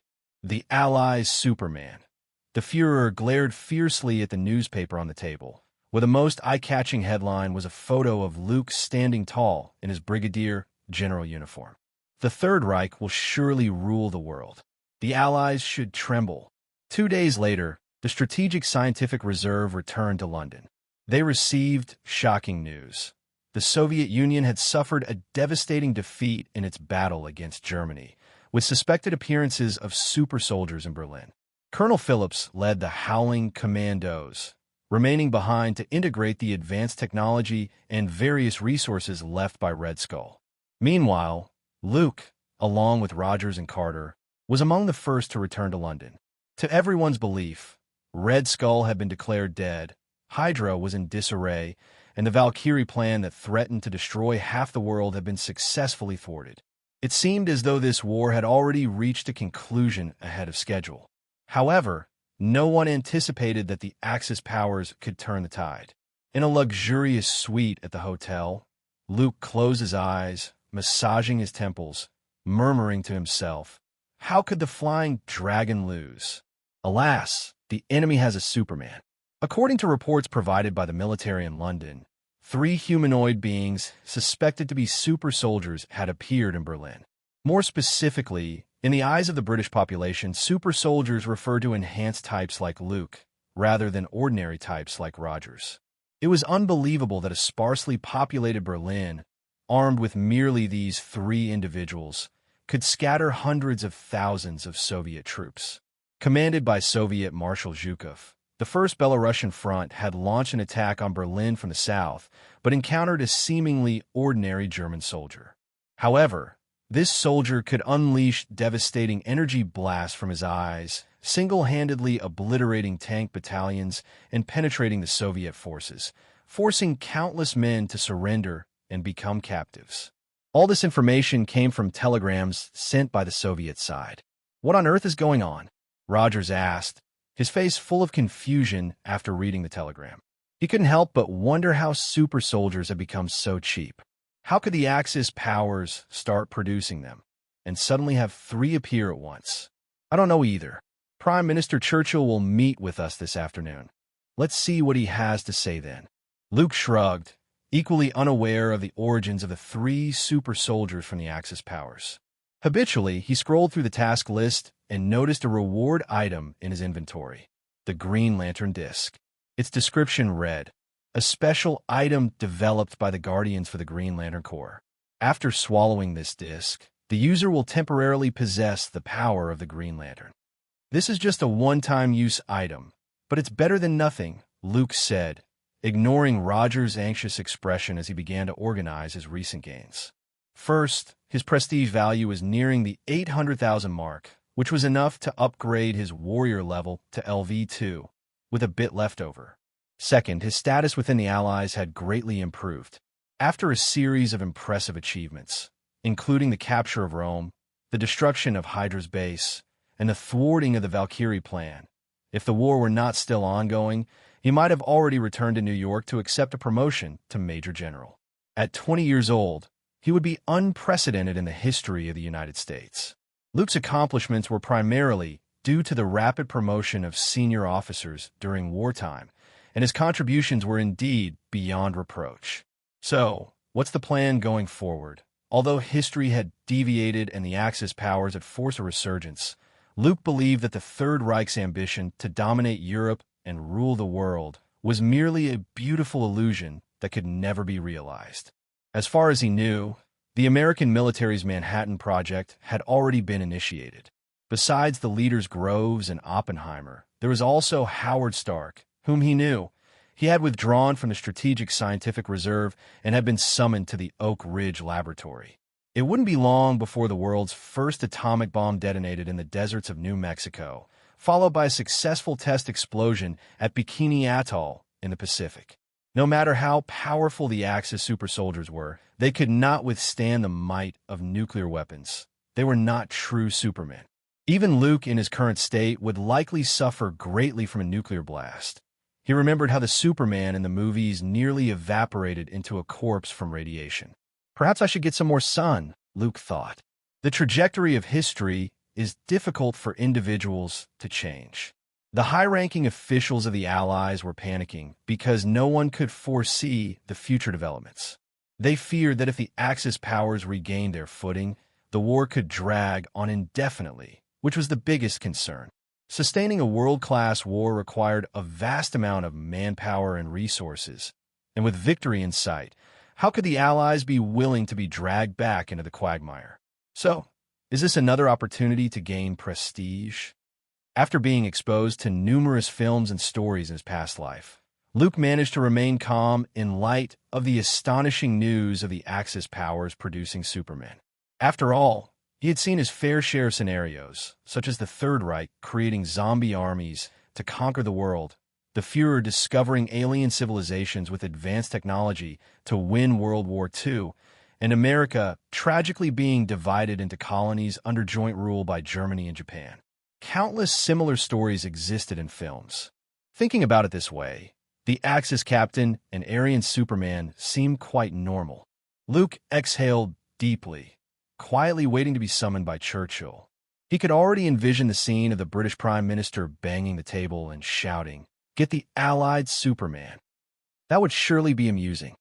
A black luxury car slowly drove through Trafalgar Square in London, passing Whitehall and Westminster Abbey, finally stopping at an inconspicuous street corner. There was an entrance camouflaged with burlap sacks, leading down to a sturdy underground fortress. I didn't expect the Prime Minister to be in such a place. Luke raised his brow, a hint of surprise flashing in his eyes. He had assumed this meeting would be arranged at the Prime Minister's residence or in the Houses of Parliament. A week before the war broke out, the Prime Minister activated this war cabinet, Carter explained, walking ahead. It said that every day the Prime Minister enters here from an office building across from the Foreign Office to command military operations. As a British female agent, Carter was well acquainted with the operations of the Intelligence Department and the various measures taken by the War Cabinet. Luke nodded and entered the underground fortress known as the War Cabinet. The first thing that caught his eye was the map room, a crowded room with walls covered in maps of various battle zones. On the table lay more than a dozen colorful telephones. Carter explained that each color represented a different level of urgency. The ivory-colored phone on the right could connect directly to Churchill's office. The Prime Minister's office is over here. Carter gracefully led Luke forward, as the continuous ringing of phones filled the air, with receptionists busily at work, reminiscent of a Wall Street brokerage firm. It seemed that a significant crisis had indeed arisen on the front lines. Luke pondered. After stating their names and identities, the two entered the conference room. As soon as the door was pushed open, a pungent smell of tobacco assaulted them, almost suffocating. Luke quickly retracted his overly sensitive senses to avoid being overwhelmed. Brigadier General Cavill, although I've heard you are quite young, I was still taken aback by your age when I actually met you. Churchill put down his cigar, extended his hand, and a slight smile appeared on his otherwise somber face. He was a habitual smoker, particularly fond of cigars, which he rarely let go of. Mr. Prime Minister, I've heard about what happened in Berlin. Luke shook hands with the prominent figure. One of the big three of the Yalta Conference exchanged a few pleasantries, and then went straight to the point. As of now, we still don't know the specifics. The only confirmed information is that the Soviet Union has been defeated, with nearly 100,000 taken as prisoners. The plan to capture Berlin has been temporarily hindered and must be put on hold. Prime Minister, the only hope for the Allies now rests on you and me, Brigadier General Cavill. So, what can I do to help, Mr. Prime Minister? Luke sat up straight, striving to present himself as a brave soldier ready to follow orders. He was filled with curiosity about the Axis powers, Aryan Supermen. He had heard that these Aryan Supermen could fire energy orbs from their eyes with astonishing power, easily blowing up tanks, and their physical abilities exceeded those of ordinary humans. Conventional firearms could not harm them at all. These descriptions sounded like a weakened version of Superman or an enhanced version of super soldiers. Could it be that Berlin had indeed reverse-engineered Dr. Erskine's groundbreaking work from the serum samples left by Red Skull? Luke was skeptical about this. After all, the military had invested enormous sums to revive the super soldier program, yet had never succeeded. Over generations, with various versions, they all exhibited undeniable side effects. Super soldiers like Captain America were truly one of a kind. This highlighted how difficult it was to replicate the serum. It was hard to imagine that Berlin could achieve such a technical breakthrough so swiftly, unless that Führer had somehow opened an accelerated mode and unlocked a new tech tree. We have planted an undercover agent in Berlin.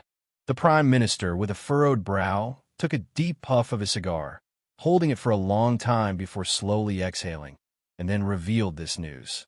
During World War II, active intelligence organizations were not limited to Hydra and the Strategic Scientific Reserve. There was also MI6 in Britain. They had successfully assassinated Reinhard Heydrich, the chief of the SS Security Service, who was one of the Führer's right-hand men and a carefully nurtured successor. Her name is Stephanie.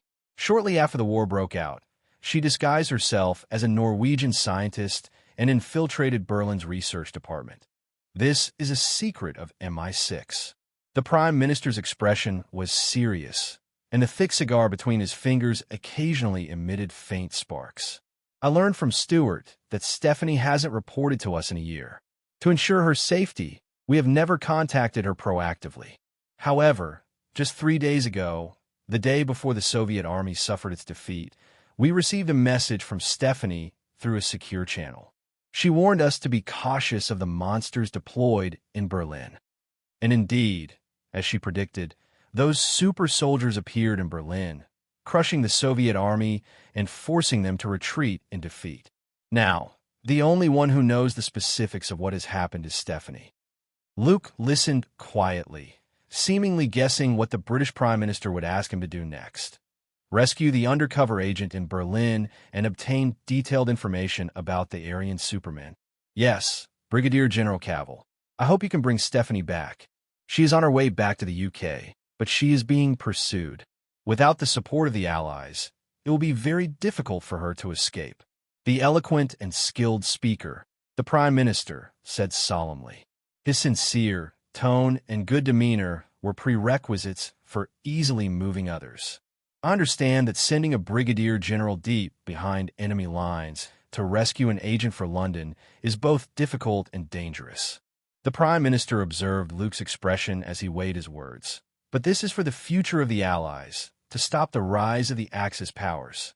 Brigadier General Cavill, you have created miracles before. We still believe you can do it. The atmosphere in the smoke-filled office suddenly became tense. The British Prime Minister and the senior aides, sitting on the corner sofa, all focused their gazes tightly on Luke. The danger of this rescue mission was self-evident.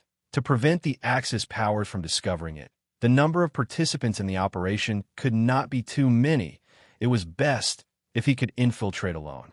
Asking someone who had already been promoted to a general with a bright future ahead to risk his life for an undercover agent of MI6. To be honest, when the Prime Minister made this request, he himself felt it was somewhat absurd. He had no authority to directly command Luke, and Luke had no obligation to comply. That Miss Stephanie has brought back information and technology about the Aryan Superman, which is of great value to the Allies. Luke raised an eyebrow and said slowly, I can participate in this rescue mission, but any technology mastered by the Axis powers must be shared with the Strategic Scientific Reserve. Upon receiving Luke's response, the Prime Minister nodded without hesitation. Those Soviets who had bravely held the line in Leningrad and Moscow and even launched counterattacks had been crushed by the Axis powers' Aryan Supermen. How long could the frontline Anglo-American forces hold out? The Prime Minister knew well that this was not the time for bargaining or seeking benefits. Even if it meant paying a certain price to request Luke's help, it was worth it. It was certainly better than seeking assistance from wizards, vampires, or werewolves. No problem. The Allies should cooperate sincerely, the Prime Minister said with a smile, his demeanor warm. The people in the parliamentary hall, upon learning of Hydra's disintegration and the Axis powers' humiliating defeat, were all planning to celebrate with champagne. Who would have thought that Berlin would produce supermen and reverse the course of the war? Now, the only one who could stop that Führer's mad ambitions and save the Allies again was Luke. After all, only super soldiers could combat super soldiers. Only a Superman could oppose another Superman. Well then, I shall set off, Mr. Prime Minister. Luke stood up, his tall figure towering like a mountain in the office. By the way, please convey my regards to the White House and let the President know to await good news. Berlin outskirts. Saint General, the Führer has asked me to convey a message to you, urging you to come at once. He is eager to meet Siegfried. This big guy is called that, right? The liaison officer sent from the Berlin bunker transmitted the message to Saint General, who was in charge of the Aryan Superman project. He looked up at the super soldier who had single-handedly crushed Soviet tank battalions, noticing his high nose, deep-set eyes, and typical Germanic features. Over 2 meters tall and muscular, resembling a silent statue exuding immense strength. His real name is Marcus Rung. Now he is called Siegfried, the Saint General replied coldly. I cannot meet the Führer just yet. The factory producing Woden's blood exploded last night. A Norwegian scientist named Freya escaped overnight, and according to the secret police's post-incident investigation, she is an undercover agent sent by the British. What a bunch of fools. They didn't conduct thorough checks before recruiting personnel. This is terrible news. Do you understand? The victory we just achieved could vanish in an instant. If the Allies also master the technology to create super soldiers, the Axis powers will be utterly defeated. The Saint General, trusted by the Führer, was a stern-looking, serious middle-aged man. His gaze was sharp as a sword, piercing right at the liaison officer. The cold atmosphere made the latter involuntarily lower his head. But the Führer said the liaison officer hesitated. His task was to ensure the Saint General and his Aryan Superman returned to Berlin as soon as possible. Good heavens! Don't you understand? That damned woman. She could destroy the fleeting victory the Third Reich has just achieved in no time. The Saint General shouted angrily. So, I must immediately send someone to track her down and eliminate this threat before she reaches the Allied lines. This is far more important than pleasing the Führer, satisfying his vanity, or alleviating his inner fears. The liaison officer trembled, not daring to speak further.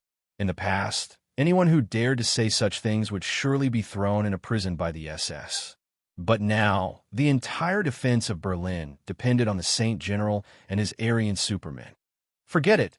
Let Siegfried meet the Führer instead, the Saint General said dismissively. He was loyal to the Third Reich, not to any specific individual. Thus, he was not a fervent follower of the Führer. Siegfried, let the Führer see what a truly perfect Aryan looks like. The Saint General turned and smiled. The Allies' Superman. That's just a subpar version among super soldiers.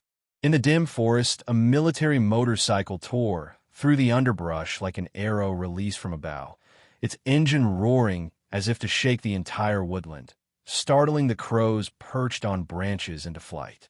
Damn it! Those damn Germans are going to catch up. Stephanie gripped the handlebars tightly, desperately suppressing the urge to look back, terrified of seeing the relentless German soldiers pursuing her. At this moment, she was mere kilometers from the Allied lines. If she could just get through this forest, she would reach a British outpost and be safe at last. Do you have any food? You must have something to eat, right? Give me something to eat.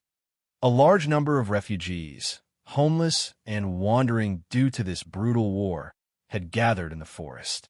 I don't have any food. When a ragged, emaciated man blocked her path, she didn't slow down at all. Instead, she twisted the throttle tighter. This was not the time for her to feel sympathy.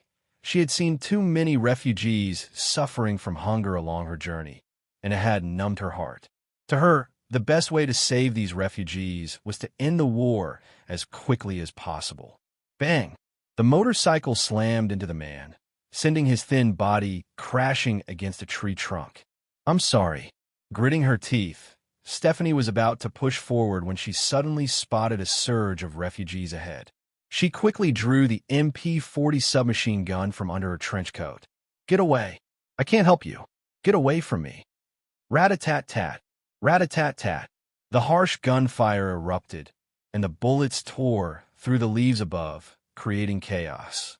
Driven by the instinct to survive, those small groups of refugees, terrified of death, retreated like a receding tide, giving her a passage to escape.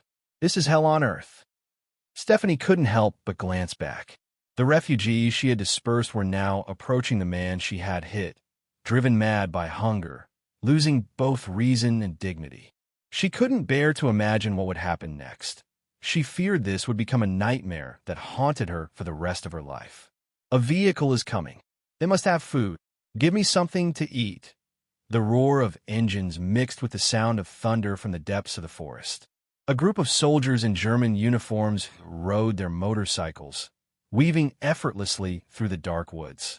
They sped past, ignoring the crowded waves of refugees, as if these people were insignificant in their eyes. Don't block the road. A German officer mercilessly drew his pistol and shot at the approaching refugees without hesitation, executing one on the spot.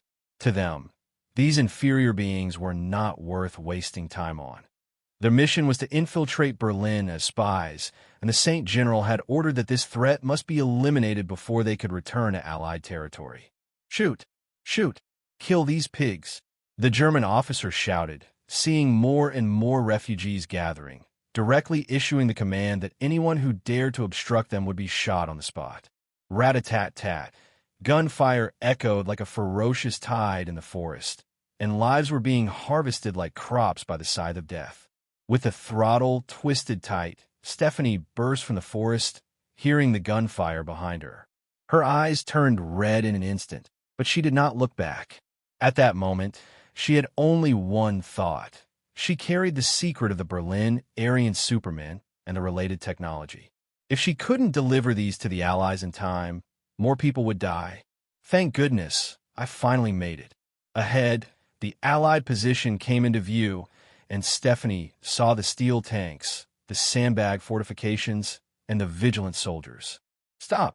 A British soldier fired a warning shot into the air, aiming his Sten gun at Stephanie, who had no intention of slowing down. On the battlefield, one wouldn't show mercy just because the opponent was a woman. The only result of that would be a quicker death. My name is Stephanie. I'm an MI6 agent. She didn't have time for more explanations, introducing herself directly, believing that London must be prepared to assist her.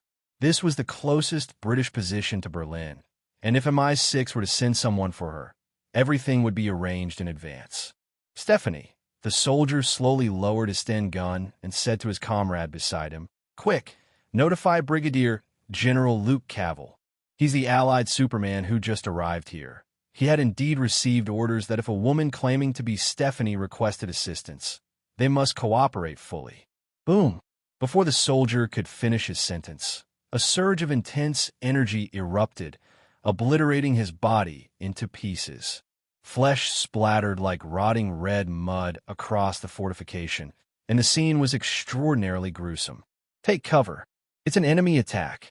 Stephanie narrowly dodged the incoming energy blast, rolling off the motorcycle and crashing onto the hard ground. Thankfully, she wasn't a weak and helpless female scientist, but a well-trained undercover agent. In the moment of losing balance, she quickly curled up, protecting her head to minimize the damage. Tank level. Aryan Superman. Though only her elbows and knees were scraped and bleeding, Stephanie pushed herself up and hid behind the fortification. She peeked out and saw a massive German soldier approaching, a tank-level Aryan Superman created in Berlin, as indicated by the insignia on his sleeve. "Quick, get inside the tank. That's the only way we can take him down," Stephanie shouted. She knew very well how powerful this tank-level Aryan Superman was. Ordinary bullets could not penetrate their skin, and even if injured, they could recover almost instantly. The tank in the center of the position slowly started moving, the treads rolling forward as the turret turned to aim at the advancing German soldier. Boom! However, the cannon did not hit. The German soldier moved with astonishing speed, far beyond what the heavy tank could match. Monster! A British soldier holding a Sten gun bravely stepped forward, trying to draw the German soldier's ire. A burst of bullets hit the monstrous German soldier, sinking deep into his flesh, but did not cause any fatal damage. Brit!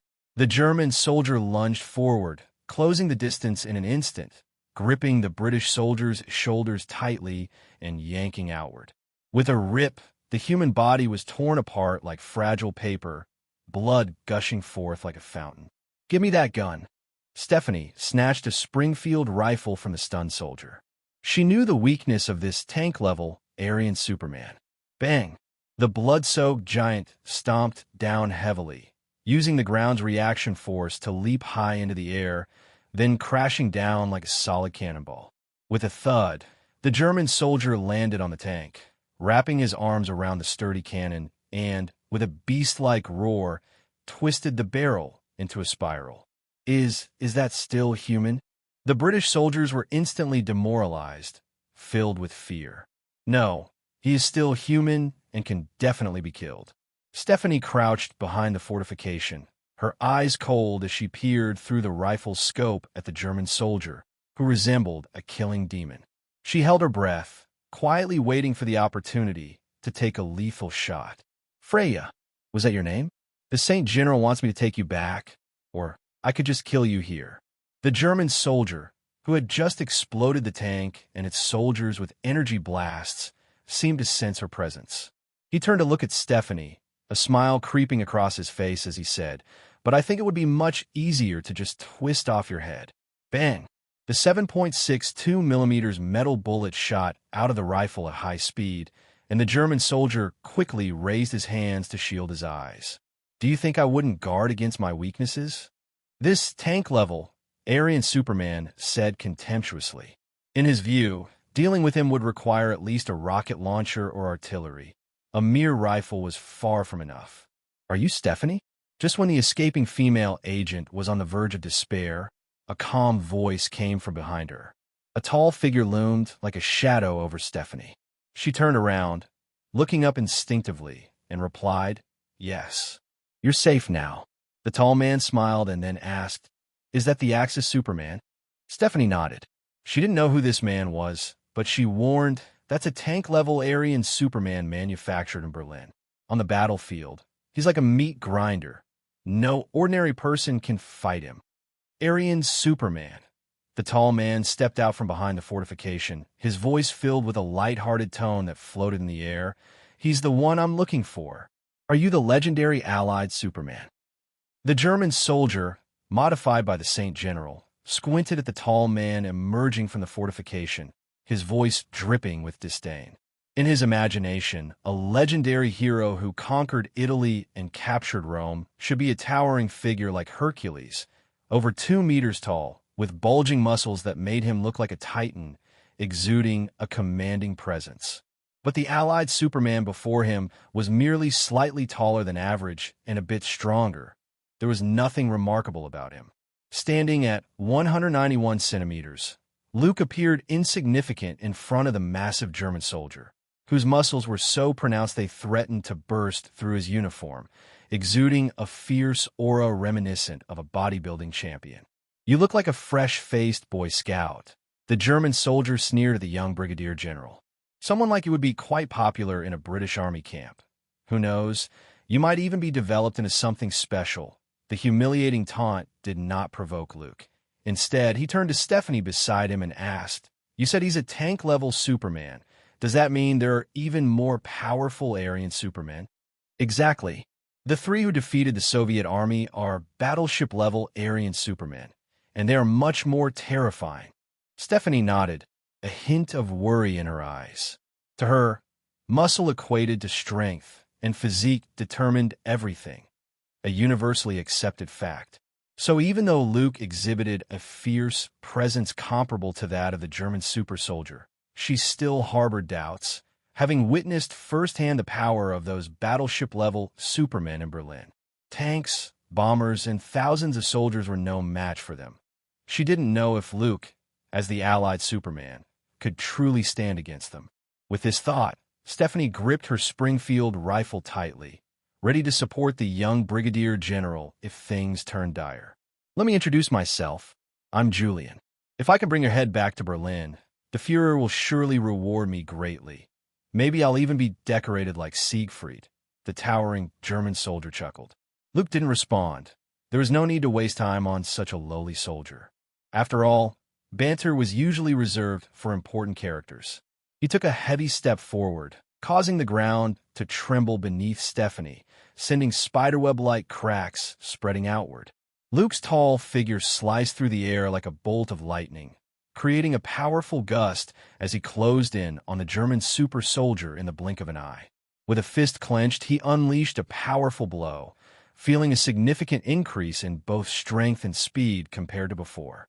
This sense of continuous improvement, day by day and moment by moment, was intoxicating, even more so than the pleasures humanity often indulged in.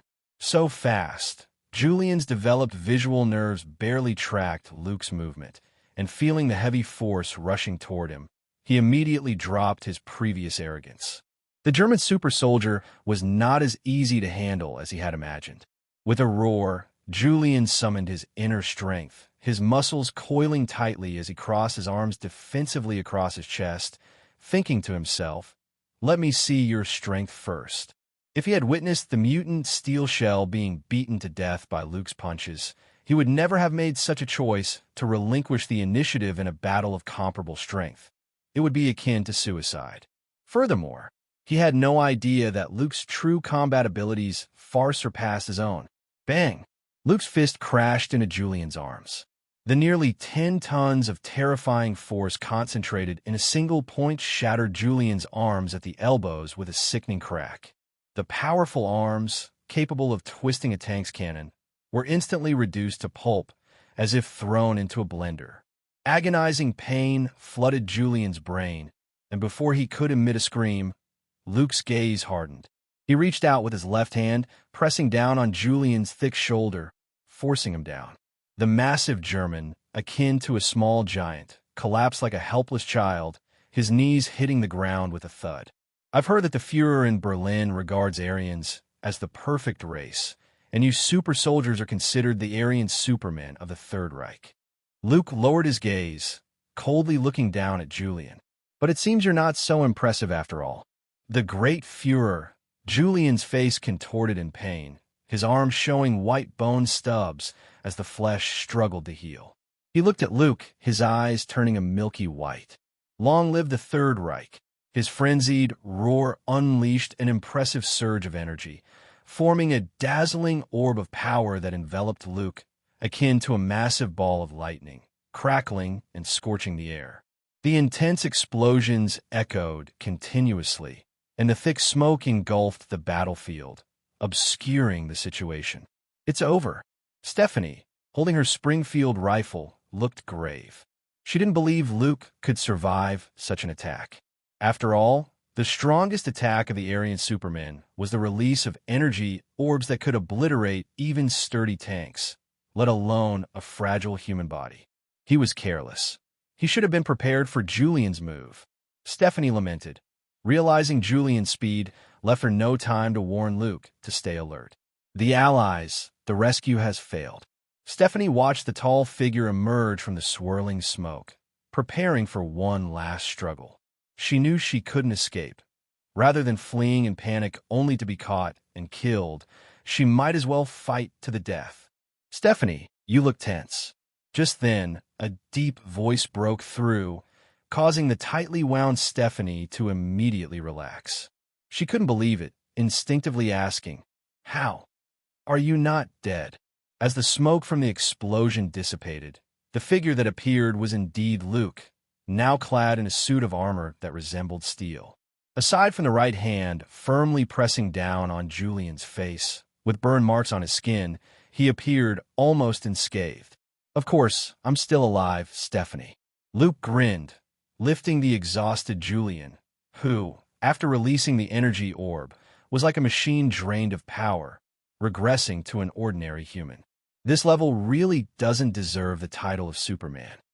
Luke scoffed. The energy orb Julian unleashed contained destructive force that would be hard for ordinary individuals to withstand, and he had indeed sustained minor injuries. By his estimation, the power of one energy orb was roughly equivalent to the explosive force of an anti-tank missile.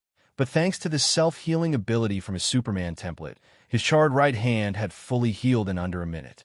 In the battlefield of the Allied lines, there was a moment of silence. The twisted and deformed remnants of tanks blasted by artillery, along with the scattered limbs and blood, silently testified to the brutal scenes of the earlier fierce battle. "Ma'am, do you need live specimens?" Luke, dragging the now defenseless Julian, slowly walked up to Stephanie. She shook her head gently. She had already brought back information regarding the production of the Aryan Superman and the specific processes involved. During her time in Berlin, she had seen too many live specimens intended for dissection, and keeping Julian around would only add unnecessary risk. No one knew when he might regain his strength. "Well then," Luke smiled gently. Then, without hesitation, he snapped the German soldier's neck. After the brief yet intense fight, he had gathered comprehensive data on the tank-level Aryan Superman, including strength, speed, defense, neural response, and regenerative abilities. Overall, the tank-level Aryan Superman was even stronger than a super soldier. Even though Rogers had the title of 50-50 captain, he would likely find it quite challenging to face a tank-level Aryan Superman, unless he accurately struck the opponent's weak points. Victory would be hard to achieve. However, Luke keenly observed that after releasing the energy orb, Julian's power and speed had deteriorated to that of an ordinary person, as if he were drained of energy. Perhaps this was the reason the Axis powers had not launched a counterattack yet. Could it be that Aryan Supermen were not suited for prolonged combat? A series of questions pressed down in his mind for the moment. "To be honest, I'm looking forward to meeting the battleship-level Aryan Superman," Luke remarked, removing the armor-like battlesuit, looking down at the fallen German soldier. This tank-level ability was far from enough to change the course of the war. Unless the Axis powers could mass-produce such Supermen, victory could hardly be achieved through individual strategies. Stephanie's eyes sparkled with curiosity about the Allied Superman's combat uniform, but she refrained from asking. She understood that this was likely a secret technology of the Strategic Scientific Reserve, and probing could provoke annoyance. "Brigadier, the battleship-level Aryan Supermen are several levels stronger than the tank level. Their regenerative abilities, physical qualities, and energy attacks are all multiples of those of the tank level," the infiltrated female agent warned. Having witnessed Luke's battle against the tank-level Aryan Superman, she felt a glimmer of hope for the Allies' future, but the situation still looked grim. Just the tank-level Aryan Supermen numbered in the hundreds in Berlin, and they were led by 3 even stronger battleship-level Supermen, capable of forming an unstoppable fighting force. Meanwhile, the Allies had only Luke as their Superman. "Stephanie, the Prime Minister is eager to see you, and I'm also very keen to learn about the true situation regarding these Aryan Supermen." Luke walked ahead. His mission was to bring Stephanie safely back to London, and he would not concern himself with anything else. "Thank you, Brigadier Cavill," the female spy said softly from behind. "Thank you for calling me Stephanie. It's been a long time since anyone has called me that." The next day, a fully armed squad of German soldiers passed through the dense woods and arrived at the Allied lines. The guards had long since retreated, leaving behind a chaotic battlefield filled with tank wreckage, scattered limbs, and traces of energy explosions, all silently telling the story of the fierce battle that had taken place. Cancel the pursuit. There's no longer any Freya. She's returned to London under her previous identity. That damned bitch. The Saint General stood with his hands clasped behind his back, a serious expression on his face. He meticulously observed the scene, seemingly envisioning how the Allied Superman and ordinary soldiers had struggled immensely to barely defeat Julian and secure the final victory. The Allied Superman is not so impressive. It's nowhere near as exaggerated as the Axis claims. The Saint General concluded. He knew that the Allies had paid a heavy price to overcome Julian, the tank-level Aryan Superman. "General, we must assume that the core technology has fallen into the Allies' hands, and that the locations of other military factories have also been exposed. We need to formulate a response plan immediately," said a blonde female officer. The escaped Stephanie had once been a core member of the Aryan Superman project. She knew too much and had been deeply involved in the most critical projects, taking with her a portion of the Woden's blood. This was undoubtedly the worst news. Transfer all information regarding super soldier technology and research personnel to the second base, and eliminate all inferior test subjects, the Saint General coldly ordered. He aimed to accelerate his efforts to help the Third Reich gain an advantage before the Allies could create their own Supermen. Let's hope the Führer can listen and not be blinded by a temporary victory. The Saint General was troubled. He did not dare to have too many hopes for the Führer, known for his small mustache. After all, that Führer was notorious for micromanaging, possessing mediocre military skills, yet always liked to dictate to seasoned generals. The series of failures faced by the Third Reich, such as the Battle of Stalingrad, the Normandy landing, and the Ardennes counteroffensive, all showcased the Führer's pervasive influence. A man whose abilities to incite, lead, and command militarily were inversely proportional. That was the Saint General's evaluation of the Führer.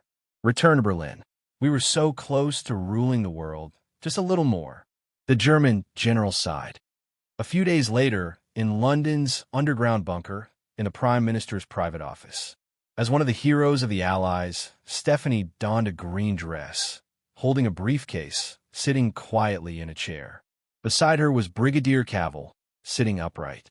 This time, only the 3 of them were in the office, without the presence of senior aides. "Thank you for your hard work, Stephanie." The Prime Minister poured a glass of wine and handed it to the female spy who had infiltrated the enemy's lair for years. "You are the best member of MI6, and I've heard your name for a long time. It's been proven that you have indeed created a moment of respite for the Allies, rescuing us from the terror generated by those monsters in Berlin. Recently, I've heard many MPs only dare to stay at home, not even venturing into the parliamentary halls, because these cowards fear that Hitler and his demons will suddenly descend from the sky, tear off the roofs, and hang them from the lampposts." The Prime Minister said humorously and sarcastically, trying to lighten the heavy atmosphere in the office. "Not at all, Mr. Prime Minister." Stephanie took the wine glass, took a sip, and smiled. "Those Aryan Supermen created can only operate within the Third Reich for now. I was involved in this project and know their flaws. The weaknesses of the Aryan Supermen are their eyes and heavy firepower like rocket launchers and anti-tank weapons. The battleship level will become weaker the more they fight. According to the experimental reports, the latter has a limit of about 8 hours of full combat, after which they must rest for a period of time to recover. Upon hearing Stephanie's response, the Prime Minister was unsure whether to feel happy or fearful. He turned his gaze to Luke, who was sitting opposite him. He had heard that this young brigadier had personally eliminated a tank-level Aryan Superman, a piece of news that invigorated the Allied High Command and effectively dispelled the fears of frontline soldiers. The Soviet Army's crushing defeat had left many in a state of pessimism, while the victory Luke created became precious material for the Allies to vigorously promote. I have yet to encounter a battleship-level Aryan Superman, so I am uncertain about their true strength. Luke guessed the Prime Minister's thoughts. Having him face multiple Aryan Supermen and take them down single-handedly was simply unrealistic. With hundreds of tank-level Supermen and 3 unknown battleship-level ones, he would likely be drained dry. Moreover, he had no obligation to risk his life for the Allies.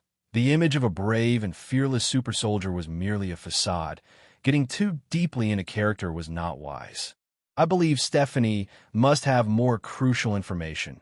Otherwise, the Germans wouldn't have needed to chase her all the way from Berlin. Luke directed the question to the female spy beside him. Yes, I can help the Allies create Supermen, Stephanie stated emphatically. The moment this heavy news was announced, the Prime Minister's office fell into a brief silence. Are you saying the Allies can also have Supermen? After a moment, with a thud, the cigar the Prime Minister had been holding dropped onto the table. I was planted in the Norwegian research group in 1941 under the cover of being a biologist named Freya Bergend. Stephanie began to recount, her voice soft. Once Berlin confirmed I was a Nazi supporter, I was recruited into the Aryan Superman project group. The rest of the story is unnecessary to elaborate. In short, I successfully infiltrated the core and accessed these. Stephanie opened her briefcase, revealing not only a document, but also a glass container filled with irregular red crystals, vibrant in color, resembling translucent blood coral. That was the Woden's blood. This energy is truly strange. Luke furrowed his brow slightly as he sensed an extremely unstable and dense energy emanating from the irregularly shaped red crystals. It felt like a powder keg that could explode at any moment, filling him with a sense of danger, a reaction stemming from his intuition deep within. What exactly is this? The Prime Minister looked at Stephanie, puzzled. He had expected to see a stack of detailed experimental reports or documents, but instead, it was a pile of red crystals. It is the only hope for the Allies to defeat those monsters. Stephanie took another sip of her drink.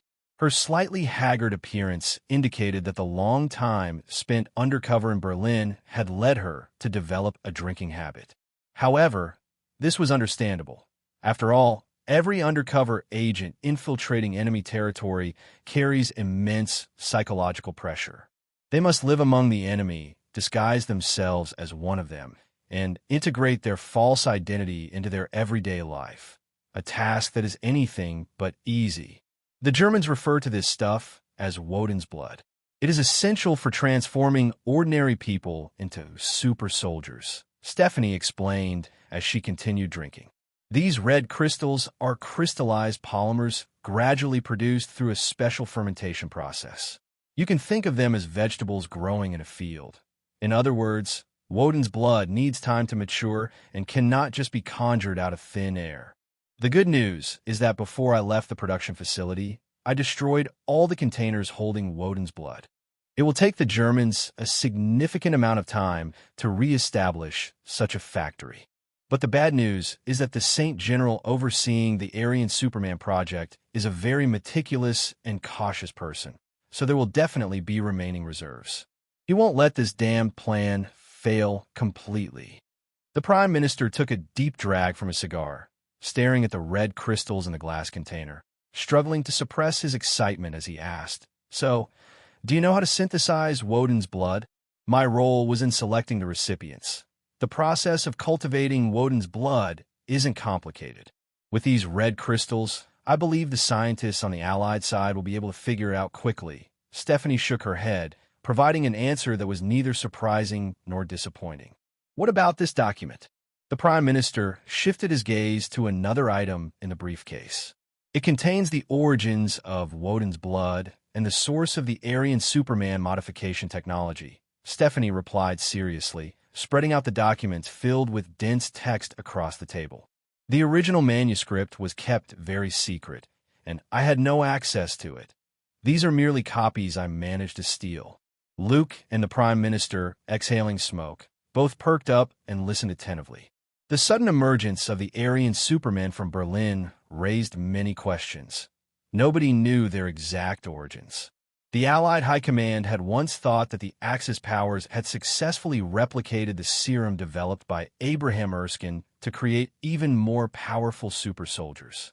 However, from the intelligence Stephanie provided, it appeared that super soldiers and Aryan Supermen were two entirely different products, the former being creations of the serum, while the latter was a completely new and unfamiliar secret technology. As we all know, that Führer in Berlin is extremely obsessed with mysticism and has been pursuing supernatural powers, Stephanie recollected softly. The Hydra organization was initially formed from the Third Reich's Anambia Research Institute, meant to establish an external intelligence agency. Later, Red Skull recruited numerous scientists and fanatics, gradually breaking free from the Führer's control. Luke's eyes flickered slightly as he began to form guesses about the origins of Woden's blood and the technology for creating Aryan Supermen. Could it be related to the earliest Hydra? To suppress Red Skull's increasingly inflated ambitions and rapidly growing strength, the Führer secretly established a new research team, attempting to replicate powerful super soldiers like Brigadier Cavill using the blood samples left behind by Red Skull. Stephanie glanced at Luke, acknowledging the surprise he had given her. This young brigadier had showcased overwhelming power in the battle against the tank-level Aryan Superman. Continuous failures led the Führer to abandon that plan, but the Anambia Research Institute received new information. They uncovered ancient documents inscribed with bizarre characters. After analysis and translation by experts, they classified it as the language of an extraterrestrial race from ancient times. Upon hearing this, the Prime Minister looked bewildered, taking a deep drag from a cigar in an attempt to calm himself. As a graduate of the Royal Military Academy Sandhurst, a published author, and a renowned speaker who had opened the curtain on the Cold War, he was unsure how to evaluate the Führer's acquisition of extraterrestrial documents and the attempt to create Aryan Supermen to conquer the world. Is the world truly going mad, or am I just unable to keep up with the times? The Prime Minister leaned on the desk with his elbow, cradling his slightly rounded face, displaying a look of bewilderment at the strange knowledge he had just received. As for Luke, he remained remarkably calm about the notion of extraterrestrial visitors in a time far removed from humanity, as this was merely the world of Marvel. Within the 9 realms, aside from Earth, known as the Midgard, there was also Asgard, home to frost giants from Jotunheim, and beyond that, the Skrulls, Kree, and Shi'ar, which formed the 3 great civilizations in the galaxy. In fact, there were even higher powers like the Cosmic Elders, the Celestials, and the 5 great deities. Therefore, the Axis powers discovering extraterrestrial technology during World War II was entirely reasonable and posed no issues. I know this sounds like a fairy tale or the ramblings of a madman, completely lacking credibility, Stephanie said with a shrug, seeing the Prime Minister's expression. I initially held the same attitude, thinking everything was just a fabrication by the Germans to deceive the ignorant and make them worship the Führer like zealous devotees. It wasn't until I became deeply involved in the Aryan Superman project and learned more of the insider information that I began to believe it. They indeed discovered an ancient civilization's ruins. Research indicates it may be from the period of ancient Egypt, detailing the heroic deeds of a wizard named Imhotep, who led the Egyptian people to resist the extraterrestrial brood. And these red crystals that can transform the human body and awaken potential are the technology left behind by the brood. Those insect-like aliens cultivated Woden's blood as food to feed beasts, catalyzing them into terrifying monsters used as war machines. As the Prime Minister listened, his understanding was nearing collapse. He couldn't help but reach for the bottle of gin on the table, pouring himself a glass, then gulping it down in one shot. As if feeling it wasn't enough, he poured 2 more glasses, downing them in quick succession. Imhotep. I remember he was a pharaoh of the 3rd dynasty of Egypt, the designer of the pyramids. Luke interjected, recalling his knowledge of history. That name felt familiar, not just something he had seen in textbooks. According to the murals and documents in the ruins, Imhotep was an outstanding leader, a brave and powerful fighter. With a spear and a shield, he led countless Egyptians to defeat the extraterrestrial beings, killing them and driving them off the earth. Stephanie responded earnestly. Luke held a spear in one hand and a shield in the other, his mind swirling with thoughts. When he heard the name Imhotep, a sudden realization struck him, and he finally understood why this name sounded so familiar. This ancient Egyptian pharaoh was not only the most accomplished ruler of the 3rd dynasty, revered by later generations as the god of medicine and wisdom, but his true identity was that of a superhero from ancient times. Although he had no superpowers and fought solely with his physical strength, his abilities were incredibly formidable. He could lead the Egyptian natives armed with spears and shields to defeat alien beings whose biological technology had far surpassed Earth's for many years. He was akin to a terrifying upright ape of human form, capable of pinning alien beings to the ground with his bare hands. The self-styled ancestor of mutants, Apocalypse, had once been Imhotep's student, fighting side by side with him. At that time, Apocalypse could provide encouragement to his teacher while simultaneously cutting down alien insectoids, completely lacking the imposing aura he would later possess. How distant it all is, Luke sighed to himself, realizing that the biological modification technology behind the Aryan Supermen produced in Berlin actually originated from that ancient era. Upon further reflection, this made sense. The eagle emblem adopted by the secret organization known as the Brotherhood of the Shield, founded by historical figures like Da Vinci, Newton, Tesla, and Galileo, came from the shield wielded by Imhotep. Furthermore, the later organizations Shield, Hydra, and Leviathan actually shared common origins, each bearing traces of the Brotherhood of the Shield, albeit having diverged in different directions. Thus, it was logical that the Third Reich, inheriting part of Hydra's legacy, acquired the biological modification technology of the brood insectoids. In the beginning, the Germans were unaware that the ancient documents concealed cutting-edge technology for modifying the human body. Their research stemmed more from academic curiosity. However, once someone deciphered the content of the first chapter, everything changed. Stephanie did not notice that Luke had nearly pieced together the entire event. She adjusted her gold-rimmed glasses and continued. The Germans realized they had discovered a treasure, a key to unlocking a new human world. Consequently, the general in charge of all this reported the findings to the Führer, and the entire Aryan Superman project began to operate. 3 departments were established. The first to create a catalyst for modifying the human body based on the document's content, known as Woden's blood. The second to screen recipients and find suitable modification targets. And the third, currently the largest organization, was specifically tasked with modifying the human body and mass-producing those monsters. And that's not even the worst part. The general only translated 1/5 of the ancient document, meaning that in addition to the tank-level and battleship-level Supermen, even more powerful Aryan Supermen may emerge in the future. After Stephanie finished speaking, the Prime Minister fell into silence. More powerful Aryan Supermen? Were they aircraft carrier level? Quietly, Luke blinked, beginning to ponder what level he would reach in his later development. Would it be nuclear bomb level, space battleship level, star destroyer level, or two-dimensional foil level? As for the threat posed by the Aryan Superman, to be honest, he did not take it to heart.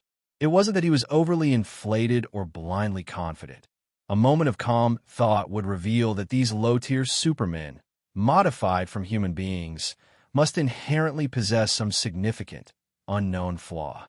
Otherwise, during the ancient Egyptian era, the brood insectoids would have already ruled the world, and there would be no chance for the Third Reich to inherit this technology. Stephanie, tell me, do those supermen have the potential to grow? Why hasn't the Third Reich implemented mass production yet?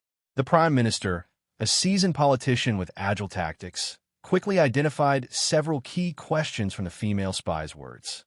At present, mass production is an impossible task.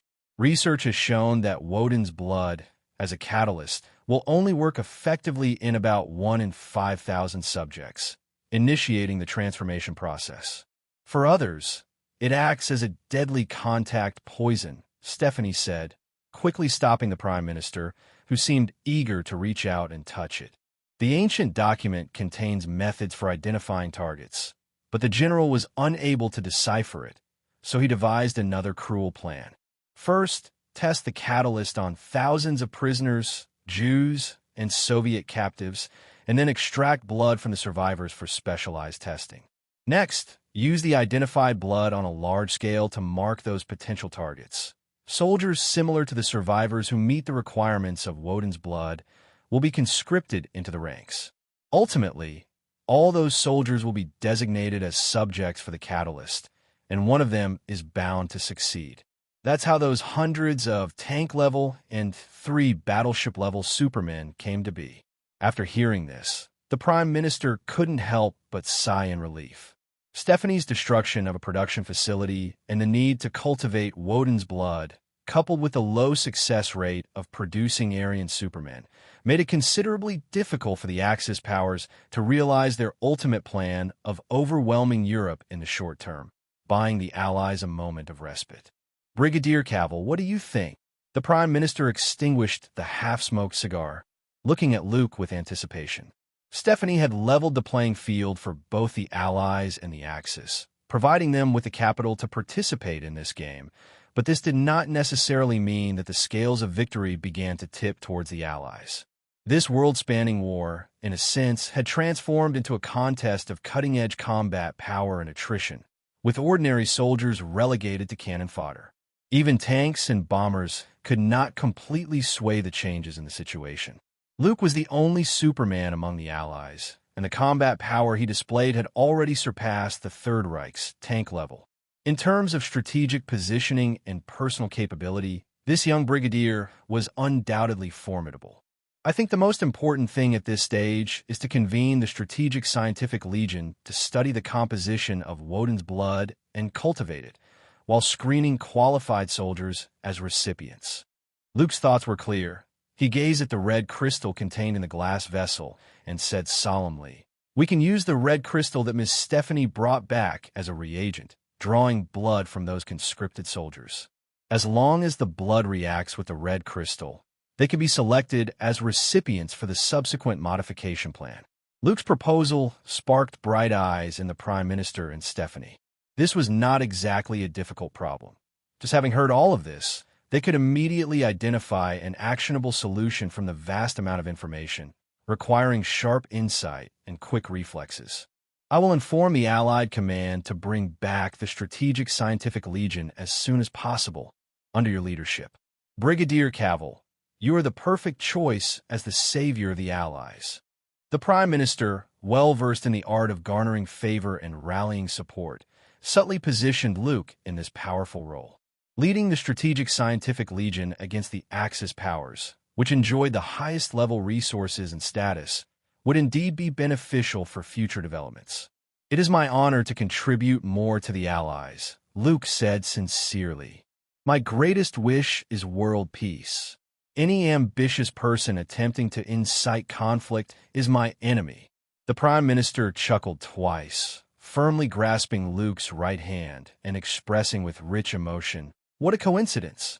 My lifelong ideal is also world peace. I can tell at a glance that Your Excellency the Prime Minister is also a peace-loving idealist." Luke subtly curled his lip.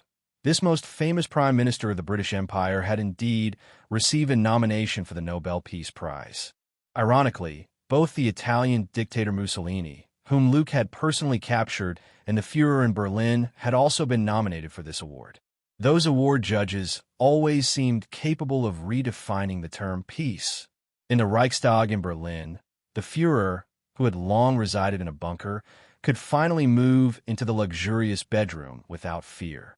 The bombers that had once buzzed and flew freely over Berlin, disturbing his sleep and adding to his inner terror, could no longer trouble him. Siegfried, you are the hero of the Third Reich, the perfect Aryan, and my most loyal guard, the Führer said as he woke up from the soft bed, wearing a robe, and slowly opened the door. Although his gentle lover, Eva, was no longer by his side, the tall Siegfried outside the door gave him an unprecedented sense of security. He no longer worried about threats to his life or feared that the Allied forces would breach Berlin and drag him out to be hanged in the square. The Führer of the Third Reich finally enjoyed a good night's sleep after a long time. However, just a few hours earlier, to test how powerful the Aryan supermen truly were, the Führer had personally ordered Siegfried to kill tens of thousands of captured Soviet soldiers. The cries, sobs, and bloodied limbs of those soldiers, vaporized by annihilation beams and severed, did not stir the Führer's heart in the slightest.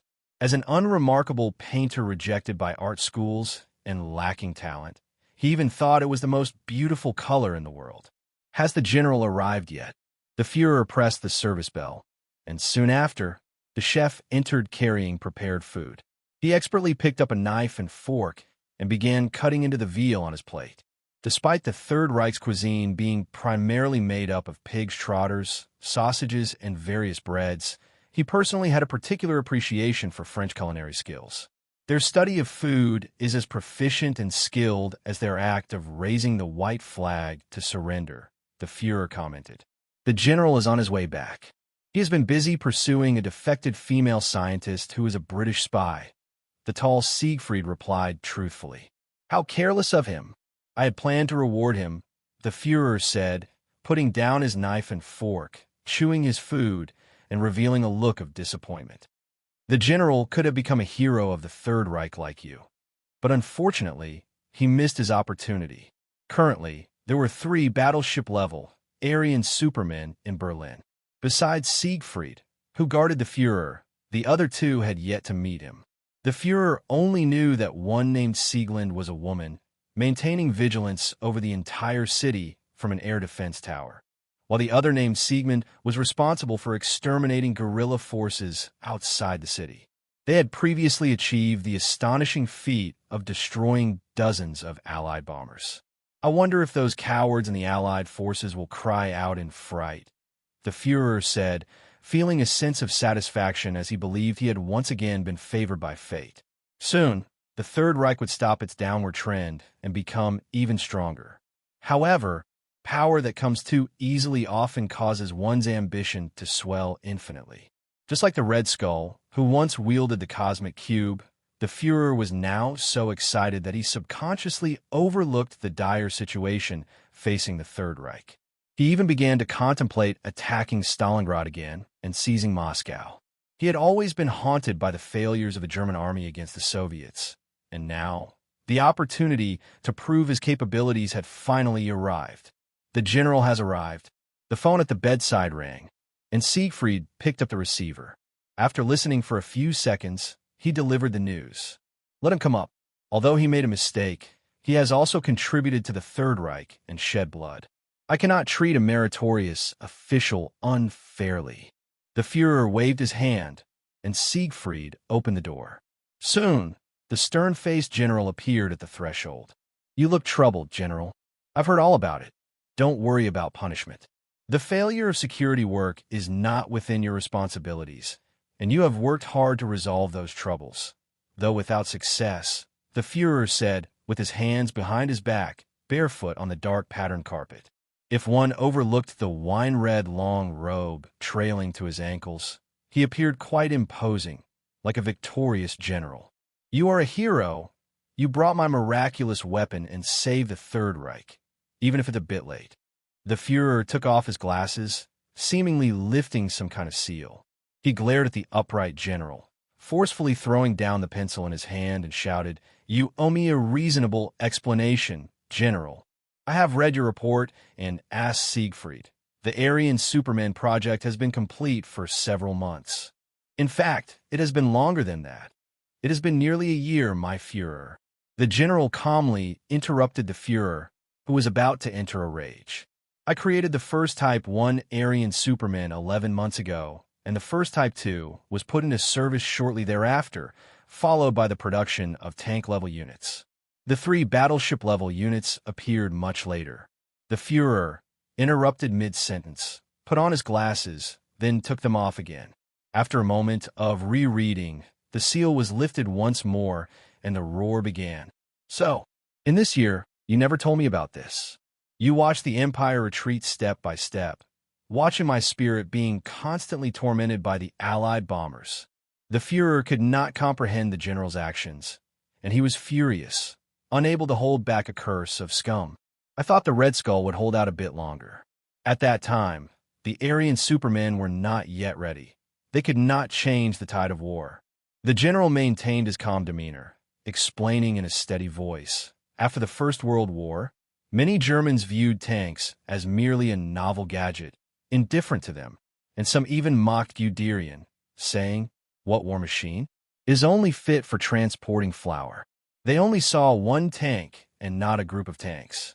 Only someone like Guderian could see the true value of tanks. This also built your empire, my Führer. I will provide you with an invincible super army, and I will give you a tremendous victory that will rejuvenate the Germans. But that is all predicated on the Aryan Supermen being able to join the battlefield in droves. If I had told you this news in advance, to be frank, you would likely have sent them out to die in vain and expend resources meaninglessly." The general's frankness further heightened the Führer's anger. He could not tolerate being criticized, especially in such a tone that felt like humiliation. "Enough, General. The Aryan Supermen will no longer be under your command. You are dismissed." Considering the general's contributions over the years, the Führer swallowed his anger, waved his hand, and ordered him to leave. "My Führer, why are you unwilling to confront your mistakes?" The general stood with his hands behind his back, his body remaining motionless, shaking his head. "You are like a madman who has lost his mind, ordering Siegfried to kill tens of thousands of Soviet prisoners. You haven't even considered that this will only provoke the Allied forces' resistance. No one will surrender again. I'm the one disappointed in you. You are just an Austrian bumpkin. You stumbled into this position by being born in a country with Prussian-like rigidity and a group of fools willing to listen to your nonsense. You possess the most powerful war machine in the world, but have buried it in your endless arrogance. Führer, I believe in a great Third Reich more firmly than you. I also believe the Empire deserves a leader more capable than you to guide it." The general's words thoroughly enraged the Führer. He picked up the pencil from the carpet, seemingly calm, and said, "Oh, General, I didn't expect you to see me this way. It's truly regrettable. You can no longer see the Third Reich of your dreams or a leader more talented than I. Siegfried, kill him." With the Führer's command, Siegfried, who had remained silent like a statue, stepped forward, standing before the general. His eyes burned with intensity, and a terrifying energy surged like strands of blue lightning, flickering continuously. "At your command," Siegfried replied, and then he turned and looked directly at the Führer, radiant light bursting forth from his eyes. 3 days later, Colonel Phillips, leading the Howling Commandos and other members of the Strategic Scientific Legion, arrived at Bletchley Park, located on the outskirts of London. This place had once served as the Allied code-breaking center, responsible for deciphering intercepted German radio signals. At its peak, the staff here numbered as many as 6,000, including top mathematicians from Oxford and Cambridge. Perhaps the most well-known among them was Alan Turing, who led the team that cracked the Enigma code. He is posthumously revered as the father of computer science and is also credited with proposing the Turing test. Not long ago, Luke had met Turing, almost mistaking him for Dr. Strange or Sherlock Holmes. "I just heard that those Axis guys have actually unearthed biotechnologies from ancient civilizations." Did primitive people understand science? Colonel Phillips shouted as he walked into the office. Regarding the Soviet Army's disastrous return and the Axis powers' Aryan Supermen, the official explanation to the outside world was that Berlin had derived an inhumane and extremely cruel technology for human modification from the spear of Longinus and the knowledge left by ancient civilizations. This sounded at least more convincing than an alien invasion of Earth, leading to a final victory led by an ancient Egyptian pharaoh. After all, people during World War II had not yet experienced the information explosion of the Internet era, nor had they developed the resilient nerves of later New Yorkers to be unfazed by various alien beings and supervillains. The plans regarding Woden's blood and the creation of Supermen on the Allied side were top-secret intelligence, yet to be disclosed.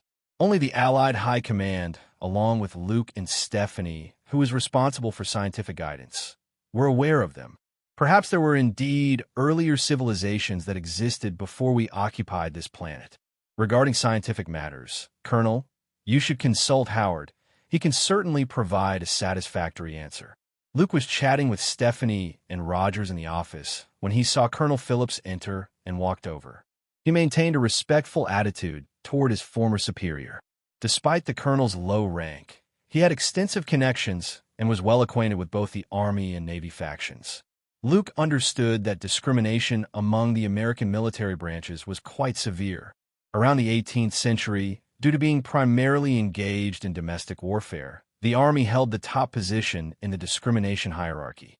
However, as the role of the Air Force became increasingly prominent during World War II, the once subservient branch began to catch up.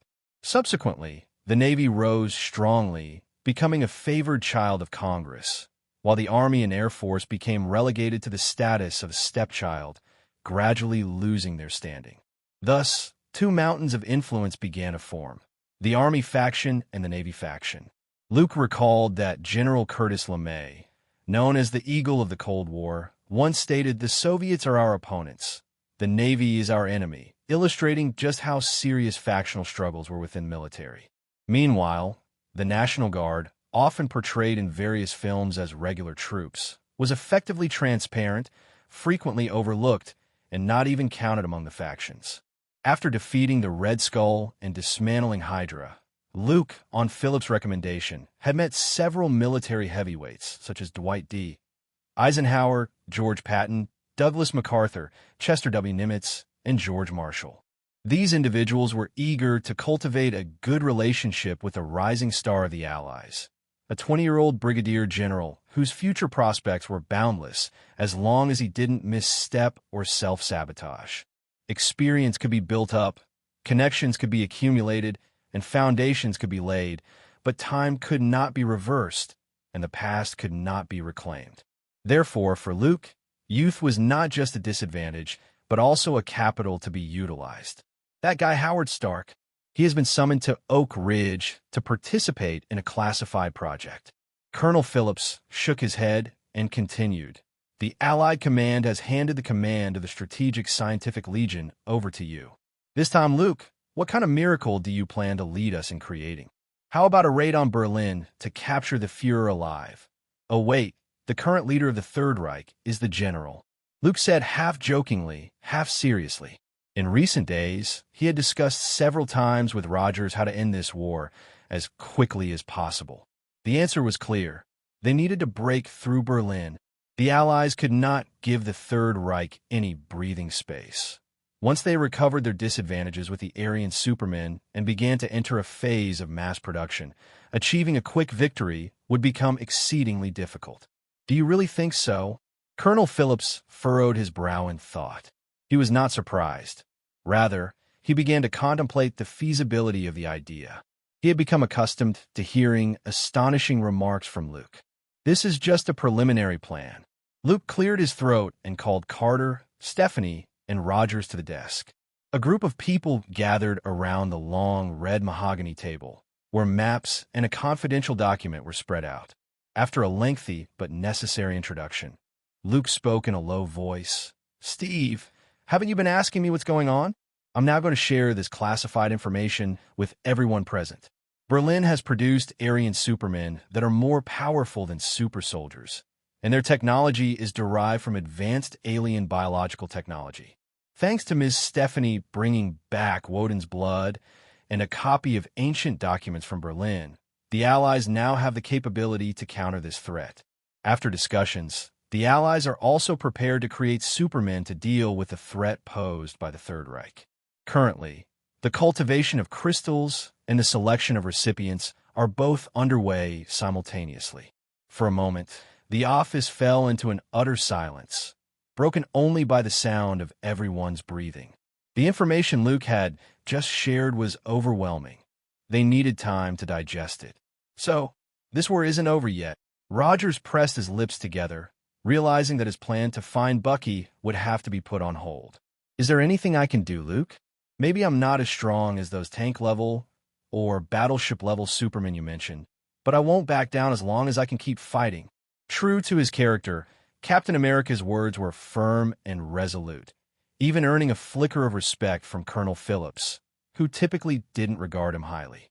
Rogers definitely has a passive skill that exudes a leadership aura, Luke silently quipped in his mind, unaffected by the situation. I can also join the fight, along with the Howling Commandos.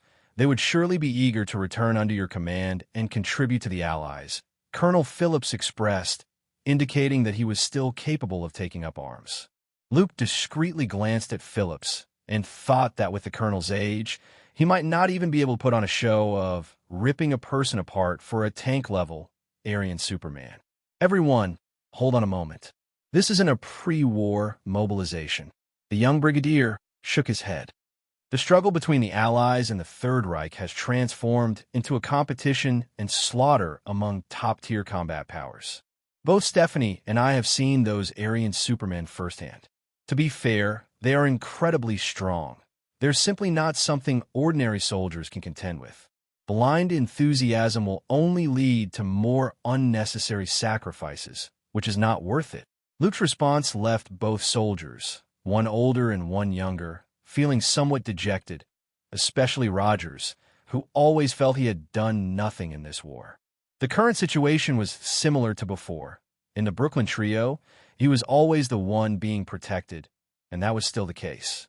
However, Luke then shifted his gaze to the downcast Rogers and asked seriously, "Steve, tell me, do you want to become stronger?"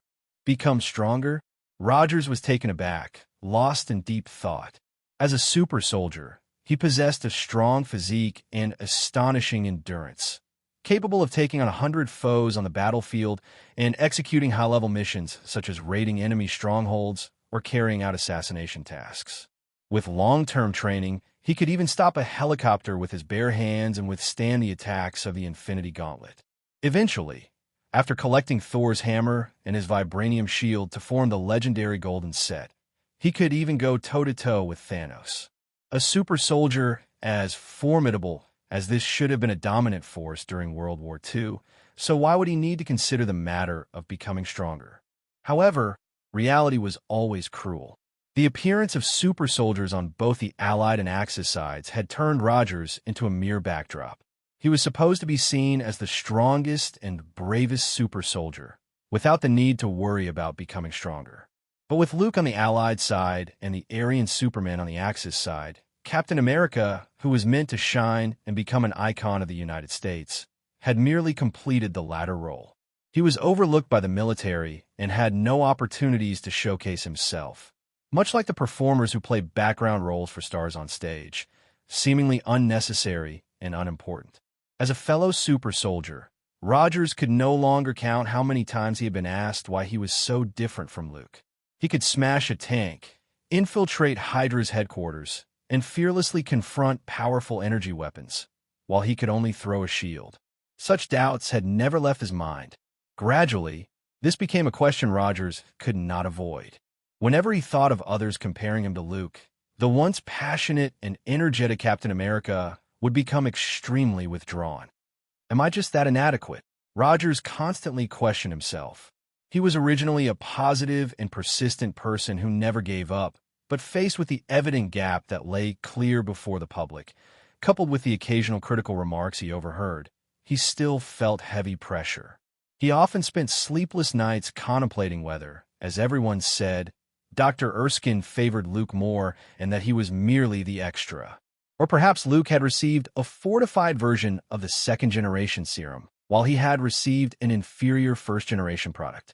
Was that why he couldn't become a more powerful super soldier like his friend?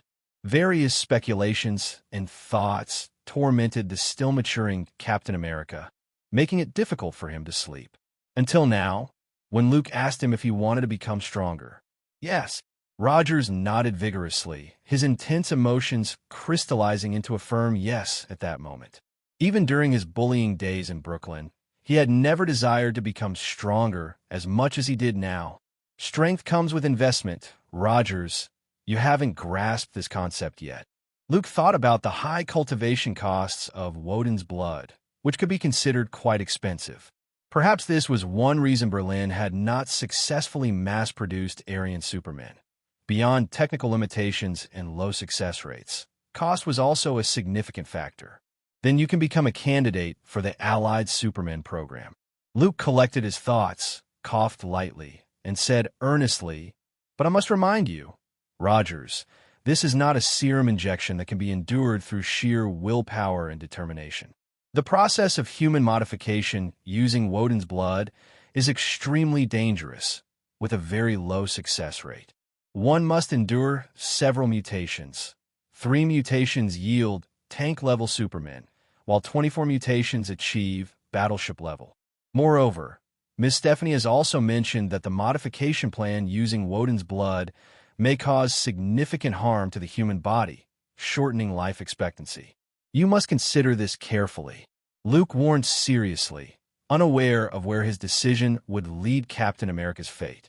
Regardless, Rogers, who had not experienced being frozen for 70 years, already had a new life ahead of him, and he needed to prepare mentally for the unknown.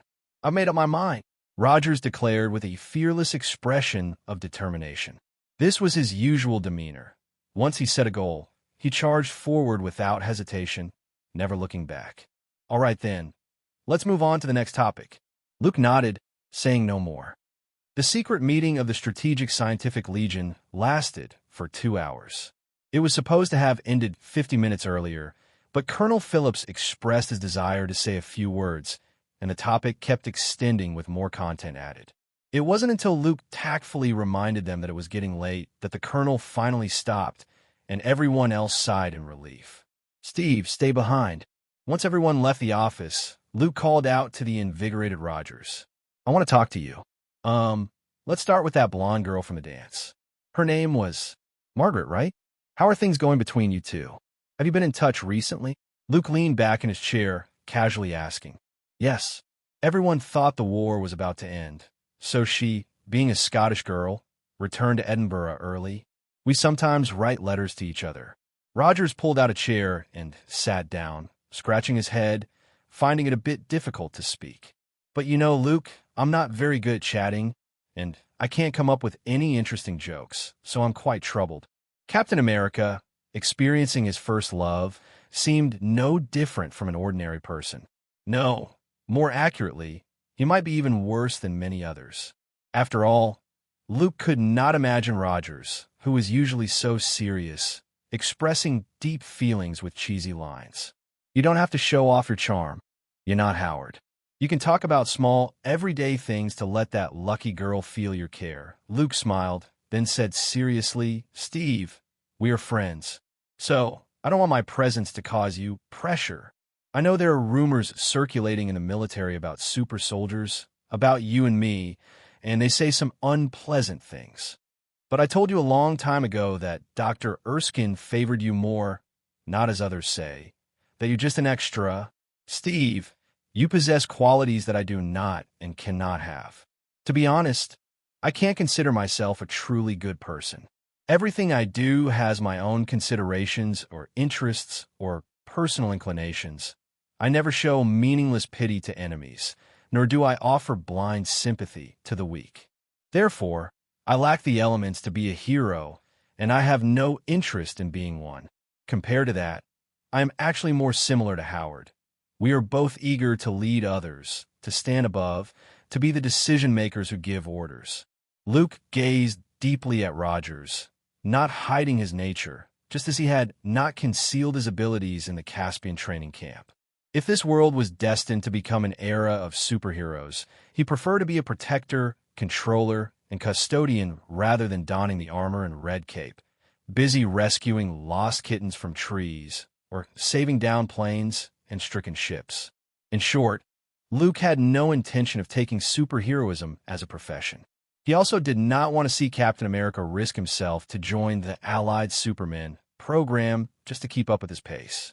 After hearing all of this, Roger's smile faded, and he fell silent. After a long moment, he hoarsely said, "I must admit, you have put a lot of pressure on me, Luke. Even though we are friends, I sometimes still envy you. What I desire is not the honors you have received, nor the adoring looks from others, but the ability you have to rush to help others when they need you the most." Back in Brooklyn, Bucky was often surrounded by those thugs, and I couldn't help him. I felt like a burden. But after meeting you, it was different. You always had a way to handle various troubles: street thugs, bootleggers, mob enforcers. Over time, Bucky and I got used to turning to you whenever problems arose. I did have thoughts of catching up to you, Luke. But that idea quickly faded because no matter how excellent or powerful you are, you're still my friend. Who would envy a friend's achievements?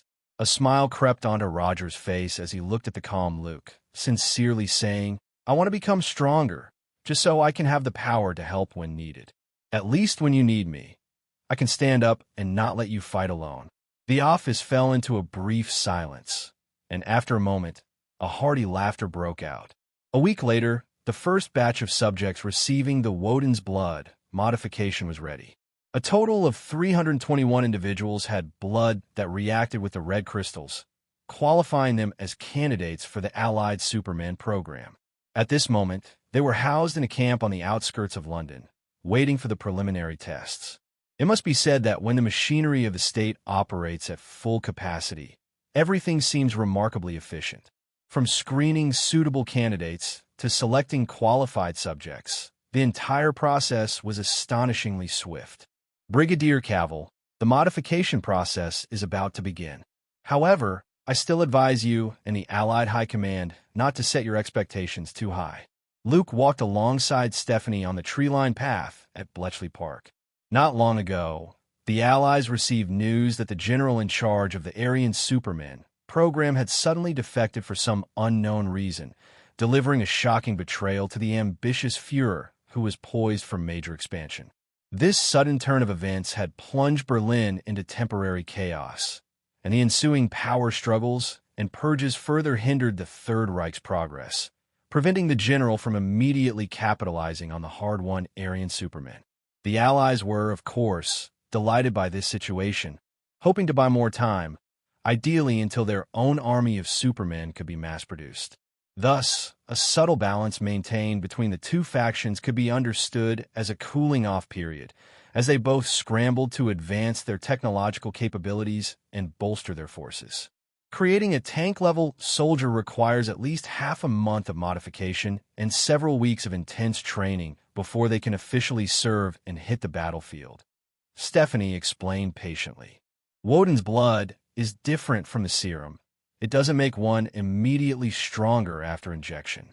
It requires a transformation process, with drastic changes occurring in aspects such as skin, muscle fibers, and cells.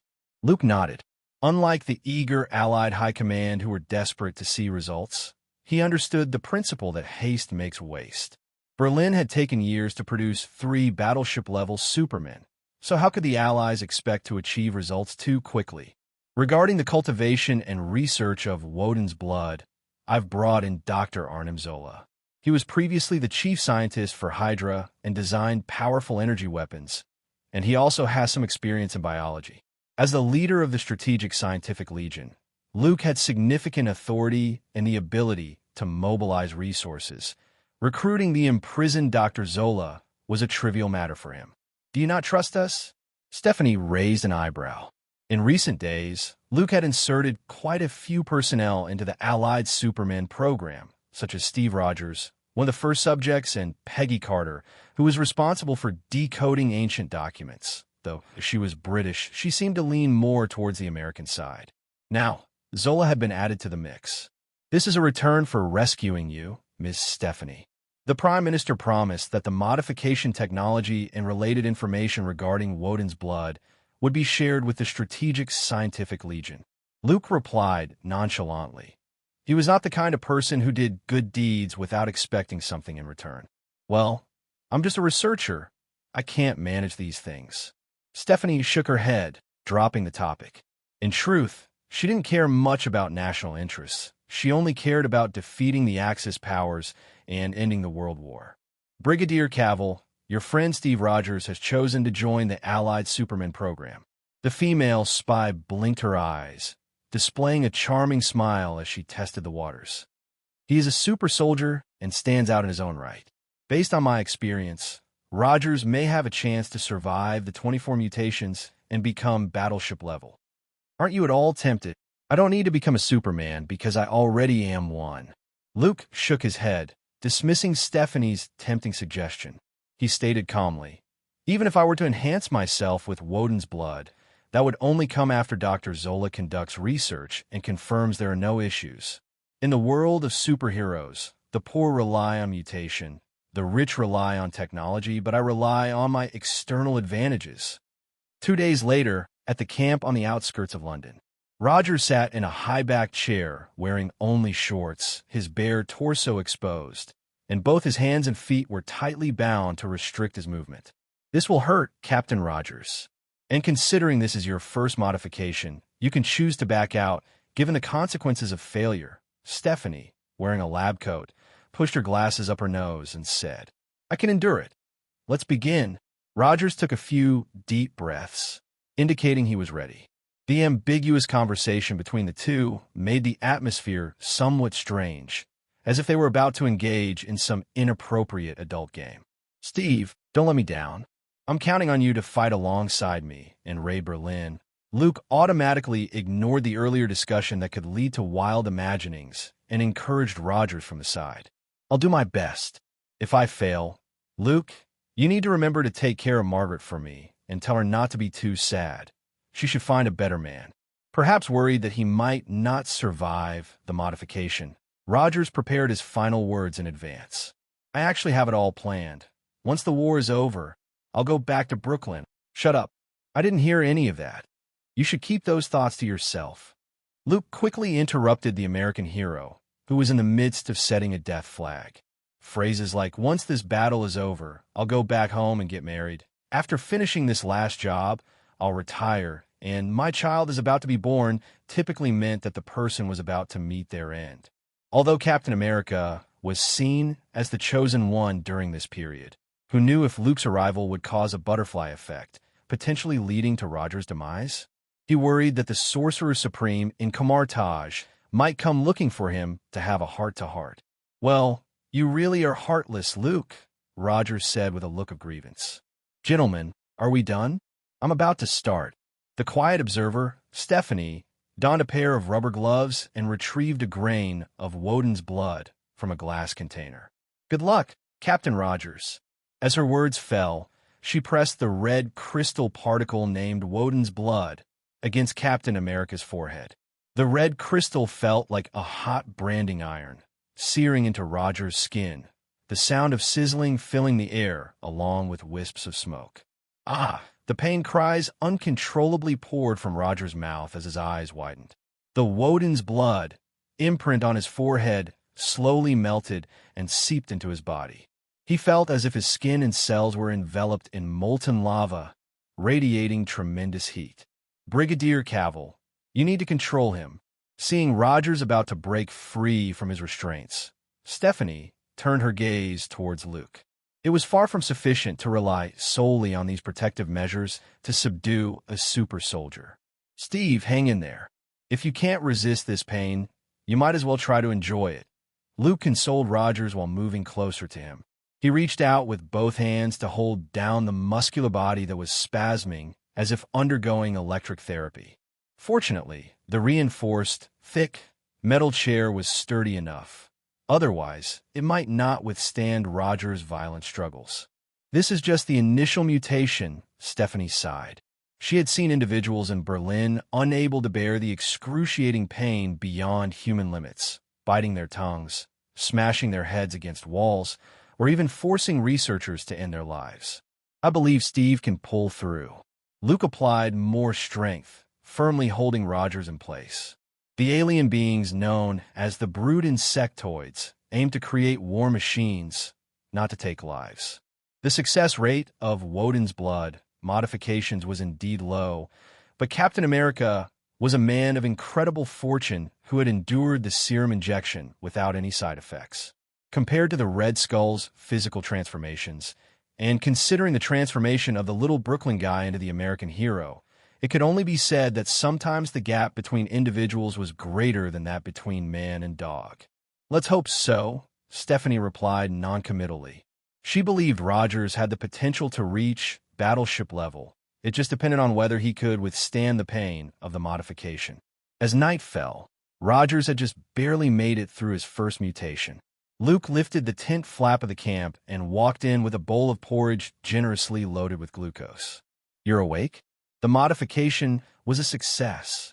The first words Rogers heard upon regaining consciousness were this.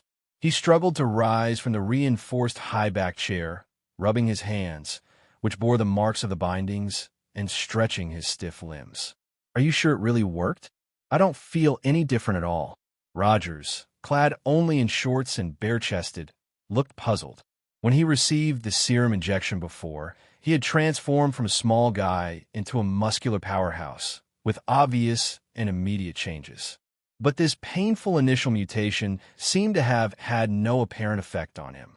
Stephanie said that if you're still alive, it means the modification was successful. Luke shrugged, handing the bowl of porridge to Rogers, and added with a hint of schadenfreude. "For the next few days, your food will be nothing but nutrient liquid and glucose. Enjoy this time." "And what about you?"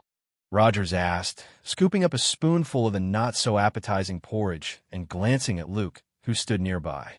The latter smacked his lips and said, "I had cheese steak and roasted chicken. I turned down Stephanie's invitation to sample British cuisine and had dinner with Carter instead." Holding his bowl of porridge, Rogers felt disheartened. He wasn't a vegetarian and had no interest in this bland concoction mixed with glucose. "Can I eat meat?" Captain America earnestly requested. "How am I supposed to recover from my daily toll by just eating this?" Luke shook his head and explained, "They'll be giving you several bags of nutrient liquid soon. In about 3 hours, you'll undergo another mutation. She worries you might throw up whatever food is in your stomach." "If I want to try other foods, could you recommend something?" Rogers asked. "I find this glucose porridge utterly tasteless. I recommend you try the famous British dish Spotted Dick. Once you see that, you'll think this glucose porridge is a delicacy," Luke joked. Upon hearing this, an image of fish eyes popped into Roger's mind, and he quickly shook his head, rejecting the seemingly well-meaning suggestion. "Are you sure this meant for people? It sounds like some kind of horrifying artistic masterpiece." Rogers quickly finished the porridge and then asked, "Can I take a shower?" The intense pain from the initial mutation had made him sweat profusely, almost turning into salt. "That should be fine." Stephanie just said not to engage in strenuous activities and not to eat too much food. Luke smiled. The feeling of treating Captain America as a test subject felt somewhat amusing. "Actually, you're not really any different from usual. The modification with Woden's blood will take at least 3 mutations to show any real effects." Rogers nodded, somewhat understanding. He, like Luke, was not an intellectual powerhouse. The former lacked educational talent, and the latter preferred to act rather than think. He felt more and more like a Superman. "By the way, how's the modification plan going?" Rogers called out as he rushed to the tent's entrance, preparing to shower.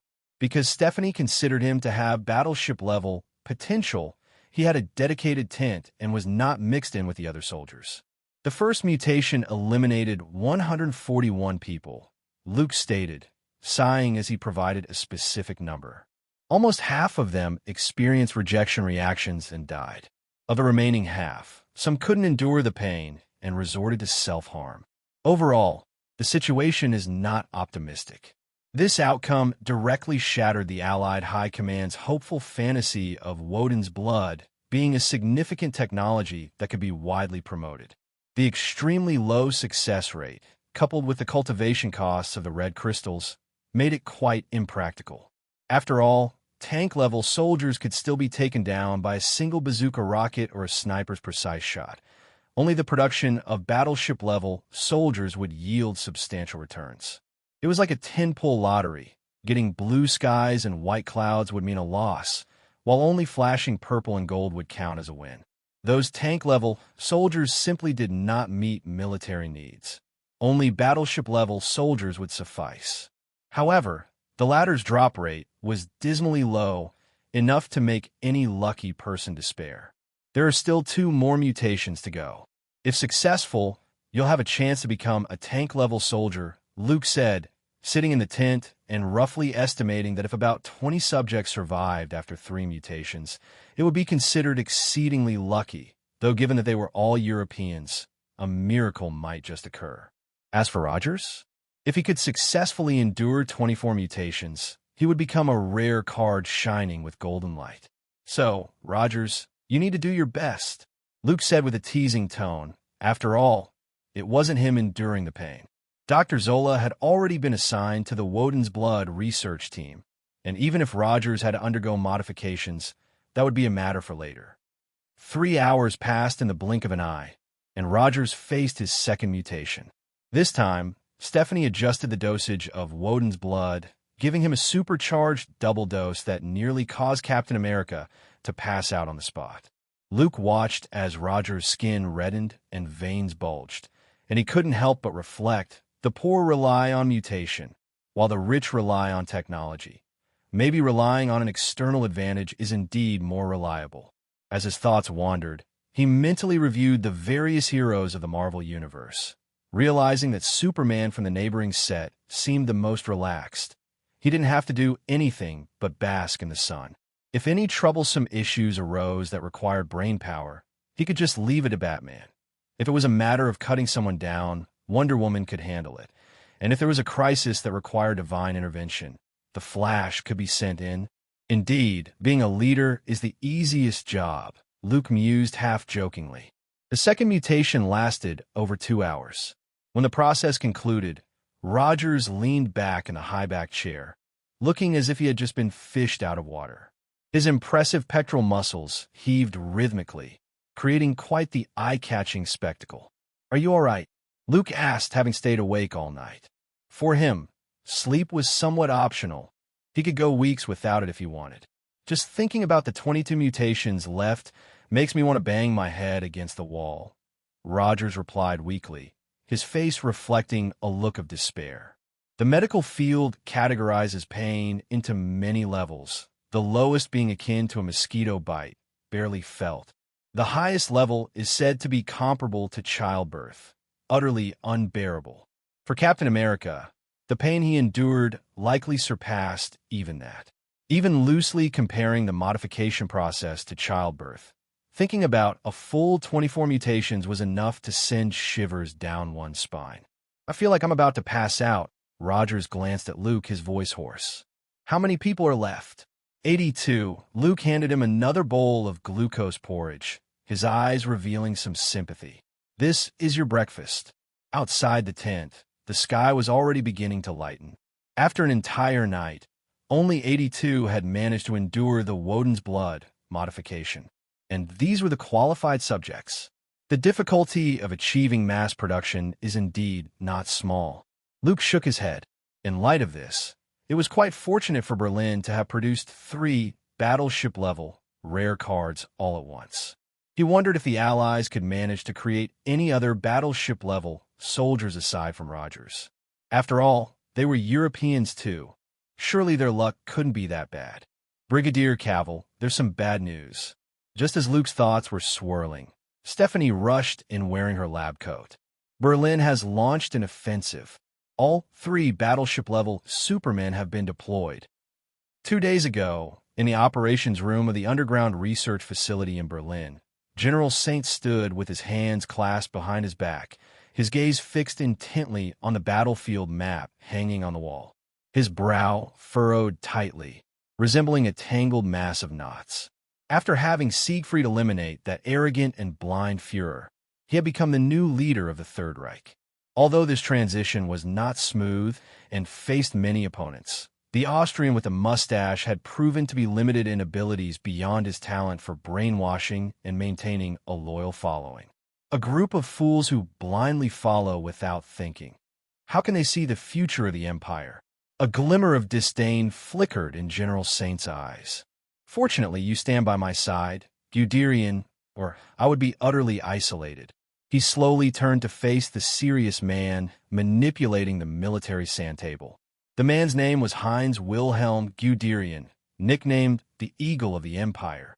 He was an outstanding general, renowned alongside Manstein and Rommel, and it was he who helped General Saint stabilize the situation in the empire, preventing its disintegration. I warned him before that it was incredibly foolish to use armored troops to directly assault the heavily defended Kursk, Guderian stated flatly. But the Führer always acted on his own, following his own whims without any strategic foresight. He knows nothing of military command. In fact, his talent for that is even less than his obsession with art and painting. General Saint nodded in agreement. He and Guderian had once naively believed that the Führer could lead the Third Reich toward a better future, but unfortunately, reality had proven otherwise about that Austrian country bumpkin. We all desire to forge a stronger and better empire, and now, the opportunity has finally come. A fervent light flickered in General Saint's eyes. He viewed Guderian as an ally. It was common knowledge that this German general was at odds with the Führer. He had openly defied the supreme leader of the Third Reich by refusing to execute Soviet prisoners of war and had also declined to act as a butcher of civilians. During the Battle of Moscow, he insisted on retreating against Berlin's orders to preserve the strength and lives of his troops, which had led to the Führer's furious dismissal, relegating him to reserve status. Ironically, after the catastrophic defeat at Stalingrad, the arrogant Führer had no choice but to reinstate him. To everyone's eyes, the Third Reich could not afford to lose Guderian, and with Manstein dismissed and Rommel having committed suicide, there were no better options. So, what do you think we should do next, Guderian? General Saint humbly sought guidance. Although he, too, had graduated from officer school, he was far from Guderian's level in terms of strategic vision and command ability. The empire is in disarray, and it will be very difficult to recover from this disadvantage. Fortunately, you have created 3 battleship-level Aryan supermen. Guderian thought seriously for a moment before speaking. So far, they are invincible weapons. Therefore, I suggest we launch 3 attacks centered around these 3 battleship-level supermen. We can form 3 combat groups, each led by Siegmund, and Siegfried. General Saint listened intently. He had long desired to expand the strategic advantages of the Third Reich, but had been hindered by conservatives and the Führer supporters, who had given the Allies an opportunity to develop. Send Siegmund to the northwest to launch an assault along the coastline towards Belgium. You must understand that Model's pocket in the Ruhr was recently breached, and many German soldiers are being held in nearby concentration camps. We can rescue them and continue advancing, aiming to destroy the Western Allies' supplies in Belgium. Guderian skillfully gestured over the map, his expression calm and wise. Then send Siegmund to the east. We cannot give the Soviets any chance to regroup. They are a tenacious enemy and a serious threat to the empire. Meanwhile, let Siegfried conduct precise strikes on the oil fields in Romania and Ploiești, reclaiming some industrial core areas and the most important fuel storage sites. In this way, the empire may stabilize from the brink of collapse, and the Western Allies will be temporarily unable to counterattack. As long as we secure a moment's respite, we can gradually reclaim control and clean up the mess. General Saint placed great importance on Guderian's suggestions and instructed him to carefully formulate a battle plan before concluding this crucial discussion. Baron, what do you think? Once Guderian left the operations room, General Saint turned towards the partition and inquired, A sinister man wearing monocle glasses slowly emerged from behind the partition. Guderian's ideas are quite good, but he overlooks a key issue, the sinister man said with a trace of a mocking smile, speaking softly. The allies have also obtained Woden's blood. It won't be long before they master the biotechnology for creating Aryan supermen. The side that cannot afford to waste time is actually our empire. We must strike first, eliminate the enemy, and crush the threats in their infancy to have a chance of survival. General Saint remained silent, not immediately responding. He was merely a scientist and had no experience in being an imperial leader. Despite having 3 battleship-level Aryan supermen who obeyed his commands, completely controlling a nation by force remained a daunting task. The conservative factions in the military, the Führer's loyal followers, and party members would never tolerate a guy who hid in a laboratory and rarely stepped onto the battlefield sitting in the leader's position. Moreover, political struggle and issuing empty promises were not General Saint's strengths. Thus, to stabilize the situation, he first contacted Guderian, considering this renowned general as his first ally to win over. However, he knew that this was far from enough. Political power needed to be involved to thoroughly quiet Berlin.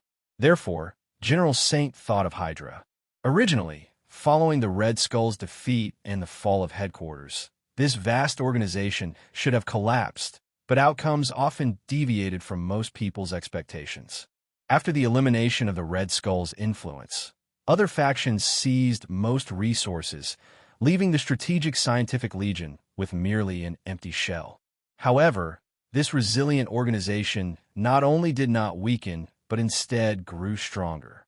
General Saint, I must remind you, the sinister man said as he sat down, crossing his legs.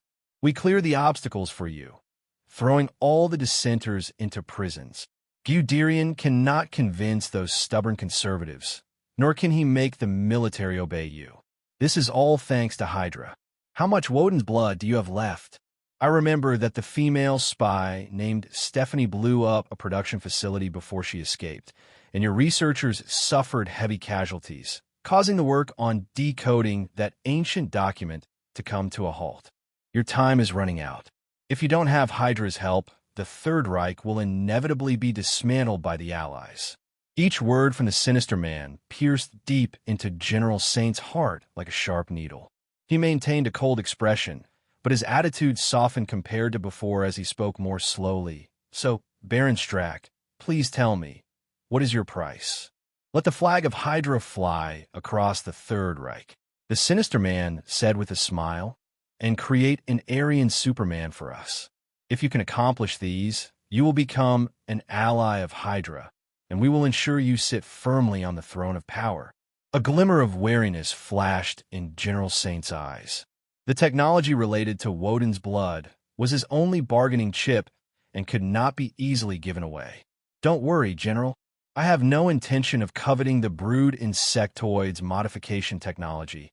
I only need a Superman, the sinister man said, clapping his hands. A tall man wearing a mask stepped out from the partition. This is my latest creation. He possesses a strong will and robust physique, and more importantly, he is fiercely loyal to both the Empire and Hydra. The tall man's eyes were vacant, and upon hearing the sinister man's command, he immediately raised his arms and shouted, "Hail Hydra! Look at how obedient this weapon is." Seeing the tall man behave like a tamed pet, Baron Strack displayed a satisfied smile. This was the experimental subject he had painstakingly acquired, and through Hydra's unique brainwashing techniques, he had been trained into an emotionless killing machine. Strack had prepared a secret weapon for this tall man, and combined with the enhancement from the Aryan Superman modification, he was bound to create an unprecedentedly powerful super soldier. General Saint cast a glance at him before quickly returning his gaze to the map, snorting coldly. Surviving the mutation process of Woden's blood is not as simple as it seems. The fact that he had created 3 battleship-level Supermen was purely an unexpected surprise. There were no clear standards for qualified subjects of Woden's blood, and whether they were men or women, strong or weak, blonde or dark-haired. There were far too many unknown factors involved. You don't need to worry about that. Let's get back to the main topic. I think Udirian's plan is quite good, but he lacks some necessary understanding of this war. Baron Strack's eyes sharpened, and his tone turned serious. The threat facing the Empire does not come from the Allies, but from that Superman who has conquered Italy, defeated the Red Skull, and made the situation even worse. He is the real threat we need to eliminate. The Allies' Superman. General Saint's previously relaxed brow furrowed immediately. He believed that Baron Strack was exaggerating. Could a single person really pose a threat to the Third Reich? I have 3 battleship level, General Saint began, but he was interrupted by the sinister-looking Baron Strack. Please trust Hydra's judgment, Baron said patiently, feeling that General Saint was acting just like the Führer who had been shot in the head, dismissing things he did not understand. General, let's rewind time. When did the Axis powers start to show clear disadvantages? Was it after the losses in North Africa, with more than 2 million allies landing in Normandy? Or was it the disastrous defeats on the Eastern Front? Baron Strack narrowed his eyes. After acquiring some Hydra resources, he had specifically activated intelligence operations to review the entire situation of World War II. This Hydra leader, a descendant of the Junker aristocracy, was a unique product of Prussia. The term Junker in German means landlord's son or young master. Initially, it referred to the sons of nobles without knightly titles, but later came to encompass the Prussian nobility and large landowners. Unlike traditional classes, the Junkers viewed military service as the highest mission and honor for their male lineage, with a main characteristic of primogeniture. Titles and lands were inherited by the eldest son. Other siblings had to strive for military achievements to earn titles, diligently training in various military skills to gain merit.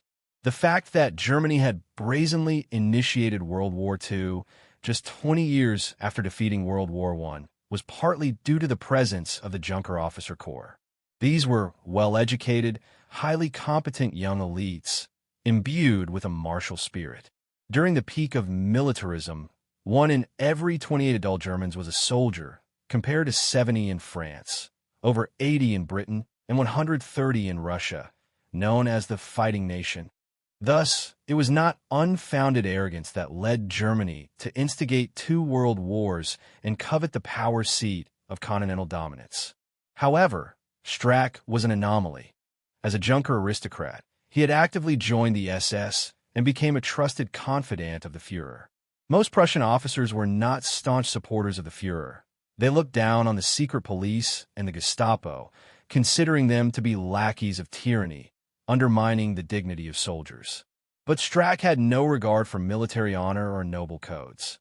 He idolized power and embraced the extreme theory that Aryans are the perfect race, thereby immersing himself in the embrace of the Third Reich and becoming a leader of one of Hydra's factions.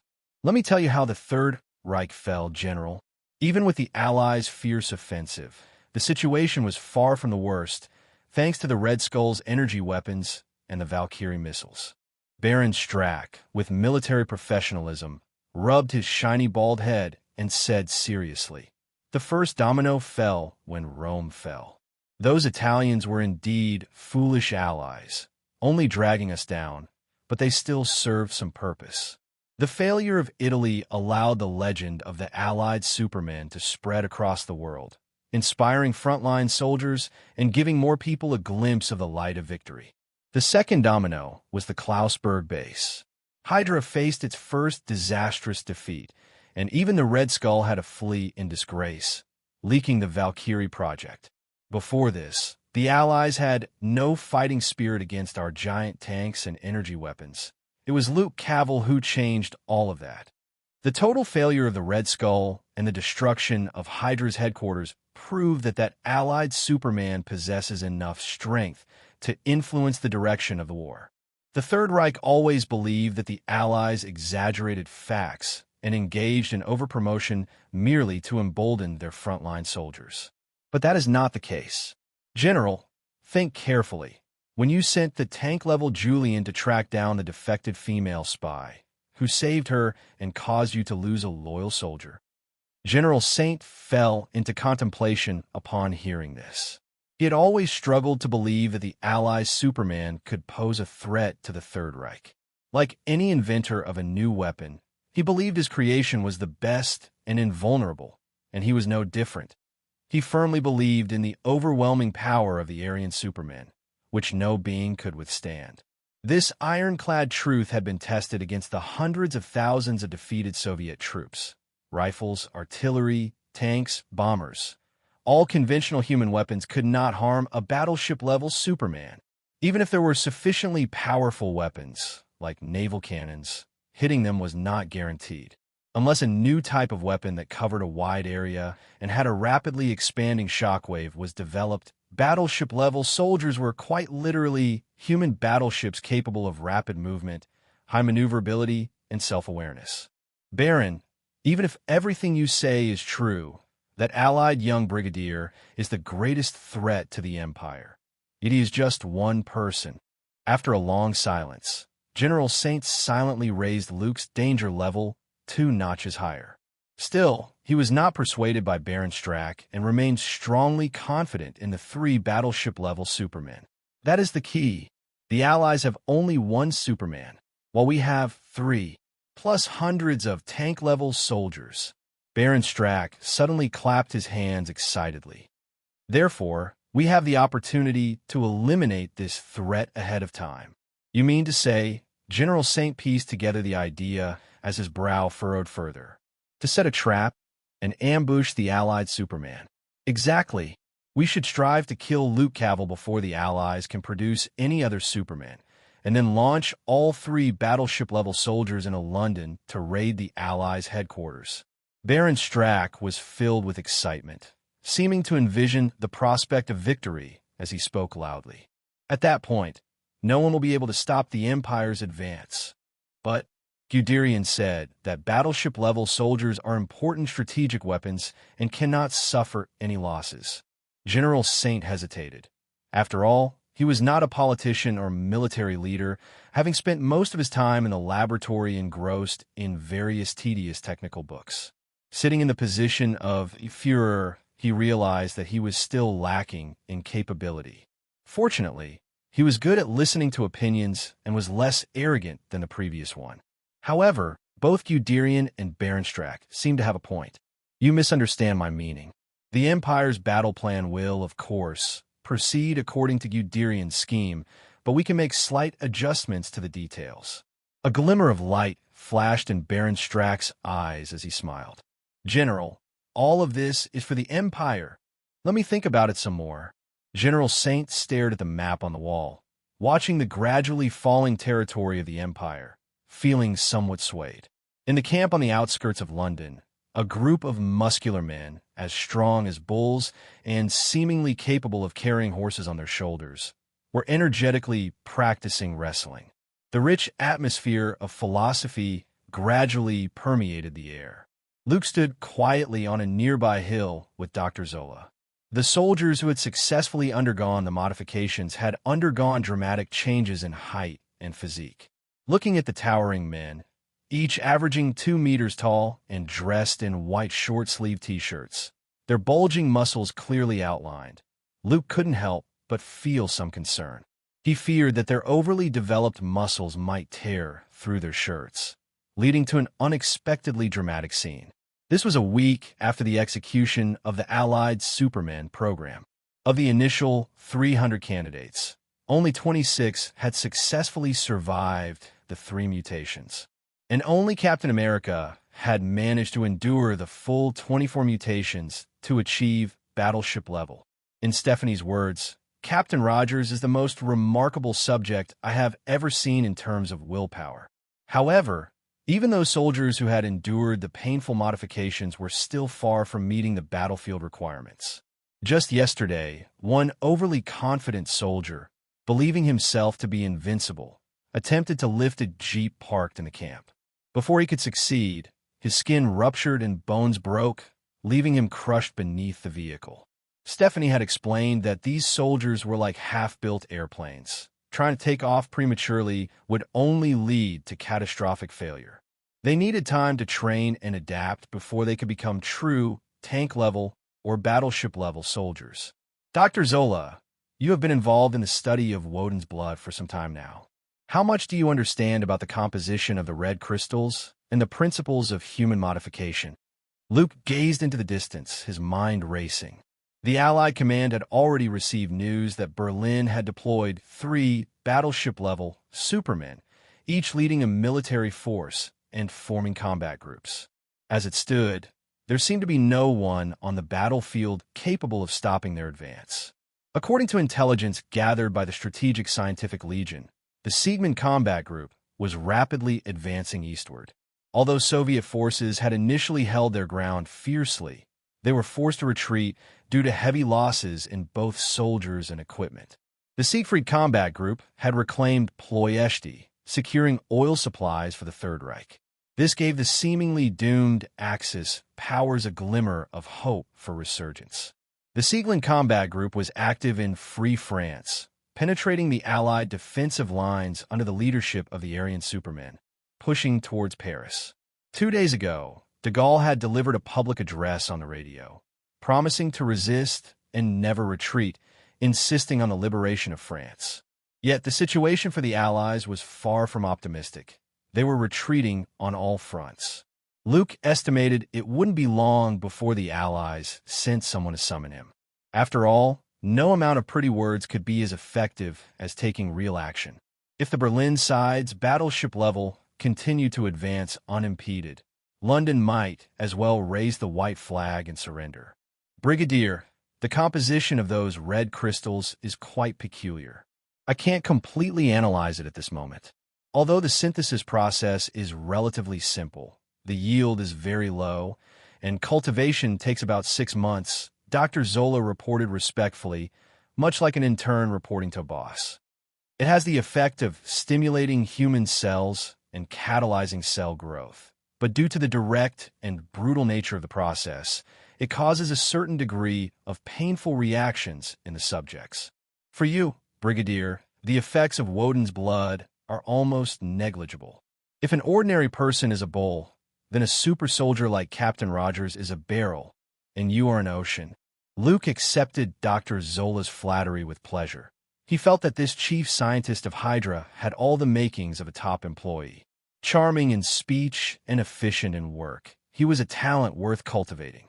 However, Brigadier, Dr. Zola continued, glancing up at Luke, I have other findings. Noticing Luke's calm demeanor, which revealed no specific emotion, he realized that mere flattery would not sway this young brigadier. He pressed on, after decoding the ancient document brought by Ms. Stephanie and referencing the 3 battleship-level soldiers from Berlin, I have a bold idea. Perhaps the true function of Woden's blood is not merely to enhance the human body, but to modify cells to form a more efficient energy storage mechanism. That's why the Aryan Supermen from Berlin can release devastating energy attacks directly from their eyes. However, due to the low energy conversion rate of the cells within, they can only sustain combat for about 8 hours, even for battleship-level soldiers. Luke nodded, a satisfied smile appearing on his face. Dr. Zola's idea was quite creative and possibly the closest to the correct answer. If I were to ask you to improve this slightly, focusing on enhancing the energy conversion rate of the cells rather than just reinforcing the body, could you do it? Luke asked gently. He had long wanted to explore the development of the Superman's heat vision ability, and Woden's blood just happened to meet that need. There is no need to simply bask in the sun. Sometimes, leveraging external forces could also be a good approach. Dr. Zola thought for a moment before nodding in agreement. With the help of the ancient document, fulfilling Luke's request would not be difficult. However, Brigadier, the chief scientist of Hydra hesitated, reminding him, the stimulation to the human body from Woden's blood has side effects. It shortens the life cycle, and the more abilities are used, the greater the consumption. The ancient brood insectoids had developed the modification technology of Woden's blood solely to produce war machines. They hadn't intended to create a brand new, perfect superhuman race. Therefore, the existence of flaws was only to be expected. Don't worry about that, Dr. Zilla. Luke responded without showing any unusual emotions. While he did not know precisely how long Kryptonians lived, he assumed it was not significantly less than the Asgardians, who could live for over 1,000 years. For humans, a few decades might take up a large portion of their lives, but in the eyes of other races, it might just be a short experience. If Kryptonians were willing to endure, they might live until the Earth explodes. This thought crossed Luke's mind. However, considering that this planet was likely the heart of eternity among the 5 great deities, the possibility of an explosion seemed quite low. That stubborn guy Rogers. To Luke, the fact that undergoing Woden's blood modification would shorten his life cycle was not a significant issue. But for Captain America, as a normal human, the situation was rather dire. Before participating in this program, Luke had specifically warned Rogers, but unfortunately, the latter had not chosen to back down. I want to see results soon. Luke collected his wandering thoughts and said lightly. Time was running out for both the Allies and himself. In Bletchley Park, the temporary headquarters of the Strategic Scientific Legion, Carter, dressed in civilian military attire, tightly held 2 telegrams in her hand as her flat-soled shoes clicked rhythmically on the stairs. As she pushed open the door, she heard Luke's languid voice. Let me guess, the Allies are planning to send me out to Paris to stop Sieglin's advance? I remember just 2 days ago, the Prime Minister was all smiles, saying the Allies could hold out for a while, so he shouldn't feel too pressured. Luke, the leader of the Strategic Scientific Legion, sat by the window with his long legs casually draped over the edge of the sill. The chair leaned slightly back yet remained balanced. The afternoon sunlight streamed in, bathing him in warmth that made him feel as if he were soaking in a warm bath, almost lulling him to sleep. You can hear me from downstairs? Carter tucked one of the telegrams away, surprised that Luke had accurately guessed its content. The Allies, after all, could no longer hold out and had decided to send their own Superman to give those Germans a taste of their own medicine. No one had expected the Third Reich to initiate an offensive so soon after the truce. General Saint's swift actions to stabilize the chaotic situation had indeed caught the Allied High Command off guard. What about the other telegram? The female agent, with her hands clasped behind her back, seemed to be guarding it as if afraid Luke might sneak a peek. It's a commendation from the president. After all, the only recent victory for the Allies was my handling of the tank-level soldiers on the Berlin side. If I hadn't been in London, the president would undoubtedly be eager to promote me to brigadier general, Luke remarked, eyes closed. The Allies needed a victory to boost morale and a powerful warrior to halt the Third Reich's advance. And the ideal candidate was undoubtedly the young brigadier leisurely basking in the sun. Thus, the White House felt it necessary to court Luke to prevent the British from taking advantage. You really can guess. Carter feigned surprise. The second telegram indeed contained information from the White House. I have many skills you're unaware of, Peggy. Luke finished his leisurely sunbathing and stood up, declaring, It's time to check on Steve. I hope he has adapted to his modified body and is ready to join me on the battlefield. After days of intense training, the tank-level soldiers had reached the combat-ready standard, while battleship level, Rogers was still undergoing tests, and it remained uncertain whether he could participate in battle. Ms. Stephanie mentioned that Rogers is adapting quite quickly, Carter replied, blinking. After a pause, she continued, I just spoke with Colonel Phillips for a bit, and he seems a bit worried about you. With the Allies now having new supermen, my position might be affected, and I may not be valued as before. Luke's gaze flickered slightly, but he showed no obvious emotion. Despite the pleasant treatment he received from both the British Prime Minister and the President, this was merely a special circumstance during wartime. Once the war ended and the smoke cleared, the title of war hero would lose its significance. However, Luke was well prepared. Through the connections he'd made with several military heavyweights via Colonel Phillips, his future achievements would surely not be low. Plus, with the abilities he had demonstrated, shedding the title of a mere brigadier and gaining a position of real power should not be a problem. Luke had already planned to reorganize the Strategic Scientific Legion under his command after the war, as it was the predecessor of S.H.I.E.L.D., with immense potential for future development. As for those supermen created through the use of drugs, Luke had never taken them seriously. A success rate of 1 in 5,000, along with the high cultivation costs and the side effects of shortening lifespans, would make it difficult for them to shine on the world stage.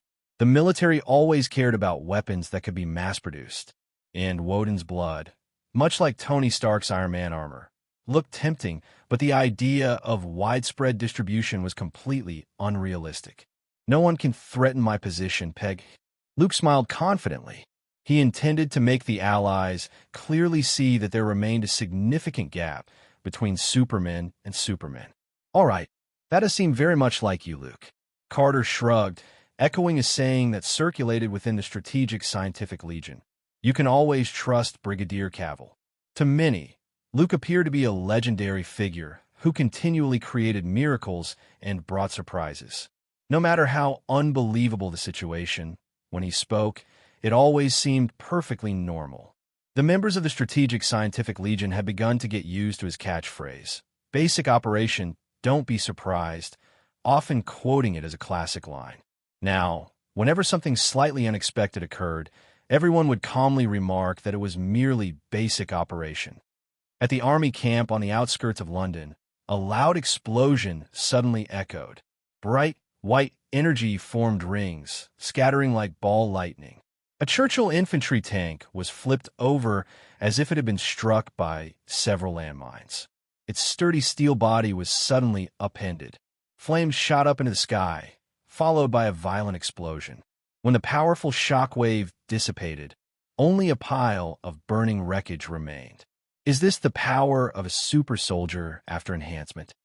Luke mused with a slight smile, watching Captain America throw his shield with great force. The shield tore through the air like it could split the wind, emitting a sharp whistle. A shell fired from another tank was directly deflected away by him. Rogers then took long strides forward. With a leap, he caught the falling vibranium shield with ease. He twisted his hands with force, shattering the tank's cannon. Indeed, this is the power of a battleship-level soldier.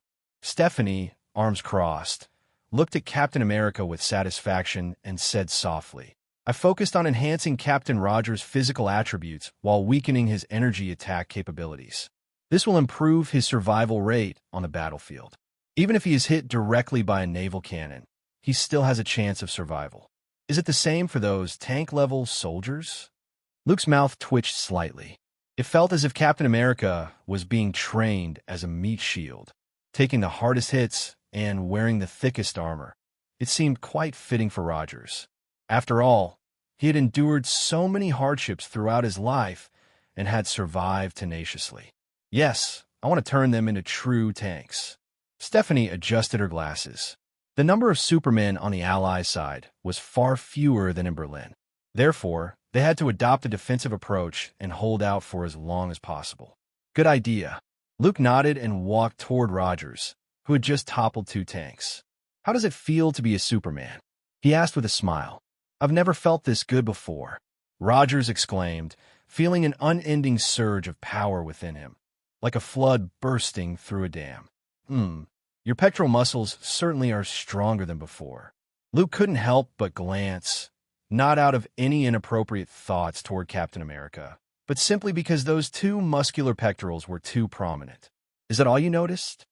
Rogers looked somewhat disappointed. After all, he had just flipped 2 tanks. Well, should I notice? Punching tanks and kicking trucks is nothing new for me. I've done it long ago.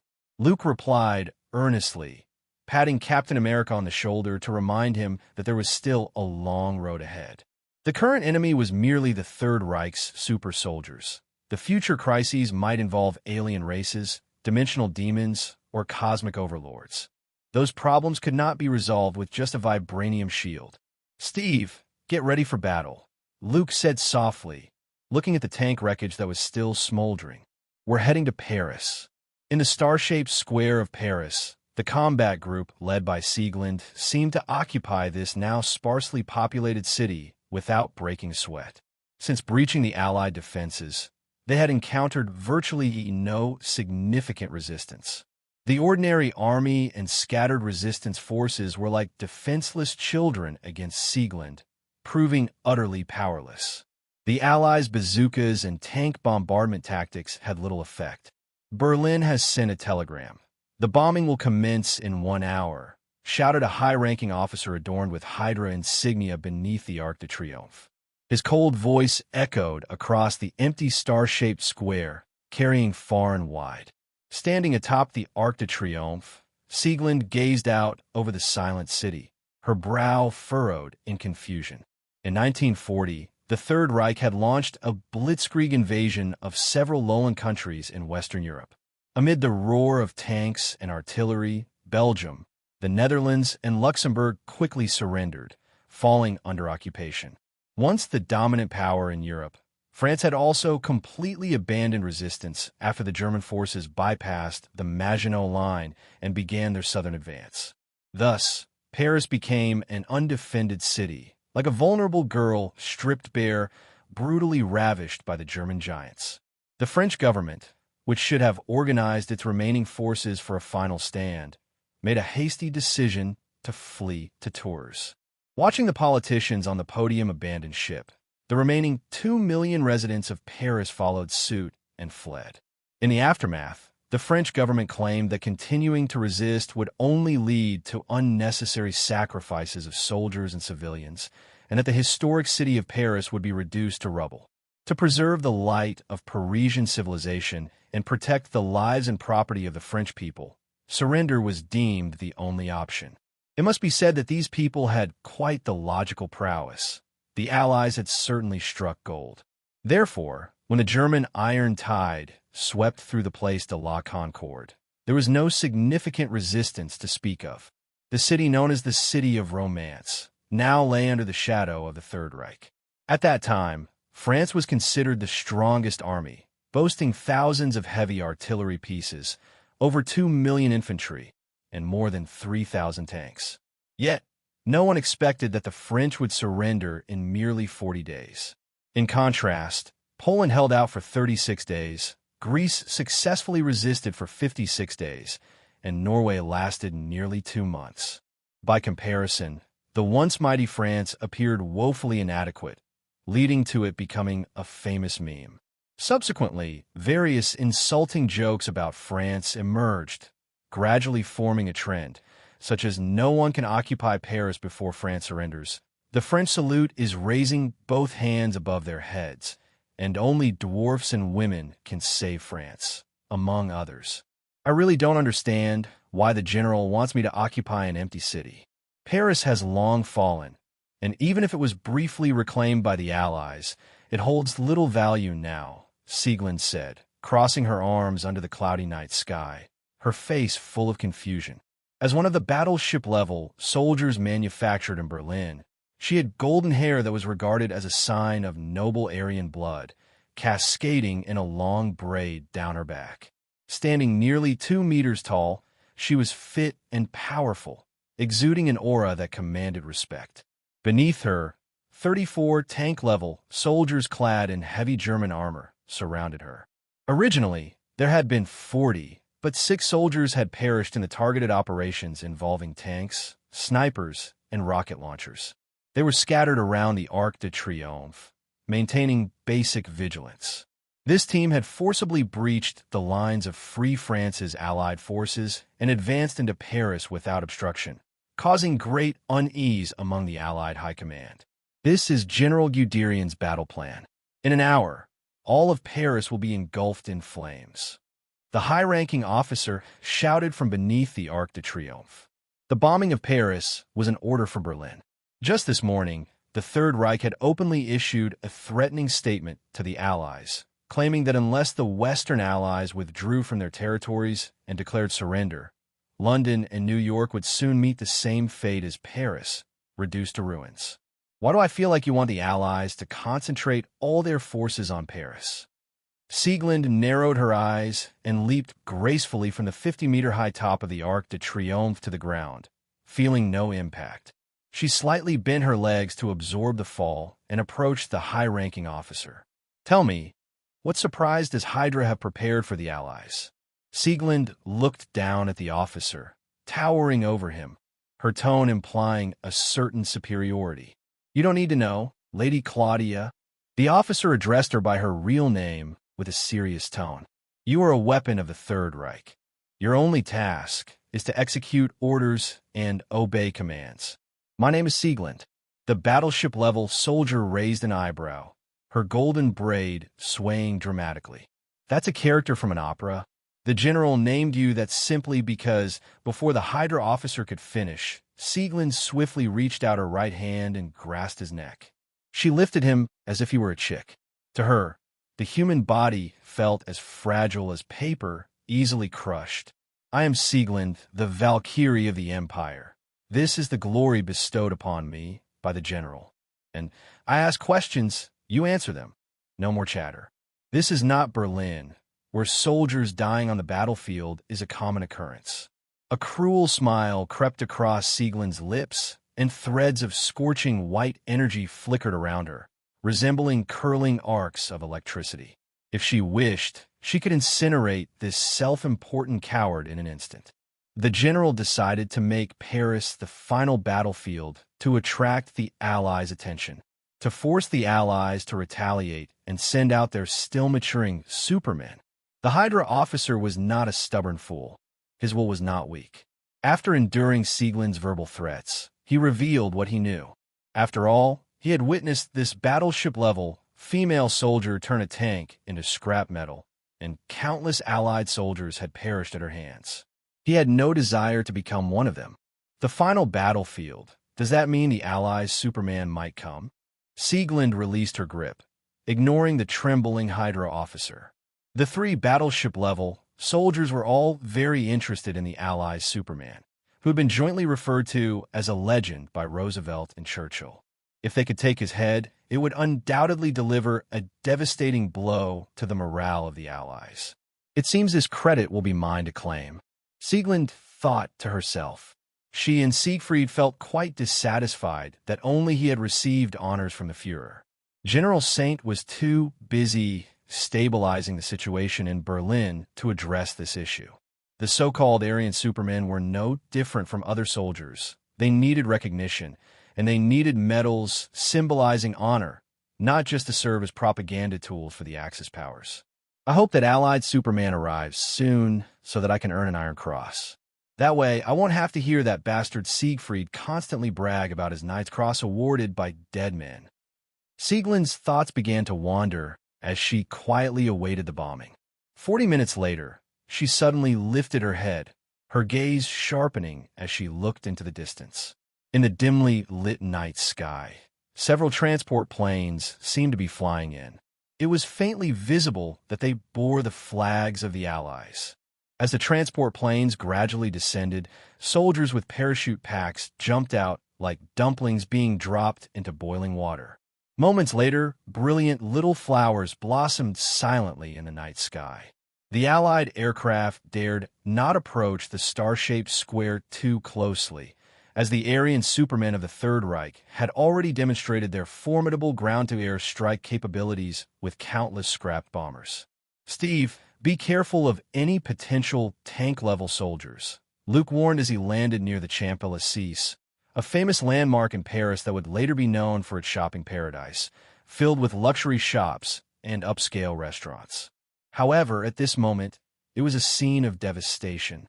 Since the fall of Paris, flags of the Third Reich hung along the streets, alongside notices recruiting reserve soldiers. Intelligence from the Strategic Scientific Legion indicates that currently, only Sieglinde and over 30 tank-level soldiers remain in Paris. Rogers, dressed in his star-spangled uniform and donning a pilot-like metal helmet, replied. His round shield slung across his back, he stood alongside a group of equally robust men, all fully armed and exuding a fierce aura. There were a total of 28 tank-level soldiers on the Allied side, along with the still unknown strength of Luke and battleship-level Rogers. This time, they were determined to eliminate Sieglinde and cut off a powerful arm of the Third Reich. Do not blindly trust the Allies' intelligence. Don't forget, Dr. Erskine died at the military base in Brooklyn. In terms of infiltration, undercover work, and assassination, the Strategic Scientific Legion has never been a match for Hydra. Luke smiled slightly, his eyes betraying a hint of vigilance. Why did Berlin choose to reclaim Paris?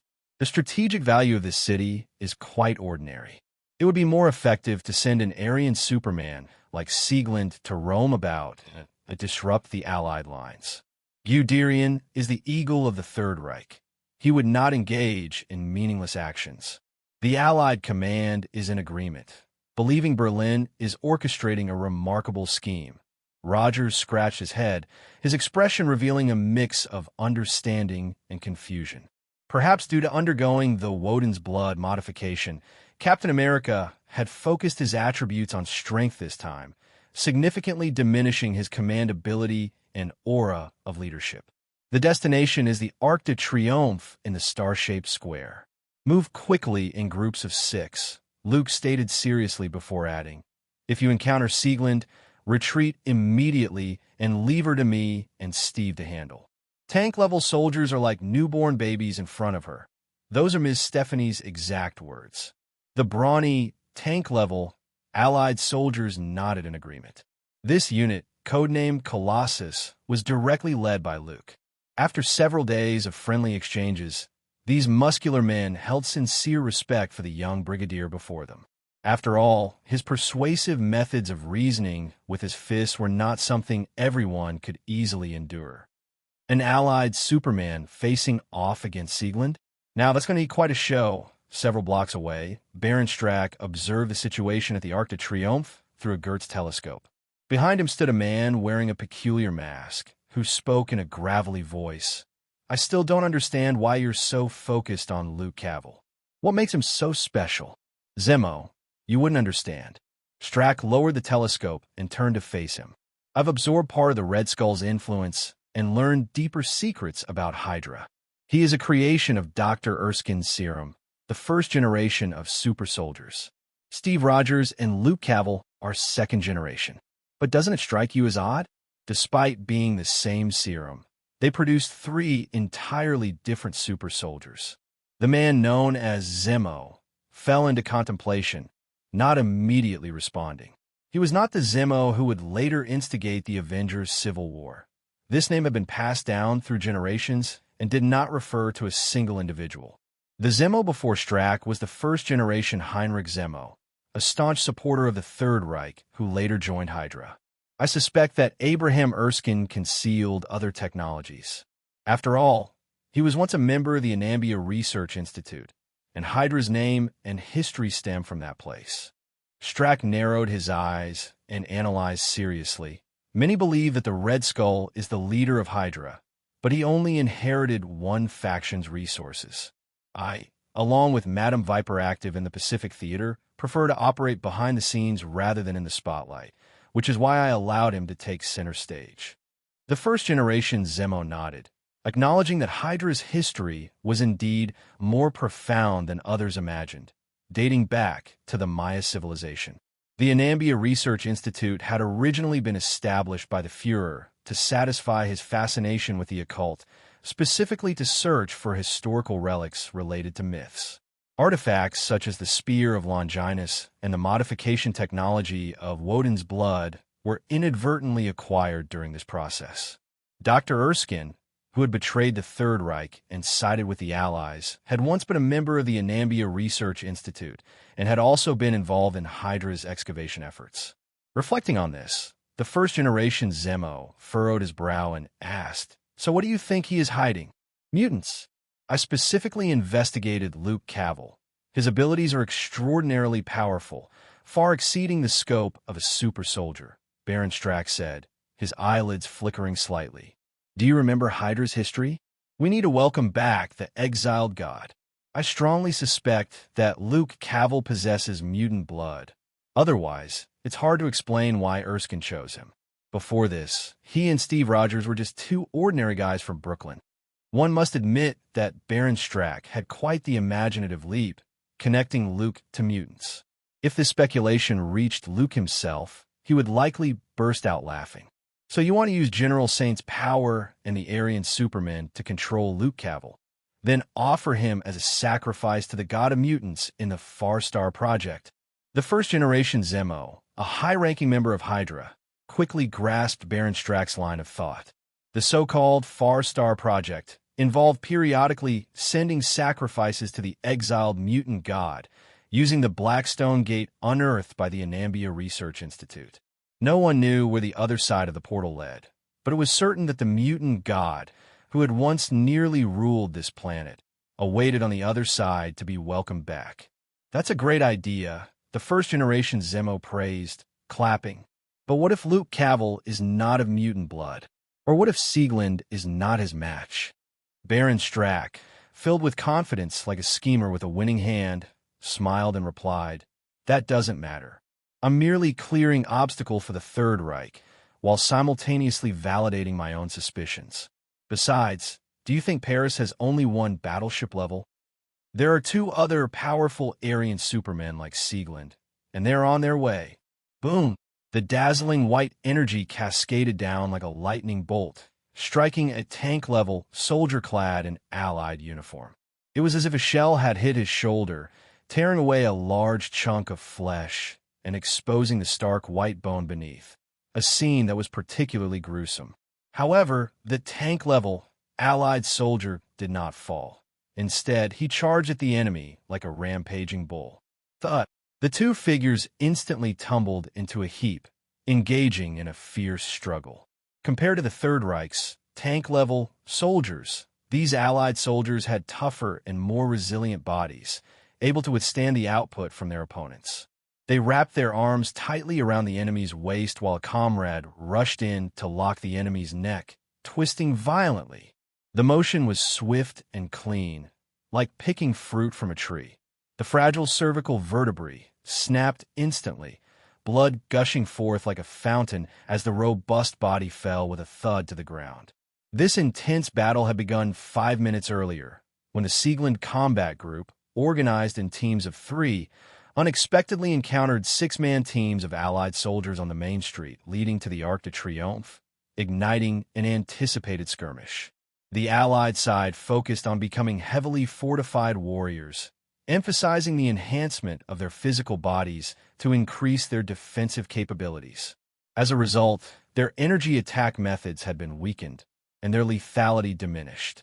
In contrast, the tank-level soldiers created by the Third Reich had a more comprehensive training regimen, giving them more time to master their abilities, making their overall combat strength superior to that of the Allies. This was why Luke had specifically arranged teams of 6 to avoid solitary combat and prevent falling into unfavorable situations. Boom! A massive explosion suddenly erupted, and seeing their comrade perish, the remaining 2 tank-level soldiers combined their powers, unleashing a brilliant light that instantly enveloped the entire street. A powerful gust of wind swept through like a hurricane, sending streetlights tumbling. That terrifying energy poured forth like a torrent of lightning, and the Allied soldier who had just successfully snapped his enemy's neck found himself caught in the onslaught. Despite his tough exterior and remarkable defensive abilities, he could not withstand such an attack. In an instant, his entire body was stripped of skin and flesh by the high temperatures, leaving only a charred skeleton behind. "Retreat!" the leader of the 6-man team shouted, quickly dodging back to avoid being caught in the blast. Their advantage lay in their numbers and strong defenses, allowing them to engage in a war of attrition against the Third Reich's tank-level soldiers. If they were caught in an unfavorable situation of energy exchange, they must withdraw promptly. This was part of Luke's battle plan. As he said, there's no need to follow rules when dealing with Nazis. Just charge in together. But they also had to understand the importance of strategic retreats in the face of overwhelming odds. "I'll help." Before the already diminished Allied squad could fully retreat from the street, a tall figure in a star-spangled uniform appeared behind them. "Follow me."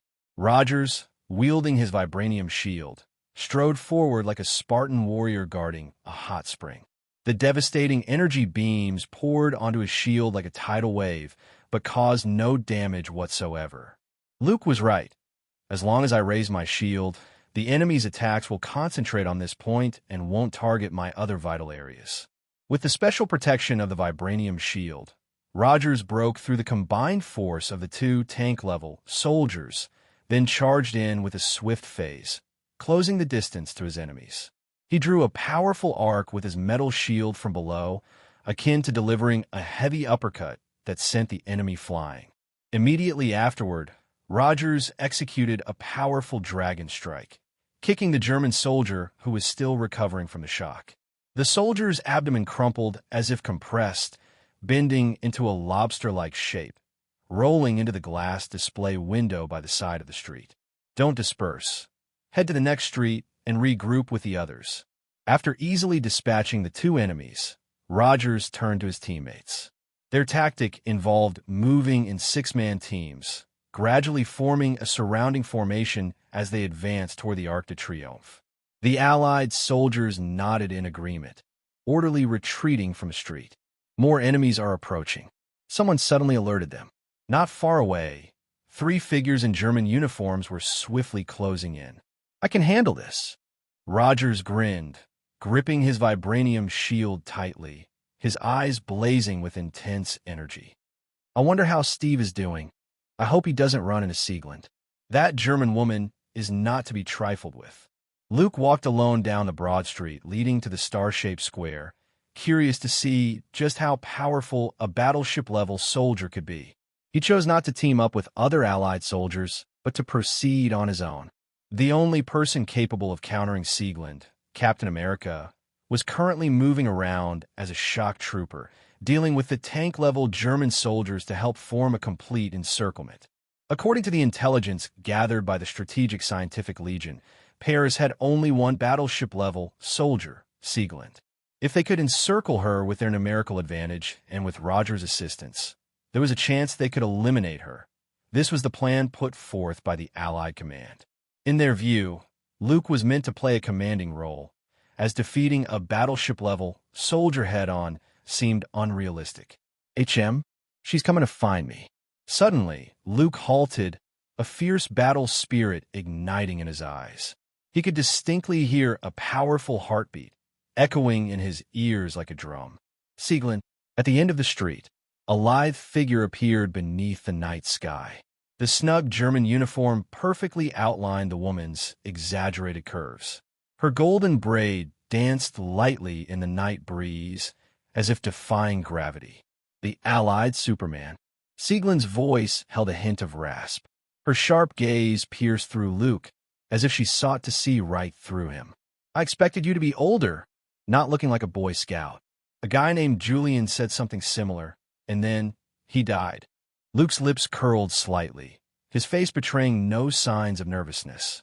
He sensed a powerful and vibrant life force emanating from Sieglinde, like a blazing fireball radiating incredible light.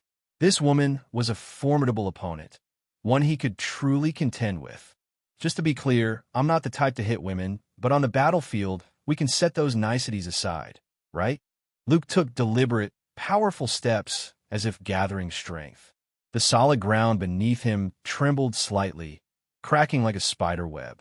I just hope you won't cry like a woman when the time comes, Brigadier.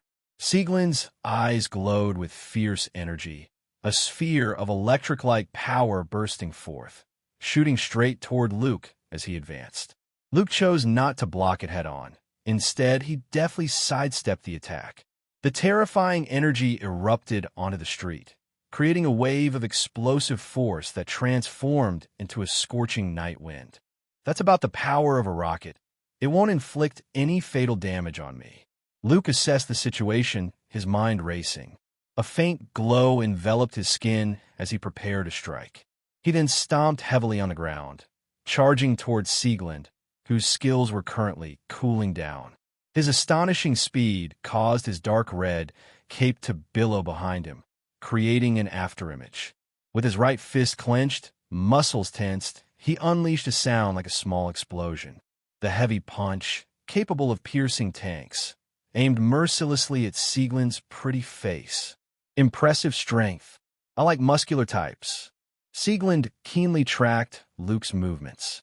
Instead of following Julian's defensive strategy, she suddenly opened her palm, gripping the descending heavy fist tightly. Thud! The sound was like metal colliding. A shocking force slammed into Sieglin's grasp. Her body shook violently, and the German uniform wrapped around her arms tore apart in an instant, scattering into fragments. The ground beneath her sank as a cloud of dust rose, forming a thick mist. "It's my turn now." A trace of blood appeared at the corner of Sieglin's lips, clearly indicating that blocking this punch had not been easy. However, this battleship-level female soldier showed no sign of retreating and instead initiated her own attack. She delivered a powerful knee strike, akin to a bullet fired from a gun, rapid and fierce. Close call. Luke's gaze sharpened, instinctively preparing to block the attack. His arm went numb from the impact, feeling the strength of his opponent. At that moment, he had no thoughts of being gentle. Instead, he gripped Sieglin's wrist and twisted sharply, executing an over-the-shoulder throw, slamming her hard into the ground. Boom!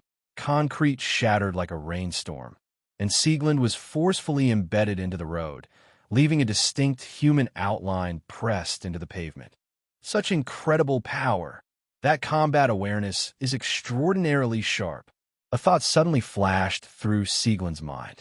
She occasionally trained with her two battleship-level companions and had never been at a disadvantage in hand-to-hand combat. However, facing Luke made her feel somewhat restrained. It wasn't just because of his overwhelming strength. More importantly, this allied Superman seemed able to predict her attacks. The martial arts master skill from the clock tower is quite effective, Luke said, looking down at Sieglin, who lay in a human-shaped crater.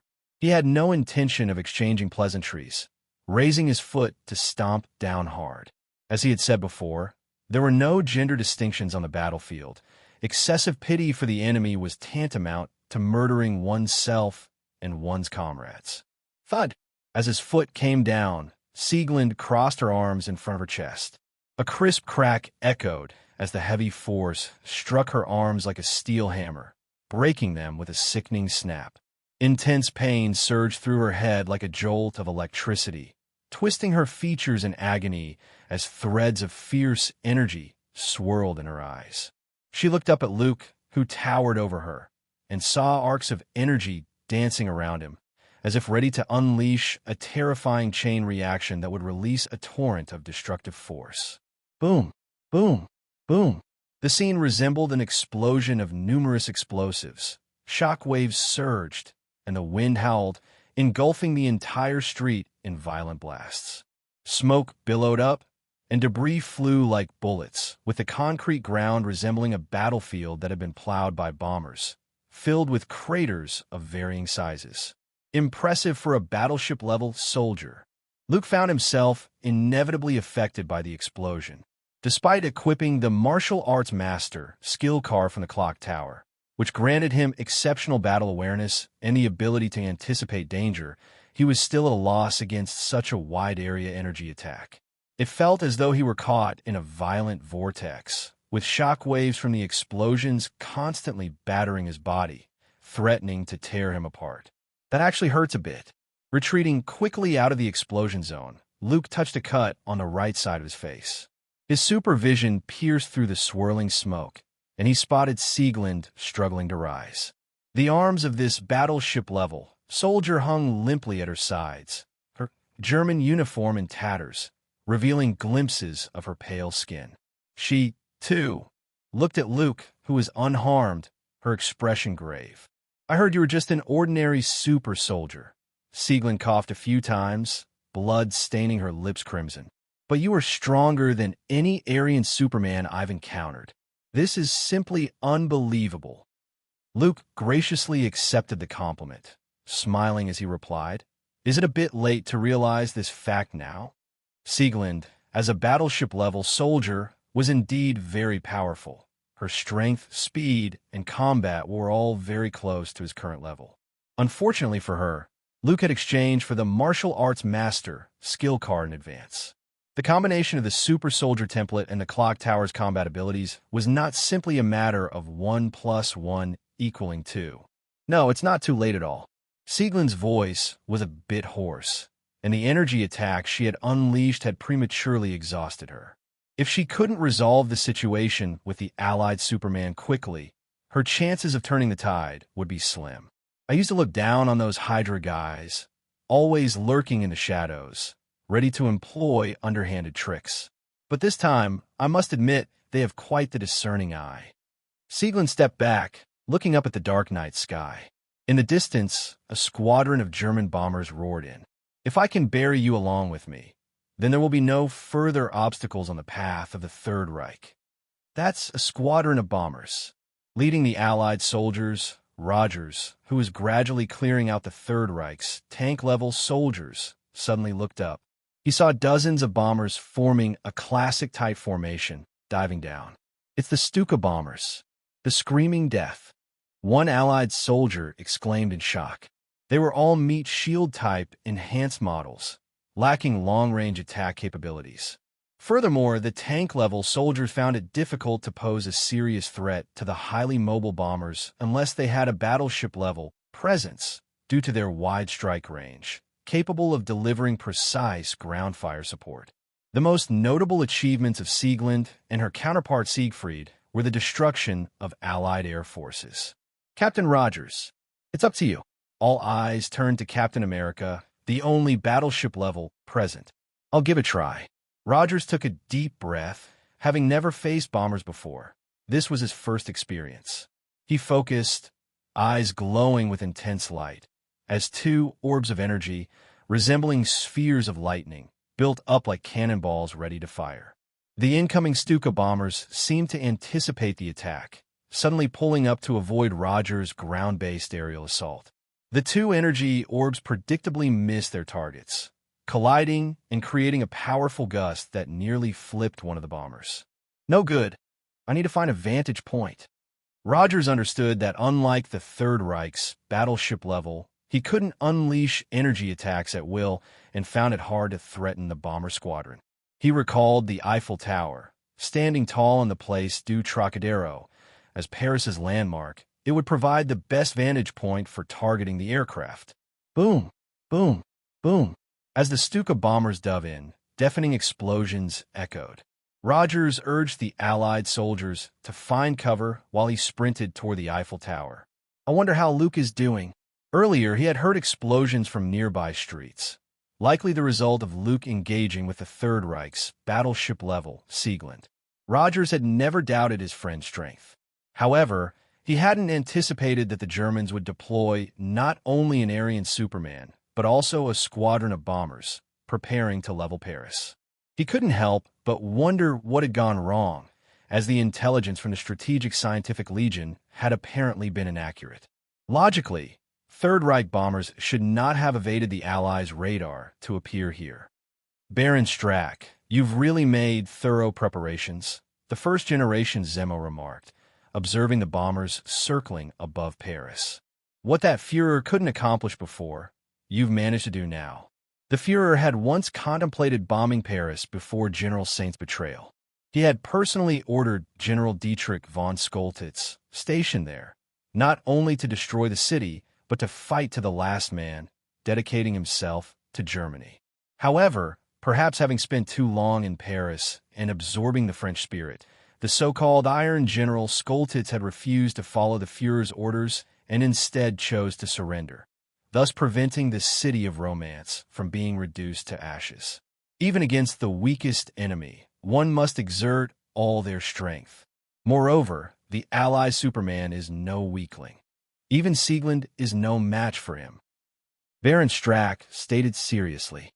However, this further solidifies my judgment that Luke Cavil is no ordinary super soldier.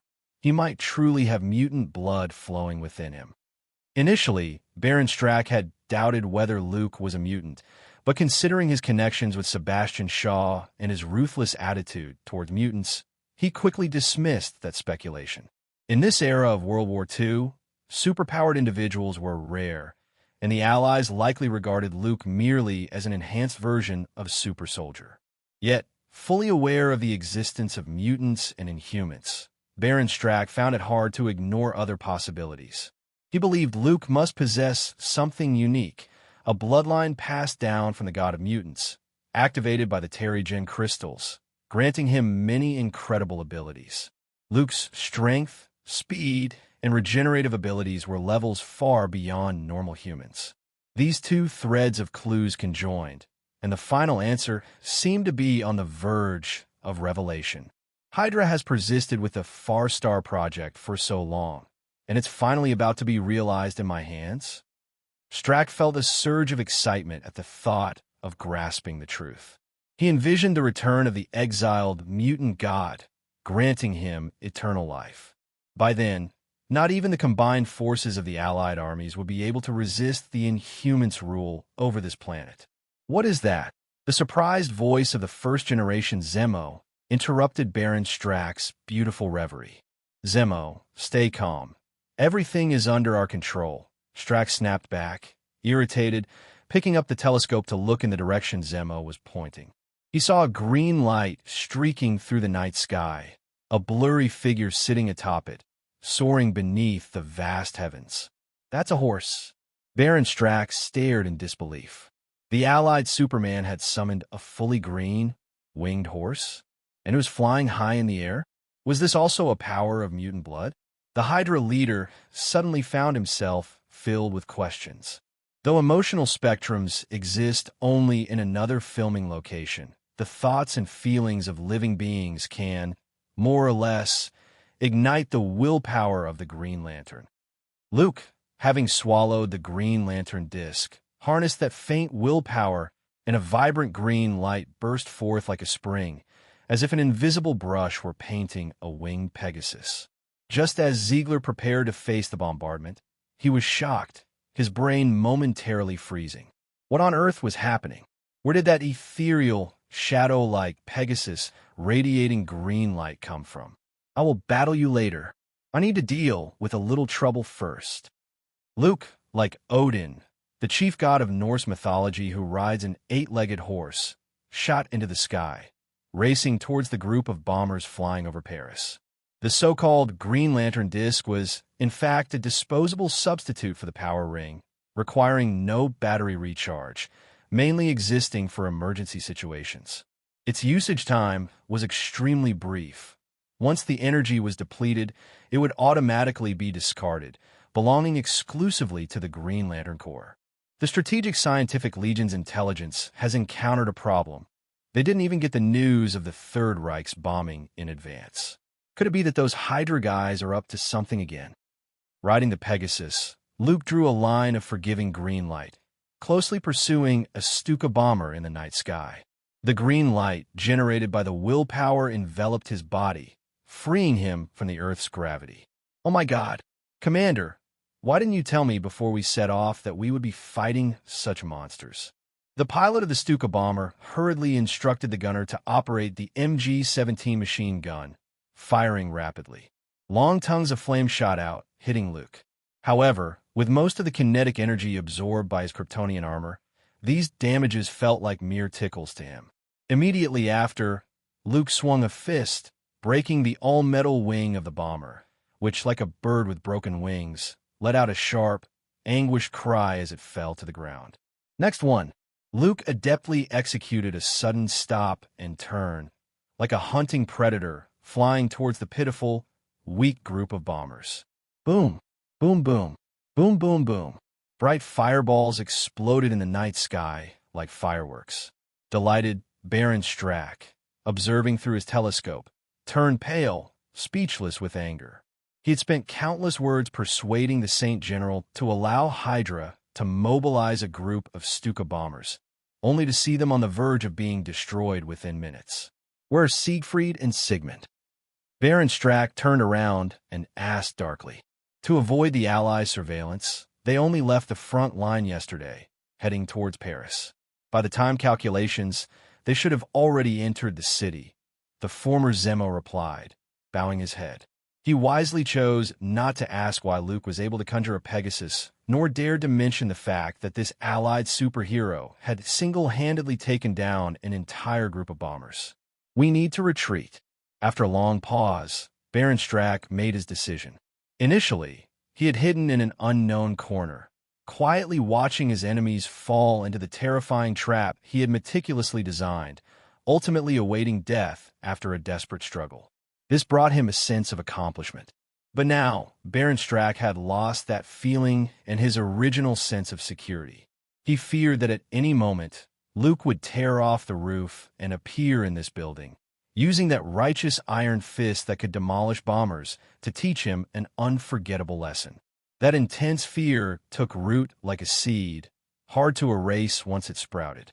Regardless of whether the Saint General's 3 battleship class can successfully defeat Luke Cavil, it has nothing to do with us. Baron Strack, seeing the doubt in the former Zemo's eyes, deliberately explained, "There's a saying in the East, wise men do not stand under a collapsing wall. They know to stay away from danger. Paris is currently very dangerous. It is no longer a place to watch the excitement. The Saint General has already performed blood of Woden human modifications on my soldiers. The Third Reich has no further value for him. To ensure safety, we should leave first." The former Zemo was momentarily stunned. Wasn't the plan to capture Luke Cavil and sacrifice him to the inhuman god to complete the Distant Star project? This was just the beginning. Luke, enveloped in a green light like a human torch, perked up his ears, hearing the sound of airplane engines starting several blocks away.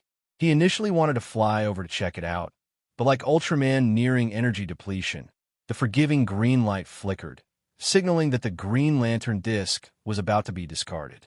"I can only land first." Luke scanned the cityscape with his supervision, his sharp gaze catching sight of a shiny bald head and a sneaky figure wearing a mask. Hydra, it's definitely them causing trouble in the shadows. He recognized one of them as Baron Strack, who had taken Bucky from Klausberg. He silently noted this guy down, intending to settle the score after dealing with the Third Reich. After locking onto Ziegler's location, Luke maneuvered the remaining bit of energy and slowly descended to the ground. "Madam, if you are willing to abandon the darkness and join the Allies, contributing to the resistance against the Third Reich's dictatorial tyranny, I believe the high ranks of the Allies will understand your dilemma and accept your surrender." As soon as Luke stood firm, the forgiving green light enveloping him vanished. He looked at Ziegler, who, as expected of a battleship class, had an astonishing recovery ability. In the mere minutes since he left, the 2 arms he had broken had already rejoined and healed. "Brigadier, your strength greatly impresses me. If you could throw yourself into the arms of the Third Reich, the Saint General would surely reward you handsomely," Ziegler said sincerely. "I'm already the youngest brigadier in the Allies, and I might be promoted to major after the war. Perhaps in a few years, I could even sit in the position of Minister of Defense or even take over the White House. Tell me, what chips can the Saint General offer? The Third Reich is struggling to survive." Luke remained unmoved. Berlin could only offer empty promises, nothing more. "What a pity, Brigadier. If you were German, how wonderful it would be. A strong and powerful man like you, combined with me, would definitely be able to give birth to perfect genes that surpass the battleship class." Ziegler spoke frankly, her azure eyes fixated on Luke. After the fierce battle, the German uniform she wore barely covered her vital areas, exposing large areas of skin to the air. This lustful woman. Luke maintained his righteous demeanor, ignoring her. "Hey, Claudia, I'm clearly much taller than this guy. Aren't you considering me?" A black-haired German soldier emerged from the rubble of a bombed-out building, standing 2 meters tall, resembling a human statue forged from steel, exuding power in every movement. He held a bloody head in his right hand, that of an armor-class Allied soldier. "Shut up.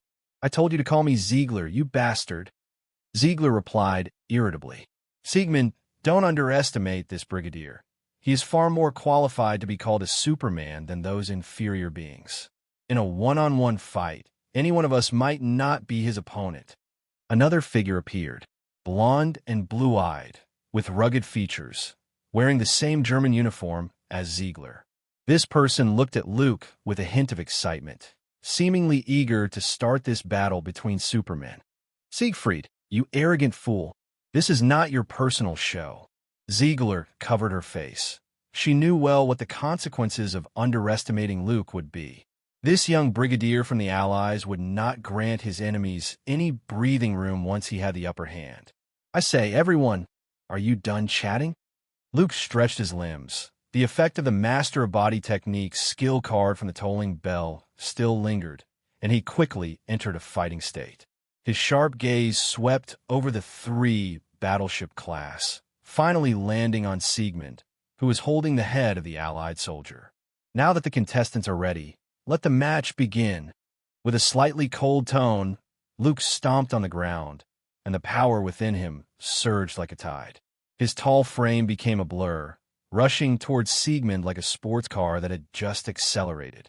Speed and strength aren't too bad. Sensing the powerful airflow rushing towards him, Siegmund casually tossed aside the severed head he was holding, a cold smile appearing at the corners of his mouth. He tightened his fist, the muscle fibers coiling like twisted steel wires, and under the strain of his terrifying power, his entire skeletal structure emitted a series of cracking sounds. Then he threw a punch, its force akin to that of heavy artillery, unstoppable. Luke, also preparing to throw a punch, suddenly changed the sharpness of his gaze. At this moment, he had already acquired the exceptional combat awareness and close-quarters fighting capability similar to that of the Tolling Bell.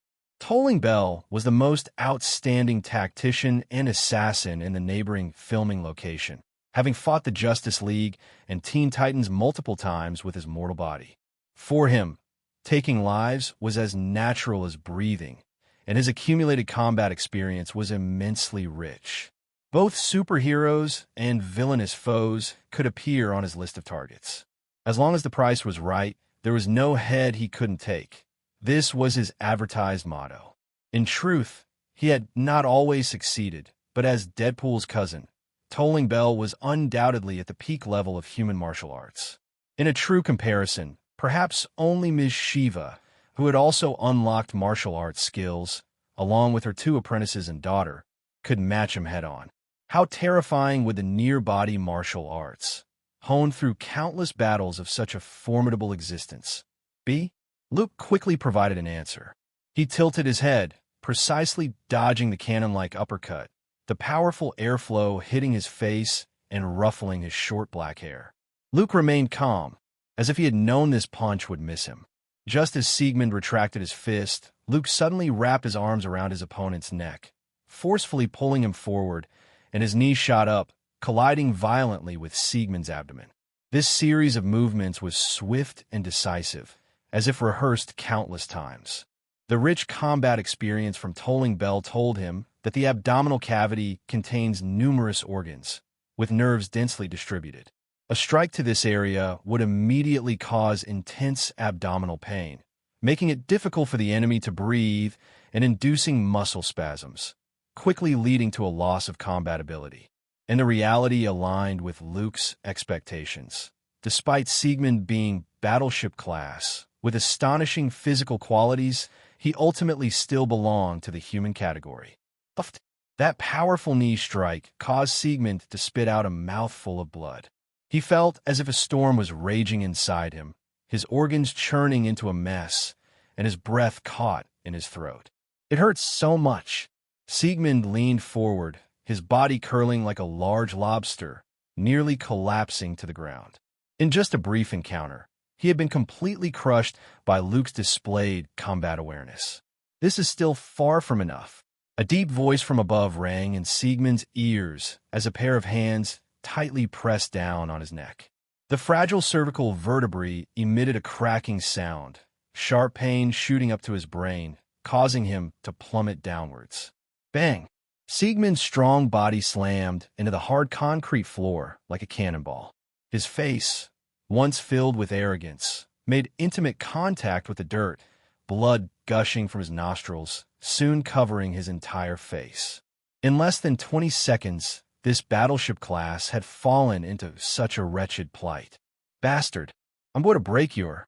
Siegmund roared with fury, like a roaring giant bear. Just as he was about to turn over and get up, Luke kicked him back hard. I haven't allowed you to stand up yet. His teasing voice carried a strong sense of humiliation. Siegmund, toyed with unilaterally by Luke, was on the brink of madness. He pushed against the ground with his hands, his bulging muscles nearly tearing through his German uniform, forcing open the foot pressing down on his back. His eyes, filled with anger, brimmed with fiery energy, and ball-like orbs of lightning were about to burst forth. Die! Before Siegmund could unleash his full power, a hand as strong as iron pincers pressed against his face. It felt like a massive hammer striking him, shattering his nasal bones and causing blood to pour forth. The uncontrolled, terrifying energy surged out from between Luke's fingers, like dazzling arcs of electricity crashing against his palm. In an instant, the sizzling sounds filled the air. I already said you're not allowed to stand up. Can't you understand? Luke's voice remained calm, without a hint of emotional fluctuation. Even as his palm was about to be scorched black by the energy attack released by Siegmund, he remained unfazed.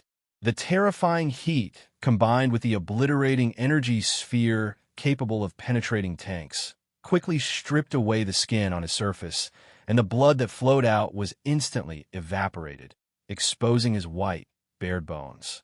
Such a visually shocking severe injury seemed negligible on Luke, barely qualifying to elicit a frown. That almost useless hand remained firmly pressed against Siegmund's head, as if holding a basketball, making it impossible for him to escape regardless of how he struggled.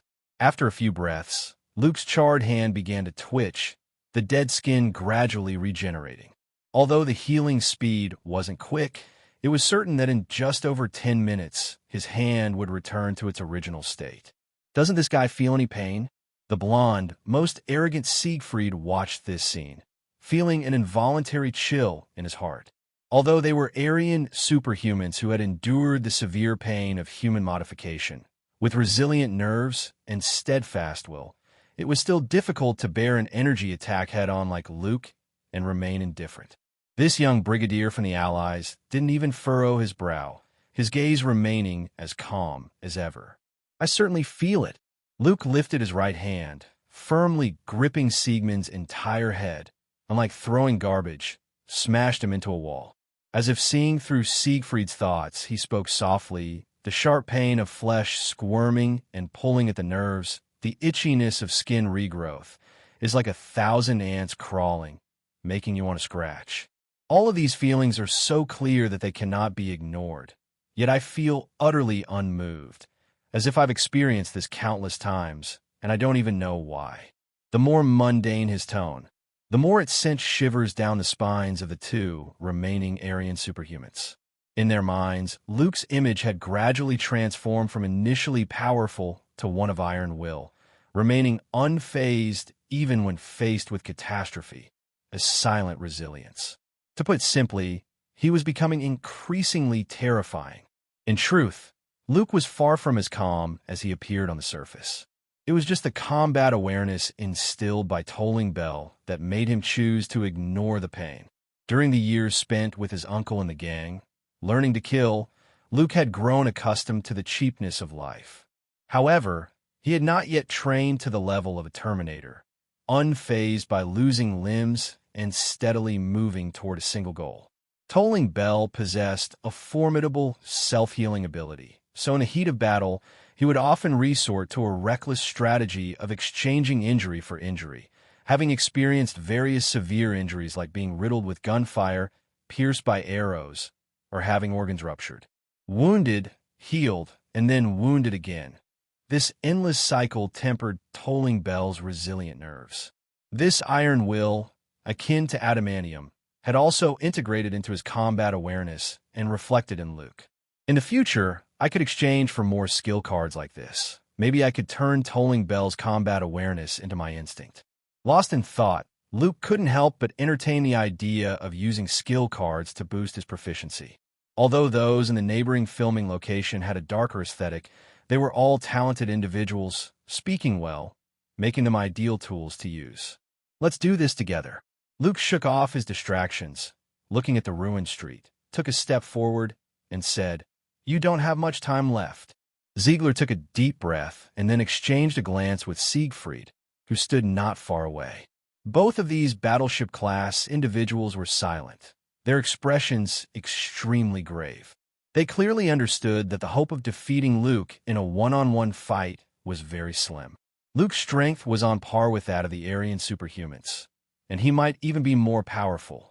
His experience in close combat was incredibly rich, as if he had undergone rigorous training since childhood and had fought his way through countless battles.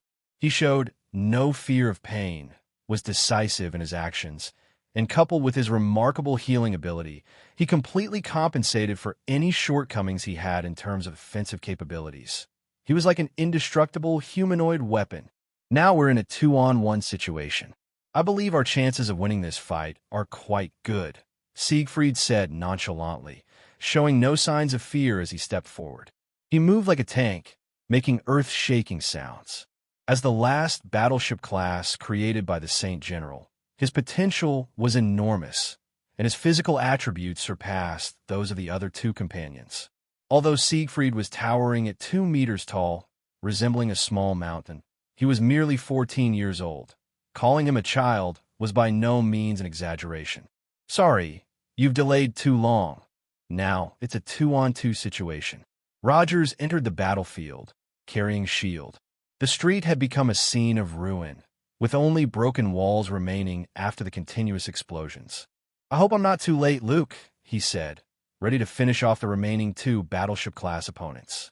Luke shrugged and replied, Steve, your timing here is a bit like you're coming to steal the glory.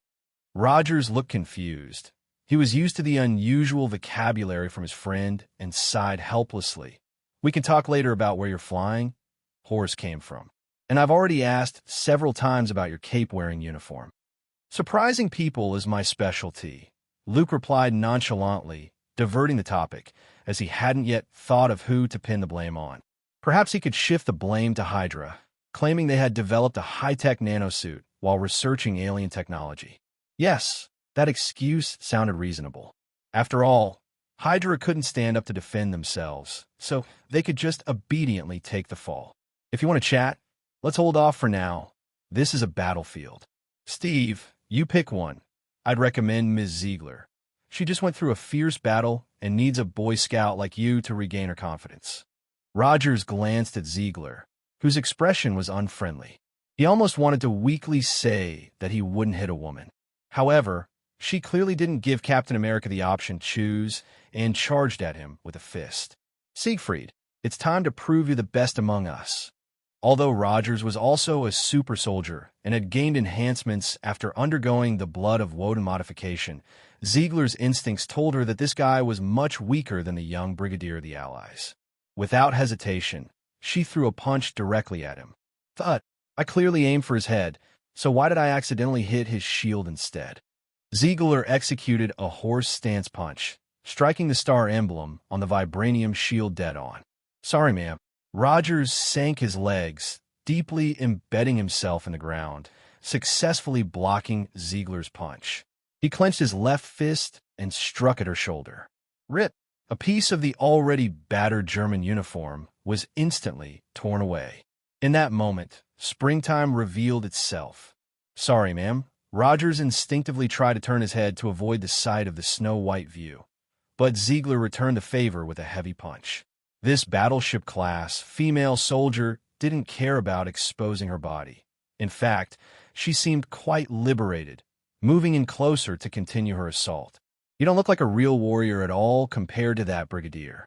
Ziegler sneered, seizing the opportunity to deliver a flurry of punches, as if she wanted to vent all the frustration she had accumulated from her fight against Luke. Poor Rogers. He doesn't understand that playing the gentleman in a fight is utterly useless. Luke watched Rogers, whose cheek was swollen and was on the defensive, getting pummeled, and couldn't help but shake his head in resignation. Hopefully, this will teach him a good lesson. Your opponent is right here. After observing his companion gaining the upper hand, Siegfried launched his attack. He had initially thought that the Allies' battleship class would be formidable, but to his surprise, they were just a pretty face. After witnessing Luke overpower Siegmund in close combat, Siegfried quickly adjusted his strategy and released a destructive energy sphere. Compared to his companion, he was more refined in energy manipulation, dazzling orbs of lightning compressed inward, emitting terrifying waves. I want to see just how strong your healing ability really is. Siegfried grinned as orbs of light floated around him like bright spheres. He stepped forward toward Luke, the terrifying energy capable of leveling the street, again ionizing the air, distorting the colors into a blur.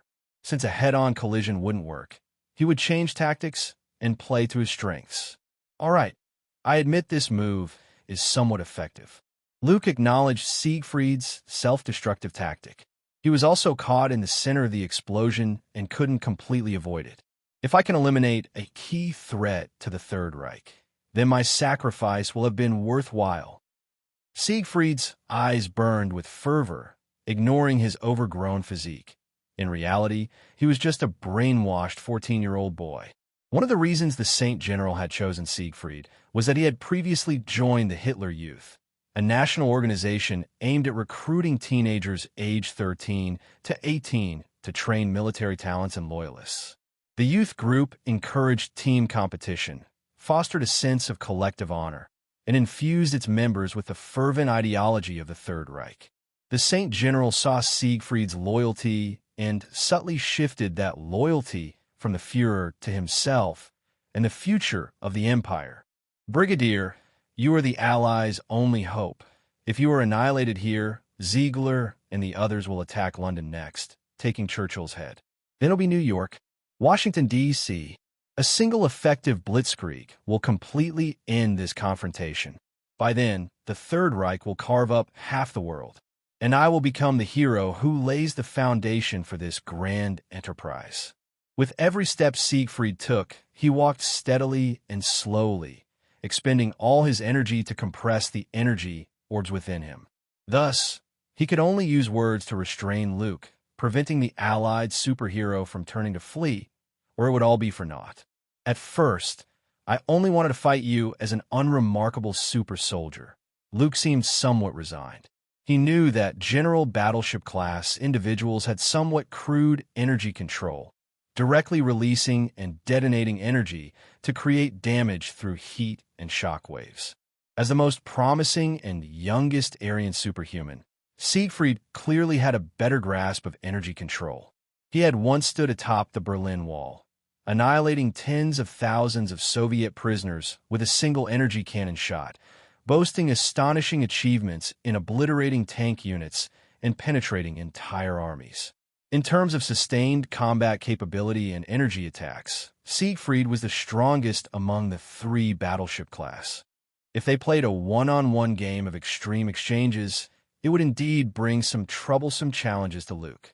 At this moment, the street felt like it was filled with barrels of explosives. It only needed a spark for a terrifying explosion to obliterate all living beings within the range. All right, I won't pretend anymore, Luke thought to himself. Rather than getting hurt and then spending half a day recovering, he'd rather end this fight quickly. With a thought, he opened his panel. Upgrade. Due to the Allies' relentless propaganda and Luke's repeated creation of astonishing miracles, achieving numerous unexpected victories, his reputation skyrocketed as if it were in a bull market, experiencing a stable and rapid rise.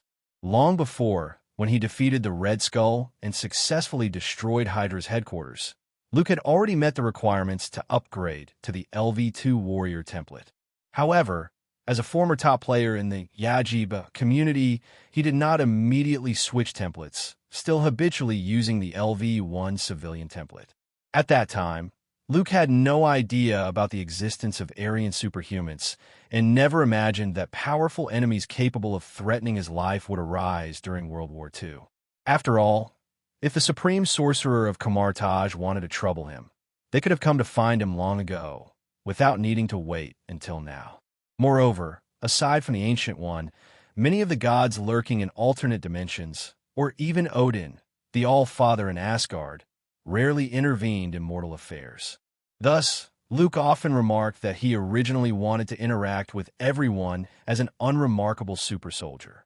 He worried that being too powerful might draw the vigilance of various factions, turning him into a target in the spotlight, though he himself didn't actually care much about that. He simply enjoyed playing by the rules at the card table, knowing he could always flip the table if needed. Just like now, the timeline of World War II had undergone significant changes, and with the emergence of Aryan superhumans, the trajectory of future developments had become unclear. Losing the advantage of foresight, Luke felt it necessary to align himself more with the image of his Superman. So, he focused his mind and initiated the upgrade program. The massive reputation points on his panel were rapidly consumed, as if thrown into a bottomless pit, nearly reaching depletion. It's like encountering a financial crisis, the stock market going into a crazy circuit breaker. Luke silently complained in his heart, a pained expression appearing on his face.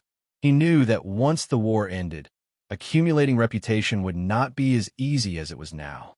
By then, he would probably have to set his sights further afield, perhaps towards the 9 major star realms. The upgrade process was swift and straightforward, subjecting him to no pain at all. Luke had mentally prepared himself for potential changes, such as emitting a golden glow, having his hair turn red, orange, blue, and purple, or experiencing inhuman agony like Rogers did when he got injected with the serum, requiring immense willpower to endure. However, unfortunately, none of that happened. The upgrade was completed effortlessly. Is this what it feels like to cheat? Luke extended his hands and clenched his fists, feeling the changes occurring within him. His senses became sharper, able to clearly perceive the terrifying power surging within him, far exceeding anything he had experienced before. He felt like a dormant volcano, with the potential to unleash devastating disasters with every movement. This isn't even the limit, Luke murmured to himself. The rapid increase in power brought with it an overwhelming desire. He even briefly felt as if he could punch Odin and kick the Ancient One, doing whatever he pleased. Fortunately, the remnants of his rationality suppressed this impulse in time. However, taking down a few Aryan superhumans should still be possible. Luke's eyes glowed slightly. As long as he concentrated, he could release high-temperature rays capable of evaporating flesh. The stellar energy, which was originally insufficient to support such attacks, was now continuously transformed and absorbed by him. At the same time, he felt his body becoming lighter, no longer tightly bound by the Earth's gravity. I've come this far entirely because of my exceptional talent and hard work. The template is just an auxiliary. It must be said, Luke had a bit of that shameless demeanor characteristic of experienced travelers. Taking advantage of his swirling thoughts, he opened his attribute panel. Host * Luke, Luke Cavill. Loaded template * Magic Superman, LV2. Abilities * Natural Absorption, active. Bioforce Field, active. Flight, active. Heat Vision, active. Mental Immunity, passive. Stellar Ability, passive. Reputation * 7,776. Achievement * Legendary Figure. The Bioforce Field seems to have undergone some changes. Glancing at the updated data, Luke focused his mind again, redirecting his attention back to the battlefield. As is well known, when executing breakthroughs, near-death explosions, or off-field commentary, the outside world often exists in a state of suspended time. Thus, after Luke completed his upgrade, Siegfried still had not approached him. Brigadier, let us embrace death together. Before Siegfried could finish his dying words, Luke instinctively retracted his bioforce field and stepped forward. Thud! With just one step, the dust began to swirl and spread out. The concrete floor could not withstand that terrifying power. Cracks erupted like a spider's web, rapidly extending in all directions. The commotion was immense, as if a prehistoric creature were trampling the earth. Heat Vision. Luke's gaze sharpened into a point, filled with blazing red light. A torrent of energy poured out, transforming into 2 high-temperature rays that sliced through Siegfried's midsection like a knife cutting through butter. Zzz. The dazzling orbs of light compressed inward, erupting with blinding rays, seemingly capable of flattening the entire street at any moment. Yet, Luke remained calm at the center of the explosion, directly opening his bioforce field to wrap himself within it. Boom! The powerful shockwave crashed against the invisible barrier like a ton of iron hammers, creating a resonating sound wave. Luke continued to stride forward without changing his expression. He expanded the coverage of his bioforce field, enveloping the battered Rogers as well, to prevent him from being affected. Then, the crimson beam shot straight across, freezing Ziegler's terrified expression forever in that moment. The high-temperature rays evaporated this battleship-class female soldier's heart, causing her to die without pain. Just one more left. Luke kept moving through the explosive flames and swirling smoke. The bioforce field not only provided effective defense by isolating everything, but also allowed him to better control his power. For instance, when Superman lifts an aircraft, he should penetrate the body like a needle according to force analysis, rather than directly lifting the craft. Another classic scenario is when Superman catches his rapidly falling girlfriend, Lois Lane. In a normal situation, she would be broken into 3 pieces, not resting comfortably in her boyfriend's strong embrace, ready to offer a passionate kiss. The answer to resolving all these issues is the bioforce field. Cough! Hail the Empire! Siegmund, who had initially been beaten by Luke and lost his combat ability, wanted to shout a villainous catchphrase before meeting his end. However, Luke didn't give him that opportunity. A heat vision beam took his life instantly.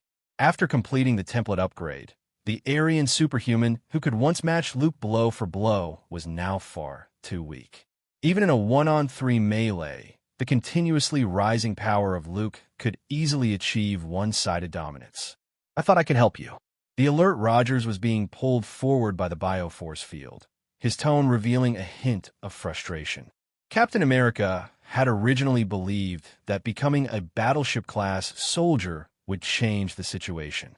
However, he hadn't expected that he couldn't gain an advantage even against Ziegler and would still need Luke's help.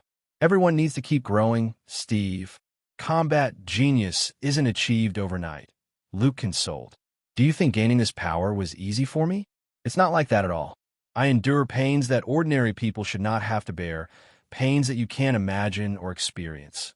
Muscles tearing repeatedly, mental torment, and maintaining one's core while not being misled or lost by external factors. That is the price you must pay to gain power. Seeing Luke's serious expression and solemn tone, Rogers couldn't help but believe him. Captain America lowered his head in shame. He had previously only seen Luke's strength, but had never thought about the pain he silently endured. You continue to stay in Paris and relay the news of victory back to London. I have one last thing to do. As the aftershocks gradually subsided and the smoke began to clear, Luke retracted the bioforce field encasing Rogers. He looked at Paris, which was almost reduced to ruins, his gaze flickering slightly. It was time to end this war. What are you going to do? Rogers instinctively asked. I'm going to Berlin. Luke took a few steps forward, the ground trembling violently, and his tall figure seemed to soar higher. The dark red cloak billowed like a waving banner until it disappeared into the clouds. He can fly? Standing amidst the ruins, Rogers looked bewildered, filled with confusion. When did this happen? The process of flying was far from wonderful. The sensation was a stark contrast to the feeling of being at ease and free. On the contrary, as the speed of flight increased, the air was compressed into a dense substance, akin to thick glue, tightly binding him and making it difficult to move his limbs. It seems I'll have to gradually adapt to this situation, Luke thought silently, feeling the turbulent airflow around him. At high-speed flight, if he didn't expand his bioforce field, he might end up igniting like a meteor entering the atmosphere. Let's speed up a bit. Boom, boom, boom. The clouds reverberated with a series of explosions. If Luke were compared to a fighter jet, he would be at about Mach 1.2 in full sprint right now. While the bioforce field could shield him from the intense heat of friction, it couldn't prevent the turbulent airflow from wrapping tightly around his body. Each acceleration felt like hitting a wall of solid steel. The seemingly weightless gas became exceptionally firm when compressed. How great would it be to have the Speed Force? Luke's thoughts wandered. He recalled that Superman had once raced against the Flash. Given the Speed Force's almost unscientific nature, it could bend physical rules at will, so it was highly likely that Superman wouldn't be able to outrun the Flash. In comics, there had been several such races, and aside from two ties, Flash had won most of them. Unfortunately, the Speed Force seemed to serve little purpose for the Flash in direct combat. It was mostly useful in scenarios like sacrifices, universe resets, and rescuing people, leading to the common jest that Flash's combat style was just spinning around to confuse enemies before knocking them down. I wonder if the conscience of the Justice League will come knocking on my door. Luke chuckled softly, admitting that the existence of Barry Allen, the Flash, indeed lightened the overly dark tone of the neighboring filming location. Mid-City and Gotham felt like two entirely different worlds placed side by side. Berlin, here I come. Putting an end to his meaningless musings, Luke shot forward like a humanoid, supersonic aircraft, breaking through the sound barrier with a whoosh. Above the clouds, conical cloud formations flashed by. The distance from Paris to Berlin was over 800 kilometers. On foot, it would take 12 days, by car, a day and a half, by train, 6 hours. But for Luke, it would only take a moment. Boom! With a loud crash, it was as if a bomber had dropped a bomb. The underground research facility in Berlin shook violently as a tall figure burst through the thick concrete floor. The steel-like armor and the billowing dark red cape, combined with his dramatic entrance, instilled a sense of dread in onlookers. You are an allied Superman. Oh my God! Luke's photo had previously appeared in newspapers around the world, and his appearance was already well known. However, it was the first time he had officially appeared here as Superman. The Third Reich is finished. You can either leave or resist. The choice is yours, Luke declared, scanning the entire underground facility with his supervision.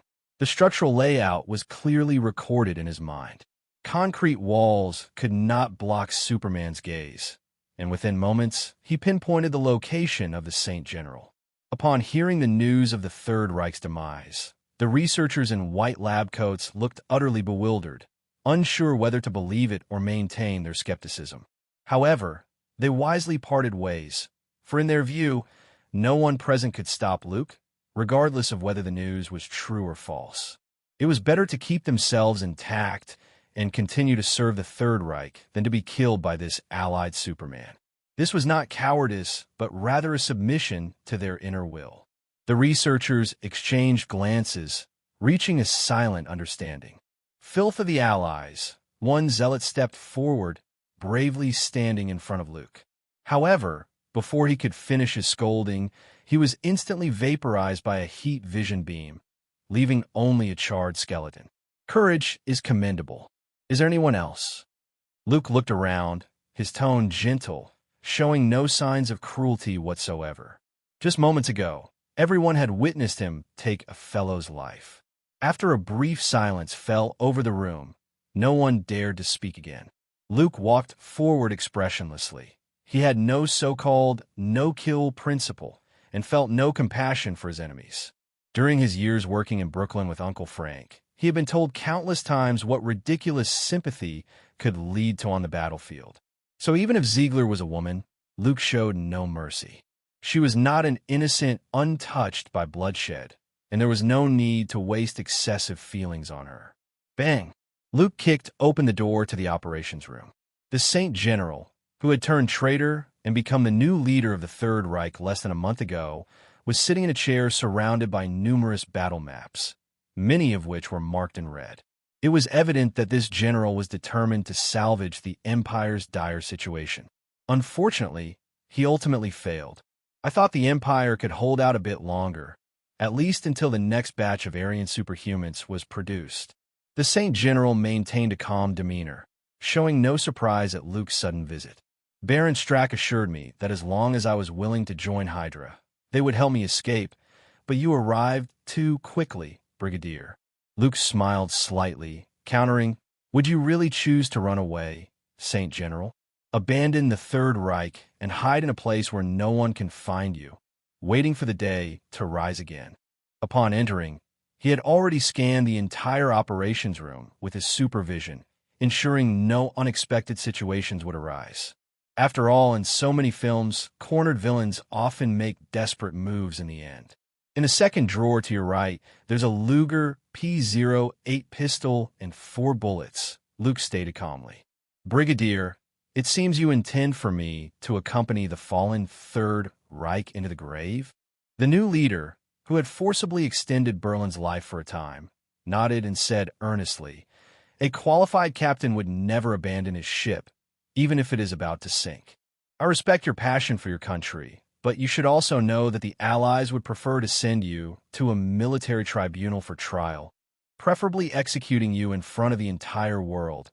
As a butcher, executioner, and conspirator, Luke stated blandly.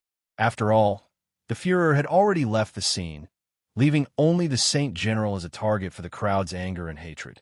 I can hand over the original documents of the brood insect modification plan, which have not yet been fully deciphered, the Saint General said, disinterestedly. After learning from Baron Strack that the battleship class might not stand a chance against Luke, he had lost interest in the perfect Aryan. If even super soldiers couldn't defeat the Aryan superhumans, how could they be considered perfect? Let me end my life with dignity, Brigadier. Luke contemplated for a moment and readily accepted the deal. After all, capturing the Saint General and handing him over to the Allies wouldn't hold much significance. A military tribunal's trial would merely be a formality. The high command of the Allies was more interested in sharing the spoils of victory and distributing benefits. As for the post-war reckoning, that was merely a dessert to showcase the victor's stance. A few minutes later, a gunshot echoed from the operations room. Moments after, Luke walked out, wordlessly crashing through the roof and soaring into the sky. He looked down at the devastated Berlin, as if witnessing the collapse of an empire, the end of a war, and the closing of an era. So, who will become the master of the new era? Luke said with a slight smile, standing quietly on the clouds. With the demise of the 3 battleship-class superhumans in Paris and the Saint General's suicide in the underground research facility, the crumbling Third Reich finally collapsed. The prolonged World War also came to an end at this moment. When the news of victory reached London and was transmitted via radio waves to the White House, the high-ranking officials of the Allies were ecstatic. Many politicians immediately held press conferences to promote the triumph and garner public opinion. Those who had longed for peace and the cessation of war flooded the streets, celebrating throughout the night. It was said that New York glowed brilliantly that evening, resembling a bright ocean. However, just a few days later, more people's attention was drawn to Luke, who once again topped the newspaper headlines. It was a black-and-white photo featured on the front page of the New York Times. This photo shocked half the world and sparked a heated discussion. In the image, a young brigadier clad in metallic armor stood tall in the sky, his cape billowing like a flag. The angle and lighting were perfectly captured, lending Luke an imposing aura, as if he were a hero stepping out of mythological epics, bathed in golden light, full of majesty. A flying Superman. I heard the brigadier flew to Berlin and ended the war. I also know Brigadier Cavill fought against hundreds of Aryan demons summoned by the Führer in Paris for 3 days and nights, exhausting half his life to seal them away and send them back to hell. What you're saying is nothing. The latest news is that the little mustached Führer in Berlin sacrificed millions of lives, transforming himself into a lord of hell. If it weren't for Brigadier Cavill stepping up, the entire world would have been destroyed. Whoa. Long live the Allies. Brigadier Cavill is truly a war hero. Before long, similar rumors spread across the American homeland, even showing signs of continuing to ferment and expand outward. In taverns, inns, and on street corners, people discussed the topic as if they had witnessed it firsthand, speaking with great conviction. The most outrageous of these tales included details about Luke charming an Aryan demon named Ziegler, leading to a romantic entanglement. Following this version, a tragic story emerged about a German country girl cruelly transformed into a demon by the Führer, fortunately receiving help from the Allied Superman to regain her self-awareness. Even the folks in London were busy. Many third-rate writers, eager to ride the wave of popularity, began to weave tales of Merlin, King Arthur, and the Knights of the Round Table into Luke's narrative, concocting all sorts of bizarre experiences. The most widespread rumor was that Luke hailed from a mysterious monster-hunting family, known as the Walking Pile Driver and friend of sorceresses, who was later called by a lake fairy to join the Allies in their fight against the evil Axis powers. With all sorts of news flying around, the general public overlooked the most critical information in that key photo, the fact that the Allied brigadier was a super soldier who could fly. While it was within people's comprehension that he could punch tanks and kick battleship-class soldiers in Berlin, the sudden revelation of his ability to fly, along with that never-before-seen metallic armor, easily sparked curiosity among some. "Colonel, I just asked you to help with the publicity. I didn't intend to become material for various novels. Look at this, The Secrets of Brigadier Luke Cavil and the Aryan Demons. And this one, Uncovering the Truth Behind the Allied Superman. My years as a monster hunter in London." At Blythley Manor, just outside London, Luke spread out the recent newspapers before the smug Colonel Phillips and said helplessly, "My Uncle Frank called me the other day, saying a New York Times reporter came to interview him, asking if he knew his nephew actually came from a monster-hunting family and had had indescribable super friendships with many sorceresses." "This is a good thing, Luke." When they were in private, Colonel Phillips dropped the strict hierarchy and chuckled. "At least you're now a young brigadier with a lot of buzz, a war hero, rather than being overlooked like Rogers. We all know how politicians are. When they need something from you, they can kneel and lick your boots, but once you lose your value, they won't even spare you a glance, deeming it a waste of time." Luke nodded in agreement. The controversial photo had actually been staged.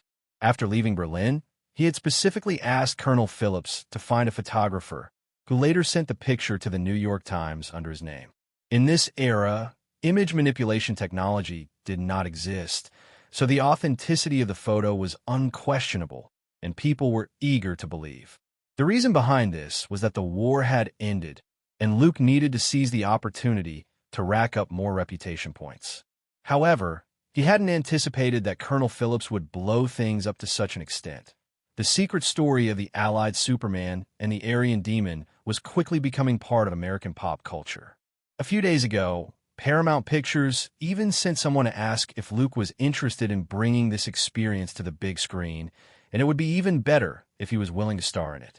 Although they were currently in an awkward situation with no actors, no script, and insufficient funding, as long as the Allied brigadier nodded in agreement, everything would be fine. Paramount guaranteed they could invite big stars like James Stewart, Clark Gable, and Katharine Hepburn to join. "If I write a few memoirs after retiring or break into Hollywood, I could definitely make a fortune," Luke mused. He didn't blame Colonel Phillips. Increasing his notoriety was one of his goals. Even if the topic veered increasingly off course, it was of no consequence. According to Hollywood's commercial practices, these true stories about himself would likely be adapted multiple times and brought to the screen, perhaps even earning him an Oscar, leaving a mark in film history and creating a memorable tale. "Luke, you should have a broader future." After their casual conversation, Colonel Phillips' demeanor shifted, and he spoke solemnly. "But for now, you need to lie low and wait for the right moment to soar." Luke raised an eyebrow. Since returning from Berlin, he had received commendations from the Allies' high command. Churchill, upon leaving the wartime cabinet and returning to the Prime Minister's residence, called him the liberator of the free world. Meanwhile, the president in the White House was even more direct, stating that Luke had changed the course of the war and saved the Allies single-handedly. However, both sides only offered verbal praise without practical benefits. The Allies must be in a bind. What practical rewards could they offer a 20-year-old brigadier? A promotion to major? Or to lieutenant general? Or even general? With such a rapid ascent, wouldn't Luke be sitting in the position of Secretary of Defense by the time he turned 30? The British, on the other hand, had a watching-the-show mentality, with the Prime Minister stating that such merits deserved a 5-star general title. And if America was reluctant, they could allow Luke to join England. The sun never set's empire would welcome him with open arms. The president in the White House smiled on the surface, but was secretly fuming. It seems you've already caught wind of the news, Colonel. Luke didn't place much importance on the military rank. Although he was currently an officer, he held no real power, merely a nominal position. The Allies were busy liberating Berlin. Once the war ended, they would naturally sit down to share the spoils and reward the heroes. By then, both Luke and Captain Rogers would return to New York to receive commendations and honors. Someone has suggested you continue to lead the Strategic Scientific Legion. Colonel Phillips' expression was grave, indicating that the military wanted to keep Luke isolated from the power center. The primary reason was likely fear that this young brigadier entering the Department of Defense too early would lead to issues of excessive power and difficulty in restraint. Of course, the more critical factor was that Luke lacked sufficient support. Superman was powerful, but those who thought in terms of political logic or self-interest only viewed him as a weapon for the state. This was a foolish yet very real notion. Politicians and capitalists, even when faced with thugs, always thought of using status and money to ensure their safety first. But they forgot that some people did not abide by those rules. This is just a suggestion. If you're unwilling, no one will force you. Eisenhower would be more than happy to help. Luke waved away the colonel's good intentions, a slight smile on his lips, seeming unperturbed. He knew full well that the military owed him a favor, and those bigwigs were eager to repay it. Taking Rome and assisting the Allies in landing on Sicily was such a grand achievement that Luke had given it away without blinking, while also handing the honor to the president to ease domestic conflicts. If he wanted to enter the Department of Defense and step into the center of power, he could certainly do so. Too bad I just want to develop quietly, Luke thought to himself. From today's perspective, the Strategic Scientific Legion was merely a trivial organization. However, when the era of superheroes arrived, the massive entity known as S.H.I.E.L.D. would surface. Being its predecessor, the Strategic Scientific Legion actually had great potential for development. The first director of S.H.I.E.L.D., a certain egg-shaped figure flashed through Luke's mind, and he felt quite satisfied with the Allies' high command's decision. The echoes of war gradually settled, and during this period, numerous significant events worthy of being solemnly recorded in history unfolded. Among them, the Yalta Conference was particularly notable. The leaders of the four nations gathered at the Yalta Palace for a momentous summit, primarily discussing the construction of a new world order post-war and the distribution of interests, essentially dividing the cake of the post-war world. Notably, upon seeing that Berlin had successfully produced Aryan superhumans and regained the upper hand, the Neon side, belonging to the Axis powers, quickly launched related plans. They obtained a portion of the blood of Woden from the Saint General as research material and worked tirelessly day and night to achieve scientific advancements, eventually producing 31 tank-class superhumans. However, these newly minted Neon superhumans, who had not yet had the chance to showcase their power on the Pacific battlefield against the Allies, were completely wiped out by a group of mysterious individuals. Investigations later revealed that these assailants claimed to be members of the Spear of Destiny organization. Thus, another new member joined the ranks of the Yalta Conference participants. Before long, the restless Neon suffered a heavy blow when 2 atomic bombs were dropped. One, codenamed Little Boy, was dropped on Hiroshima. The other, codenamed Fat Man, was dropped on Nagasaki. Accompanied by the earth-shattering blasts, the rising mushroom clouds became an indelible nightmare etched into the hearts of the Neon people. After the Neon representatives signed an unconditional surrender on the deck of the USS Missouri, the global conflict that had engulfed the world finally came to an official end, and the dawn of peace arrived. As a rising star of this era, Luke was fortunate to witness the tumultuous historical process and the quietly unfolding historical reforms. He first appeared at the Yalta Conference as the hero who ended the war, taking precious photos alongside the world leaders. The atmosphere during this monumental meeting, which revolved around reshaping the global order, was particularly subtle and tense.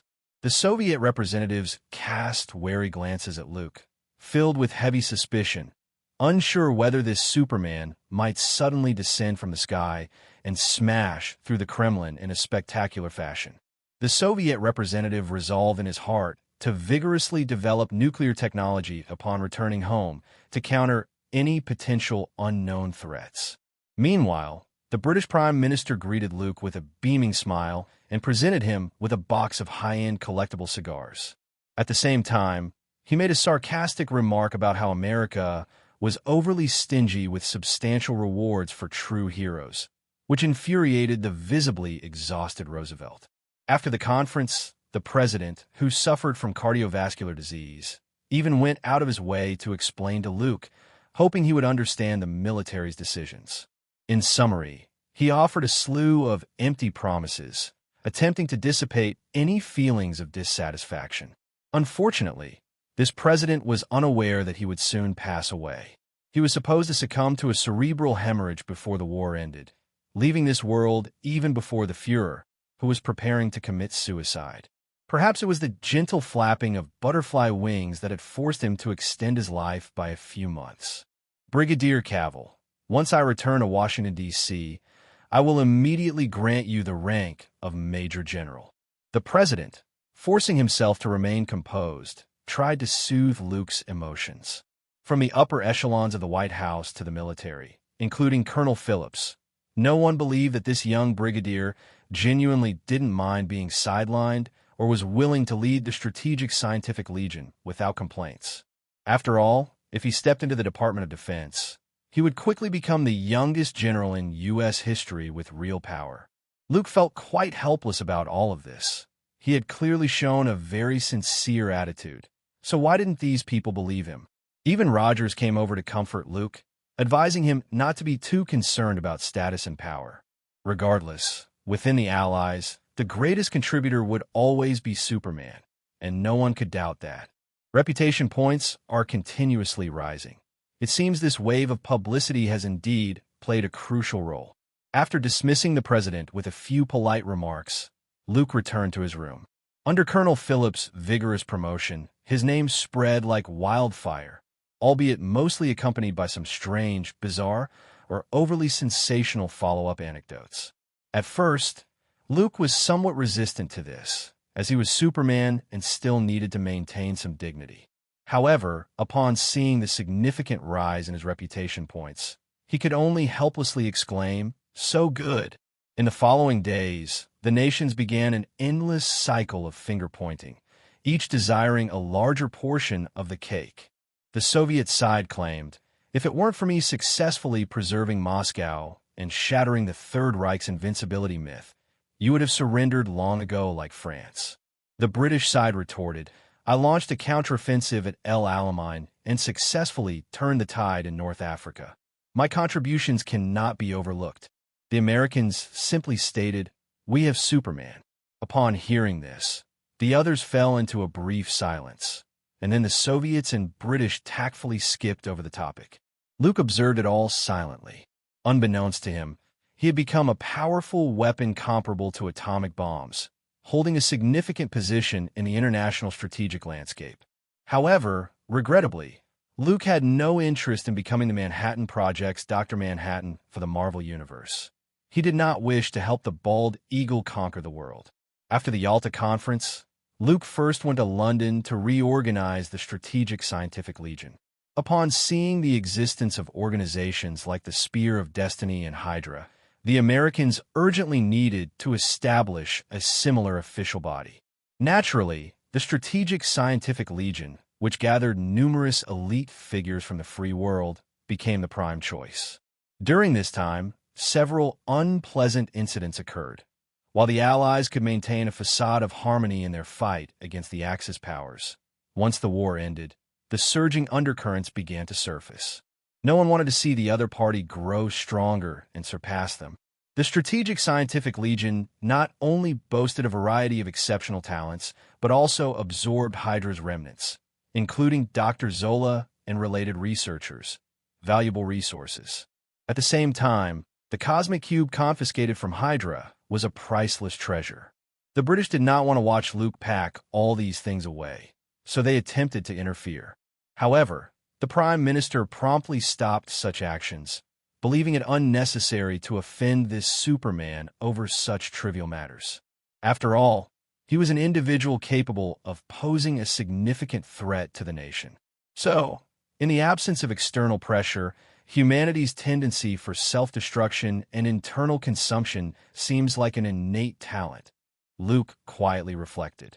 He was currently sitting in the Oval Office of the White House, patiently waiting for the president's meeting.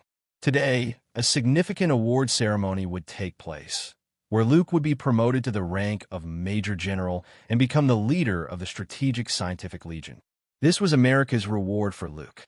Elevating from a private to a Major General, such a rapid promotion speed would likely not be surpassed by anyone for a long time to come. As history would have it, Roosevelt had suffered a cerebral hemorrhage just days prior and unfortunately passed away. The new president, Truman, took over. Brigadier Cavill, having you temporarily lead the Strategic Scientific Legion is indeed a bit of a waste of your talents. The new president adjusted his glasses and smiled. However, once a decision has been made, it's not easy to change. I hope you can understand. I am willing to stay with the Strategic Scientific Legion. The work here suits me better. Luke smiled, his tone calm. This was indeed his heartfelt sentiment. What he found satisfying was not just the developing Strategic Scientific Legion, but the future S.H.I.E.L.D., a vast organization directly governed by the World Security Council. Luke remembered that the one-eyed director, who gathered a group of superheroes, generally ignored the White House and military's directives. Not only could he openly refuse to answer the president's calls, but he also treated senators with indifference and could even bypass the constraints of Congress and the White House to carry out cross-regional law enforcement actions.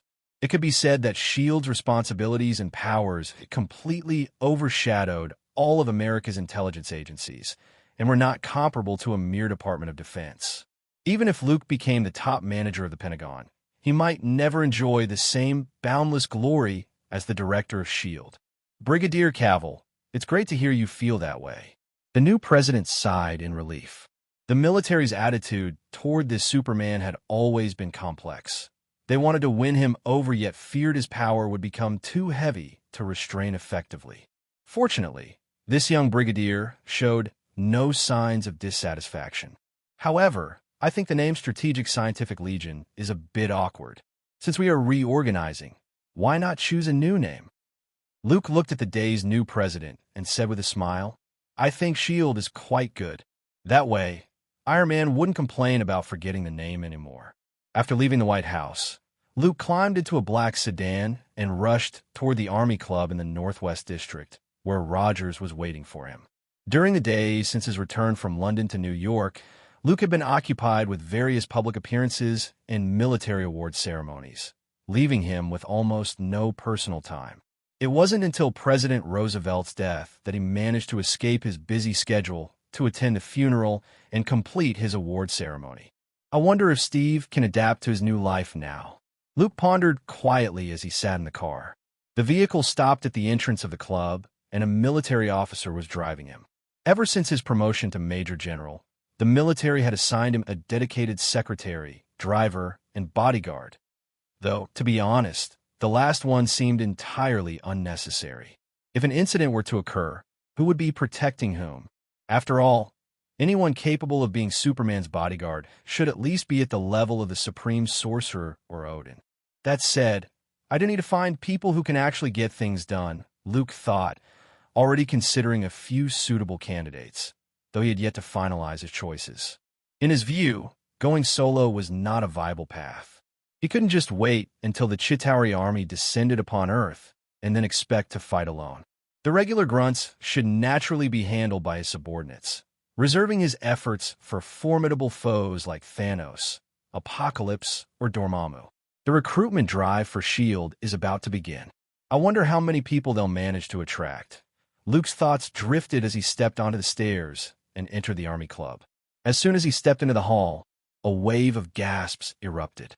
Clad in a sharply pressed military uniform, and with his hair neatly styled, Luke instantly became the center of attention. There was no helping it. He was now a celebrity, with recruitment posters featuring him as the red-caped Superman instead of Uncle Sam. The aura of a legendary hero was simply too compelling, drawing the public's gaze like the famous tales of George Washington chopping down a cherry tree or Columbus balancing an egg. People didn't care much about the truth behind those stories, and Luke had plenty of legendary tales of his own to serve as conversation starters. Brigadier Cavill, hello. I'm one of the second batch of new recruits from the Caspian training camp. Brigadier, I'm your loyal admirer. Can I get your autograph? Thank you for sealing those Aryan demons. You're a great hero.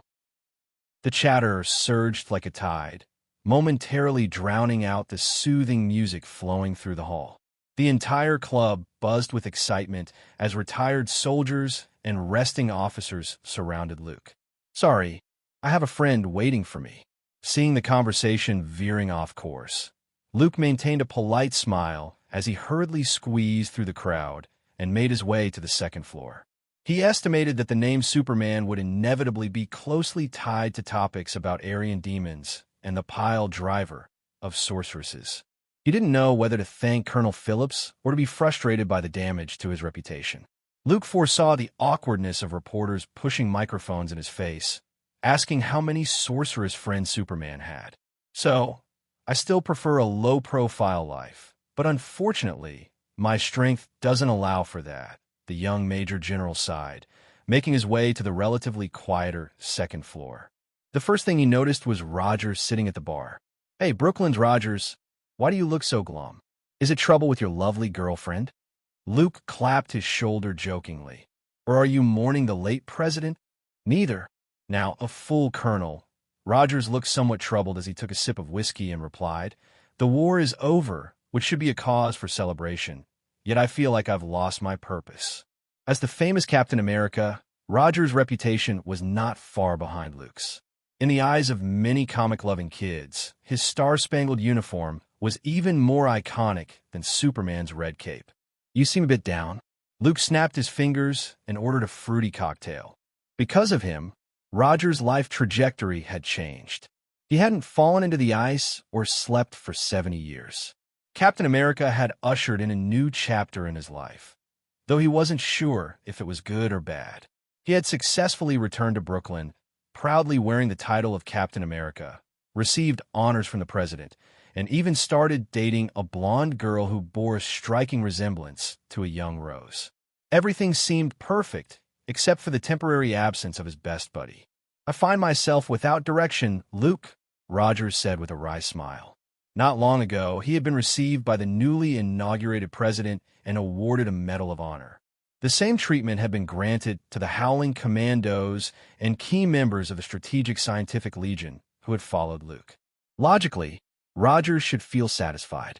Yet after spending some time in Brooklyn, he felt utterly lost, as if he had lost his way. The doors of S.H.I.E.L.D. are always open for you. Luke smiled and shook his drink. He could understand Rogers' feelings. It was similar to many veterans struggling to reintegrate into society after leaving the battlefield. Warriors accustomed to the sounds of gunfire and smoke often found it hard to adapt to the laughter and joy around them. S.H.I.E.L.D. Rogers looked surprised. He had never heard of this organization before. It's the Strategic Scientific Legion, Luke explained. The war is over, and a Strategic Scientific Legion, originally established to combat Hydra, is undergoing reorganization. I thought I might as well give it a new name. S.H.I.E.L.D. sounds much better, doesn't it? Now you have something to do. Unlike me, who hasn't found a purpose yet. A hint of envy crossed Roger's face. What he longed for was the unwavering determination Luke had, always in a state of progress, never hesitating. Steve, don't dwell too much on your wartime experiences. Even if you're not an outstanding soldier, you can still pursue other endeavors. Besides, this country still needs you. Luke took on the role of a mentor again, gently guiding him. Peace is only temporary. Even if fascism has crumbled and the Nazi regime has been shattered, the politicians in the White House will soon discover a new enemy, a red bear standing on the Siberian plains. That was a massive country occupying 1/5 of the world's land area, a major core in the bipolar structure. Are you saying there will be another war? Roger seemed shocked. He didn't doubt Luke's judgment, as his friend had consistently proven to have sharp insight that pierced through the truth. In a sense, yes, that would qualify as a war. Luke took a sip of his drink and said, "Before long, the new president will implement the Truman Doctrine and usher in the Cold War. The emergence of the Warsaw Pact and NATO signifies the birth of two military and political blocs and a confrontation between two social systems." So you're suggesting that Captain America will eventually have to pick up his shield and return to the battlefield. Shield will be a great place to find refuge. Luke spoke like a Wall Street broker pitching stocks, causing Rogers, who had initially planned to retire and return to ordinary life, to waver. "Let me think about it." "Thank you, Luke." Rogers sincerely expressed his gratitude. "Not just you, Steve. This country is immersed in mourning for President Roosevelt while celebrating the victory of the war, and everyone feels lost, unsure of where to go." Luke downed his drink, patting Rogers on the shoulder. Captain America found himself in an awkward position. In the original storyline, Rogers fell into the ice, becoming a war hero recognized by the military. For a silent dead man, he could be praised endlessly without limit. But now, things were different. Rogers was alive. So aside from a hero's hollow reputation, the military had no intention of providing him with any substantial rewards. Luke had recognized this long ago. The so-called war hero was merely a mascot for the military. When the country needed you, they would elevate you to great heights and vigorously promote your heroic deeds and positive image. Yet once the war ended, they would immediately lose their utility, swiftly becoming disposable. Rogers was a prime example of this situation. After the victory, as America prepared to share the spoils of war, they no longer needed a Captain America to sell bonds. So he was abandoned, ignored by the military, and the White House could offer him nothing beyond honors. Understanding the trajectories of the future, Luke had long begun to prepare. He had achieved an indelible and remarkable record by taking Rome and assisting the Allies in landing in Sicily. He then defeated Hydra, laying the groundwork for his influence and gradually earning his voice. Now, he was no longer just a hero of hollow fame, but a general with real power. "I hope the next time we meet, you'll have an answer for me, Steve." Luke glanced at his watch, placed a tip under his glass, and settled the bill for Rogers. He had another guest to meet. Back to the Pentagon. Exiting the Army Club, Luke hopped into the black luxury sedan parked at the entrance.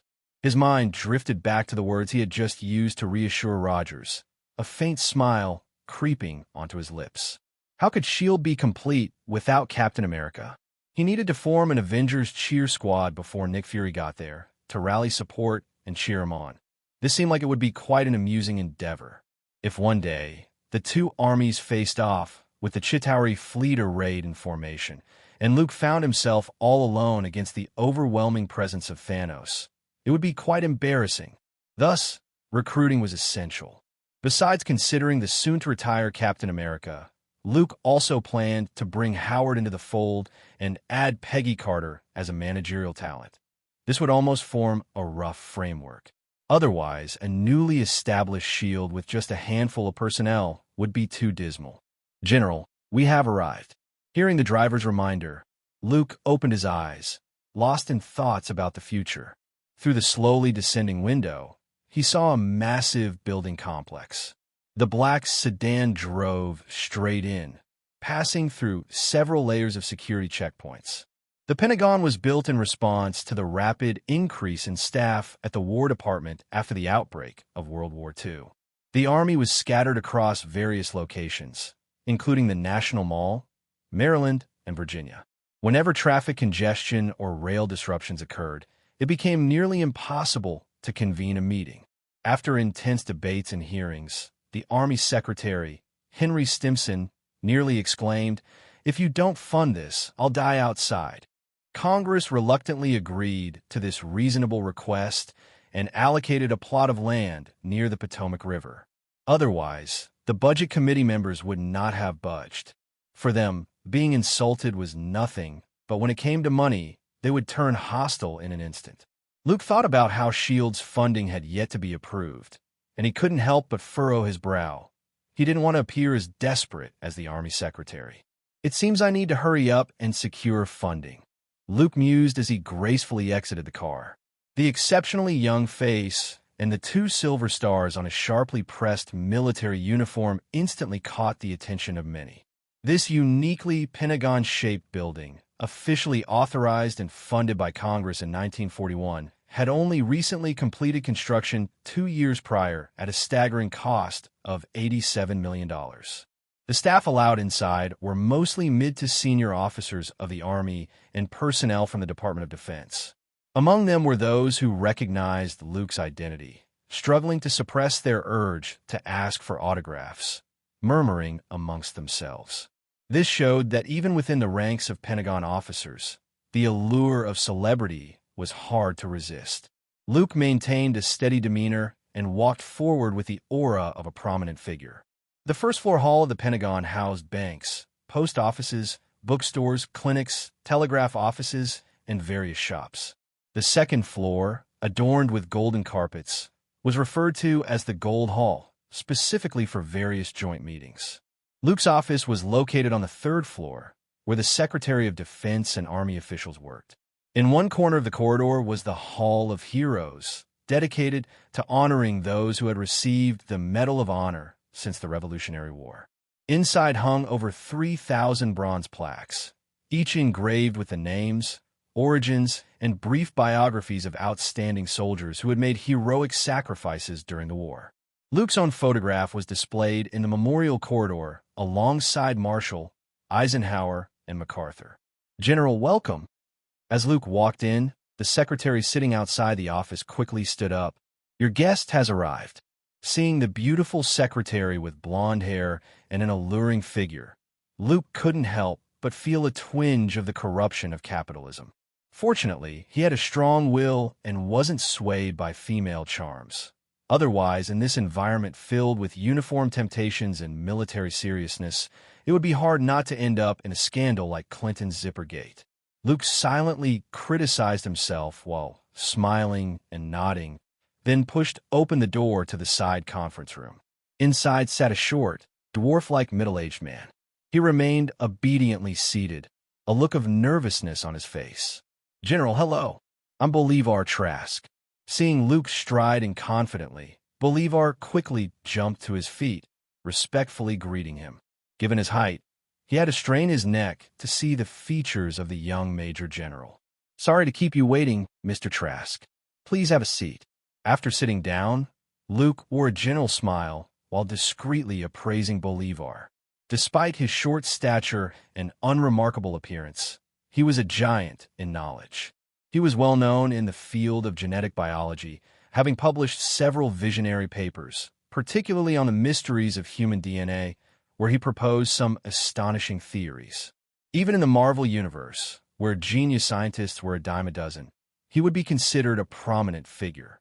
However, what intrigued Luke about Bolivar was his research on mutants. This seemingly dwarf-like scientist was the future father of Sentinels. In one timeline, nearly wiped out mutants and subsequently humanity, becoming the source of much evil. "General Cavill, may I ask why you called for me?" Bolivar inquired nervously. At this point, he had not yet founded Trask Industries and was not yet an internationally renowned weapons expert, so facing a military figure of such prominence, especially a local war hero, made him a bit anxious, causing his confidence to falter. "Mr. Trask, I've read some of your papers. To be honest, they are quite interesting." Luke interlaced his fingers, resting his elbows on the table as he spoke casually. "You believe there exists a magical code within human genes that can unlock the doors of evolution, even claiming that there might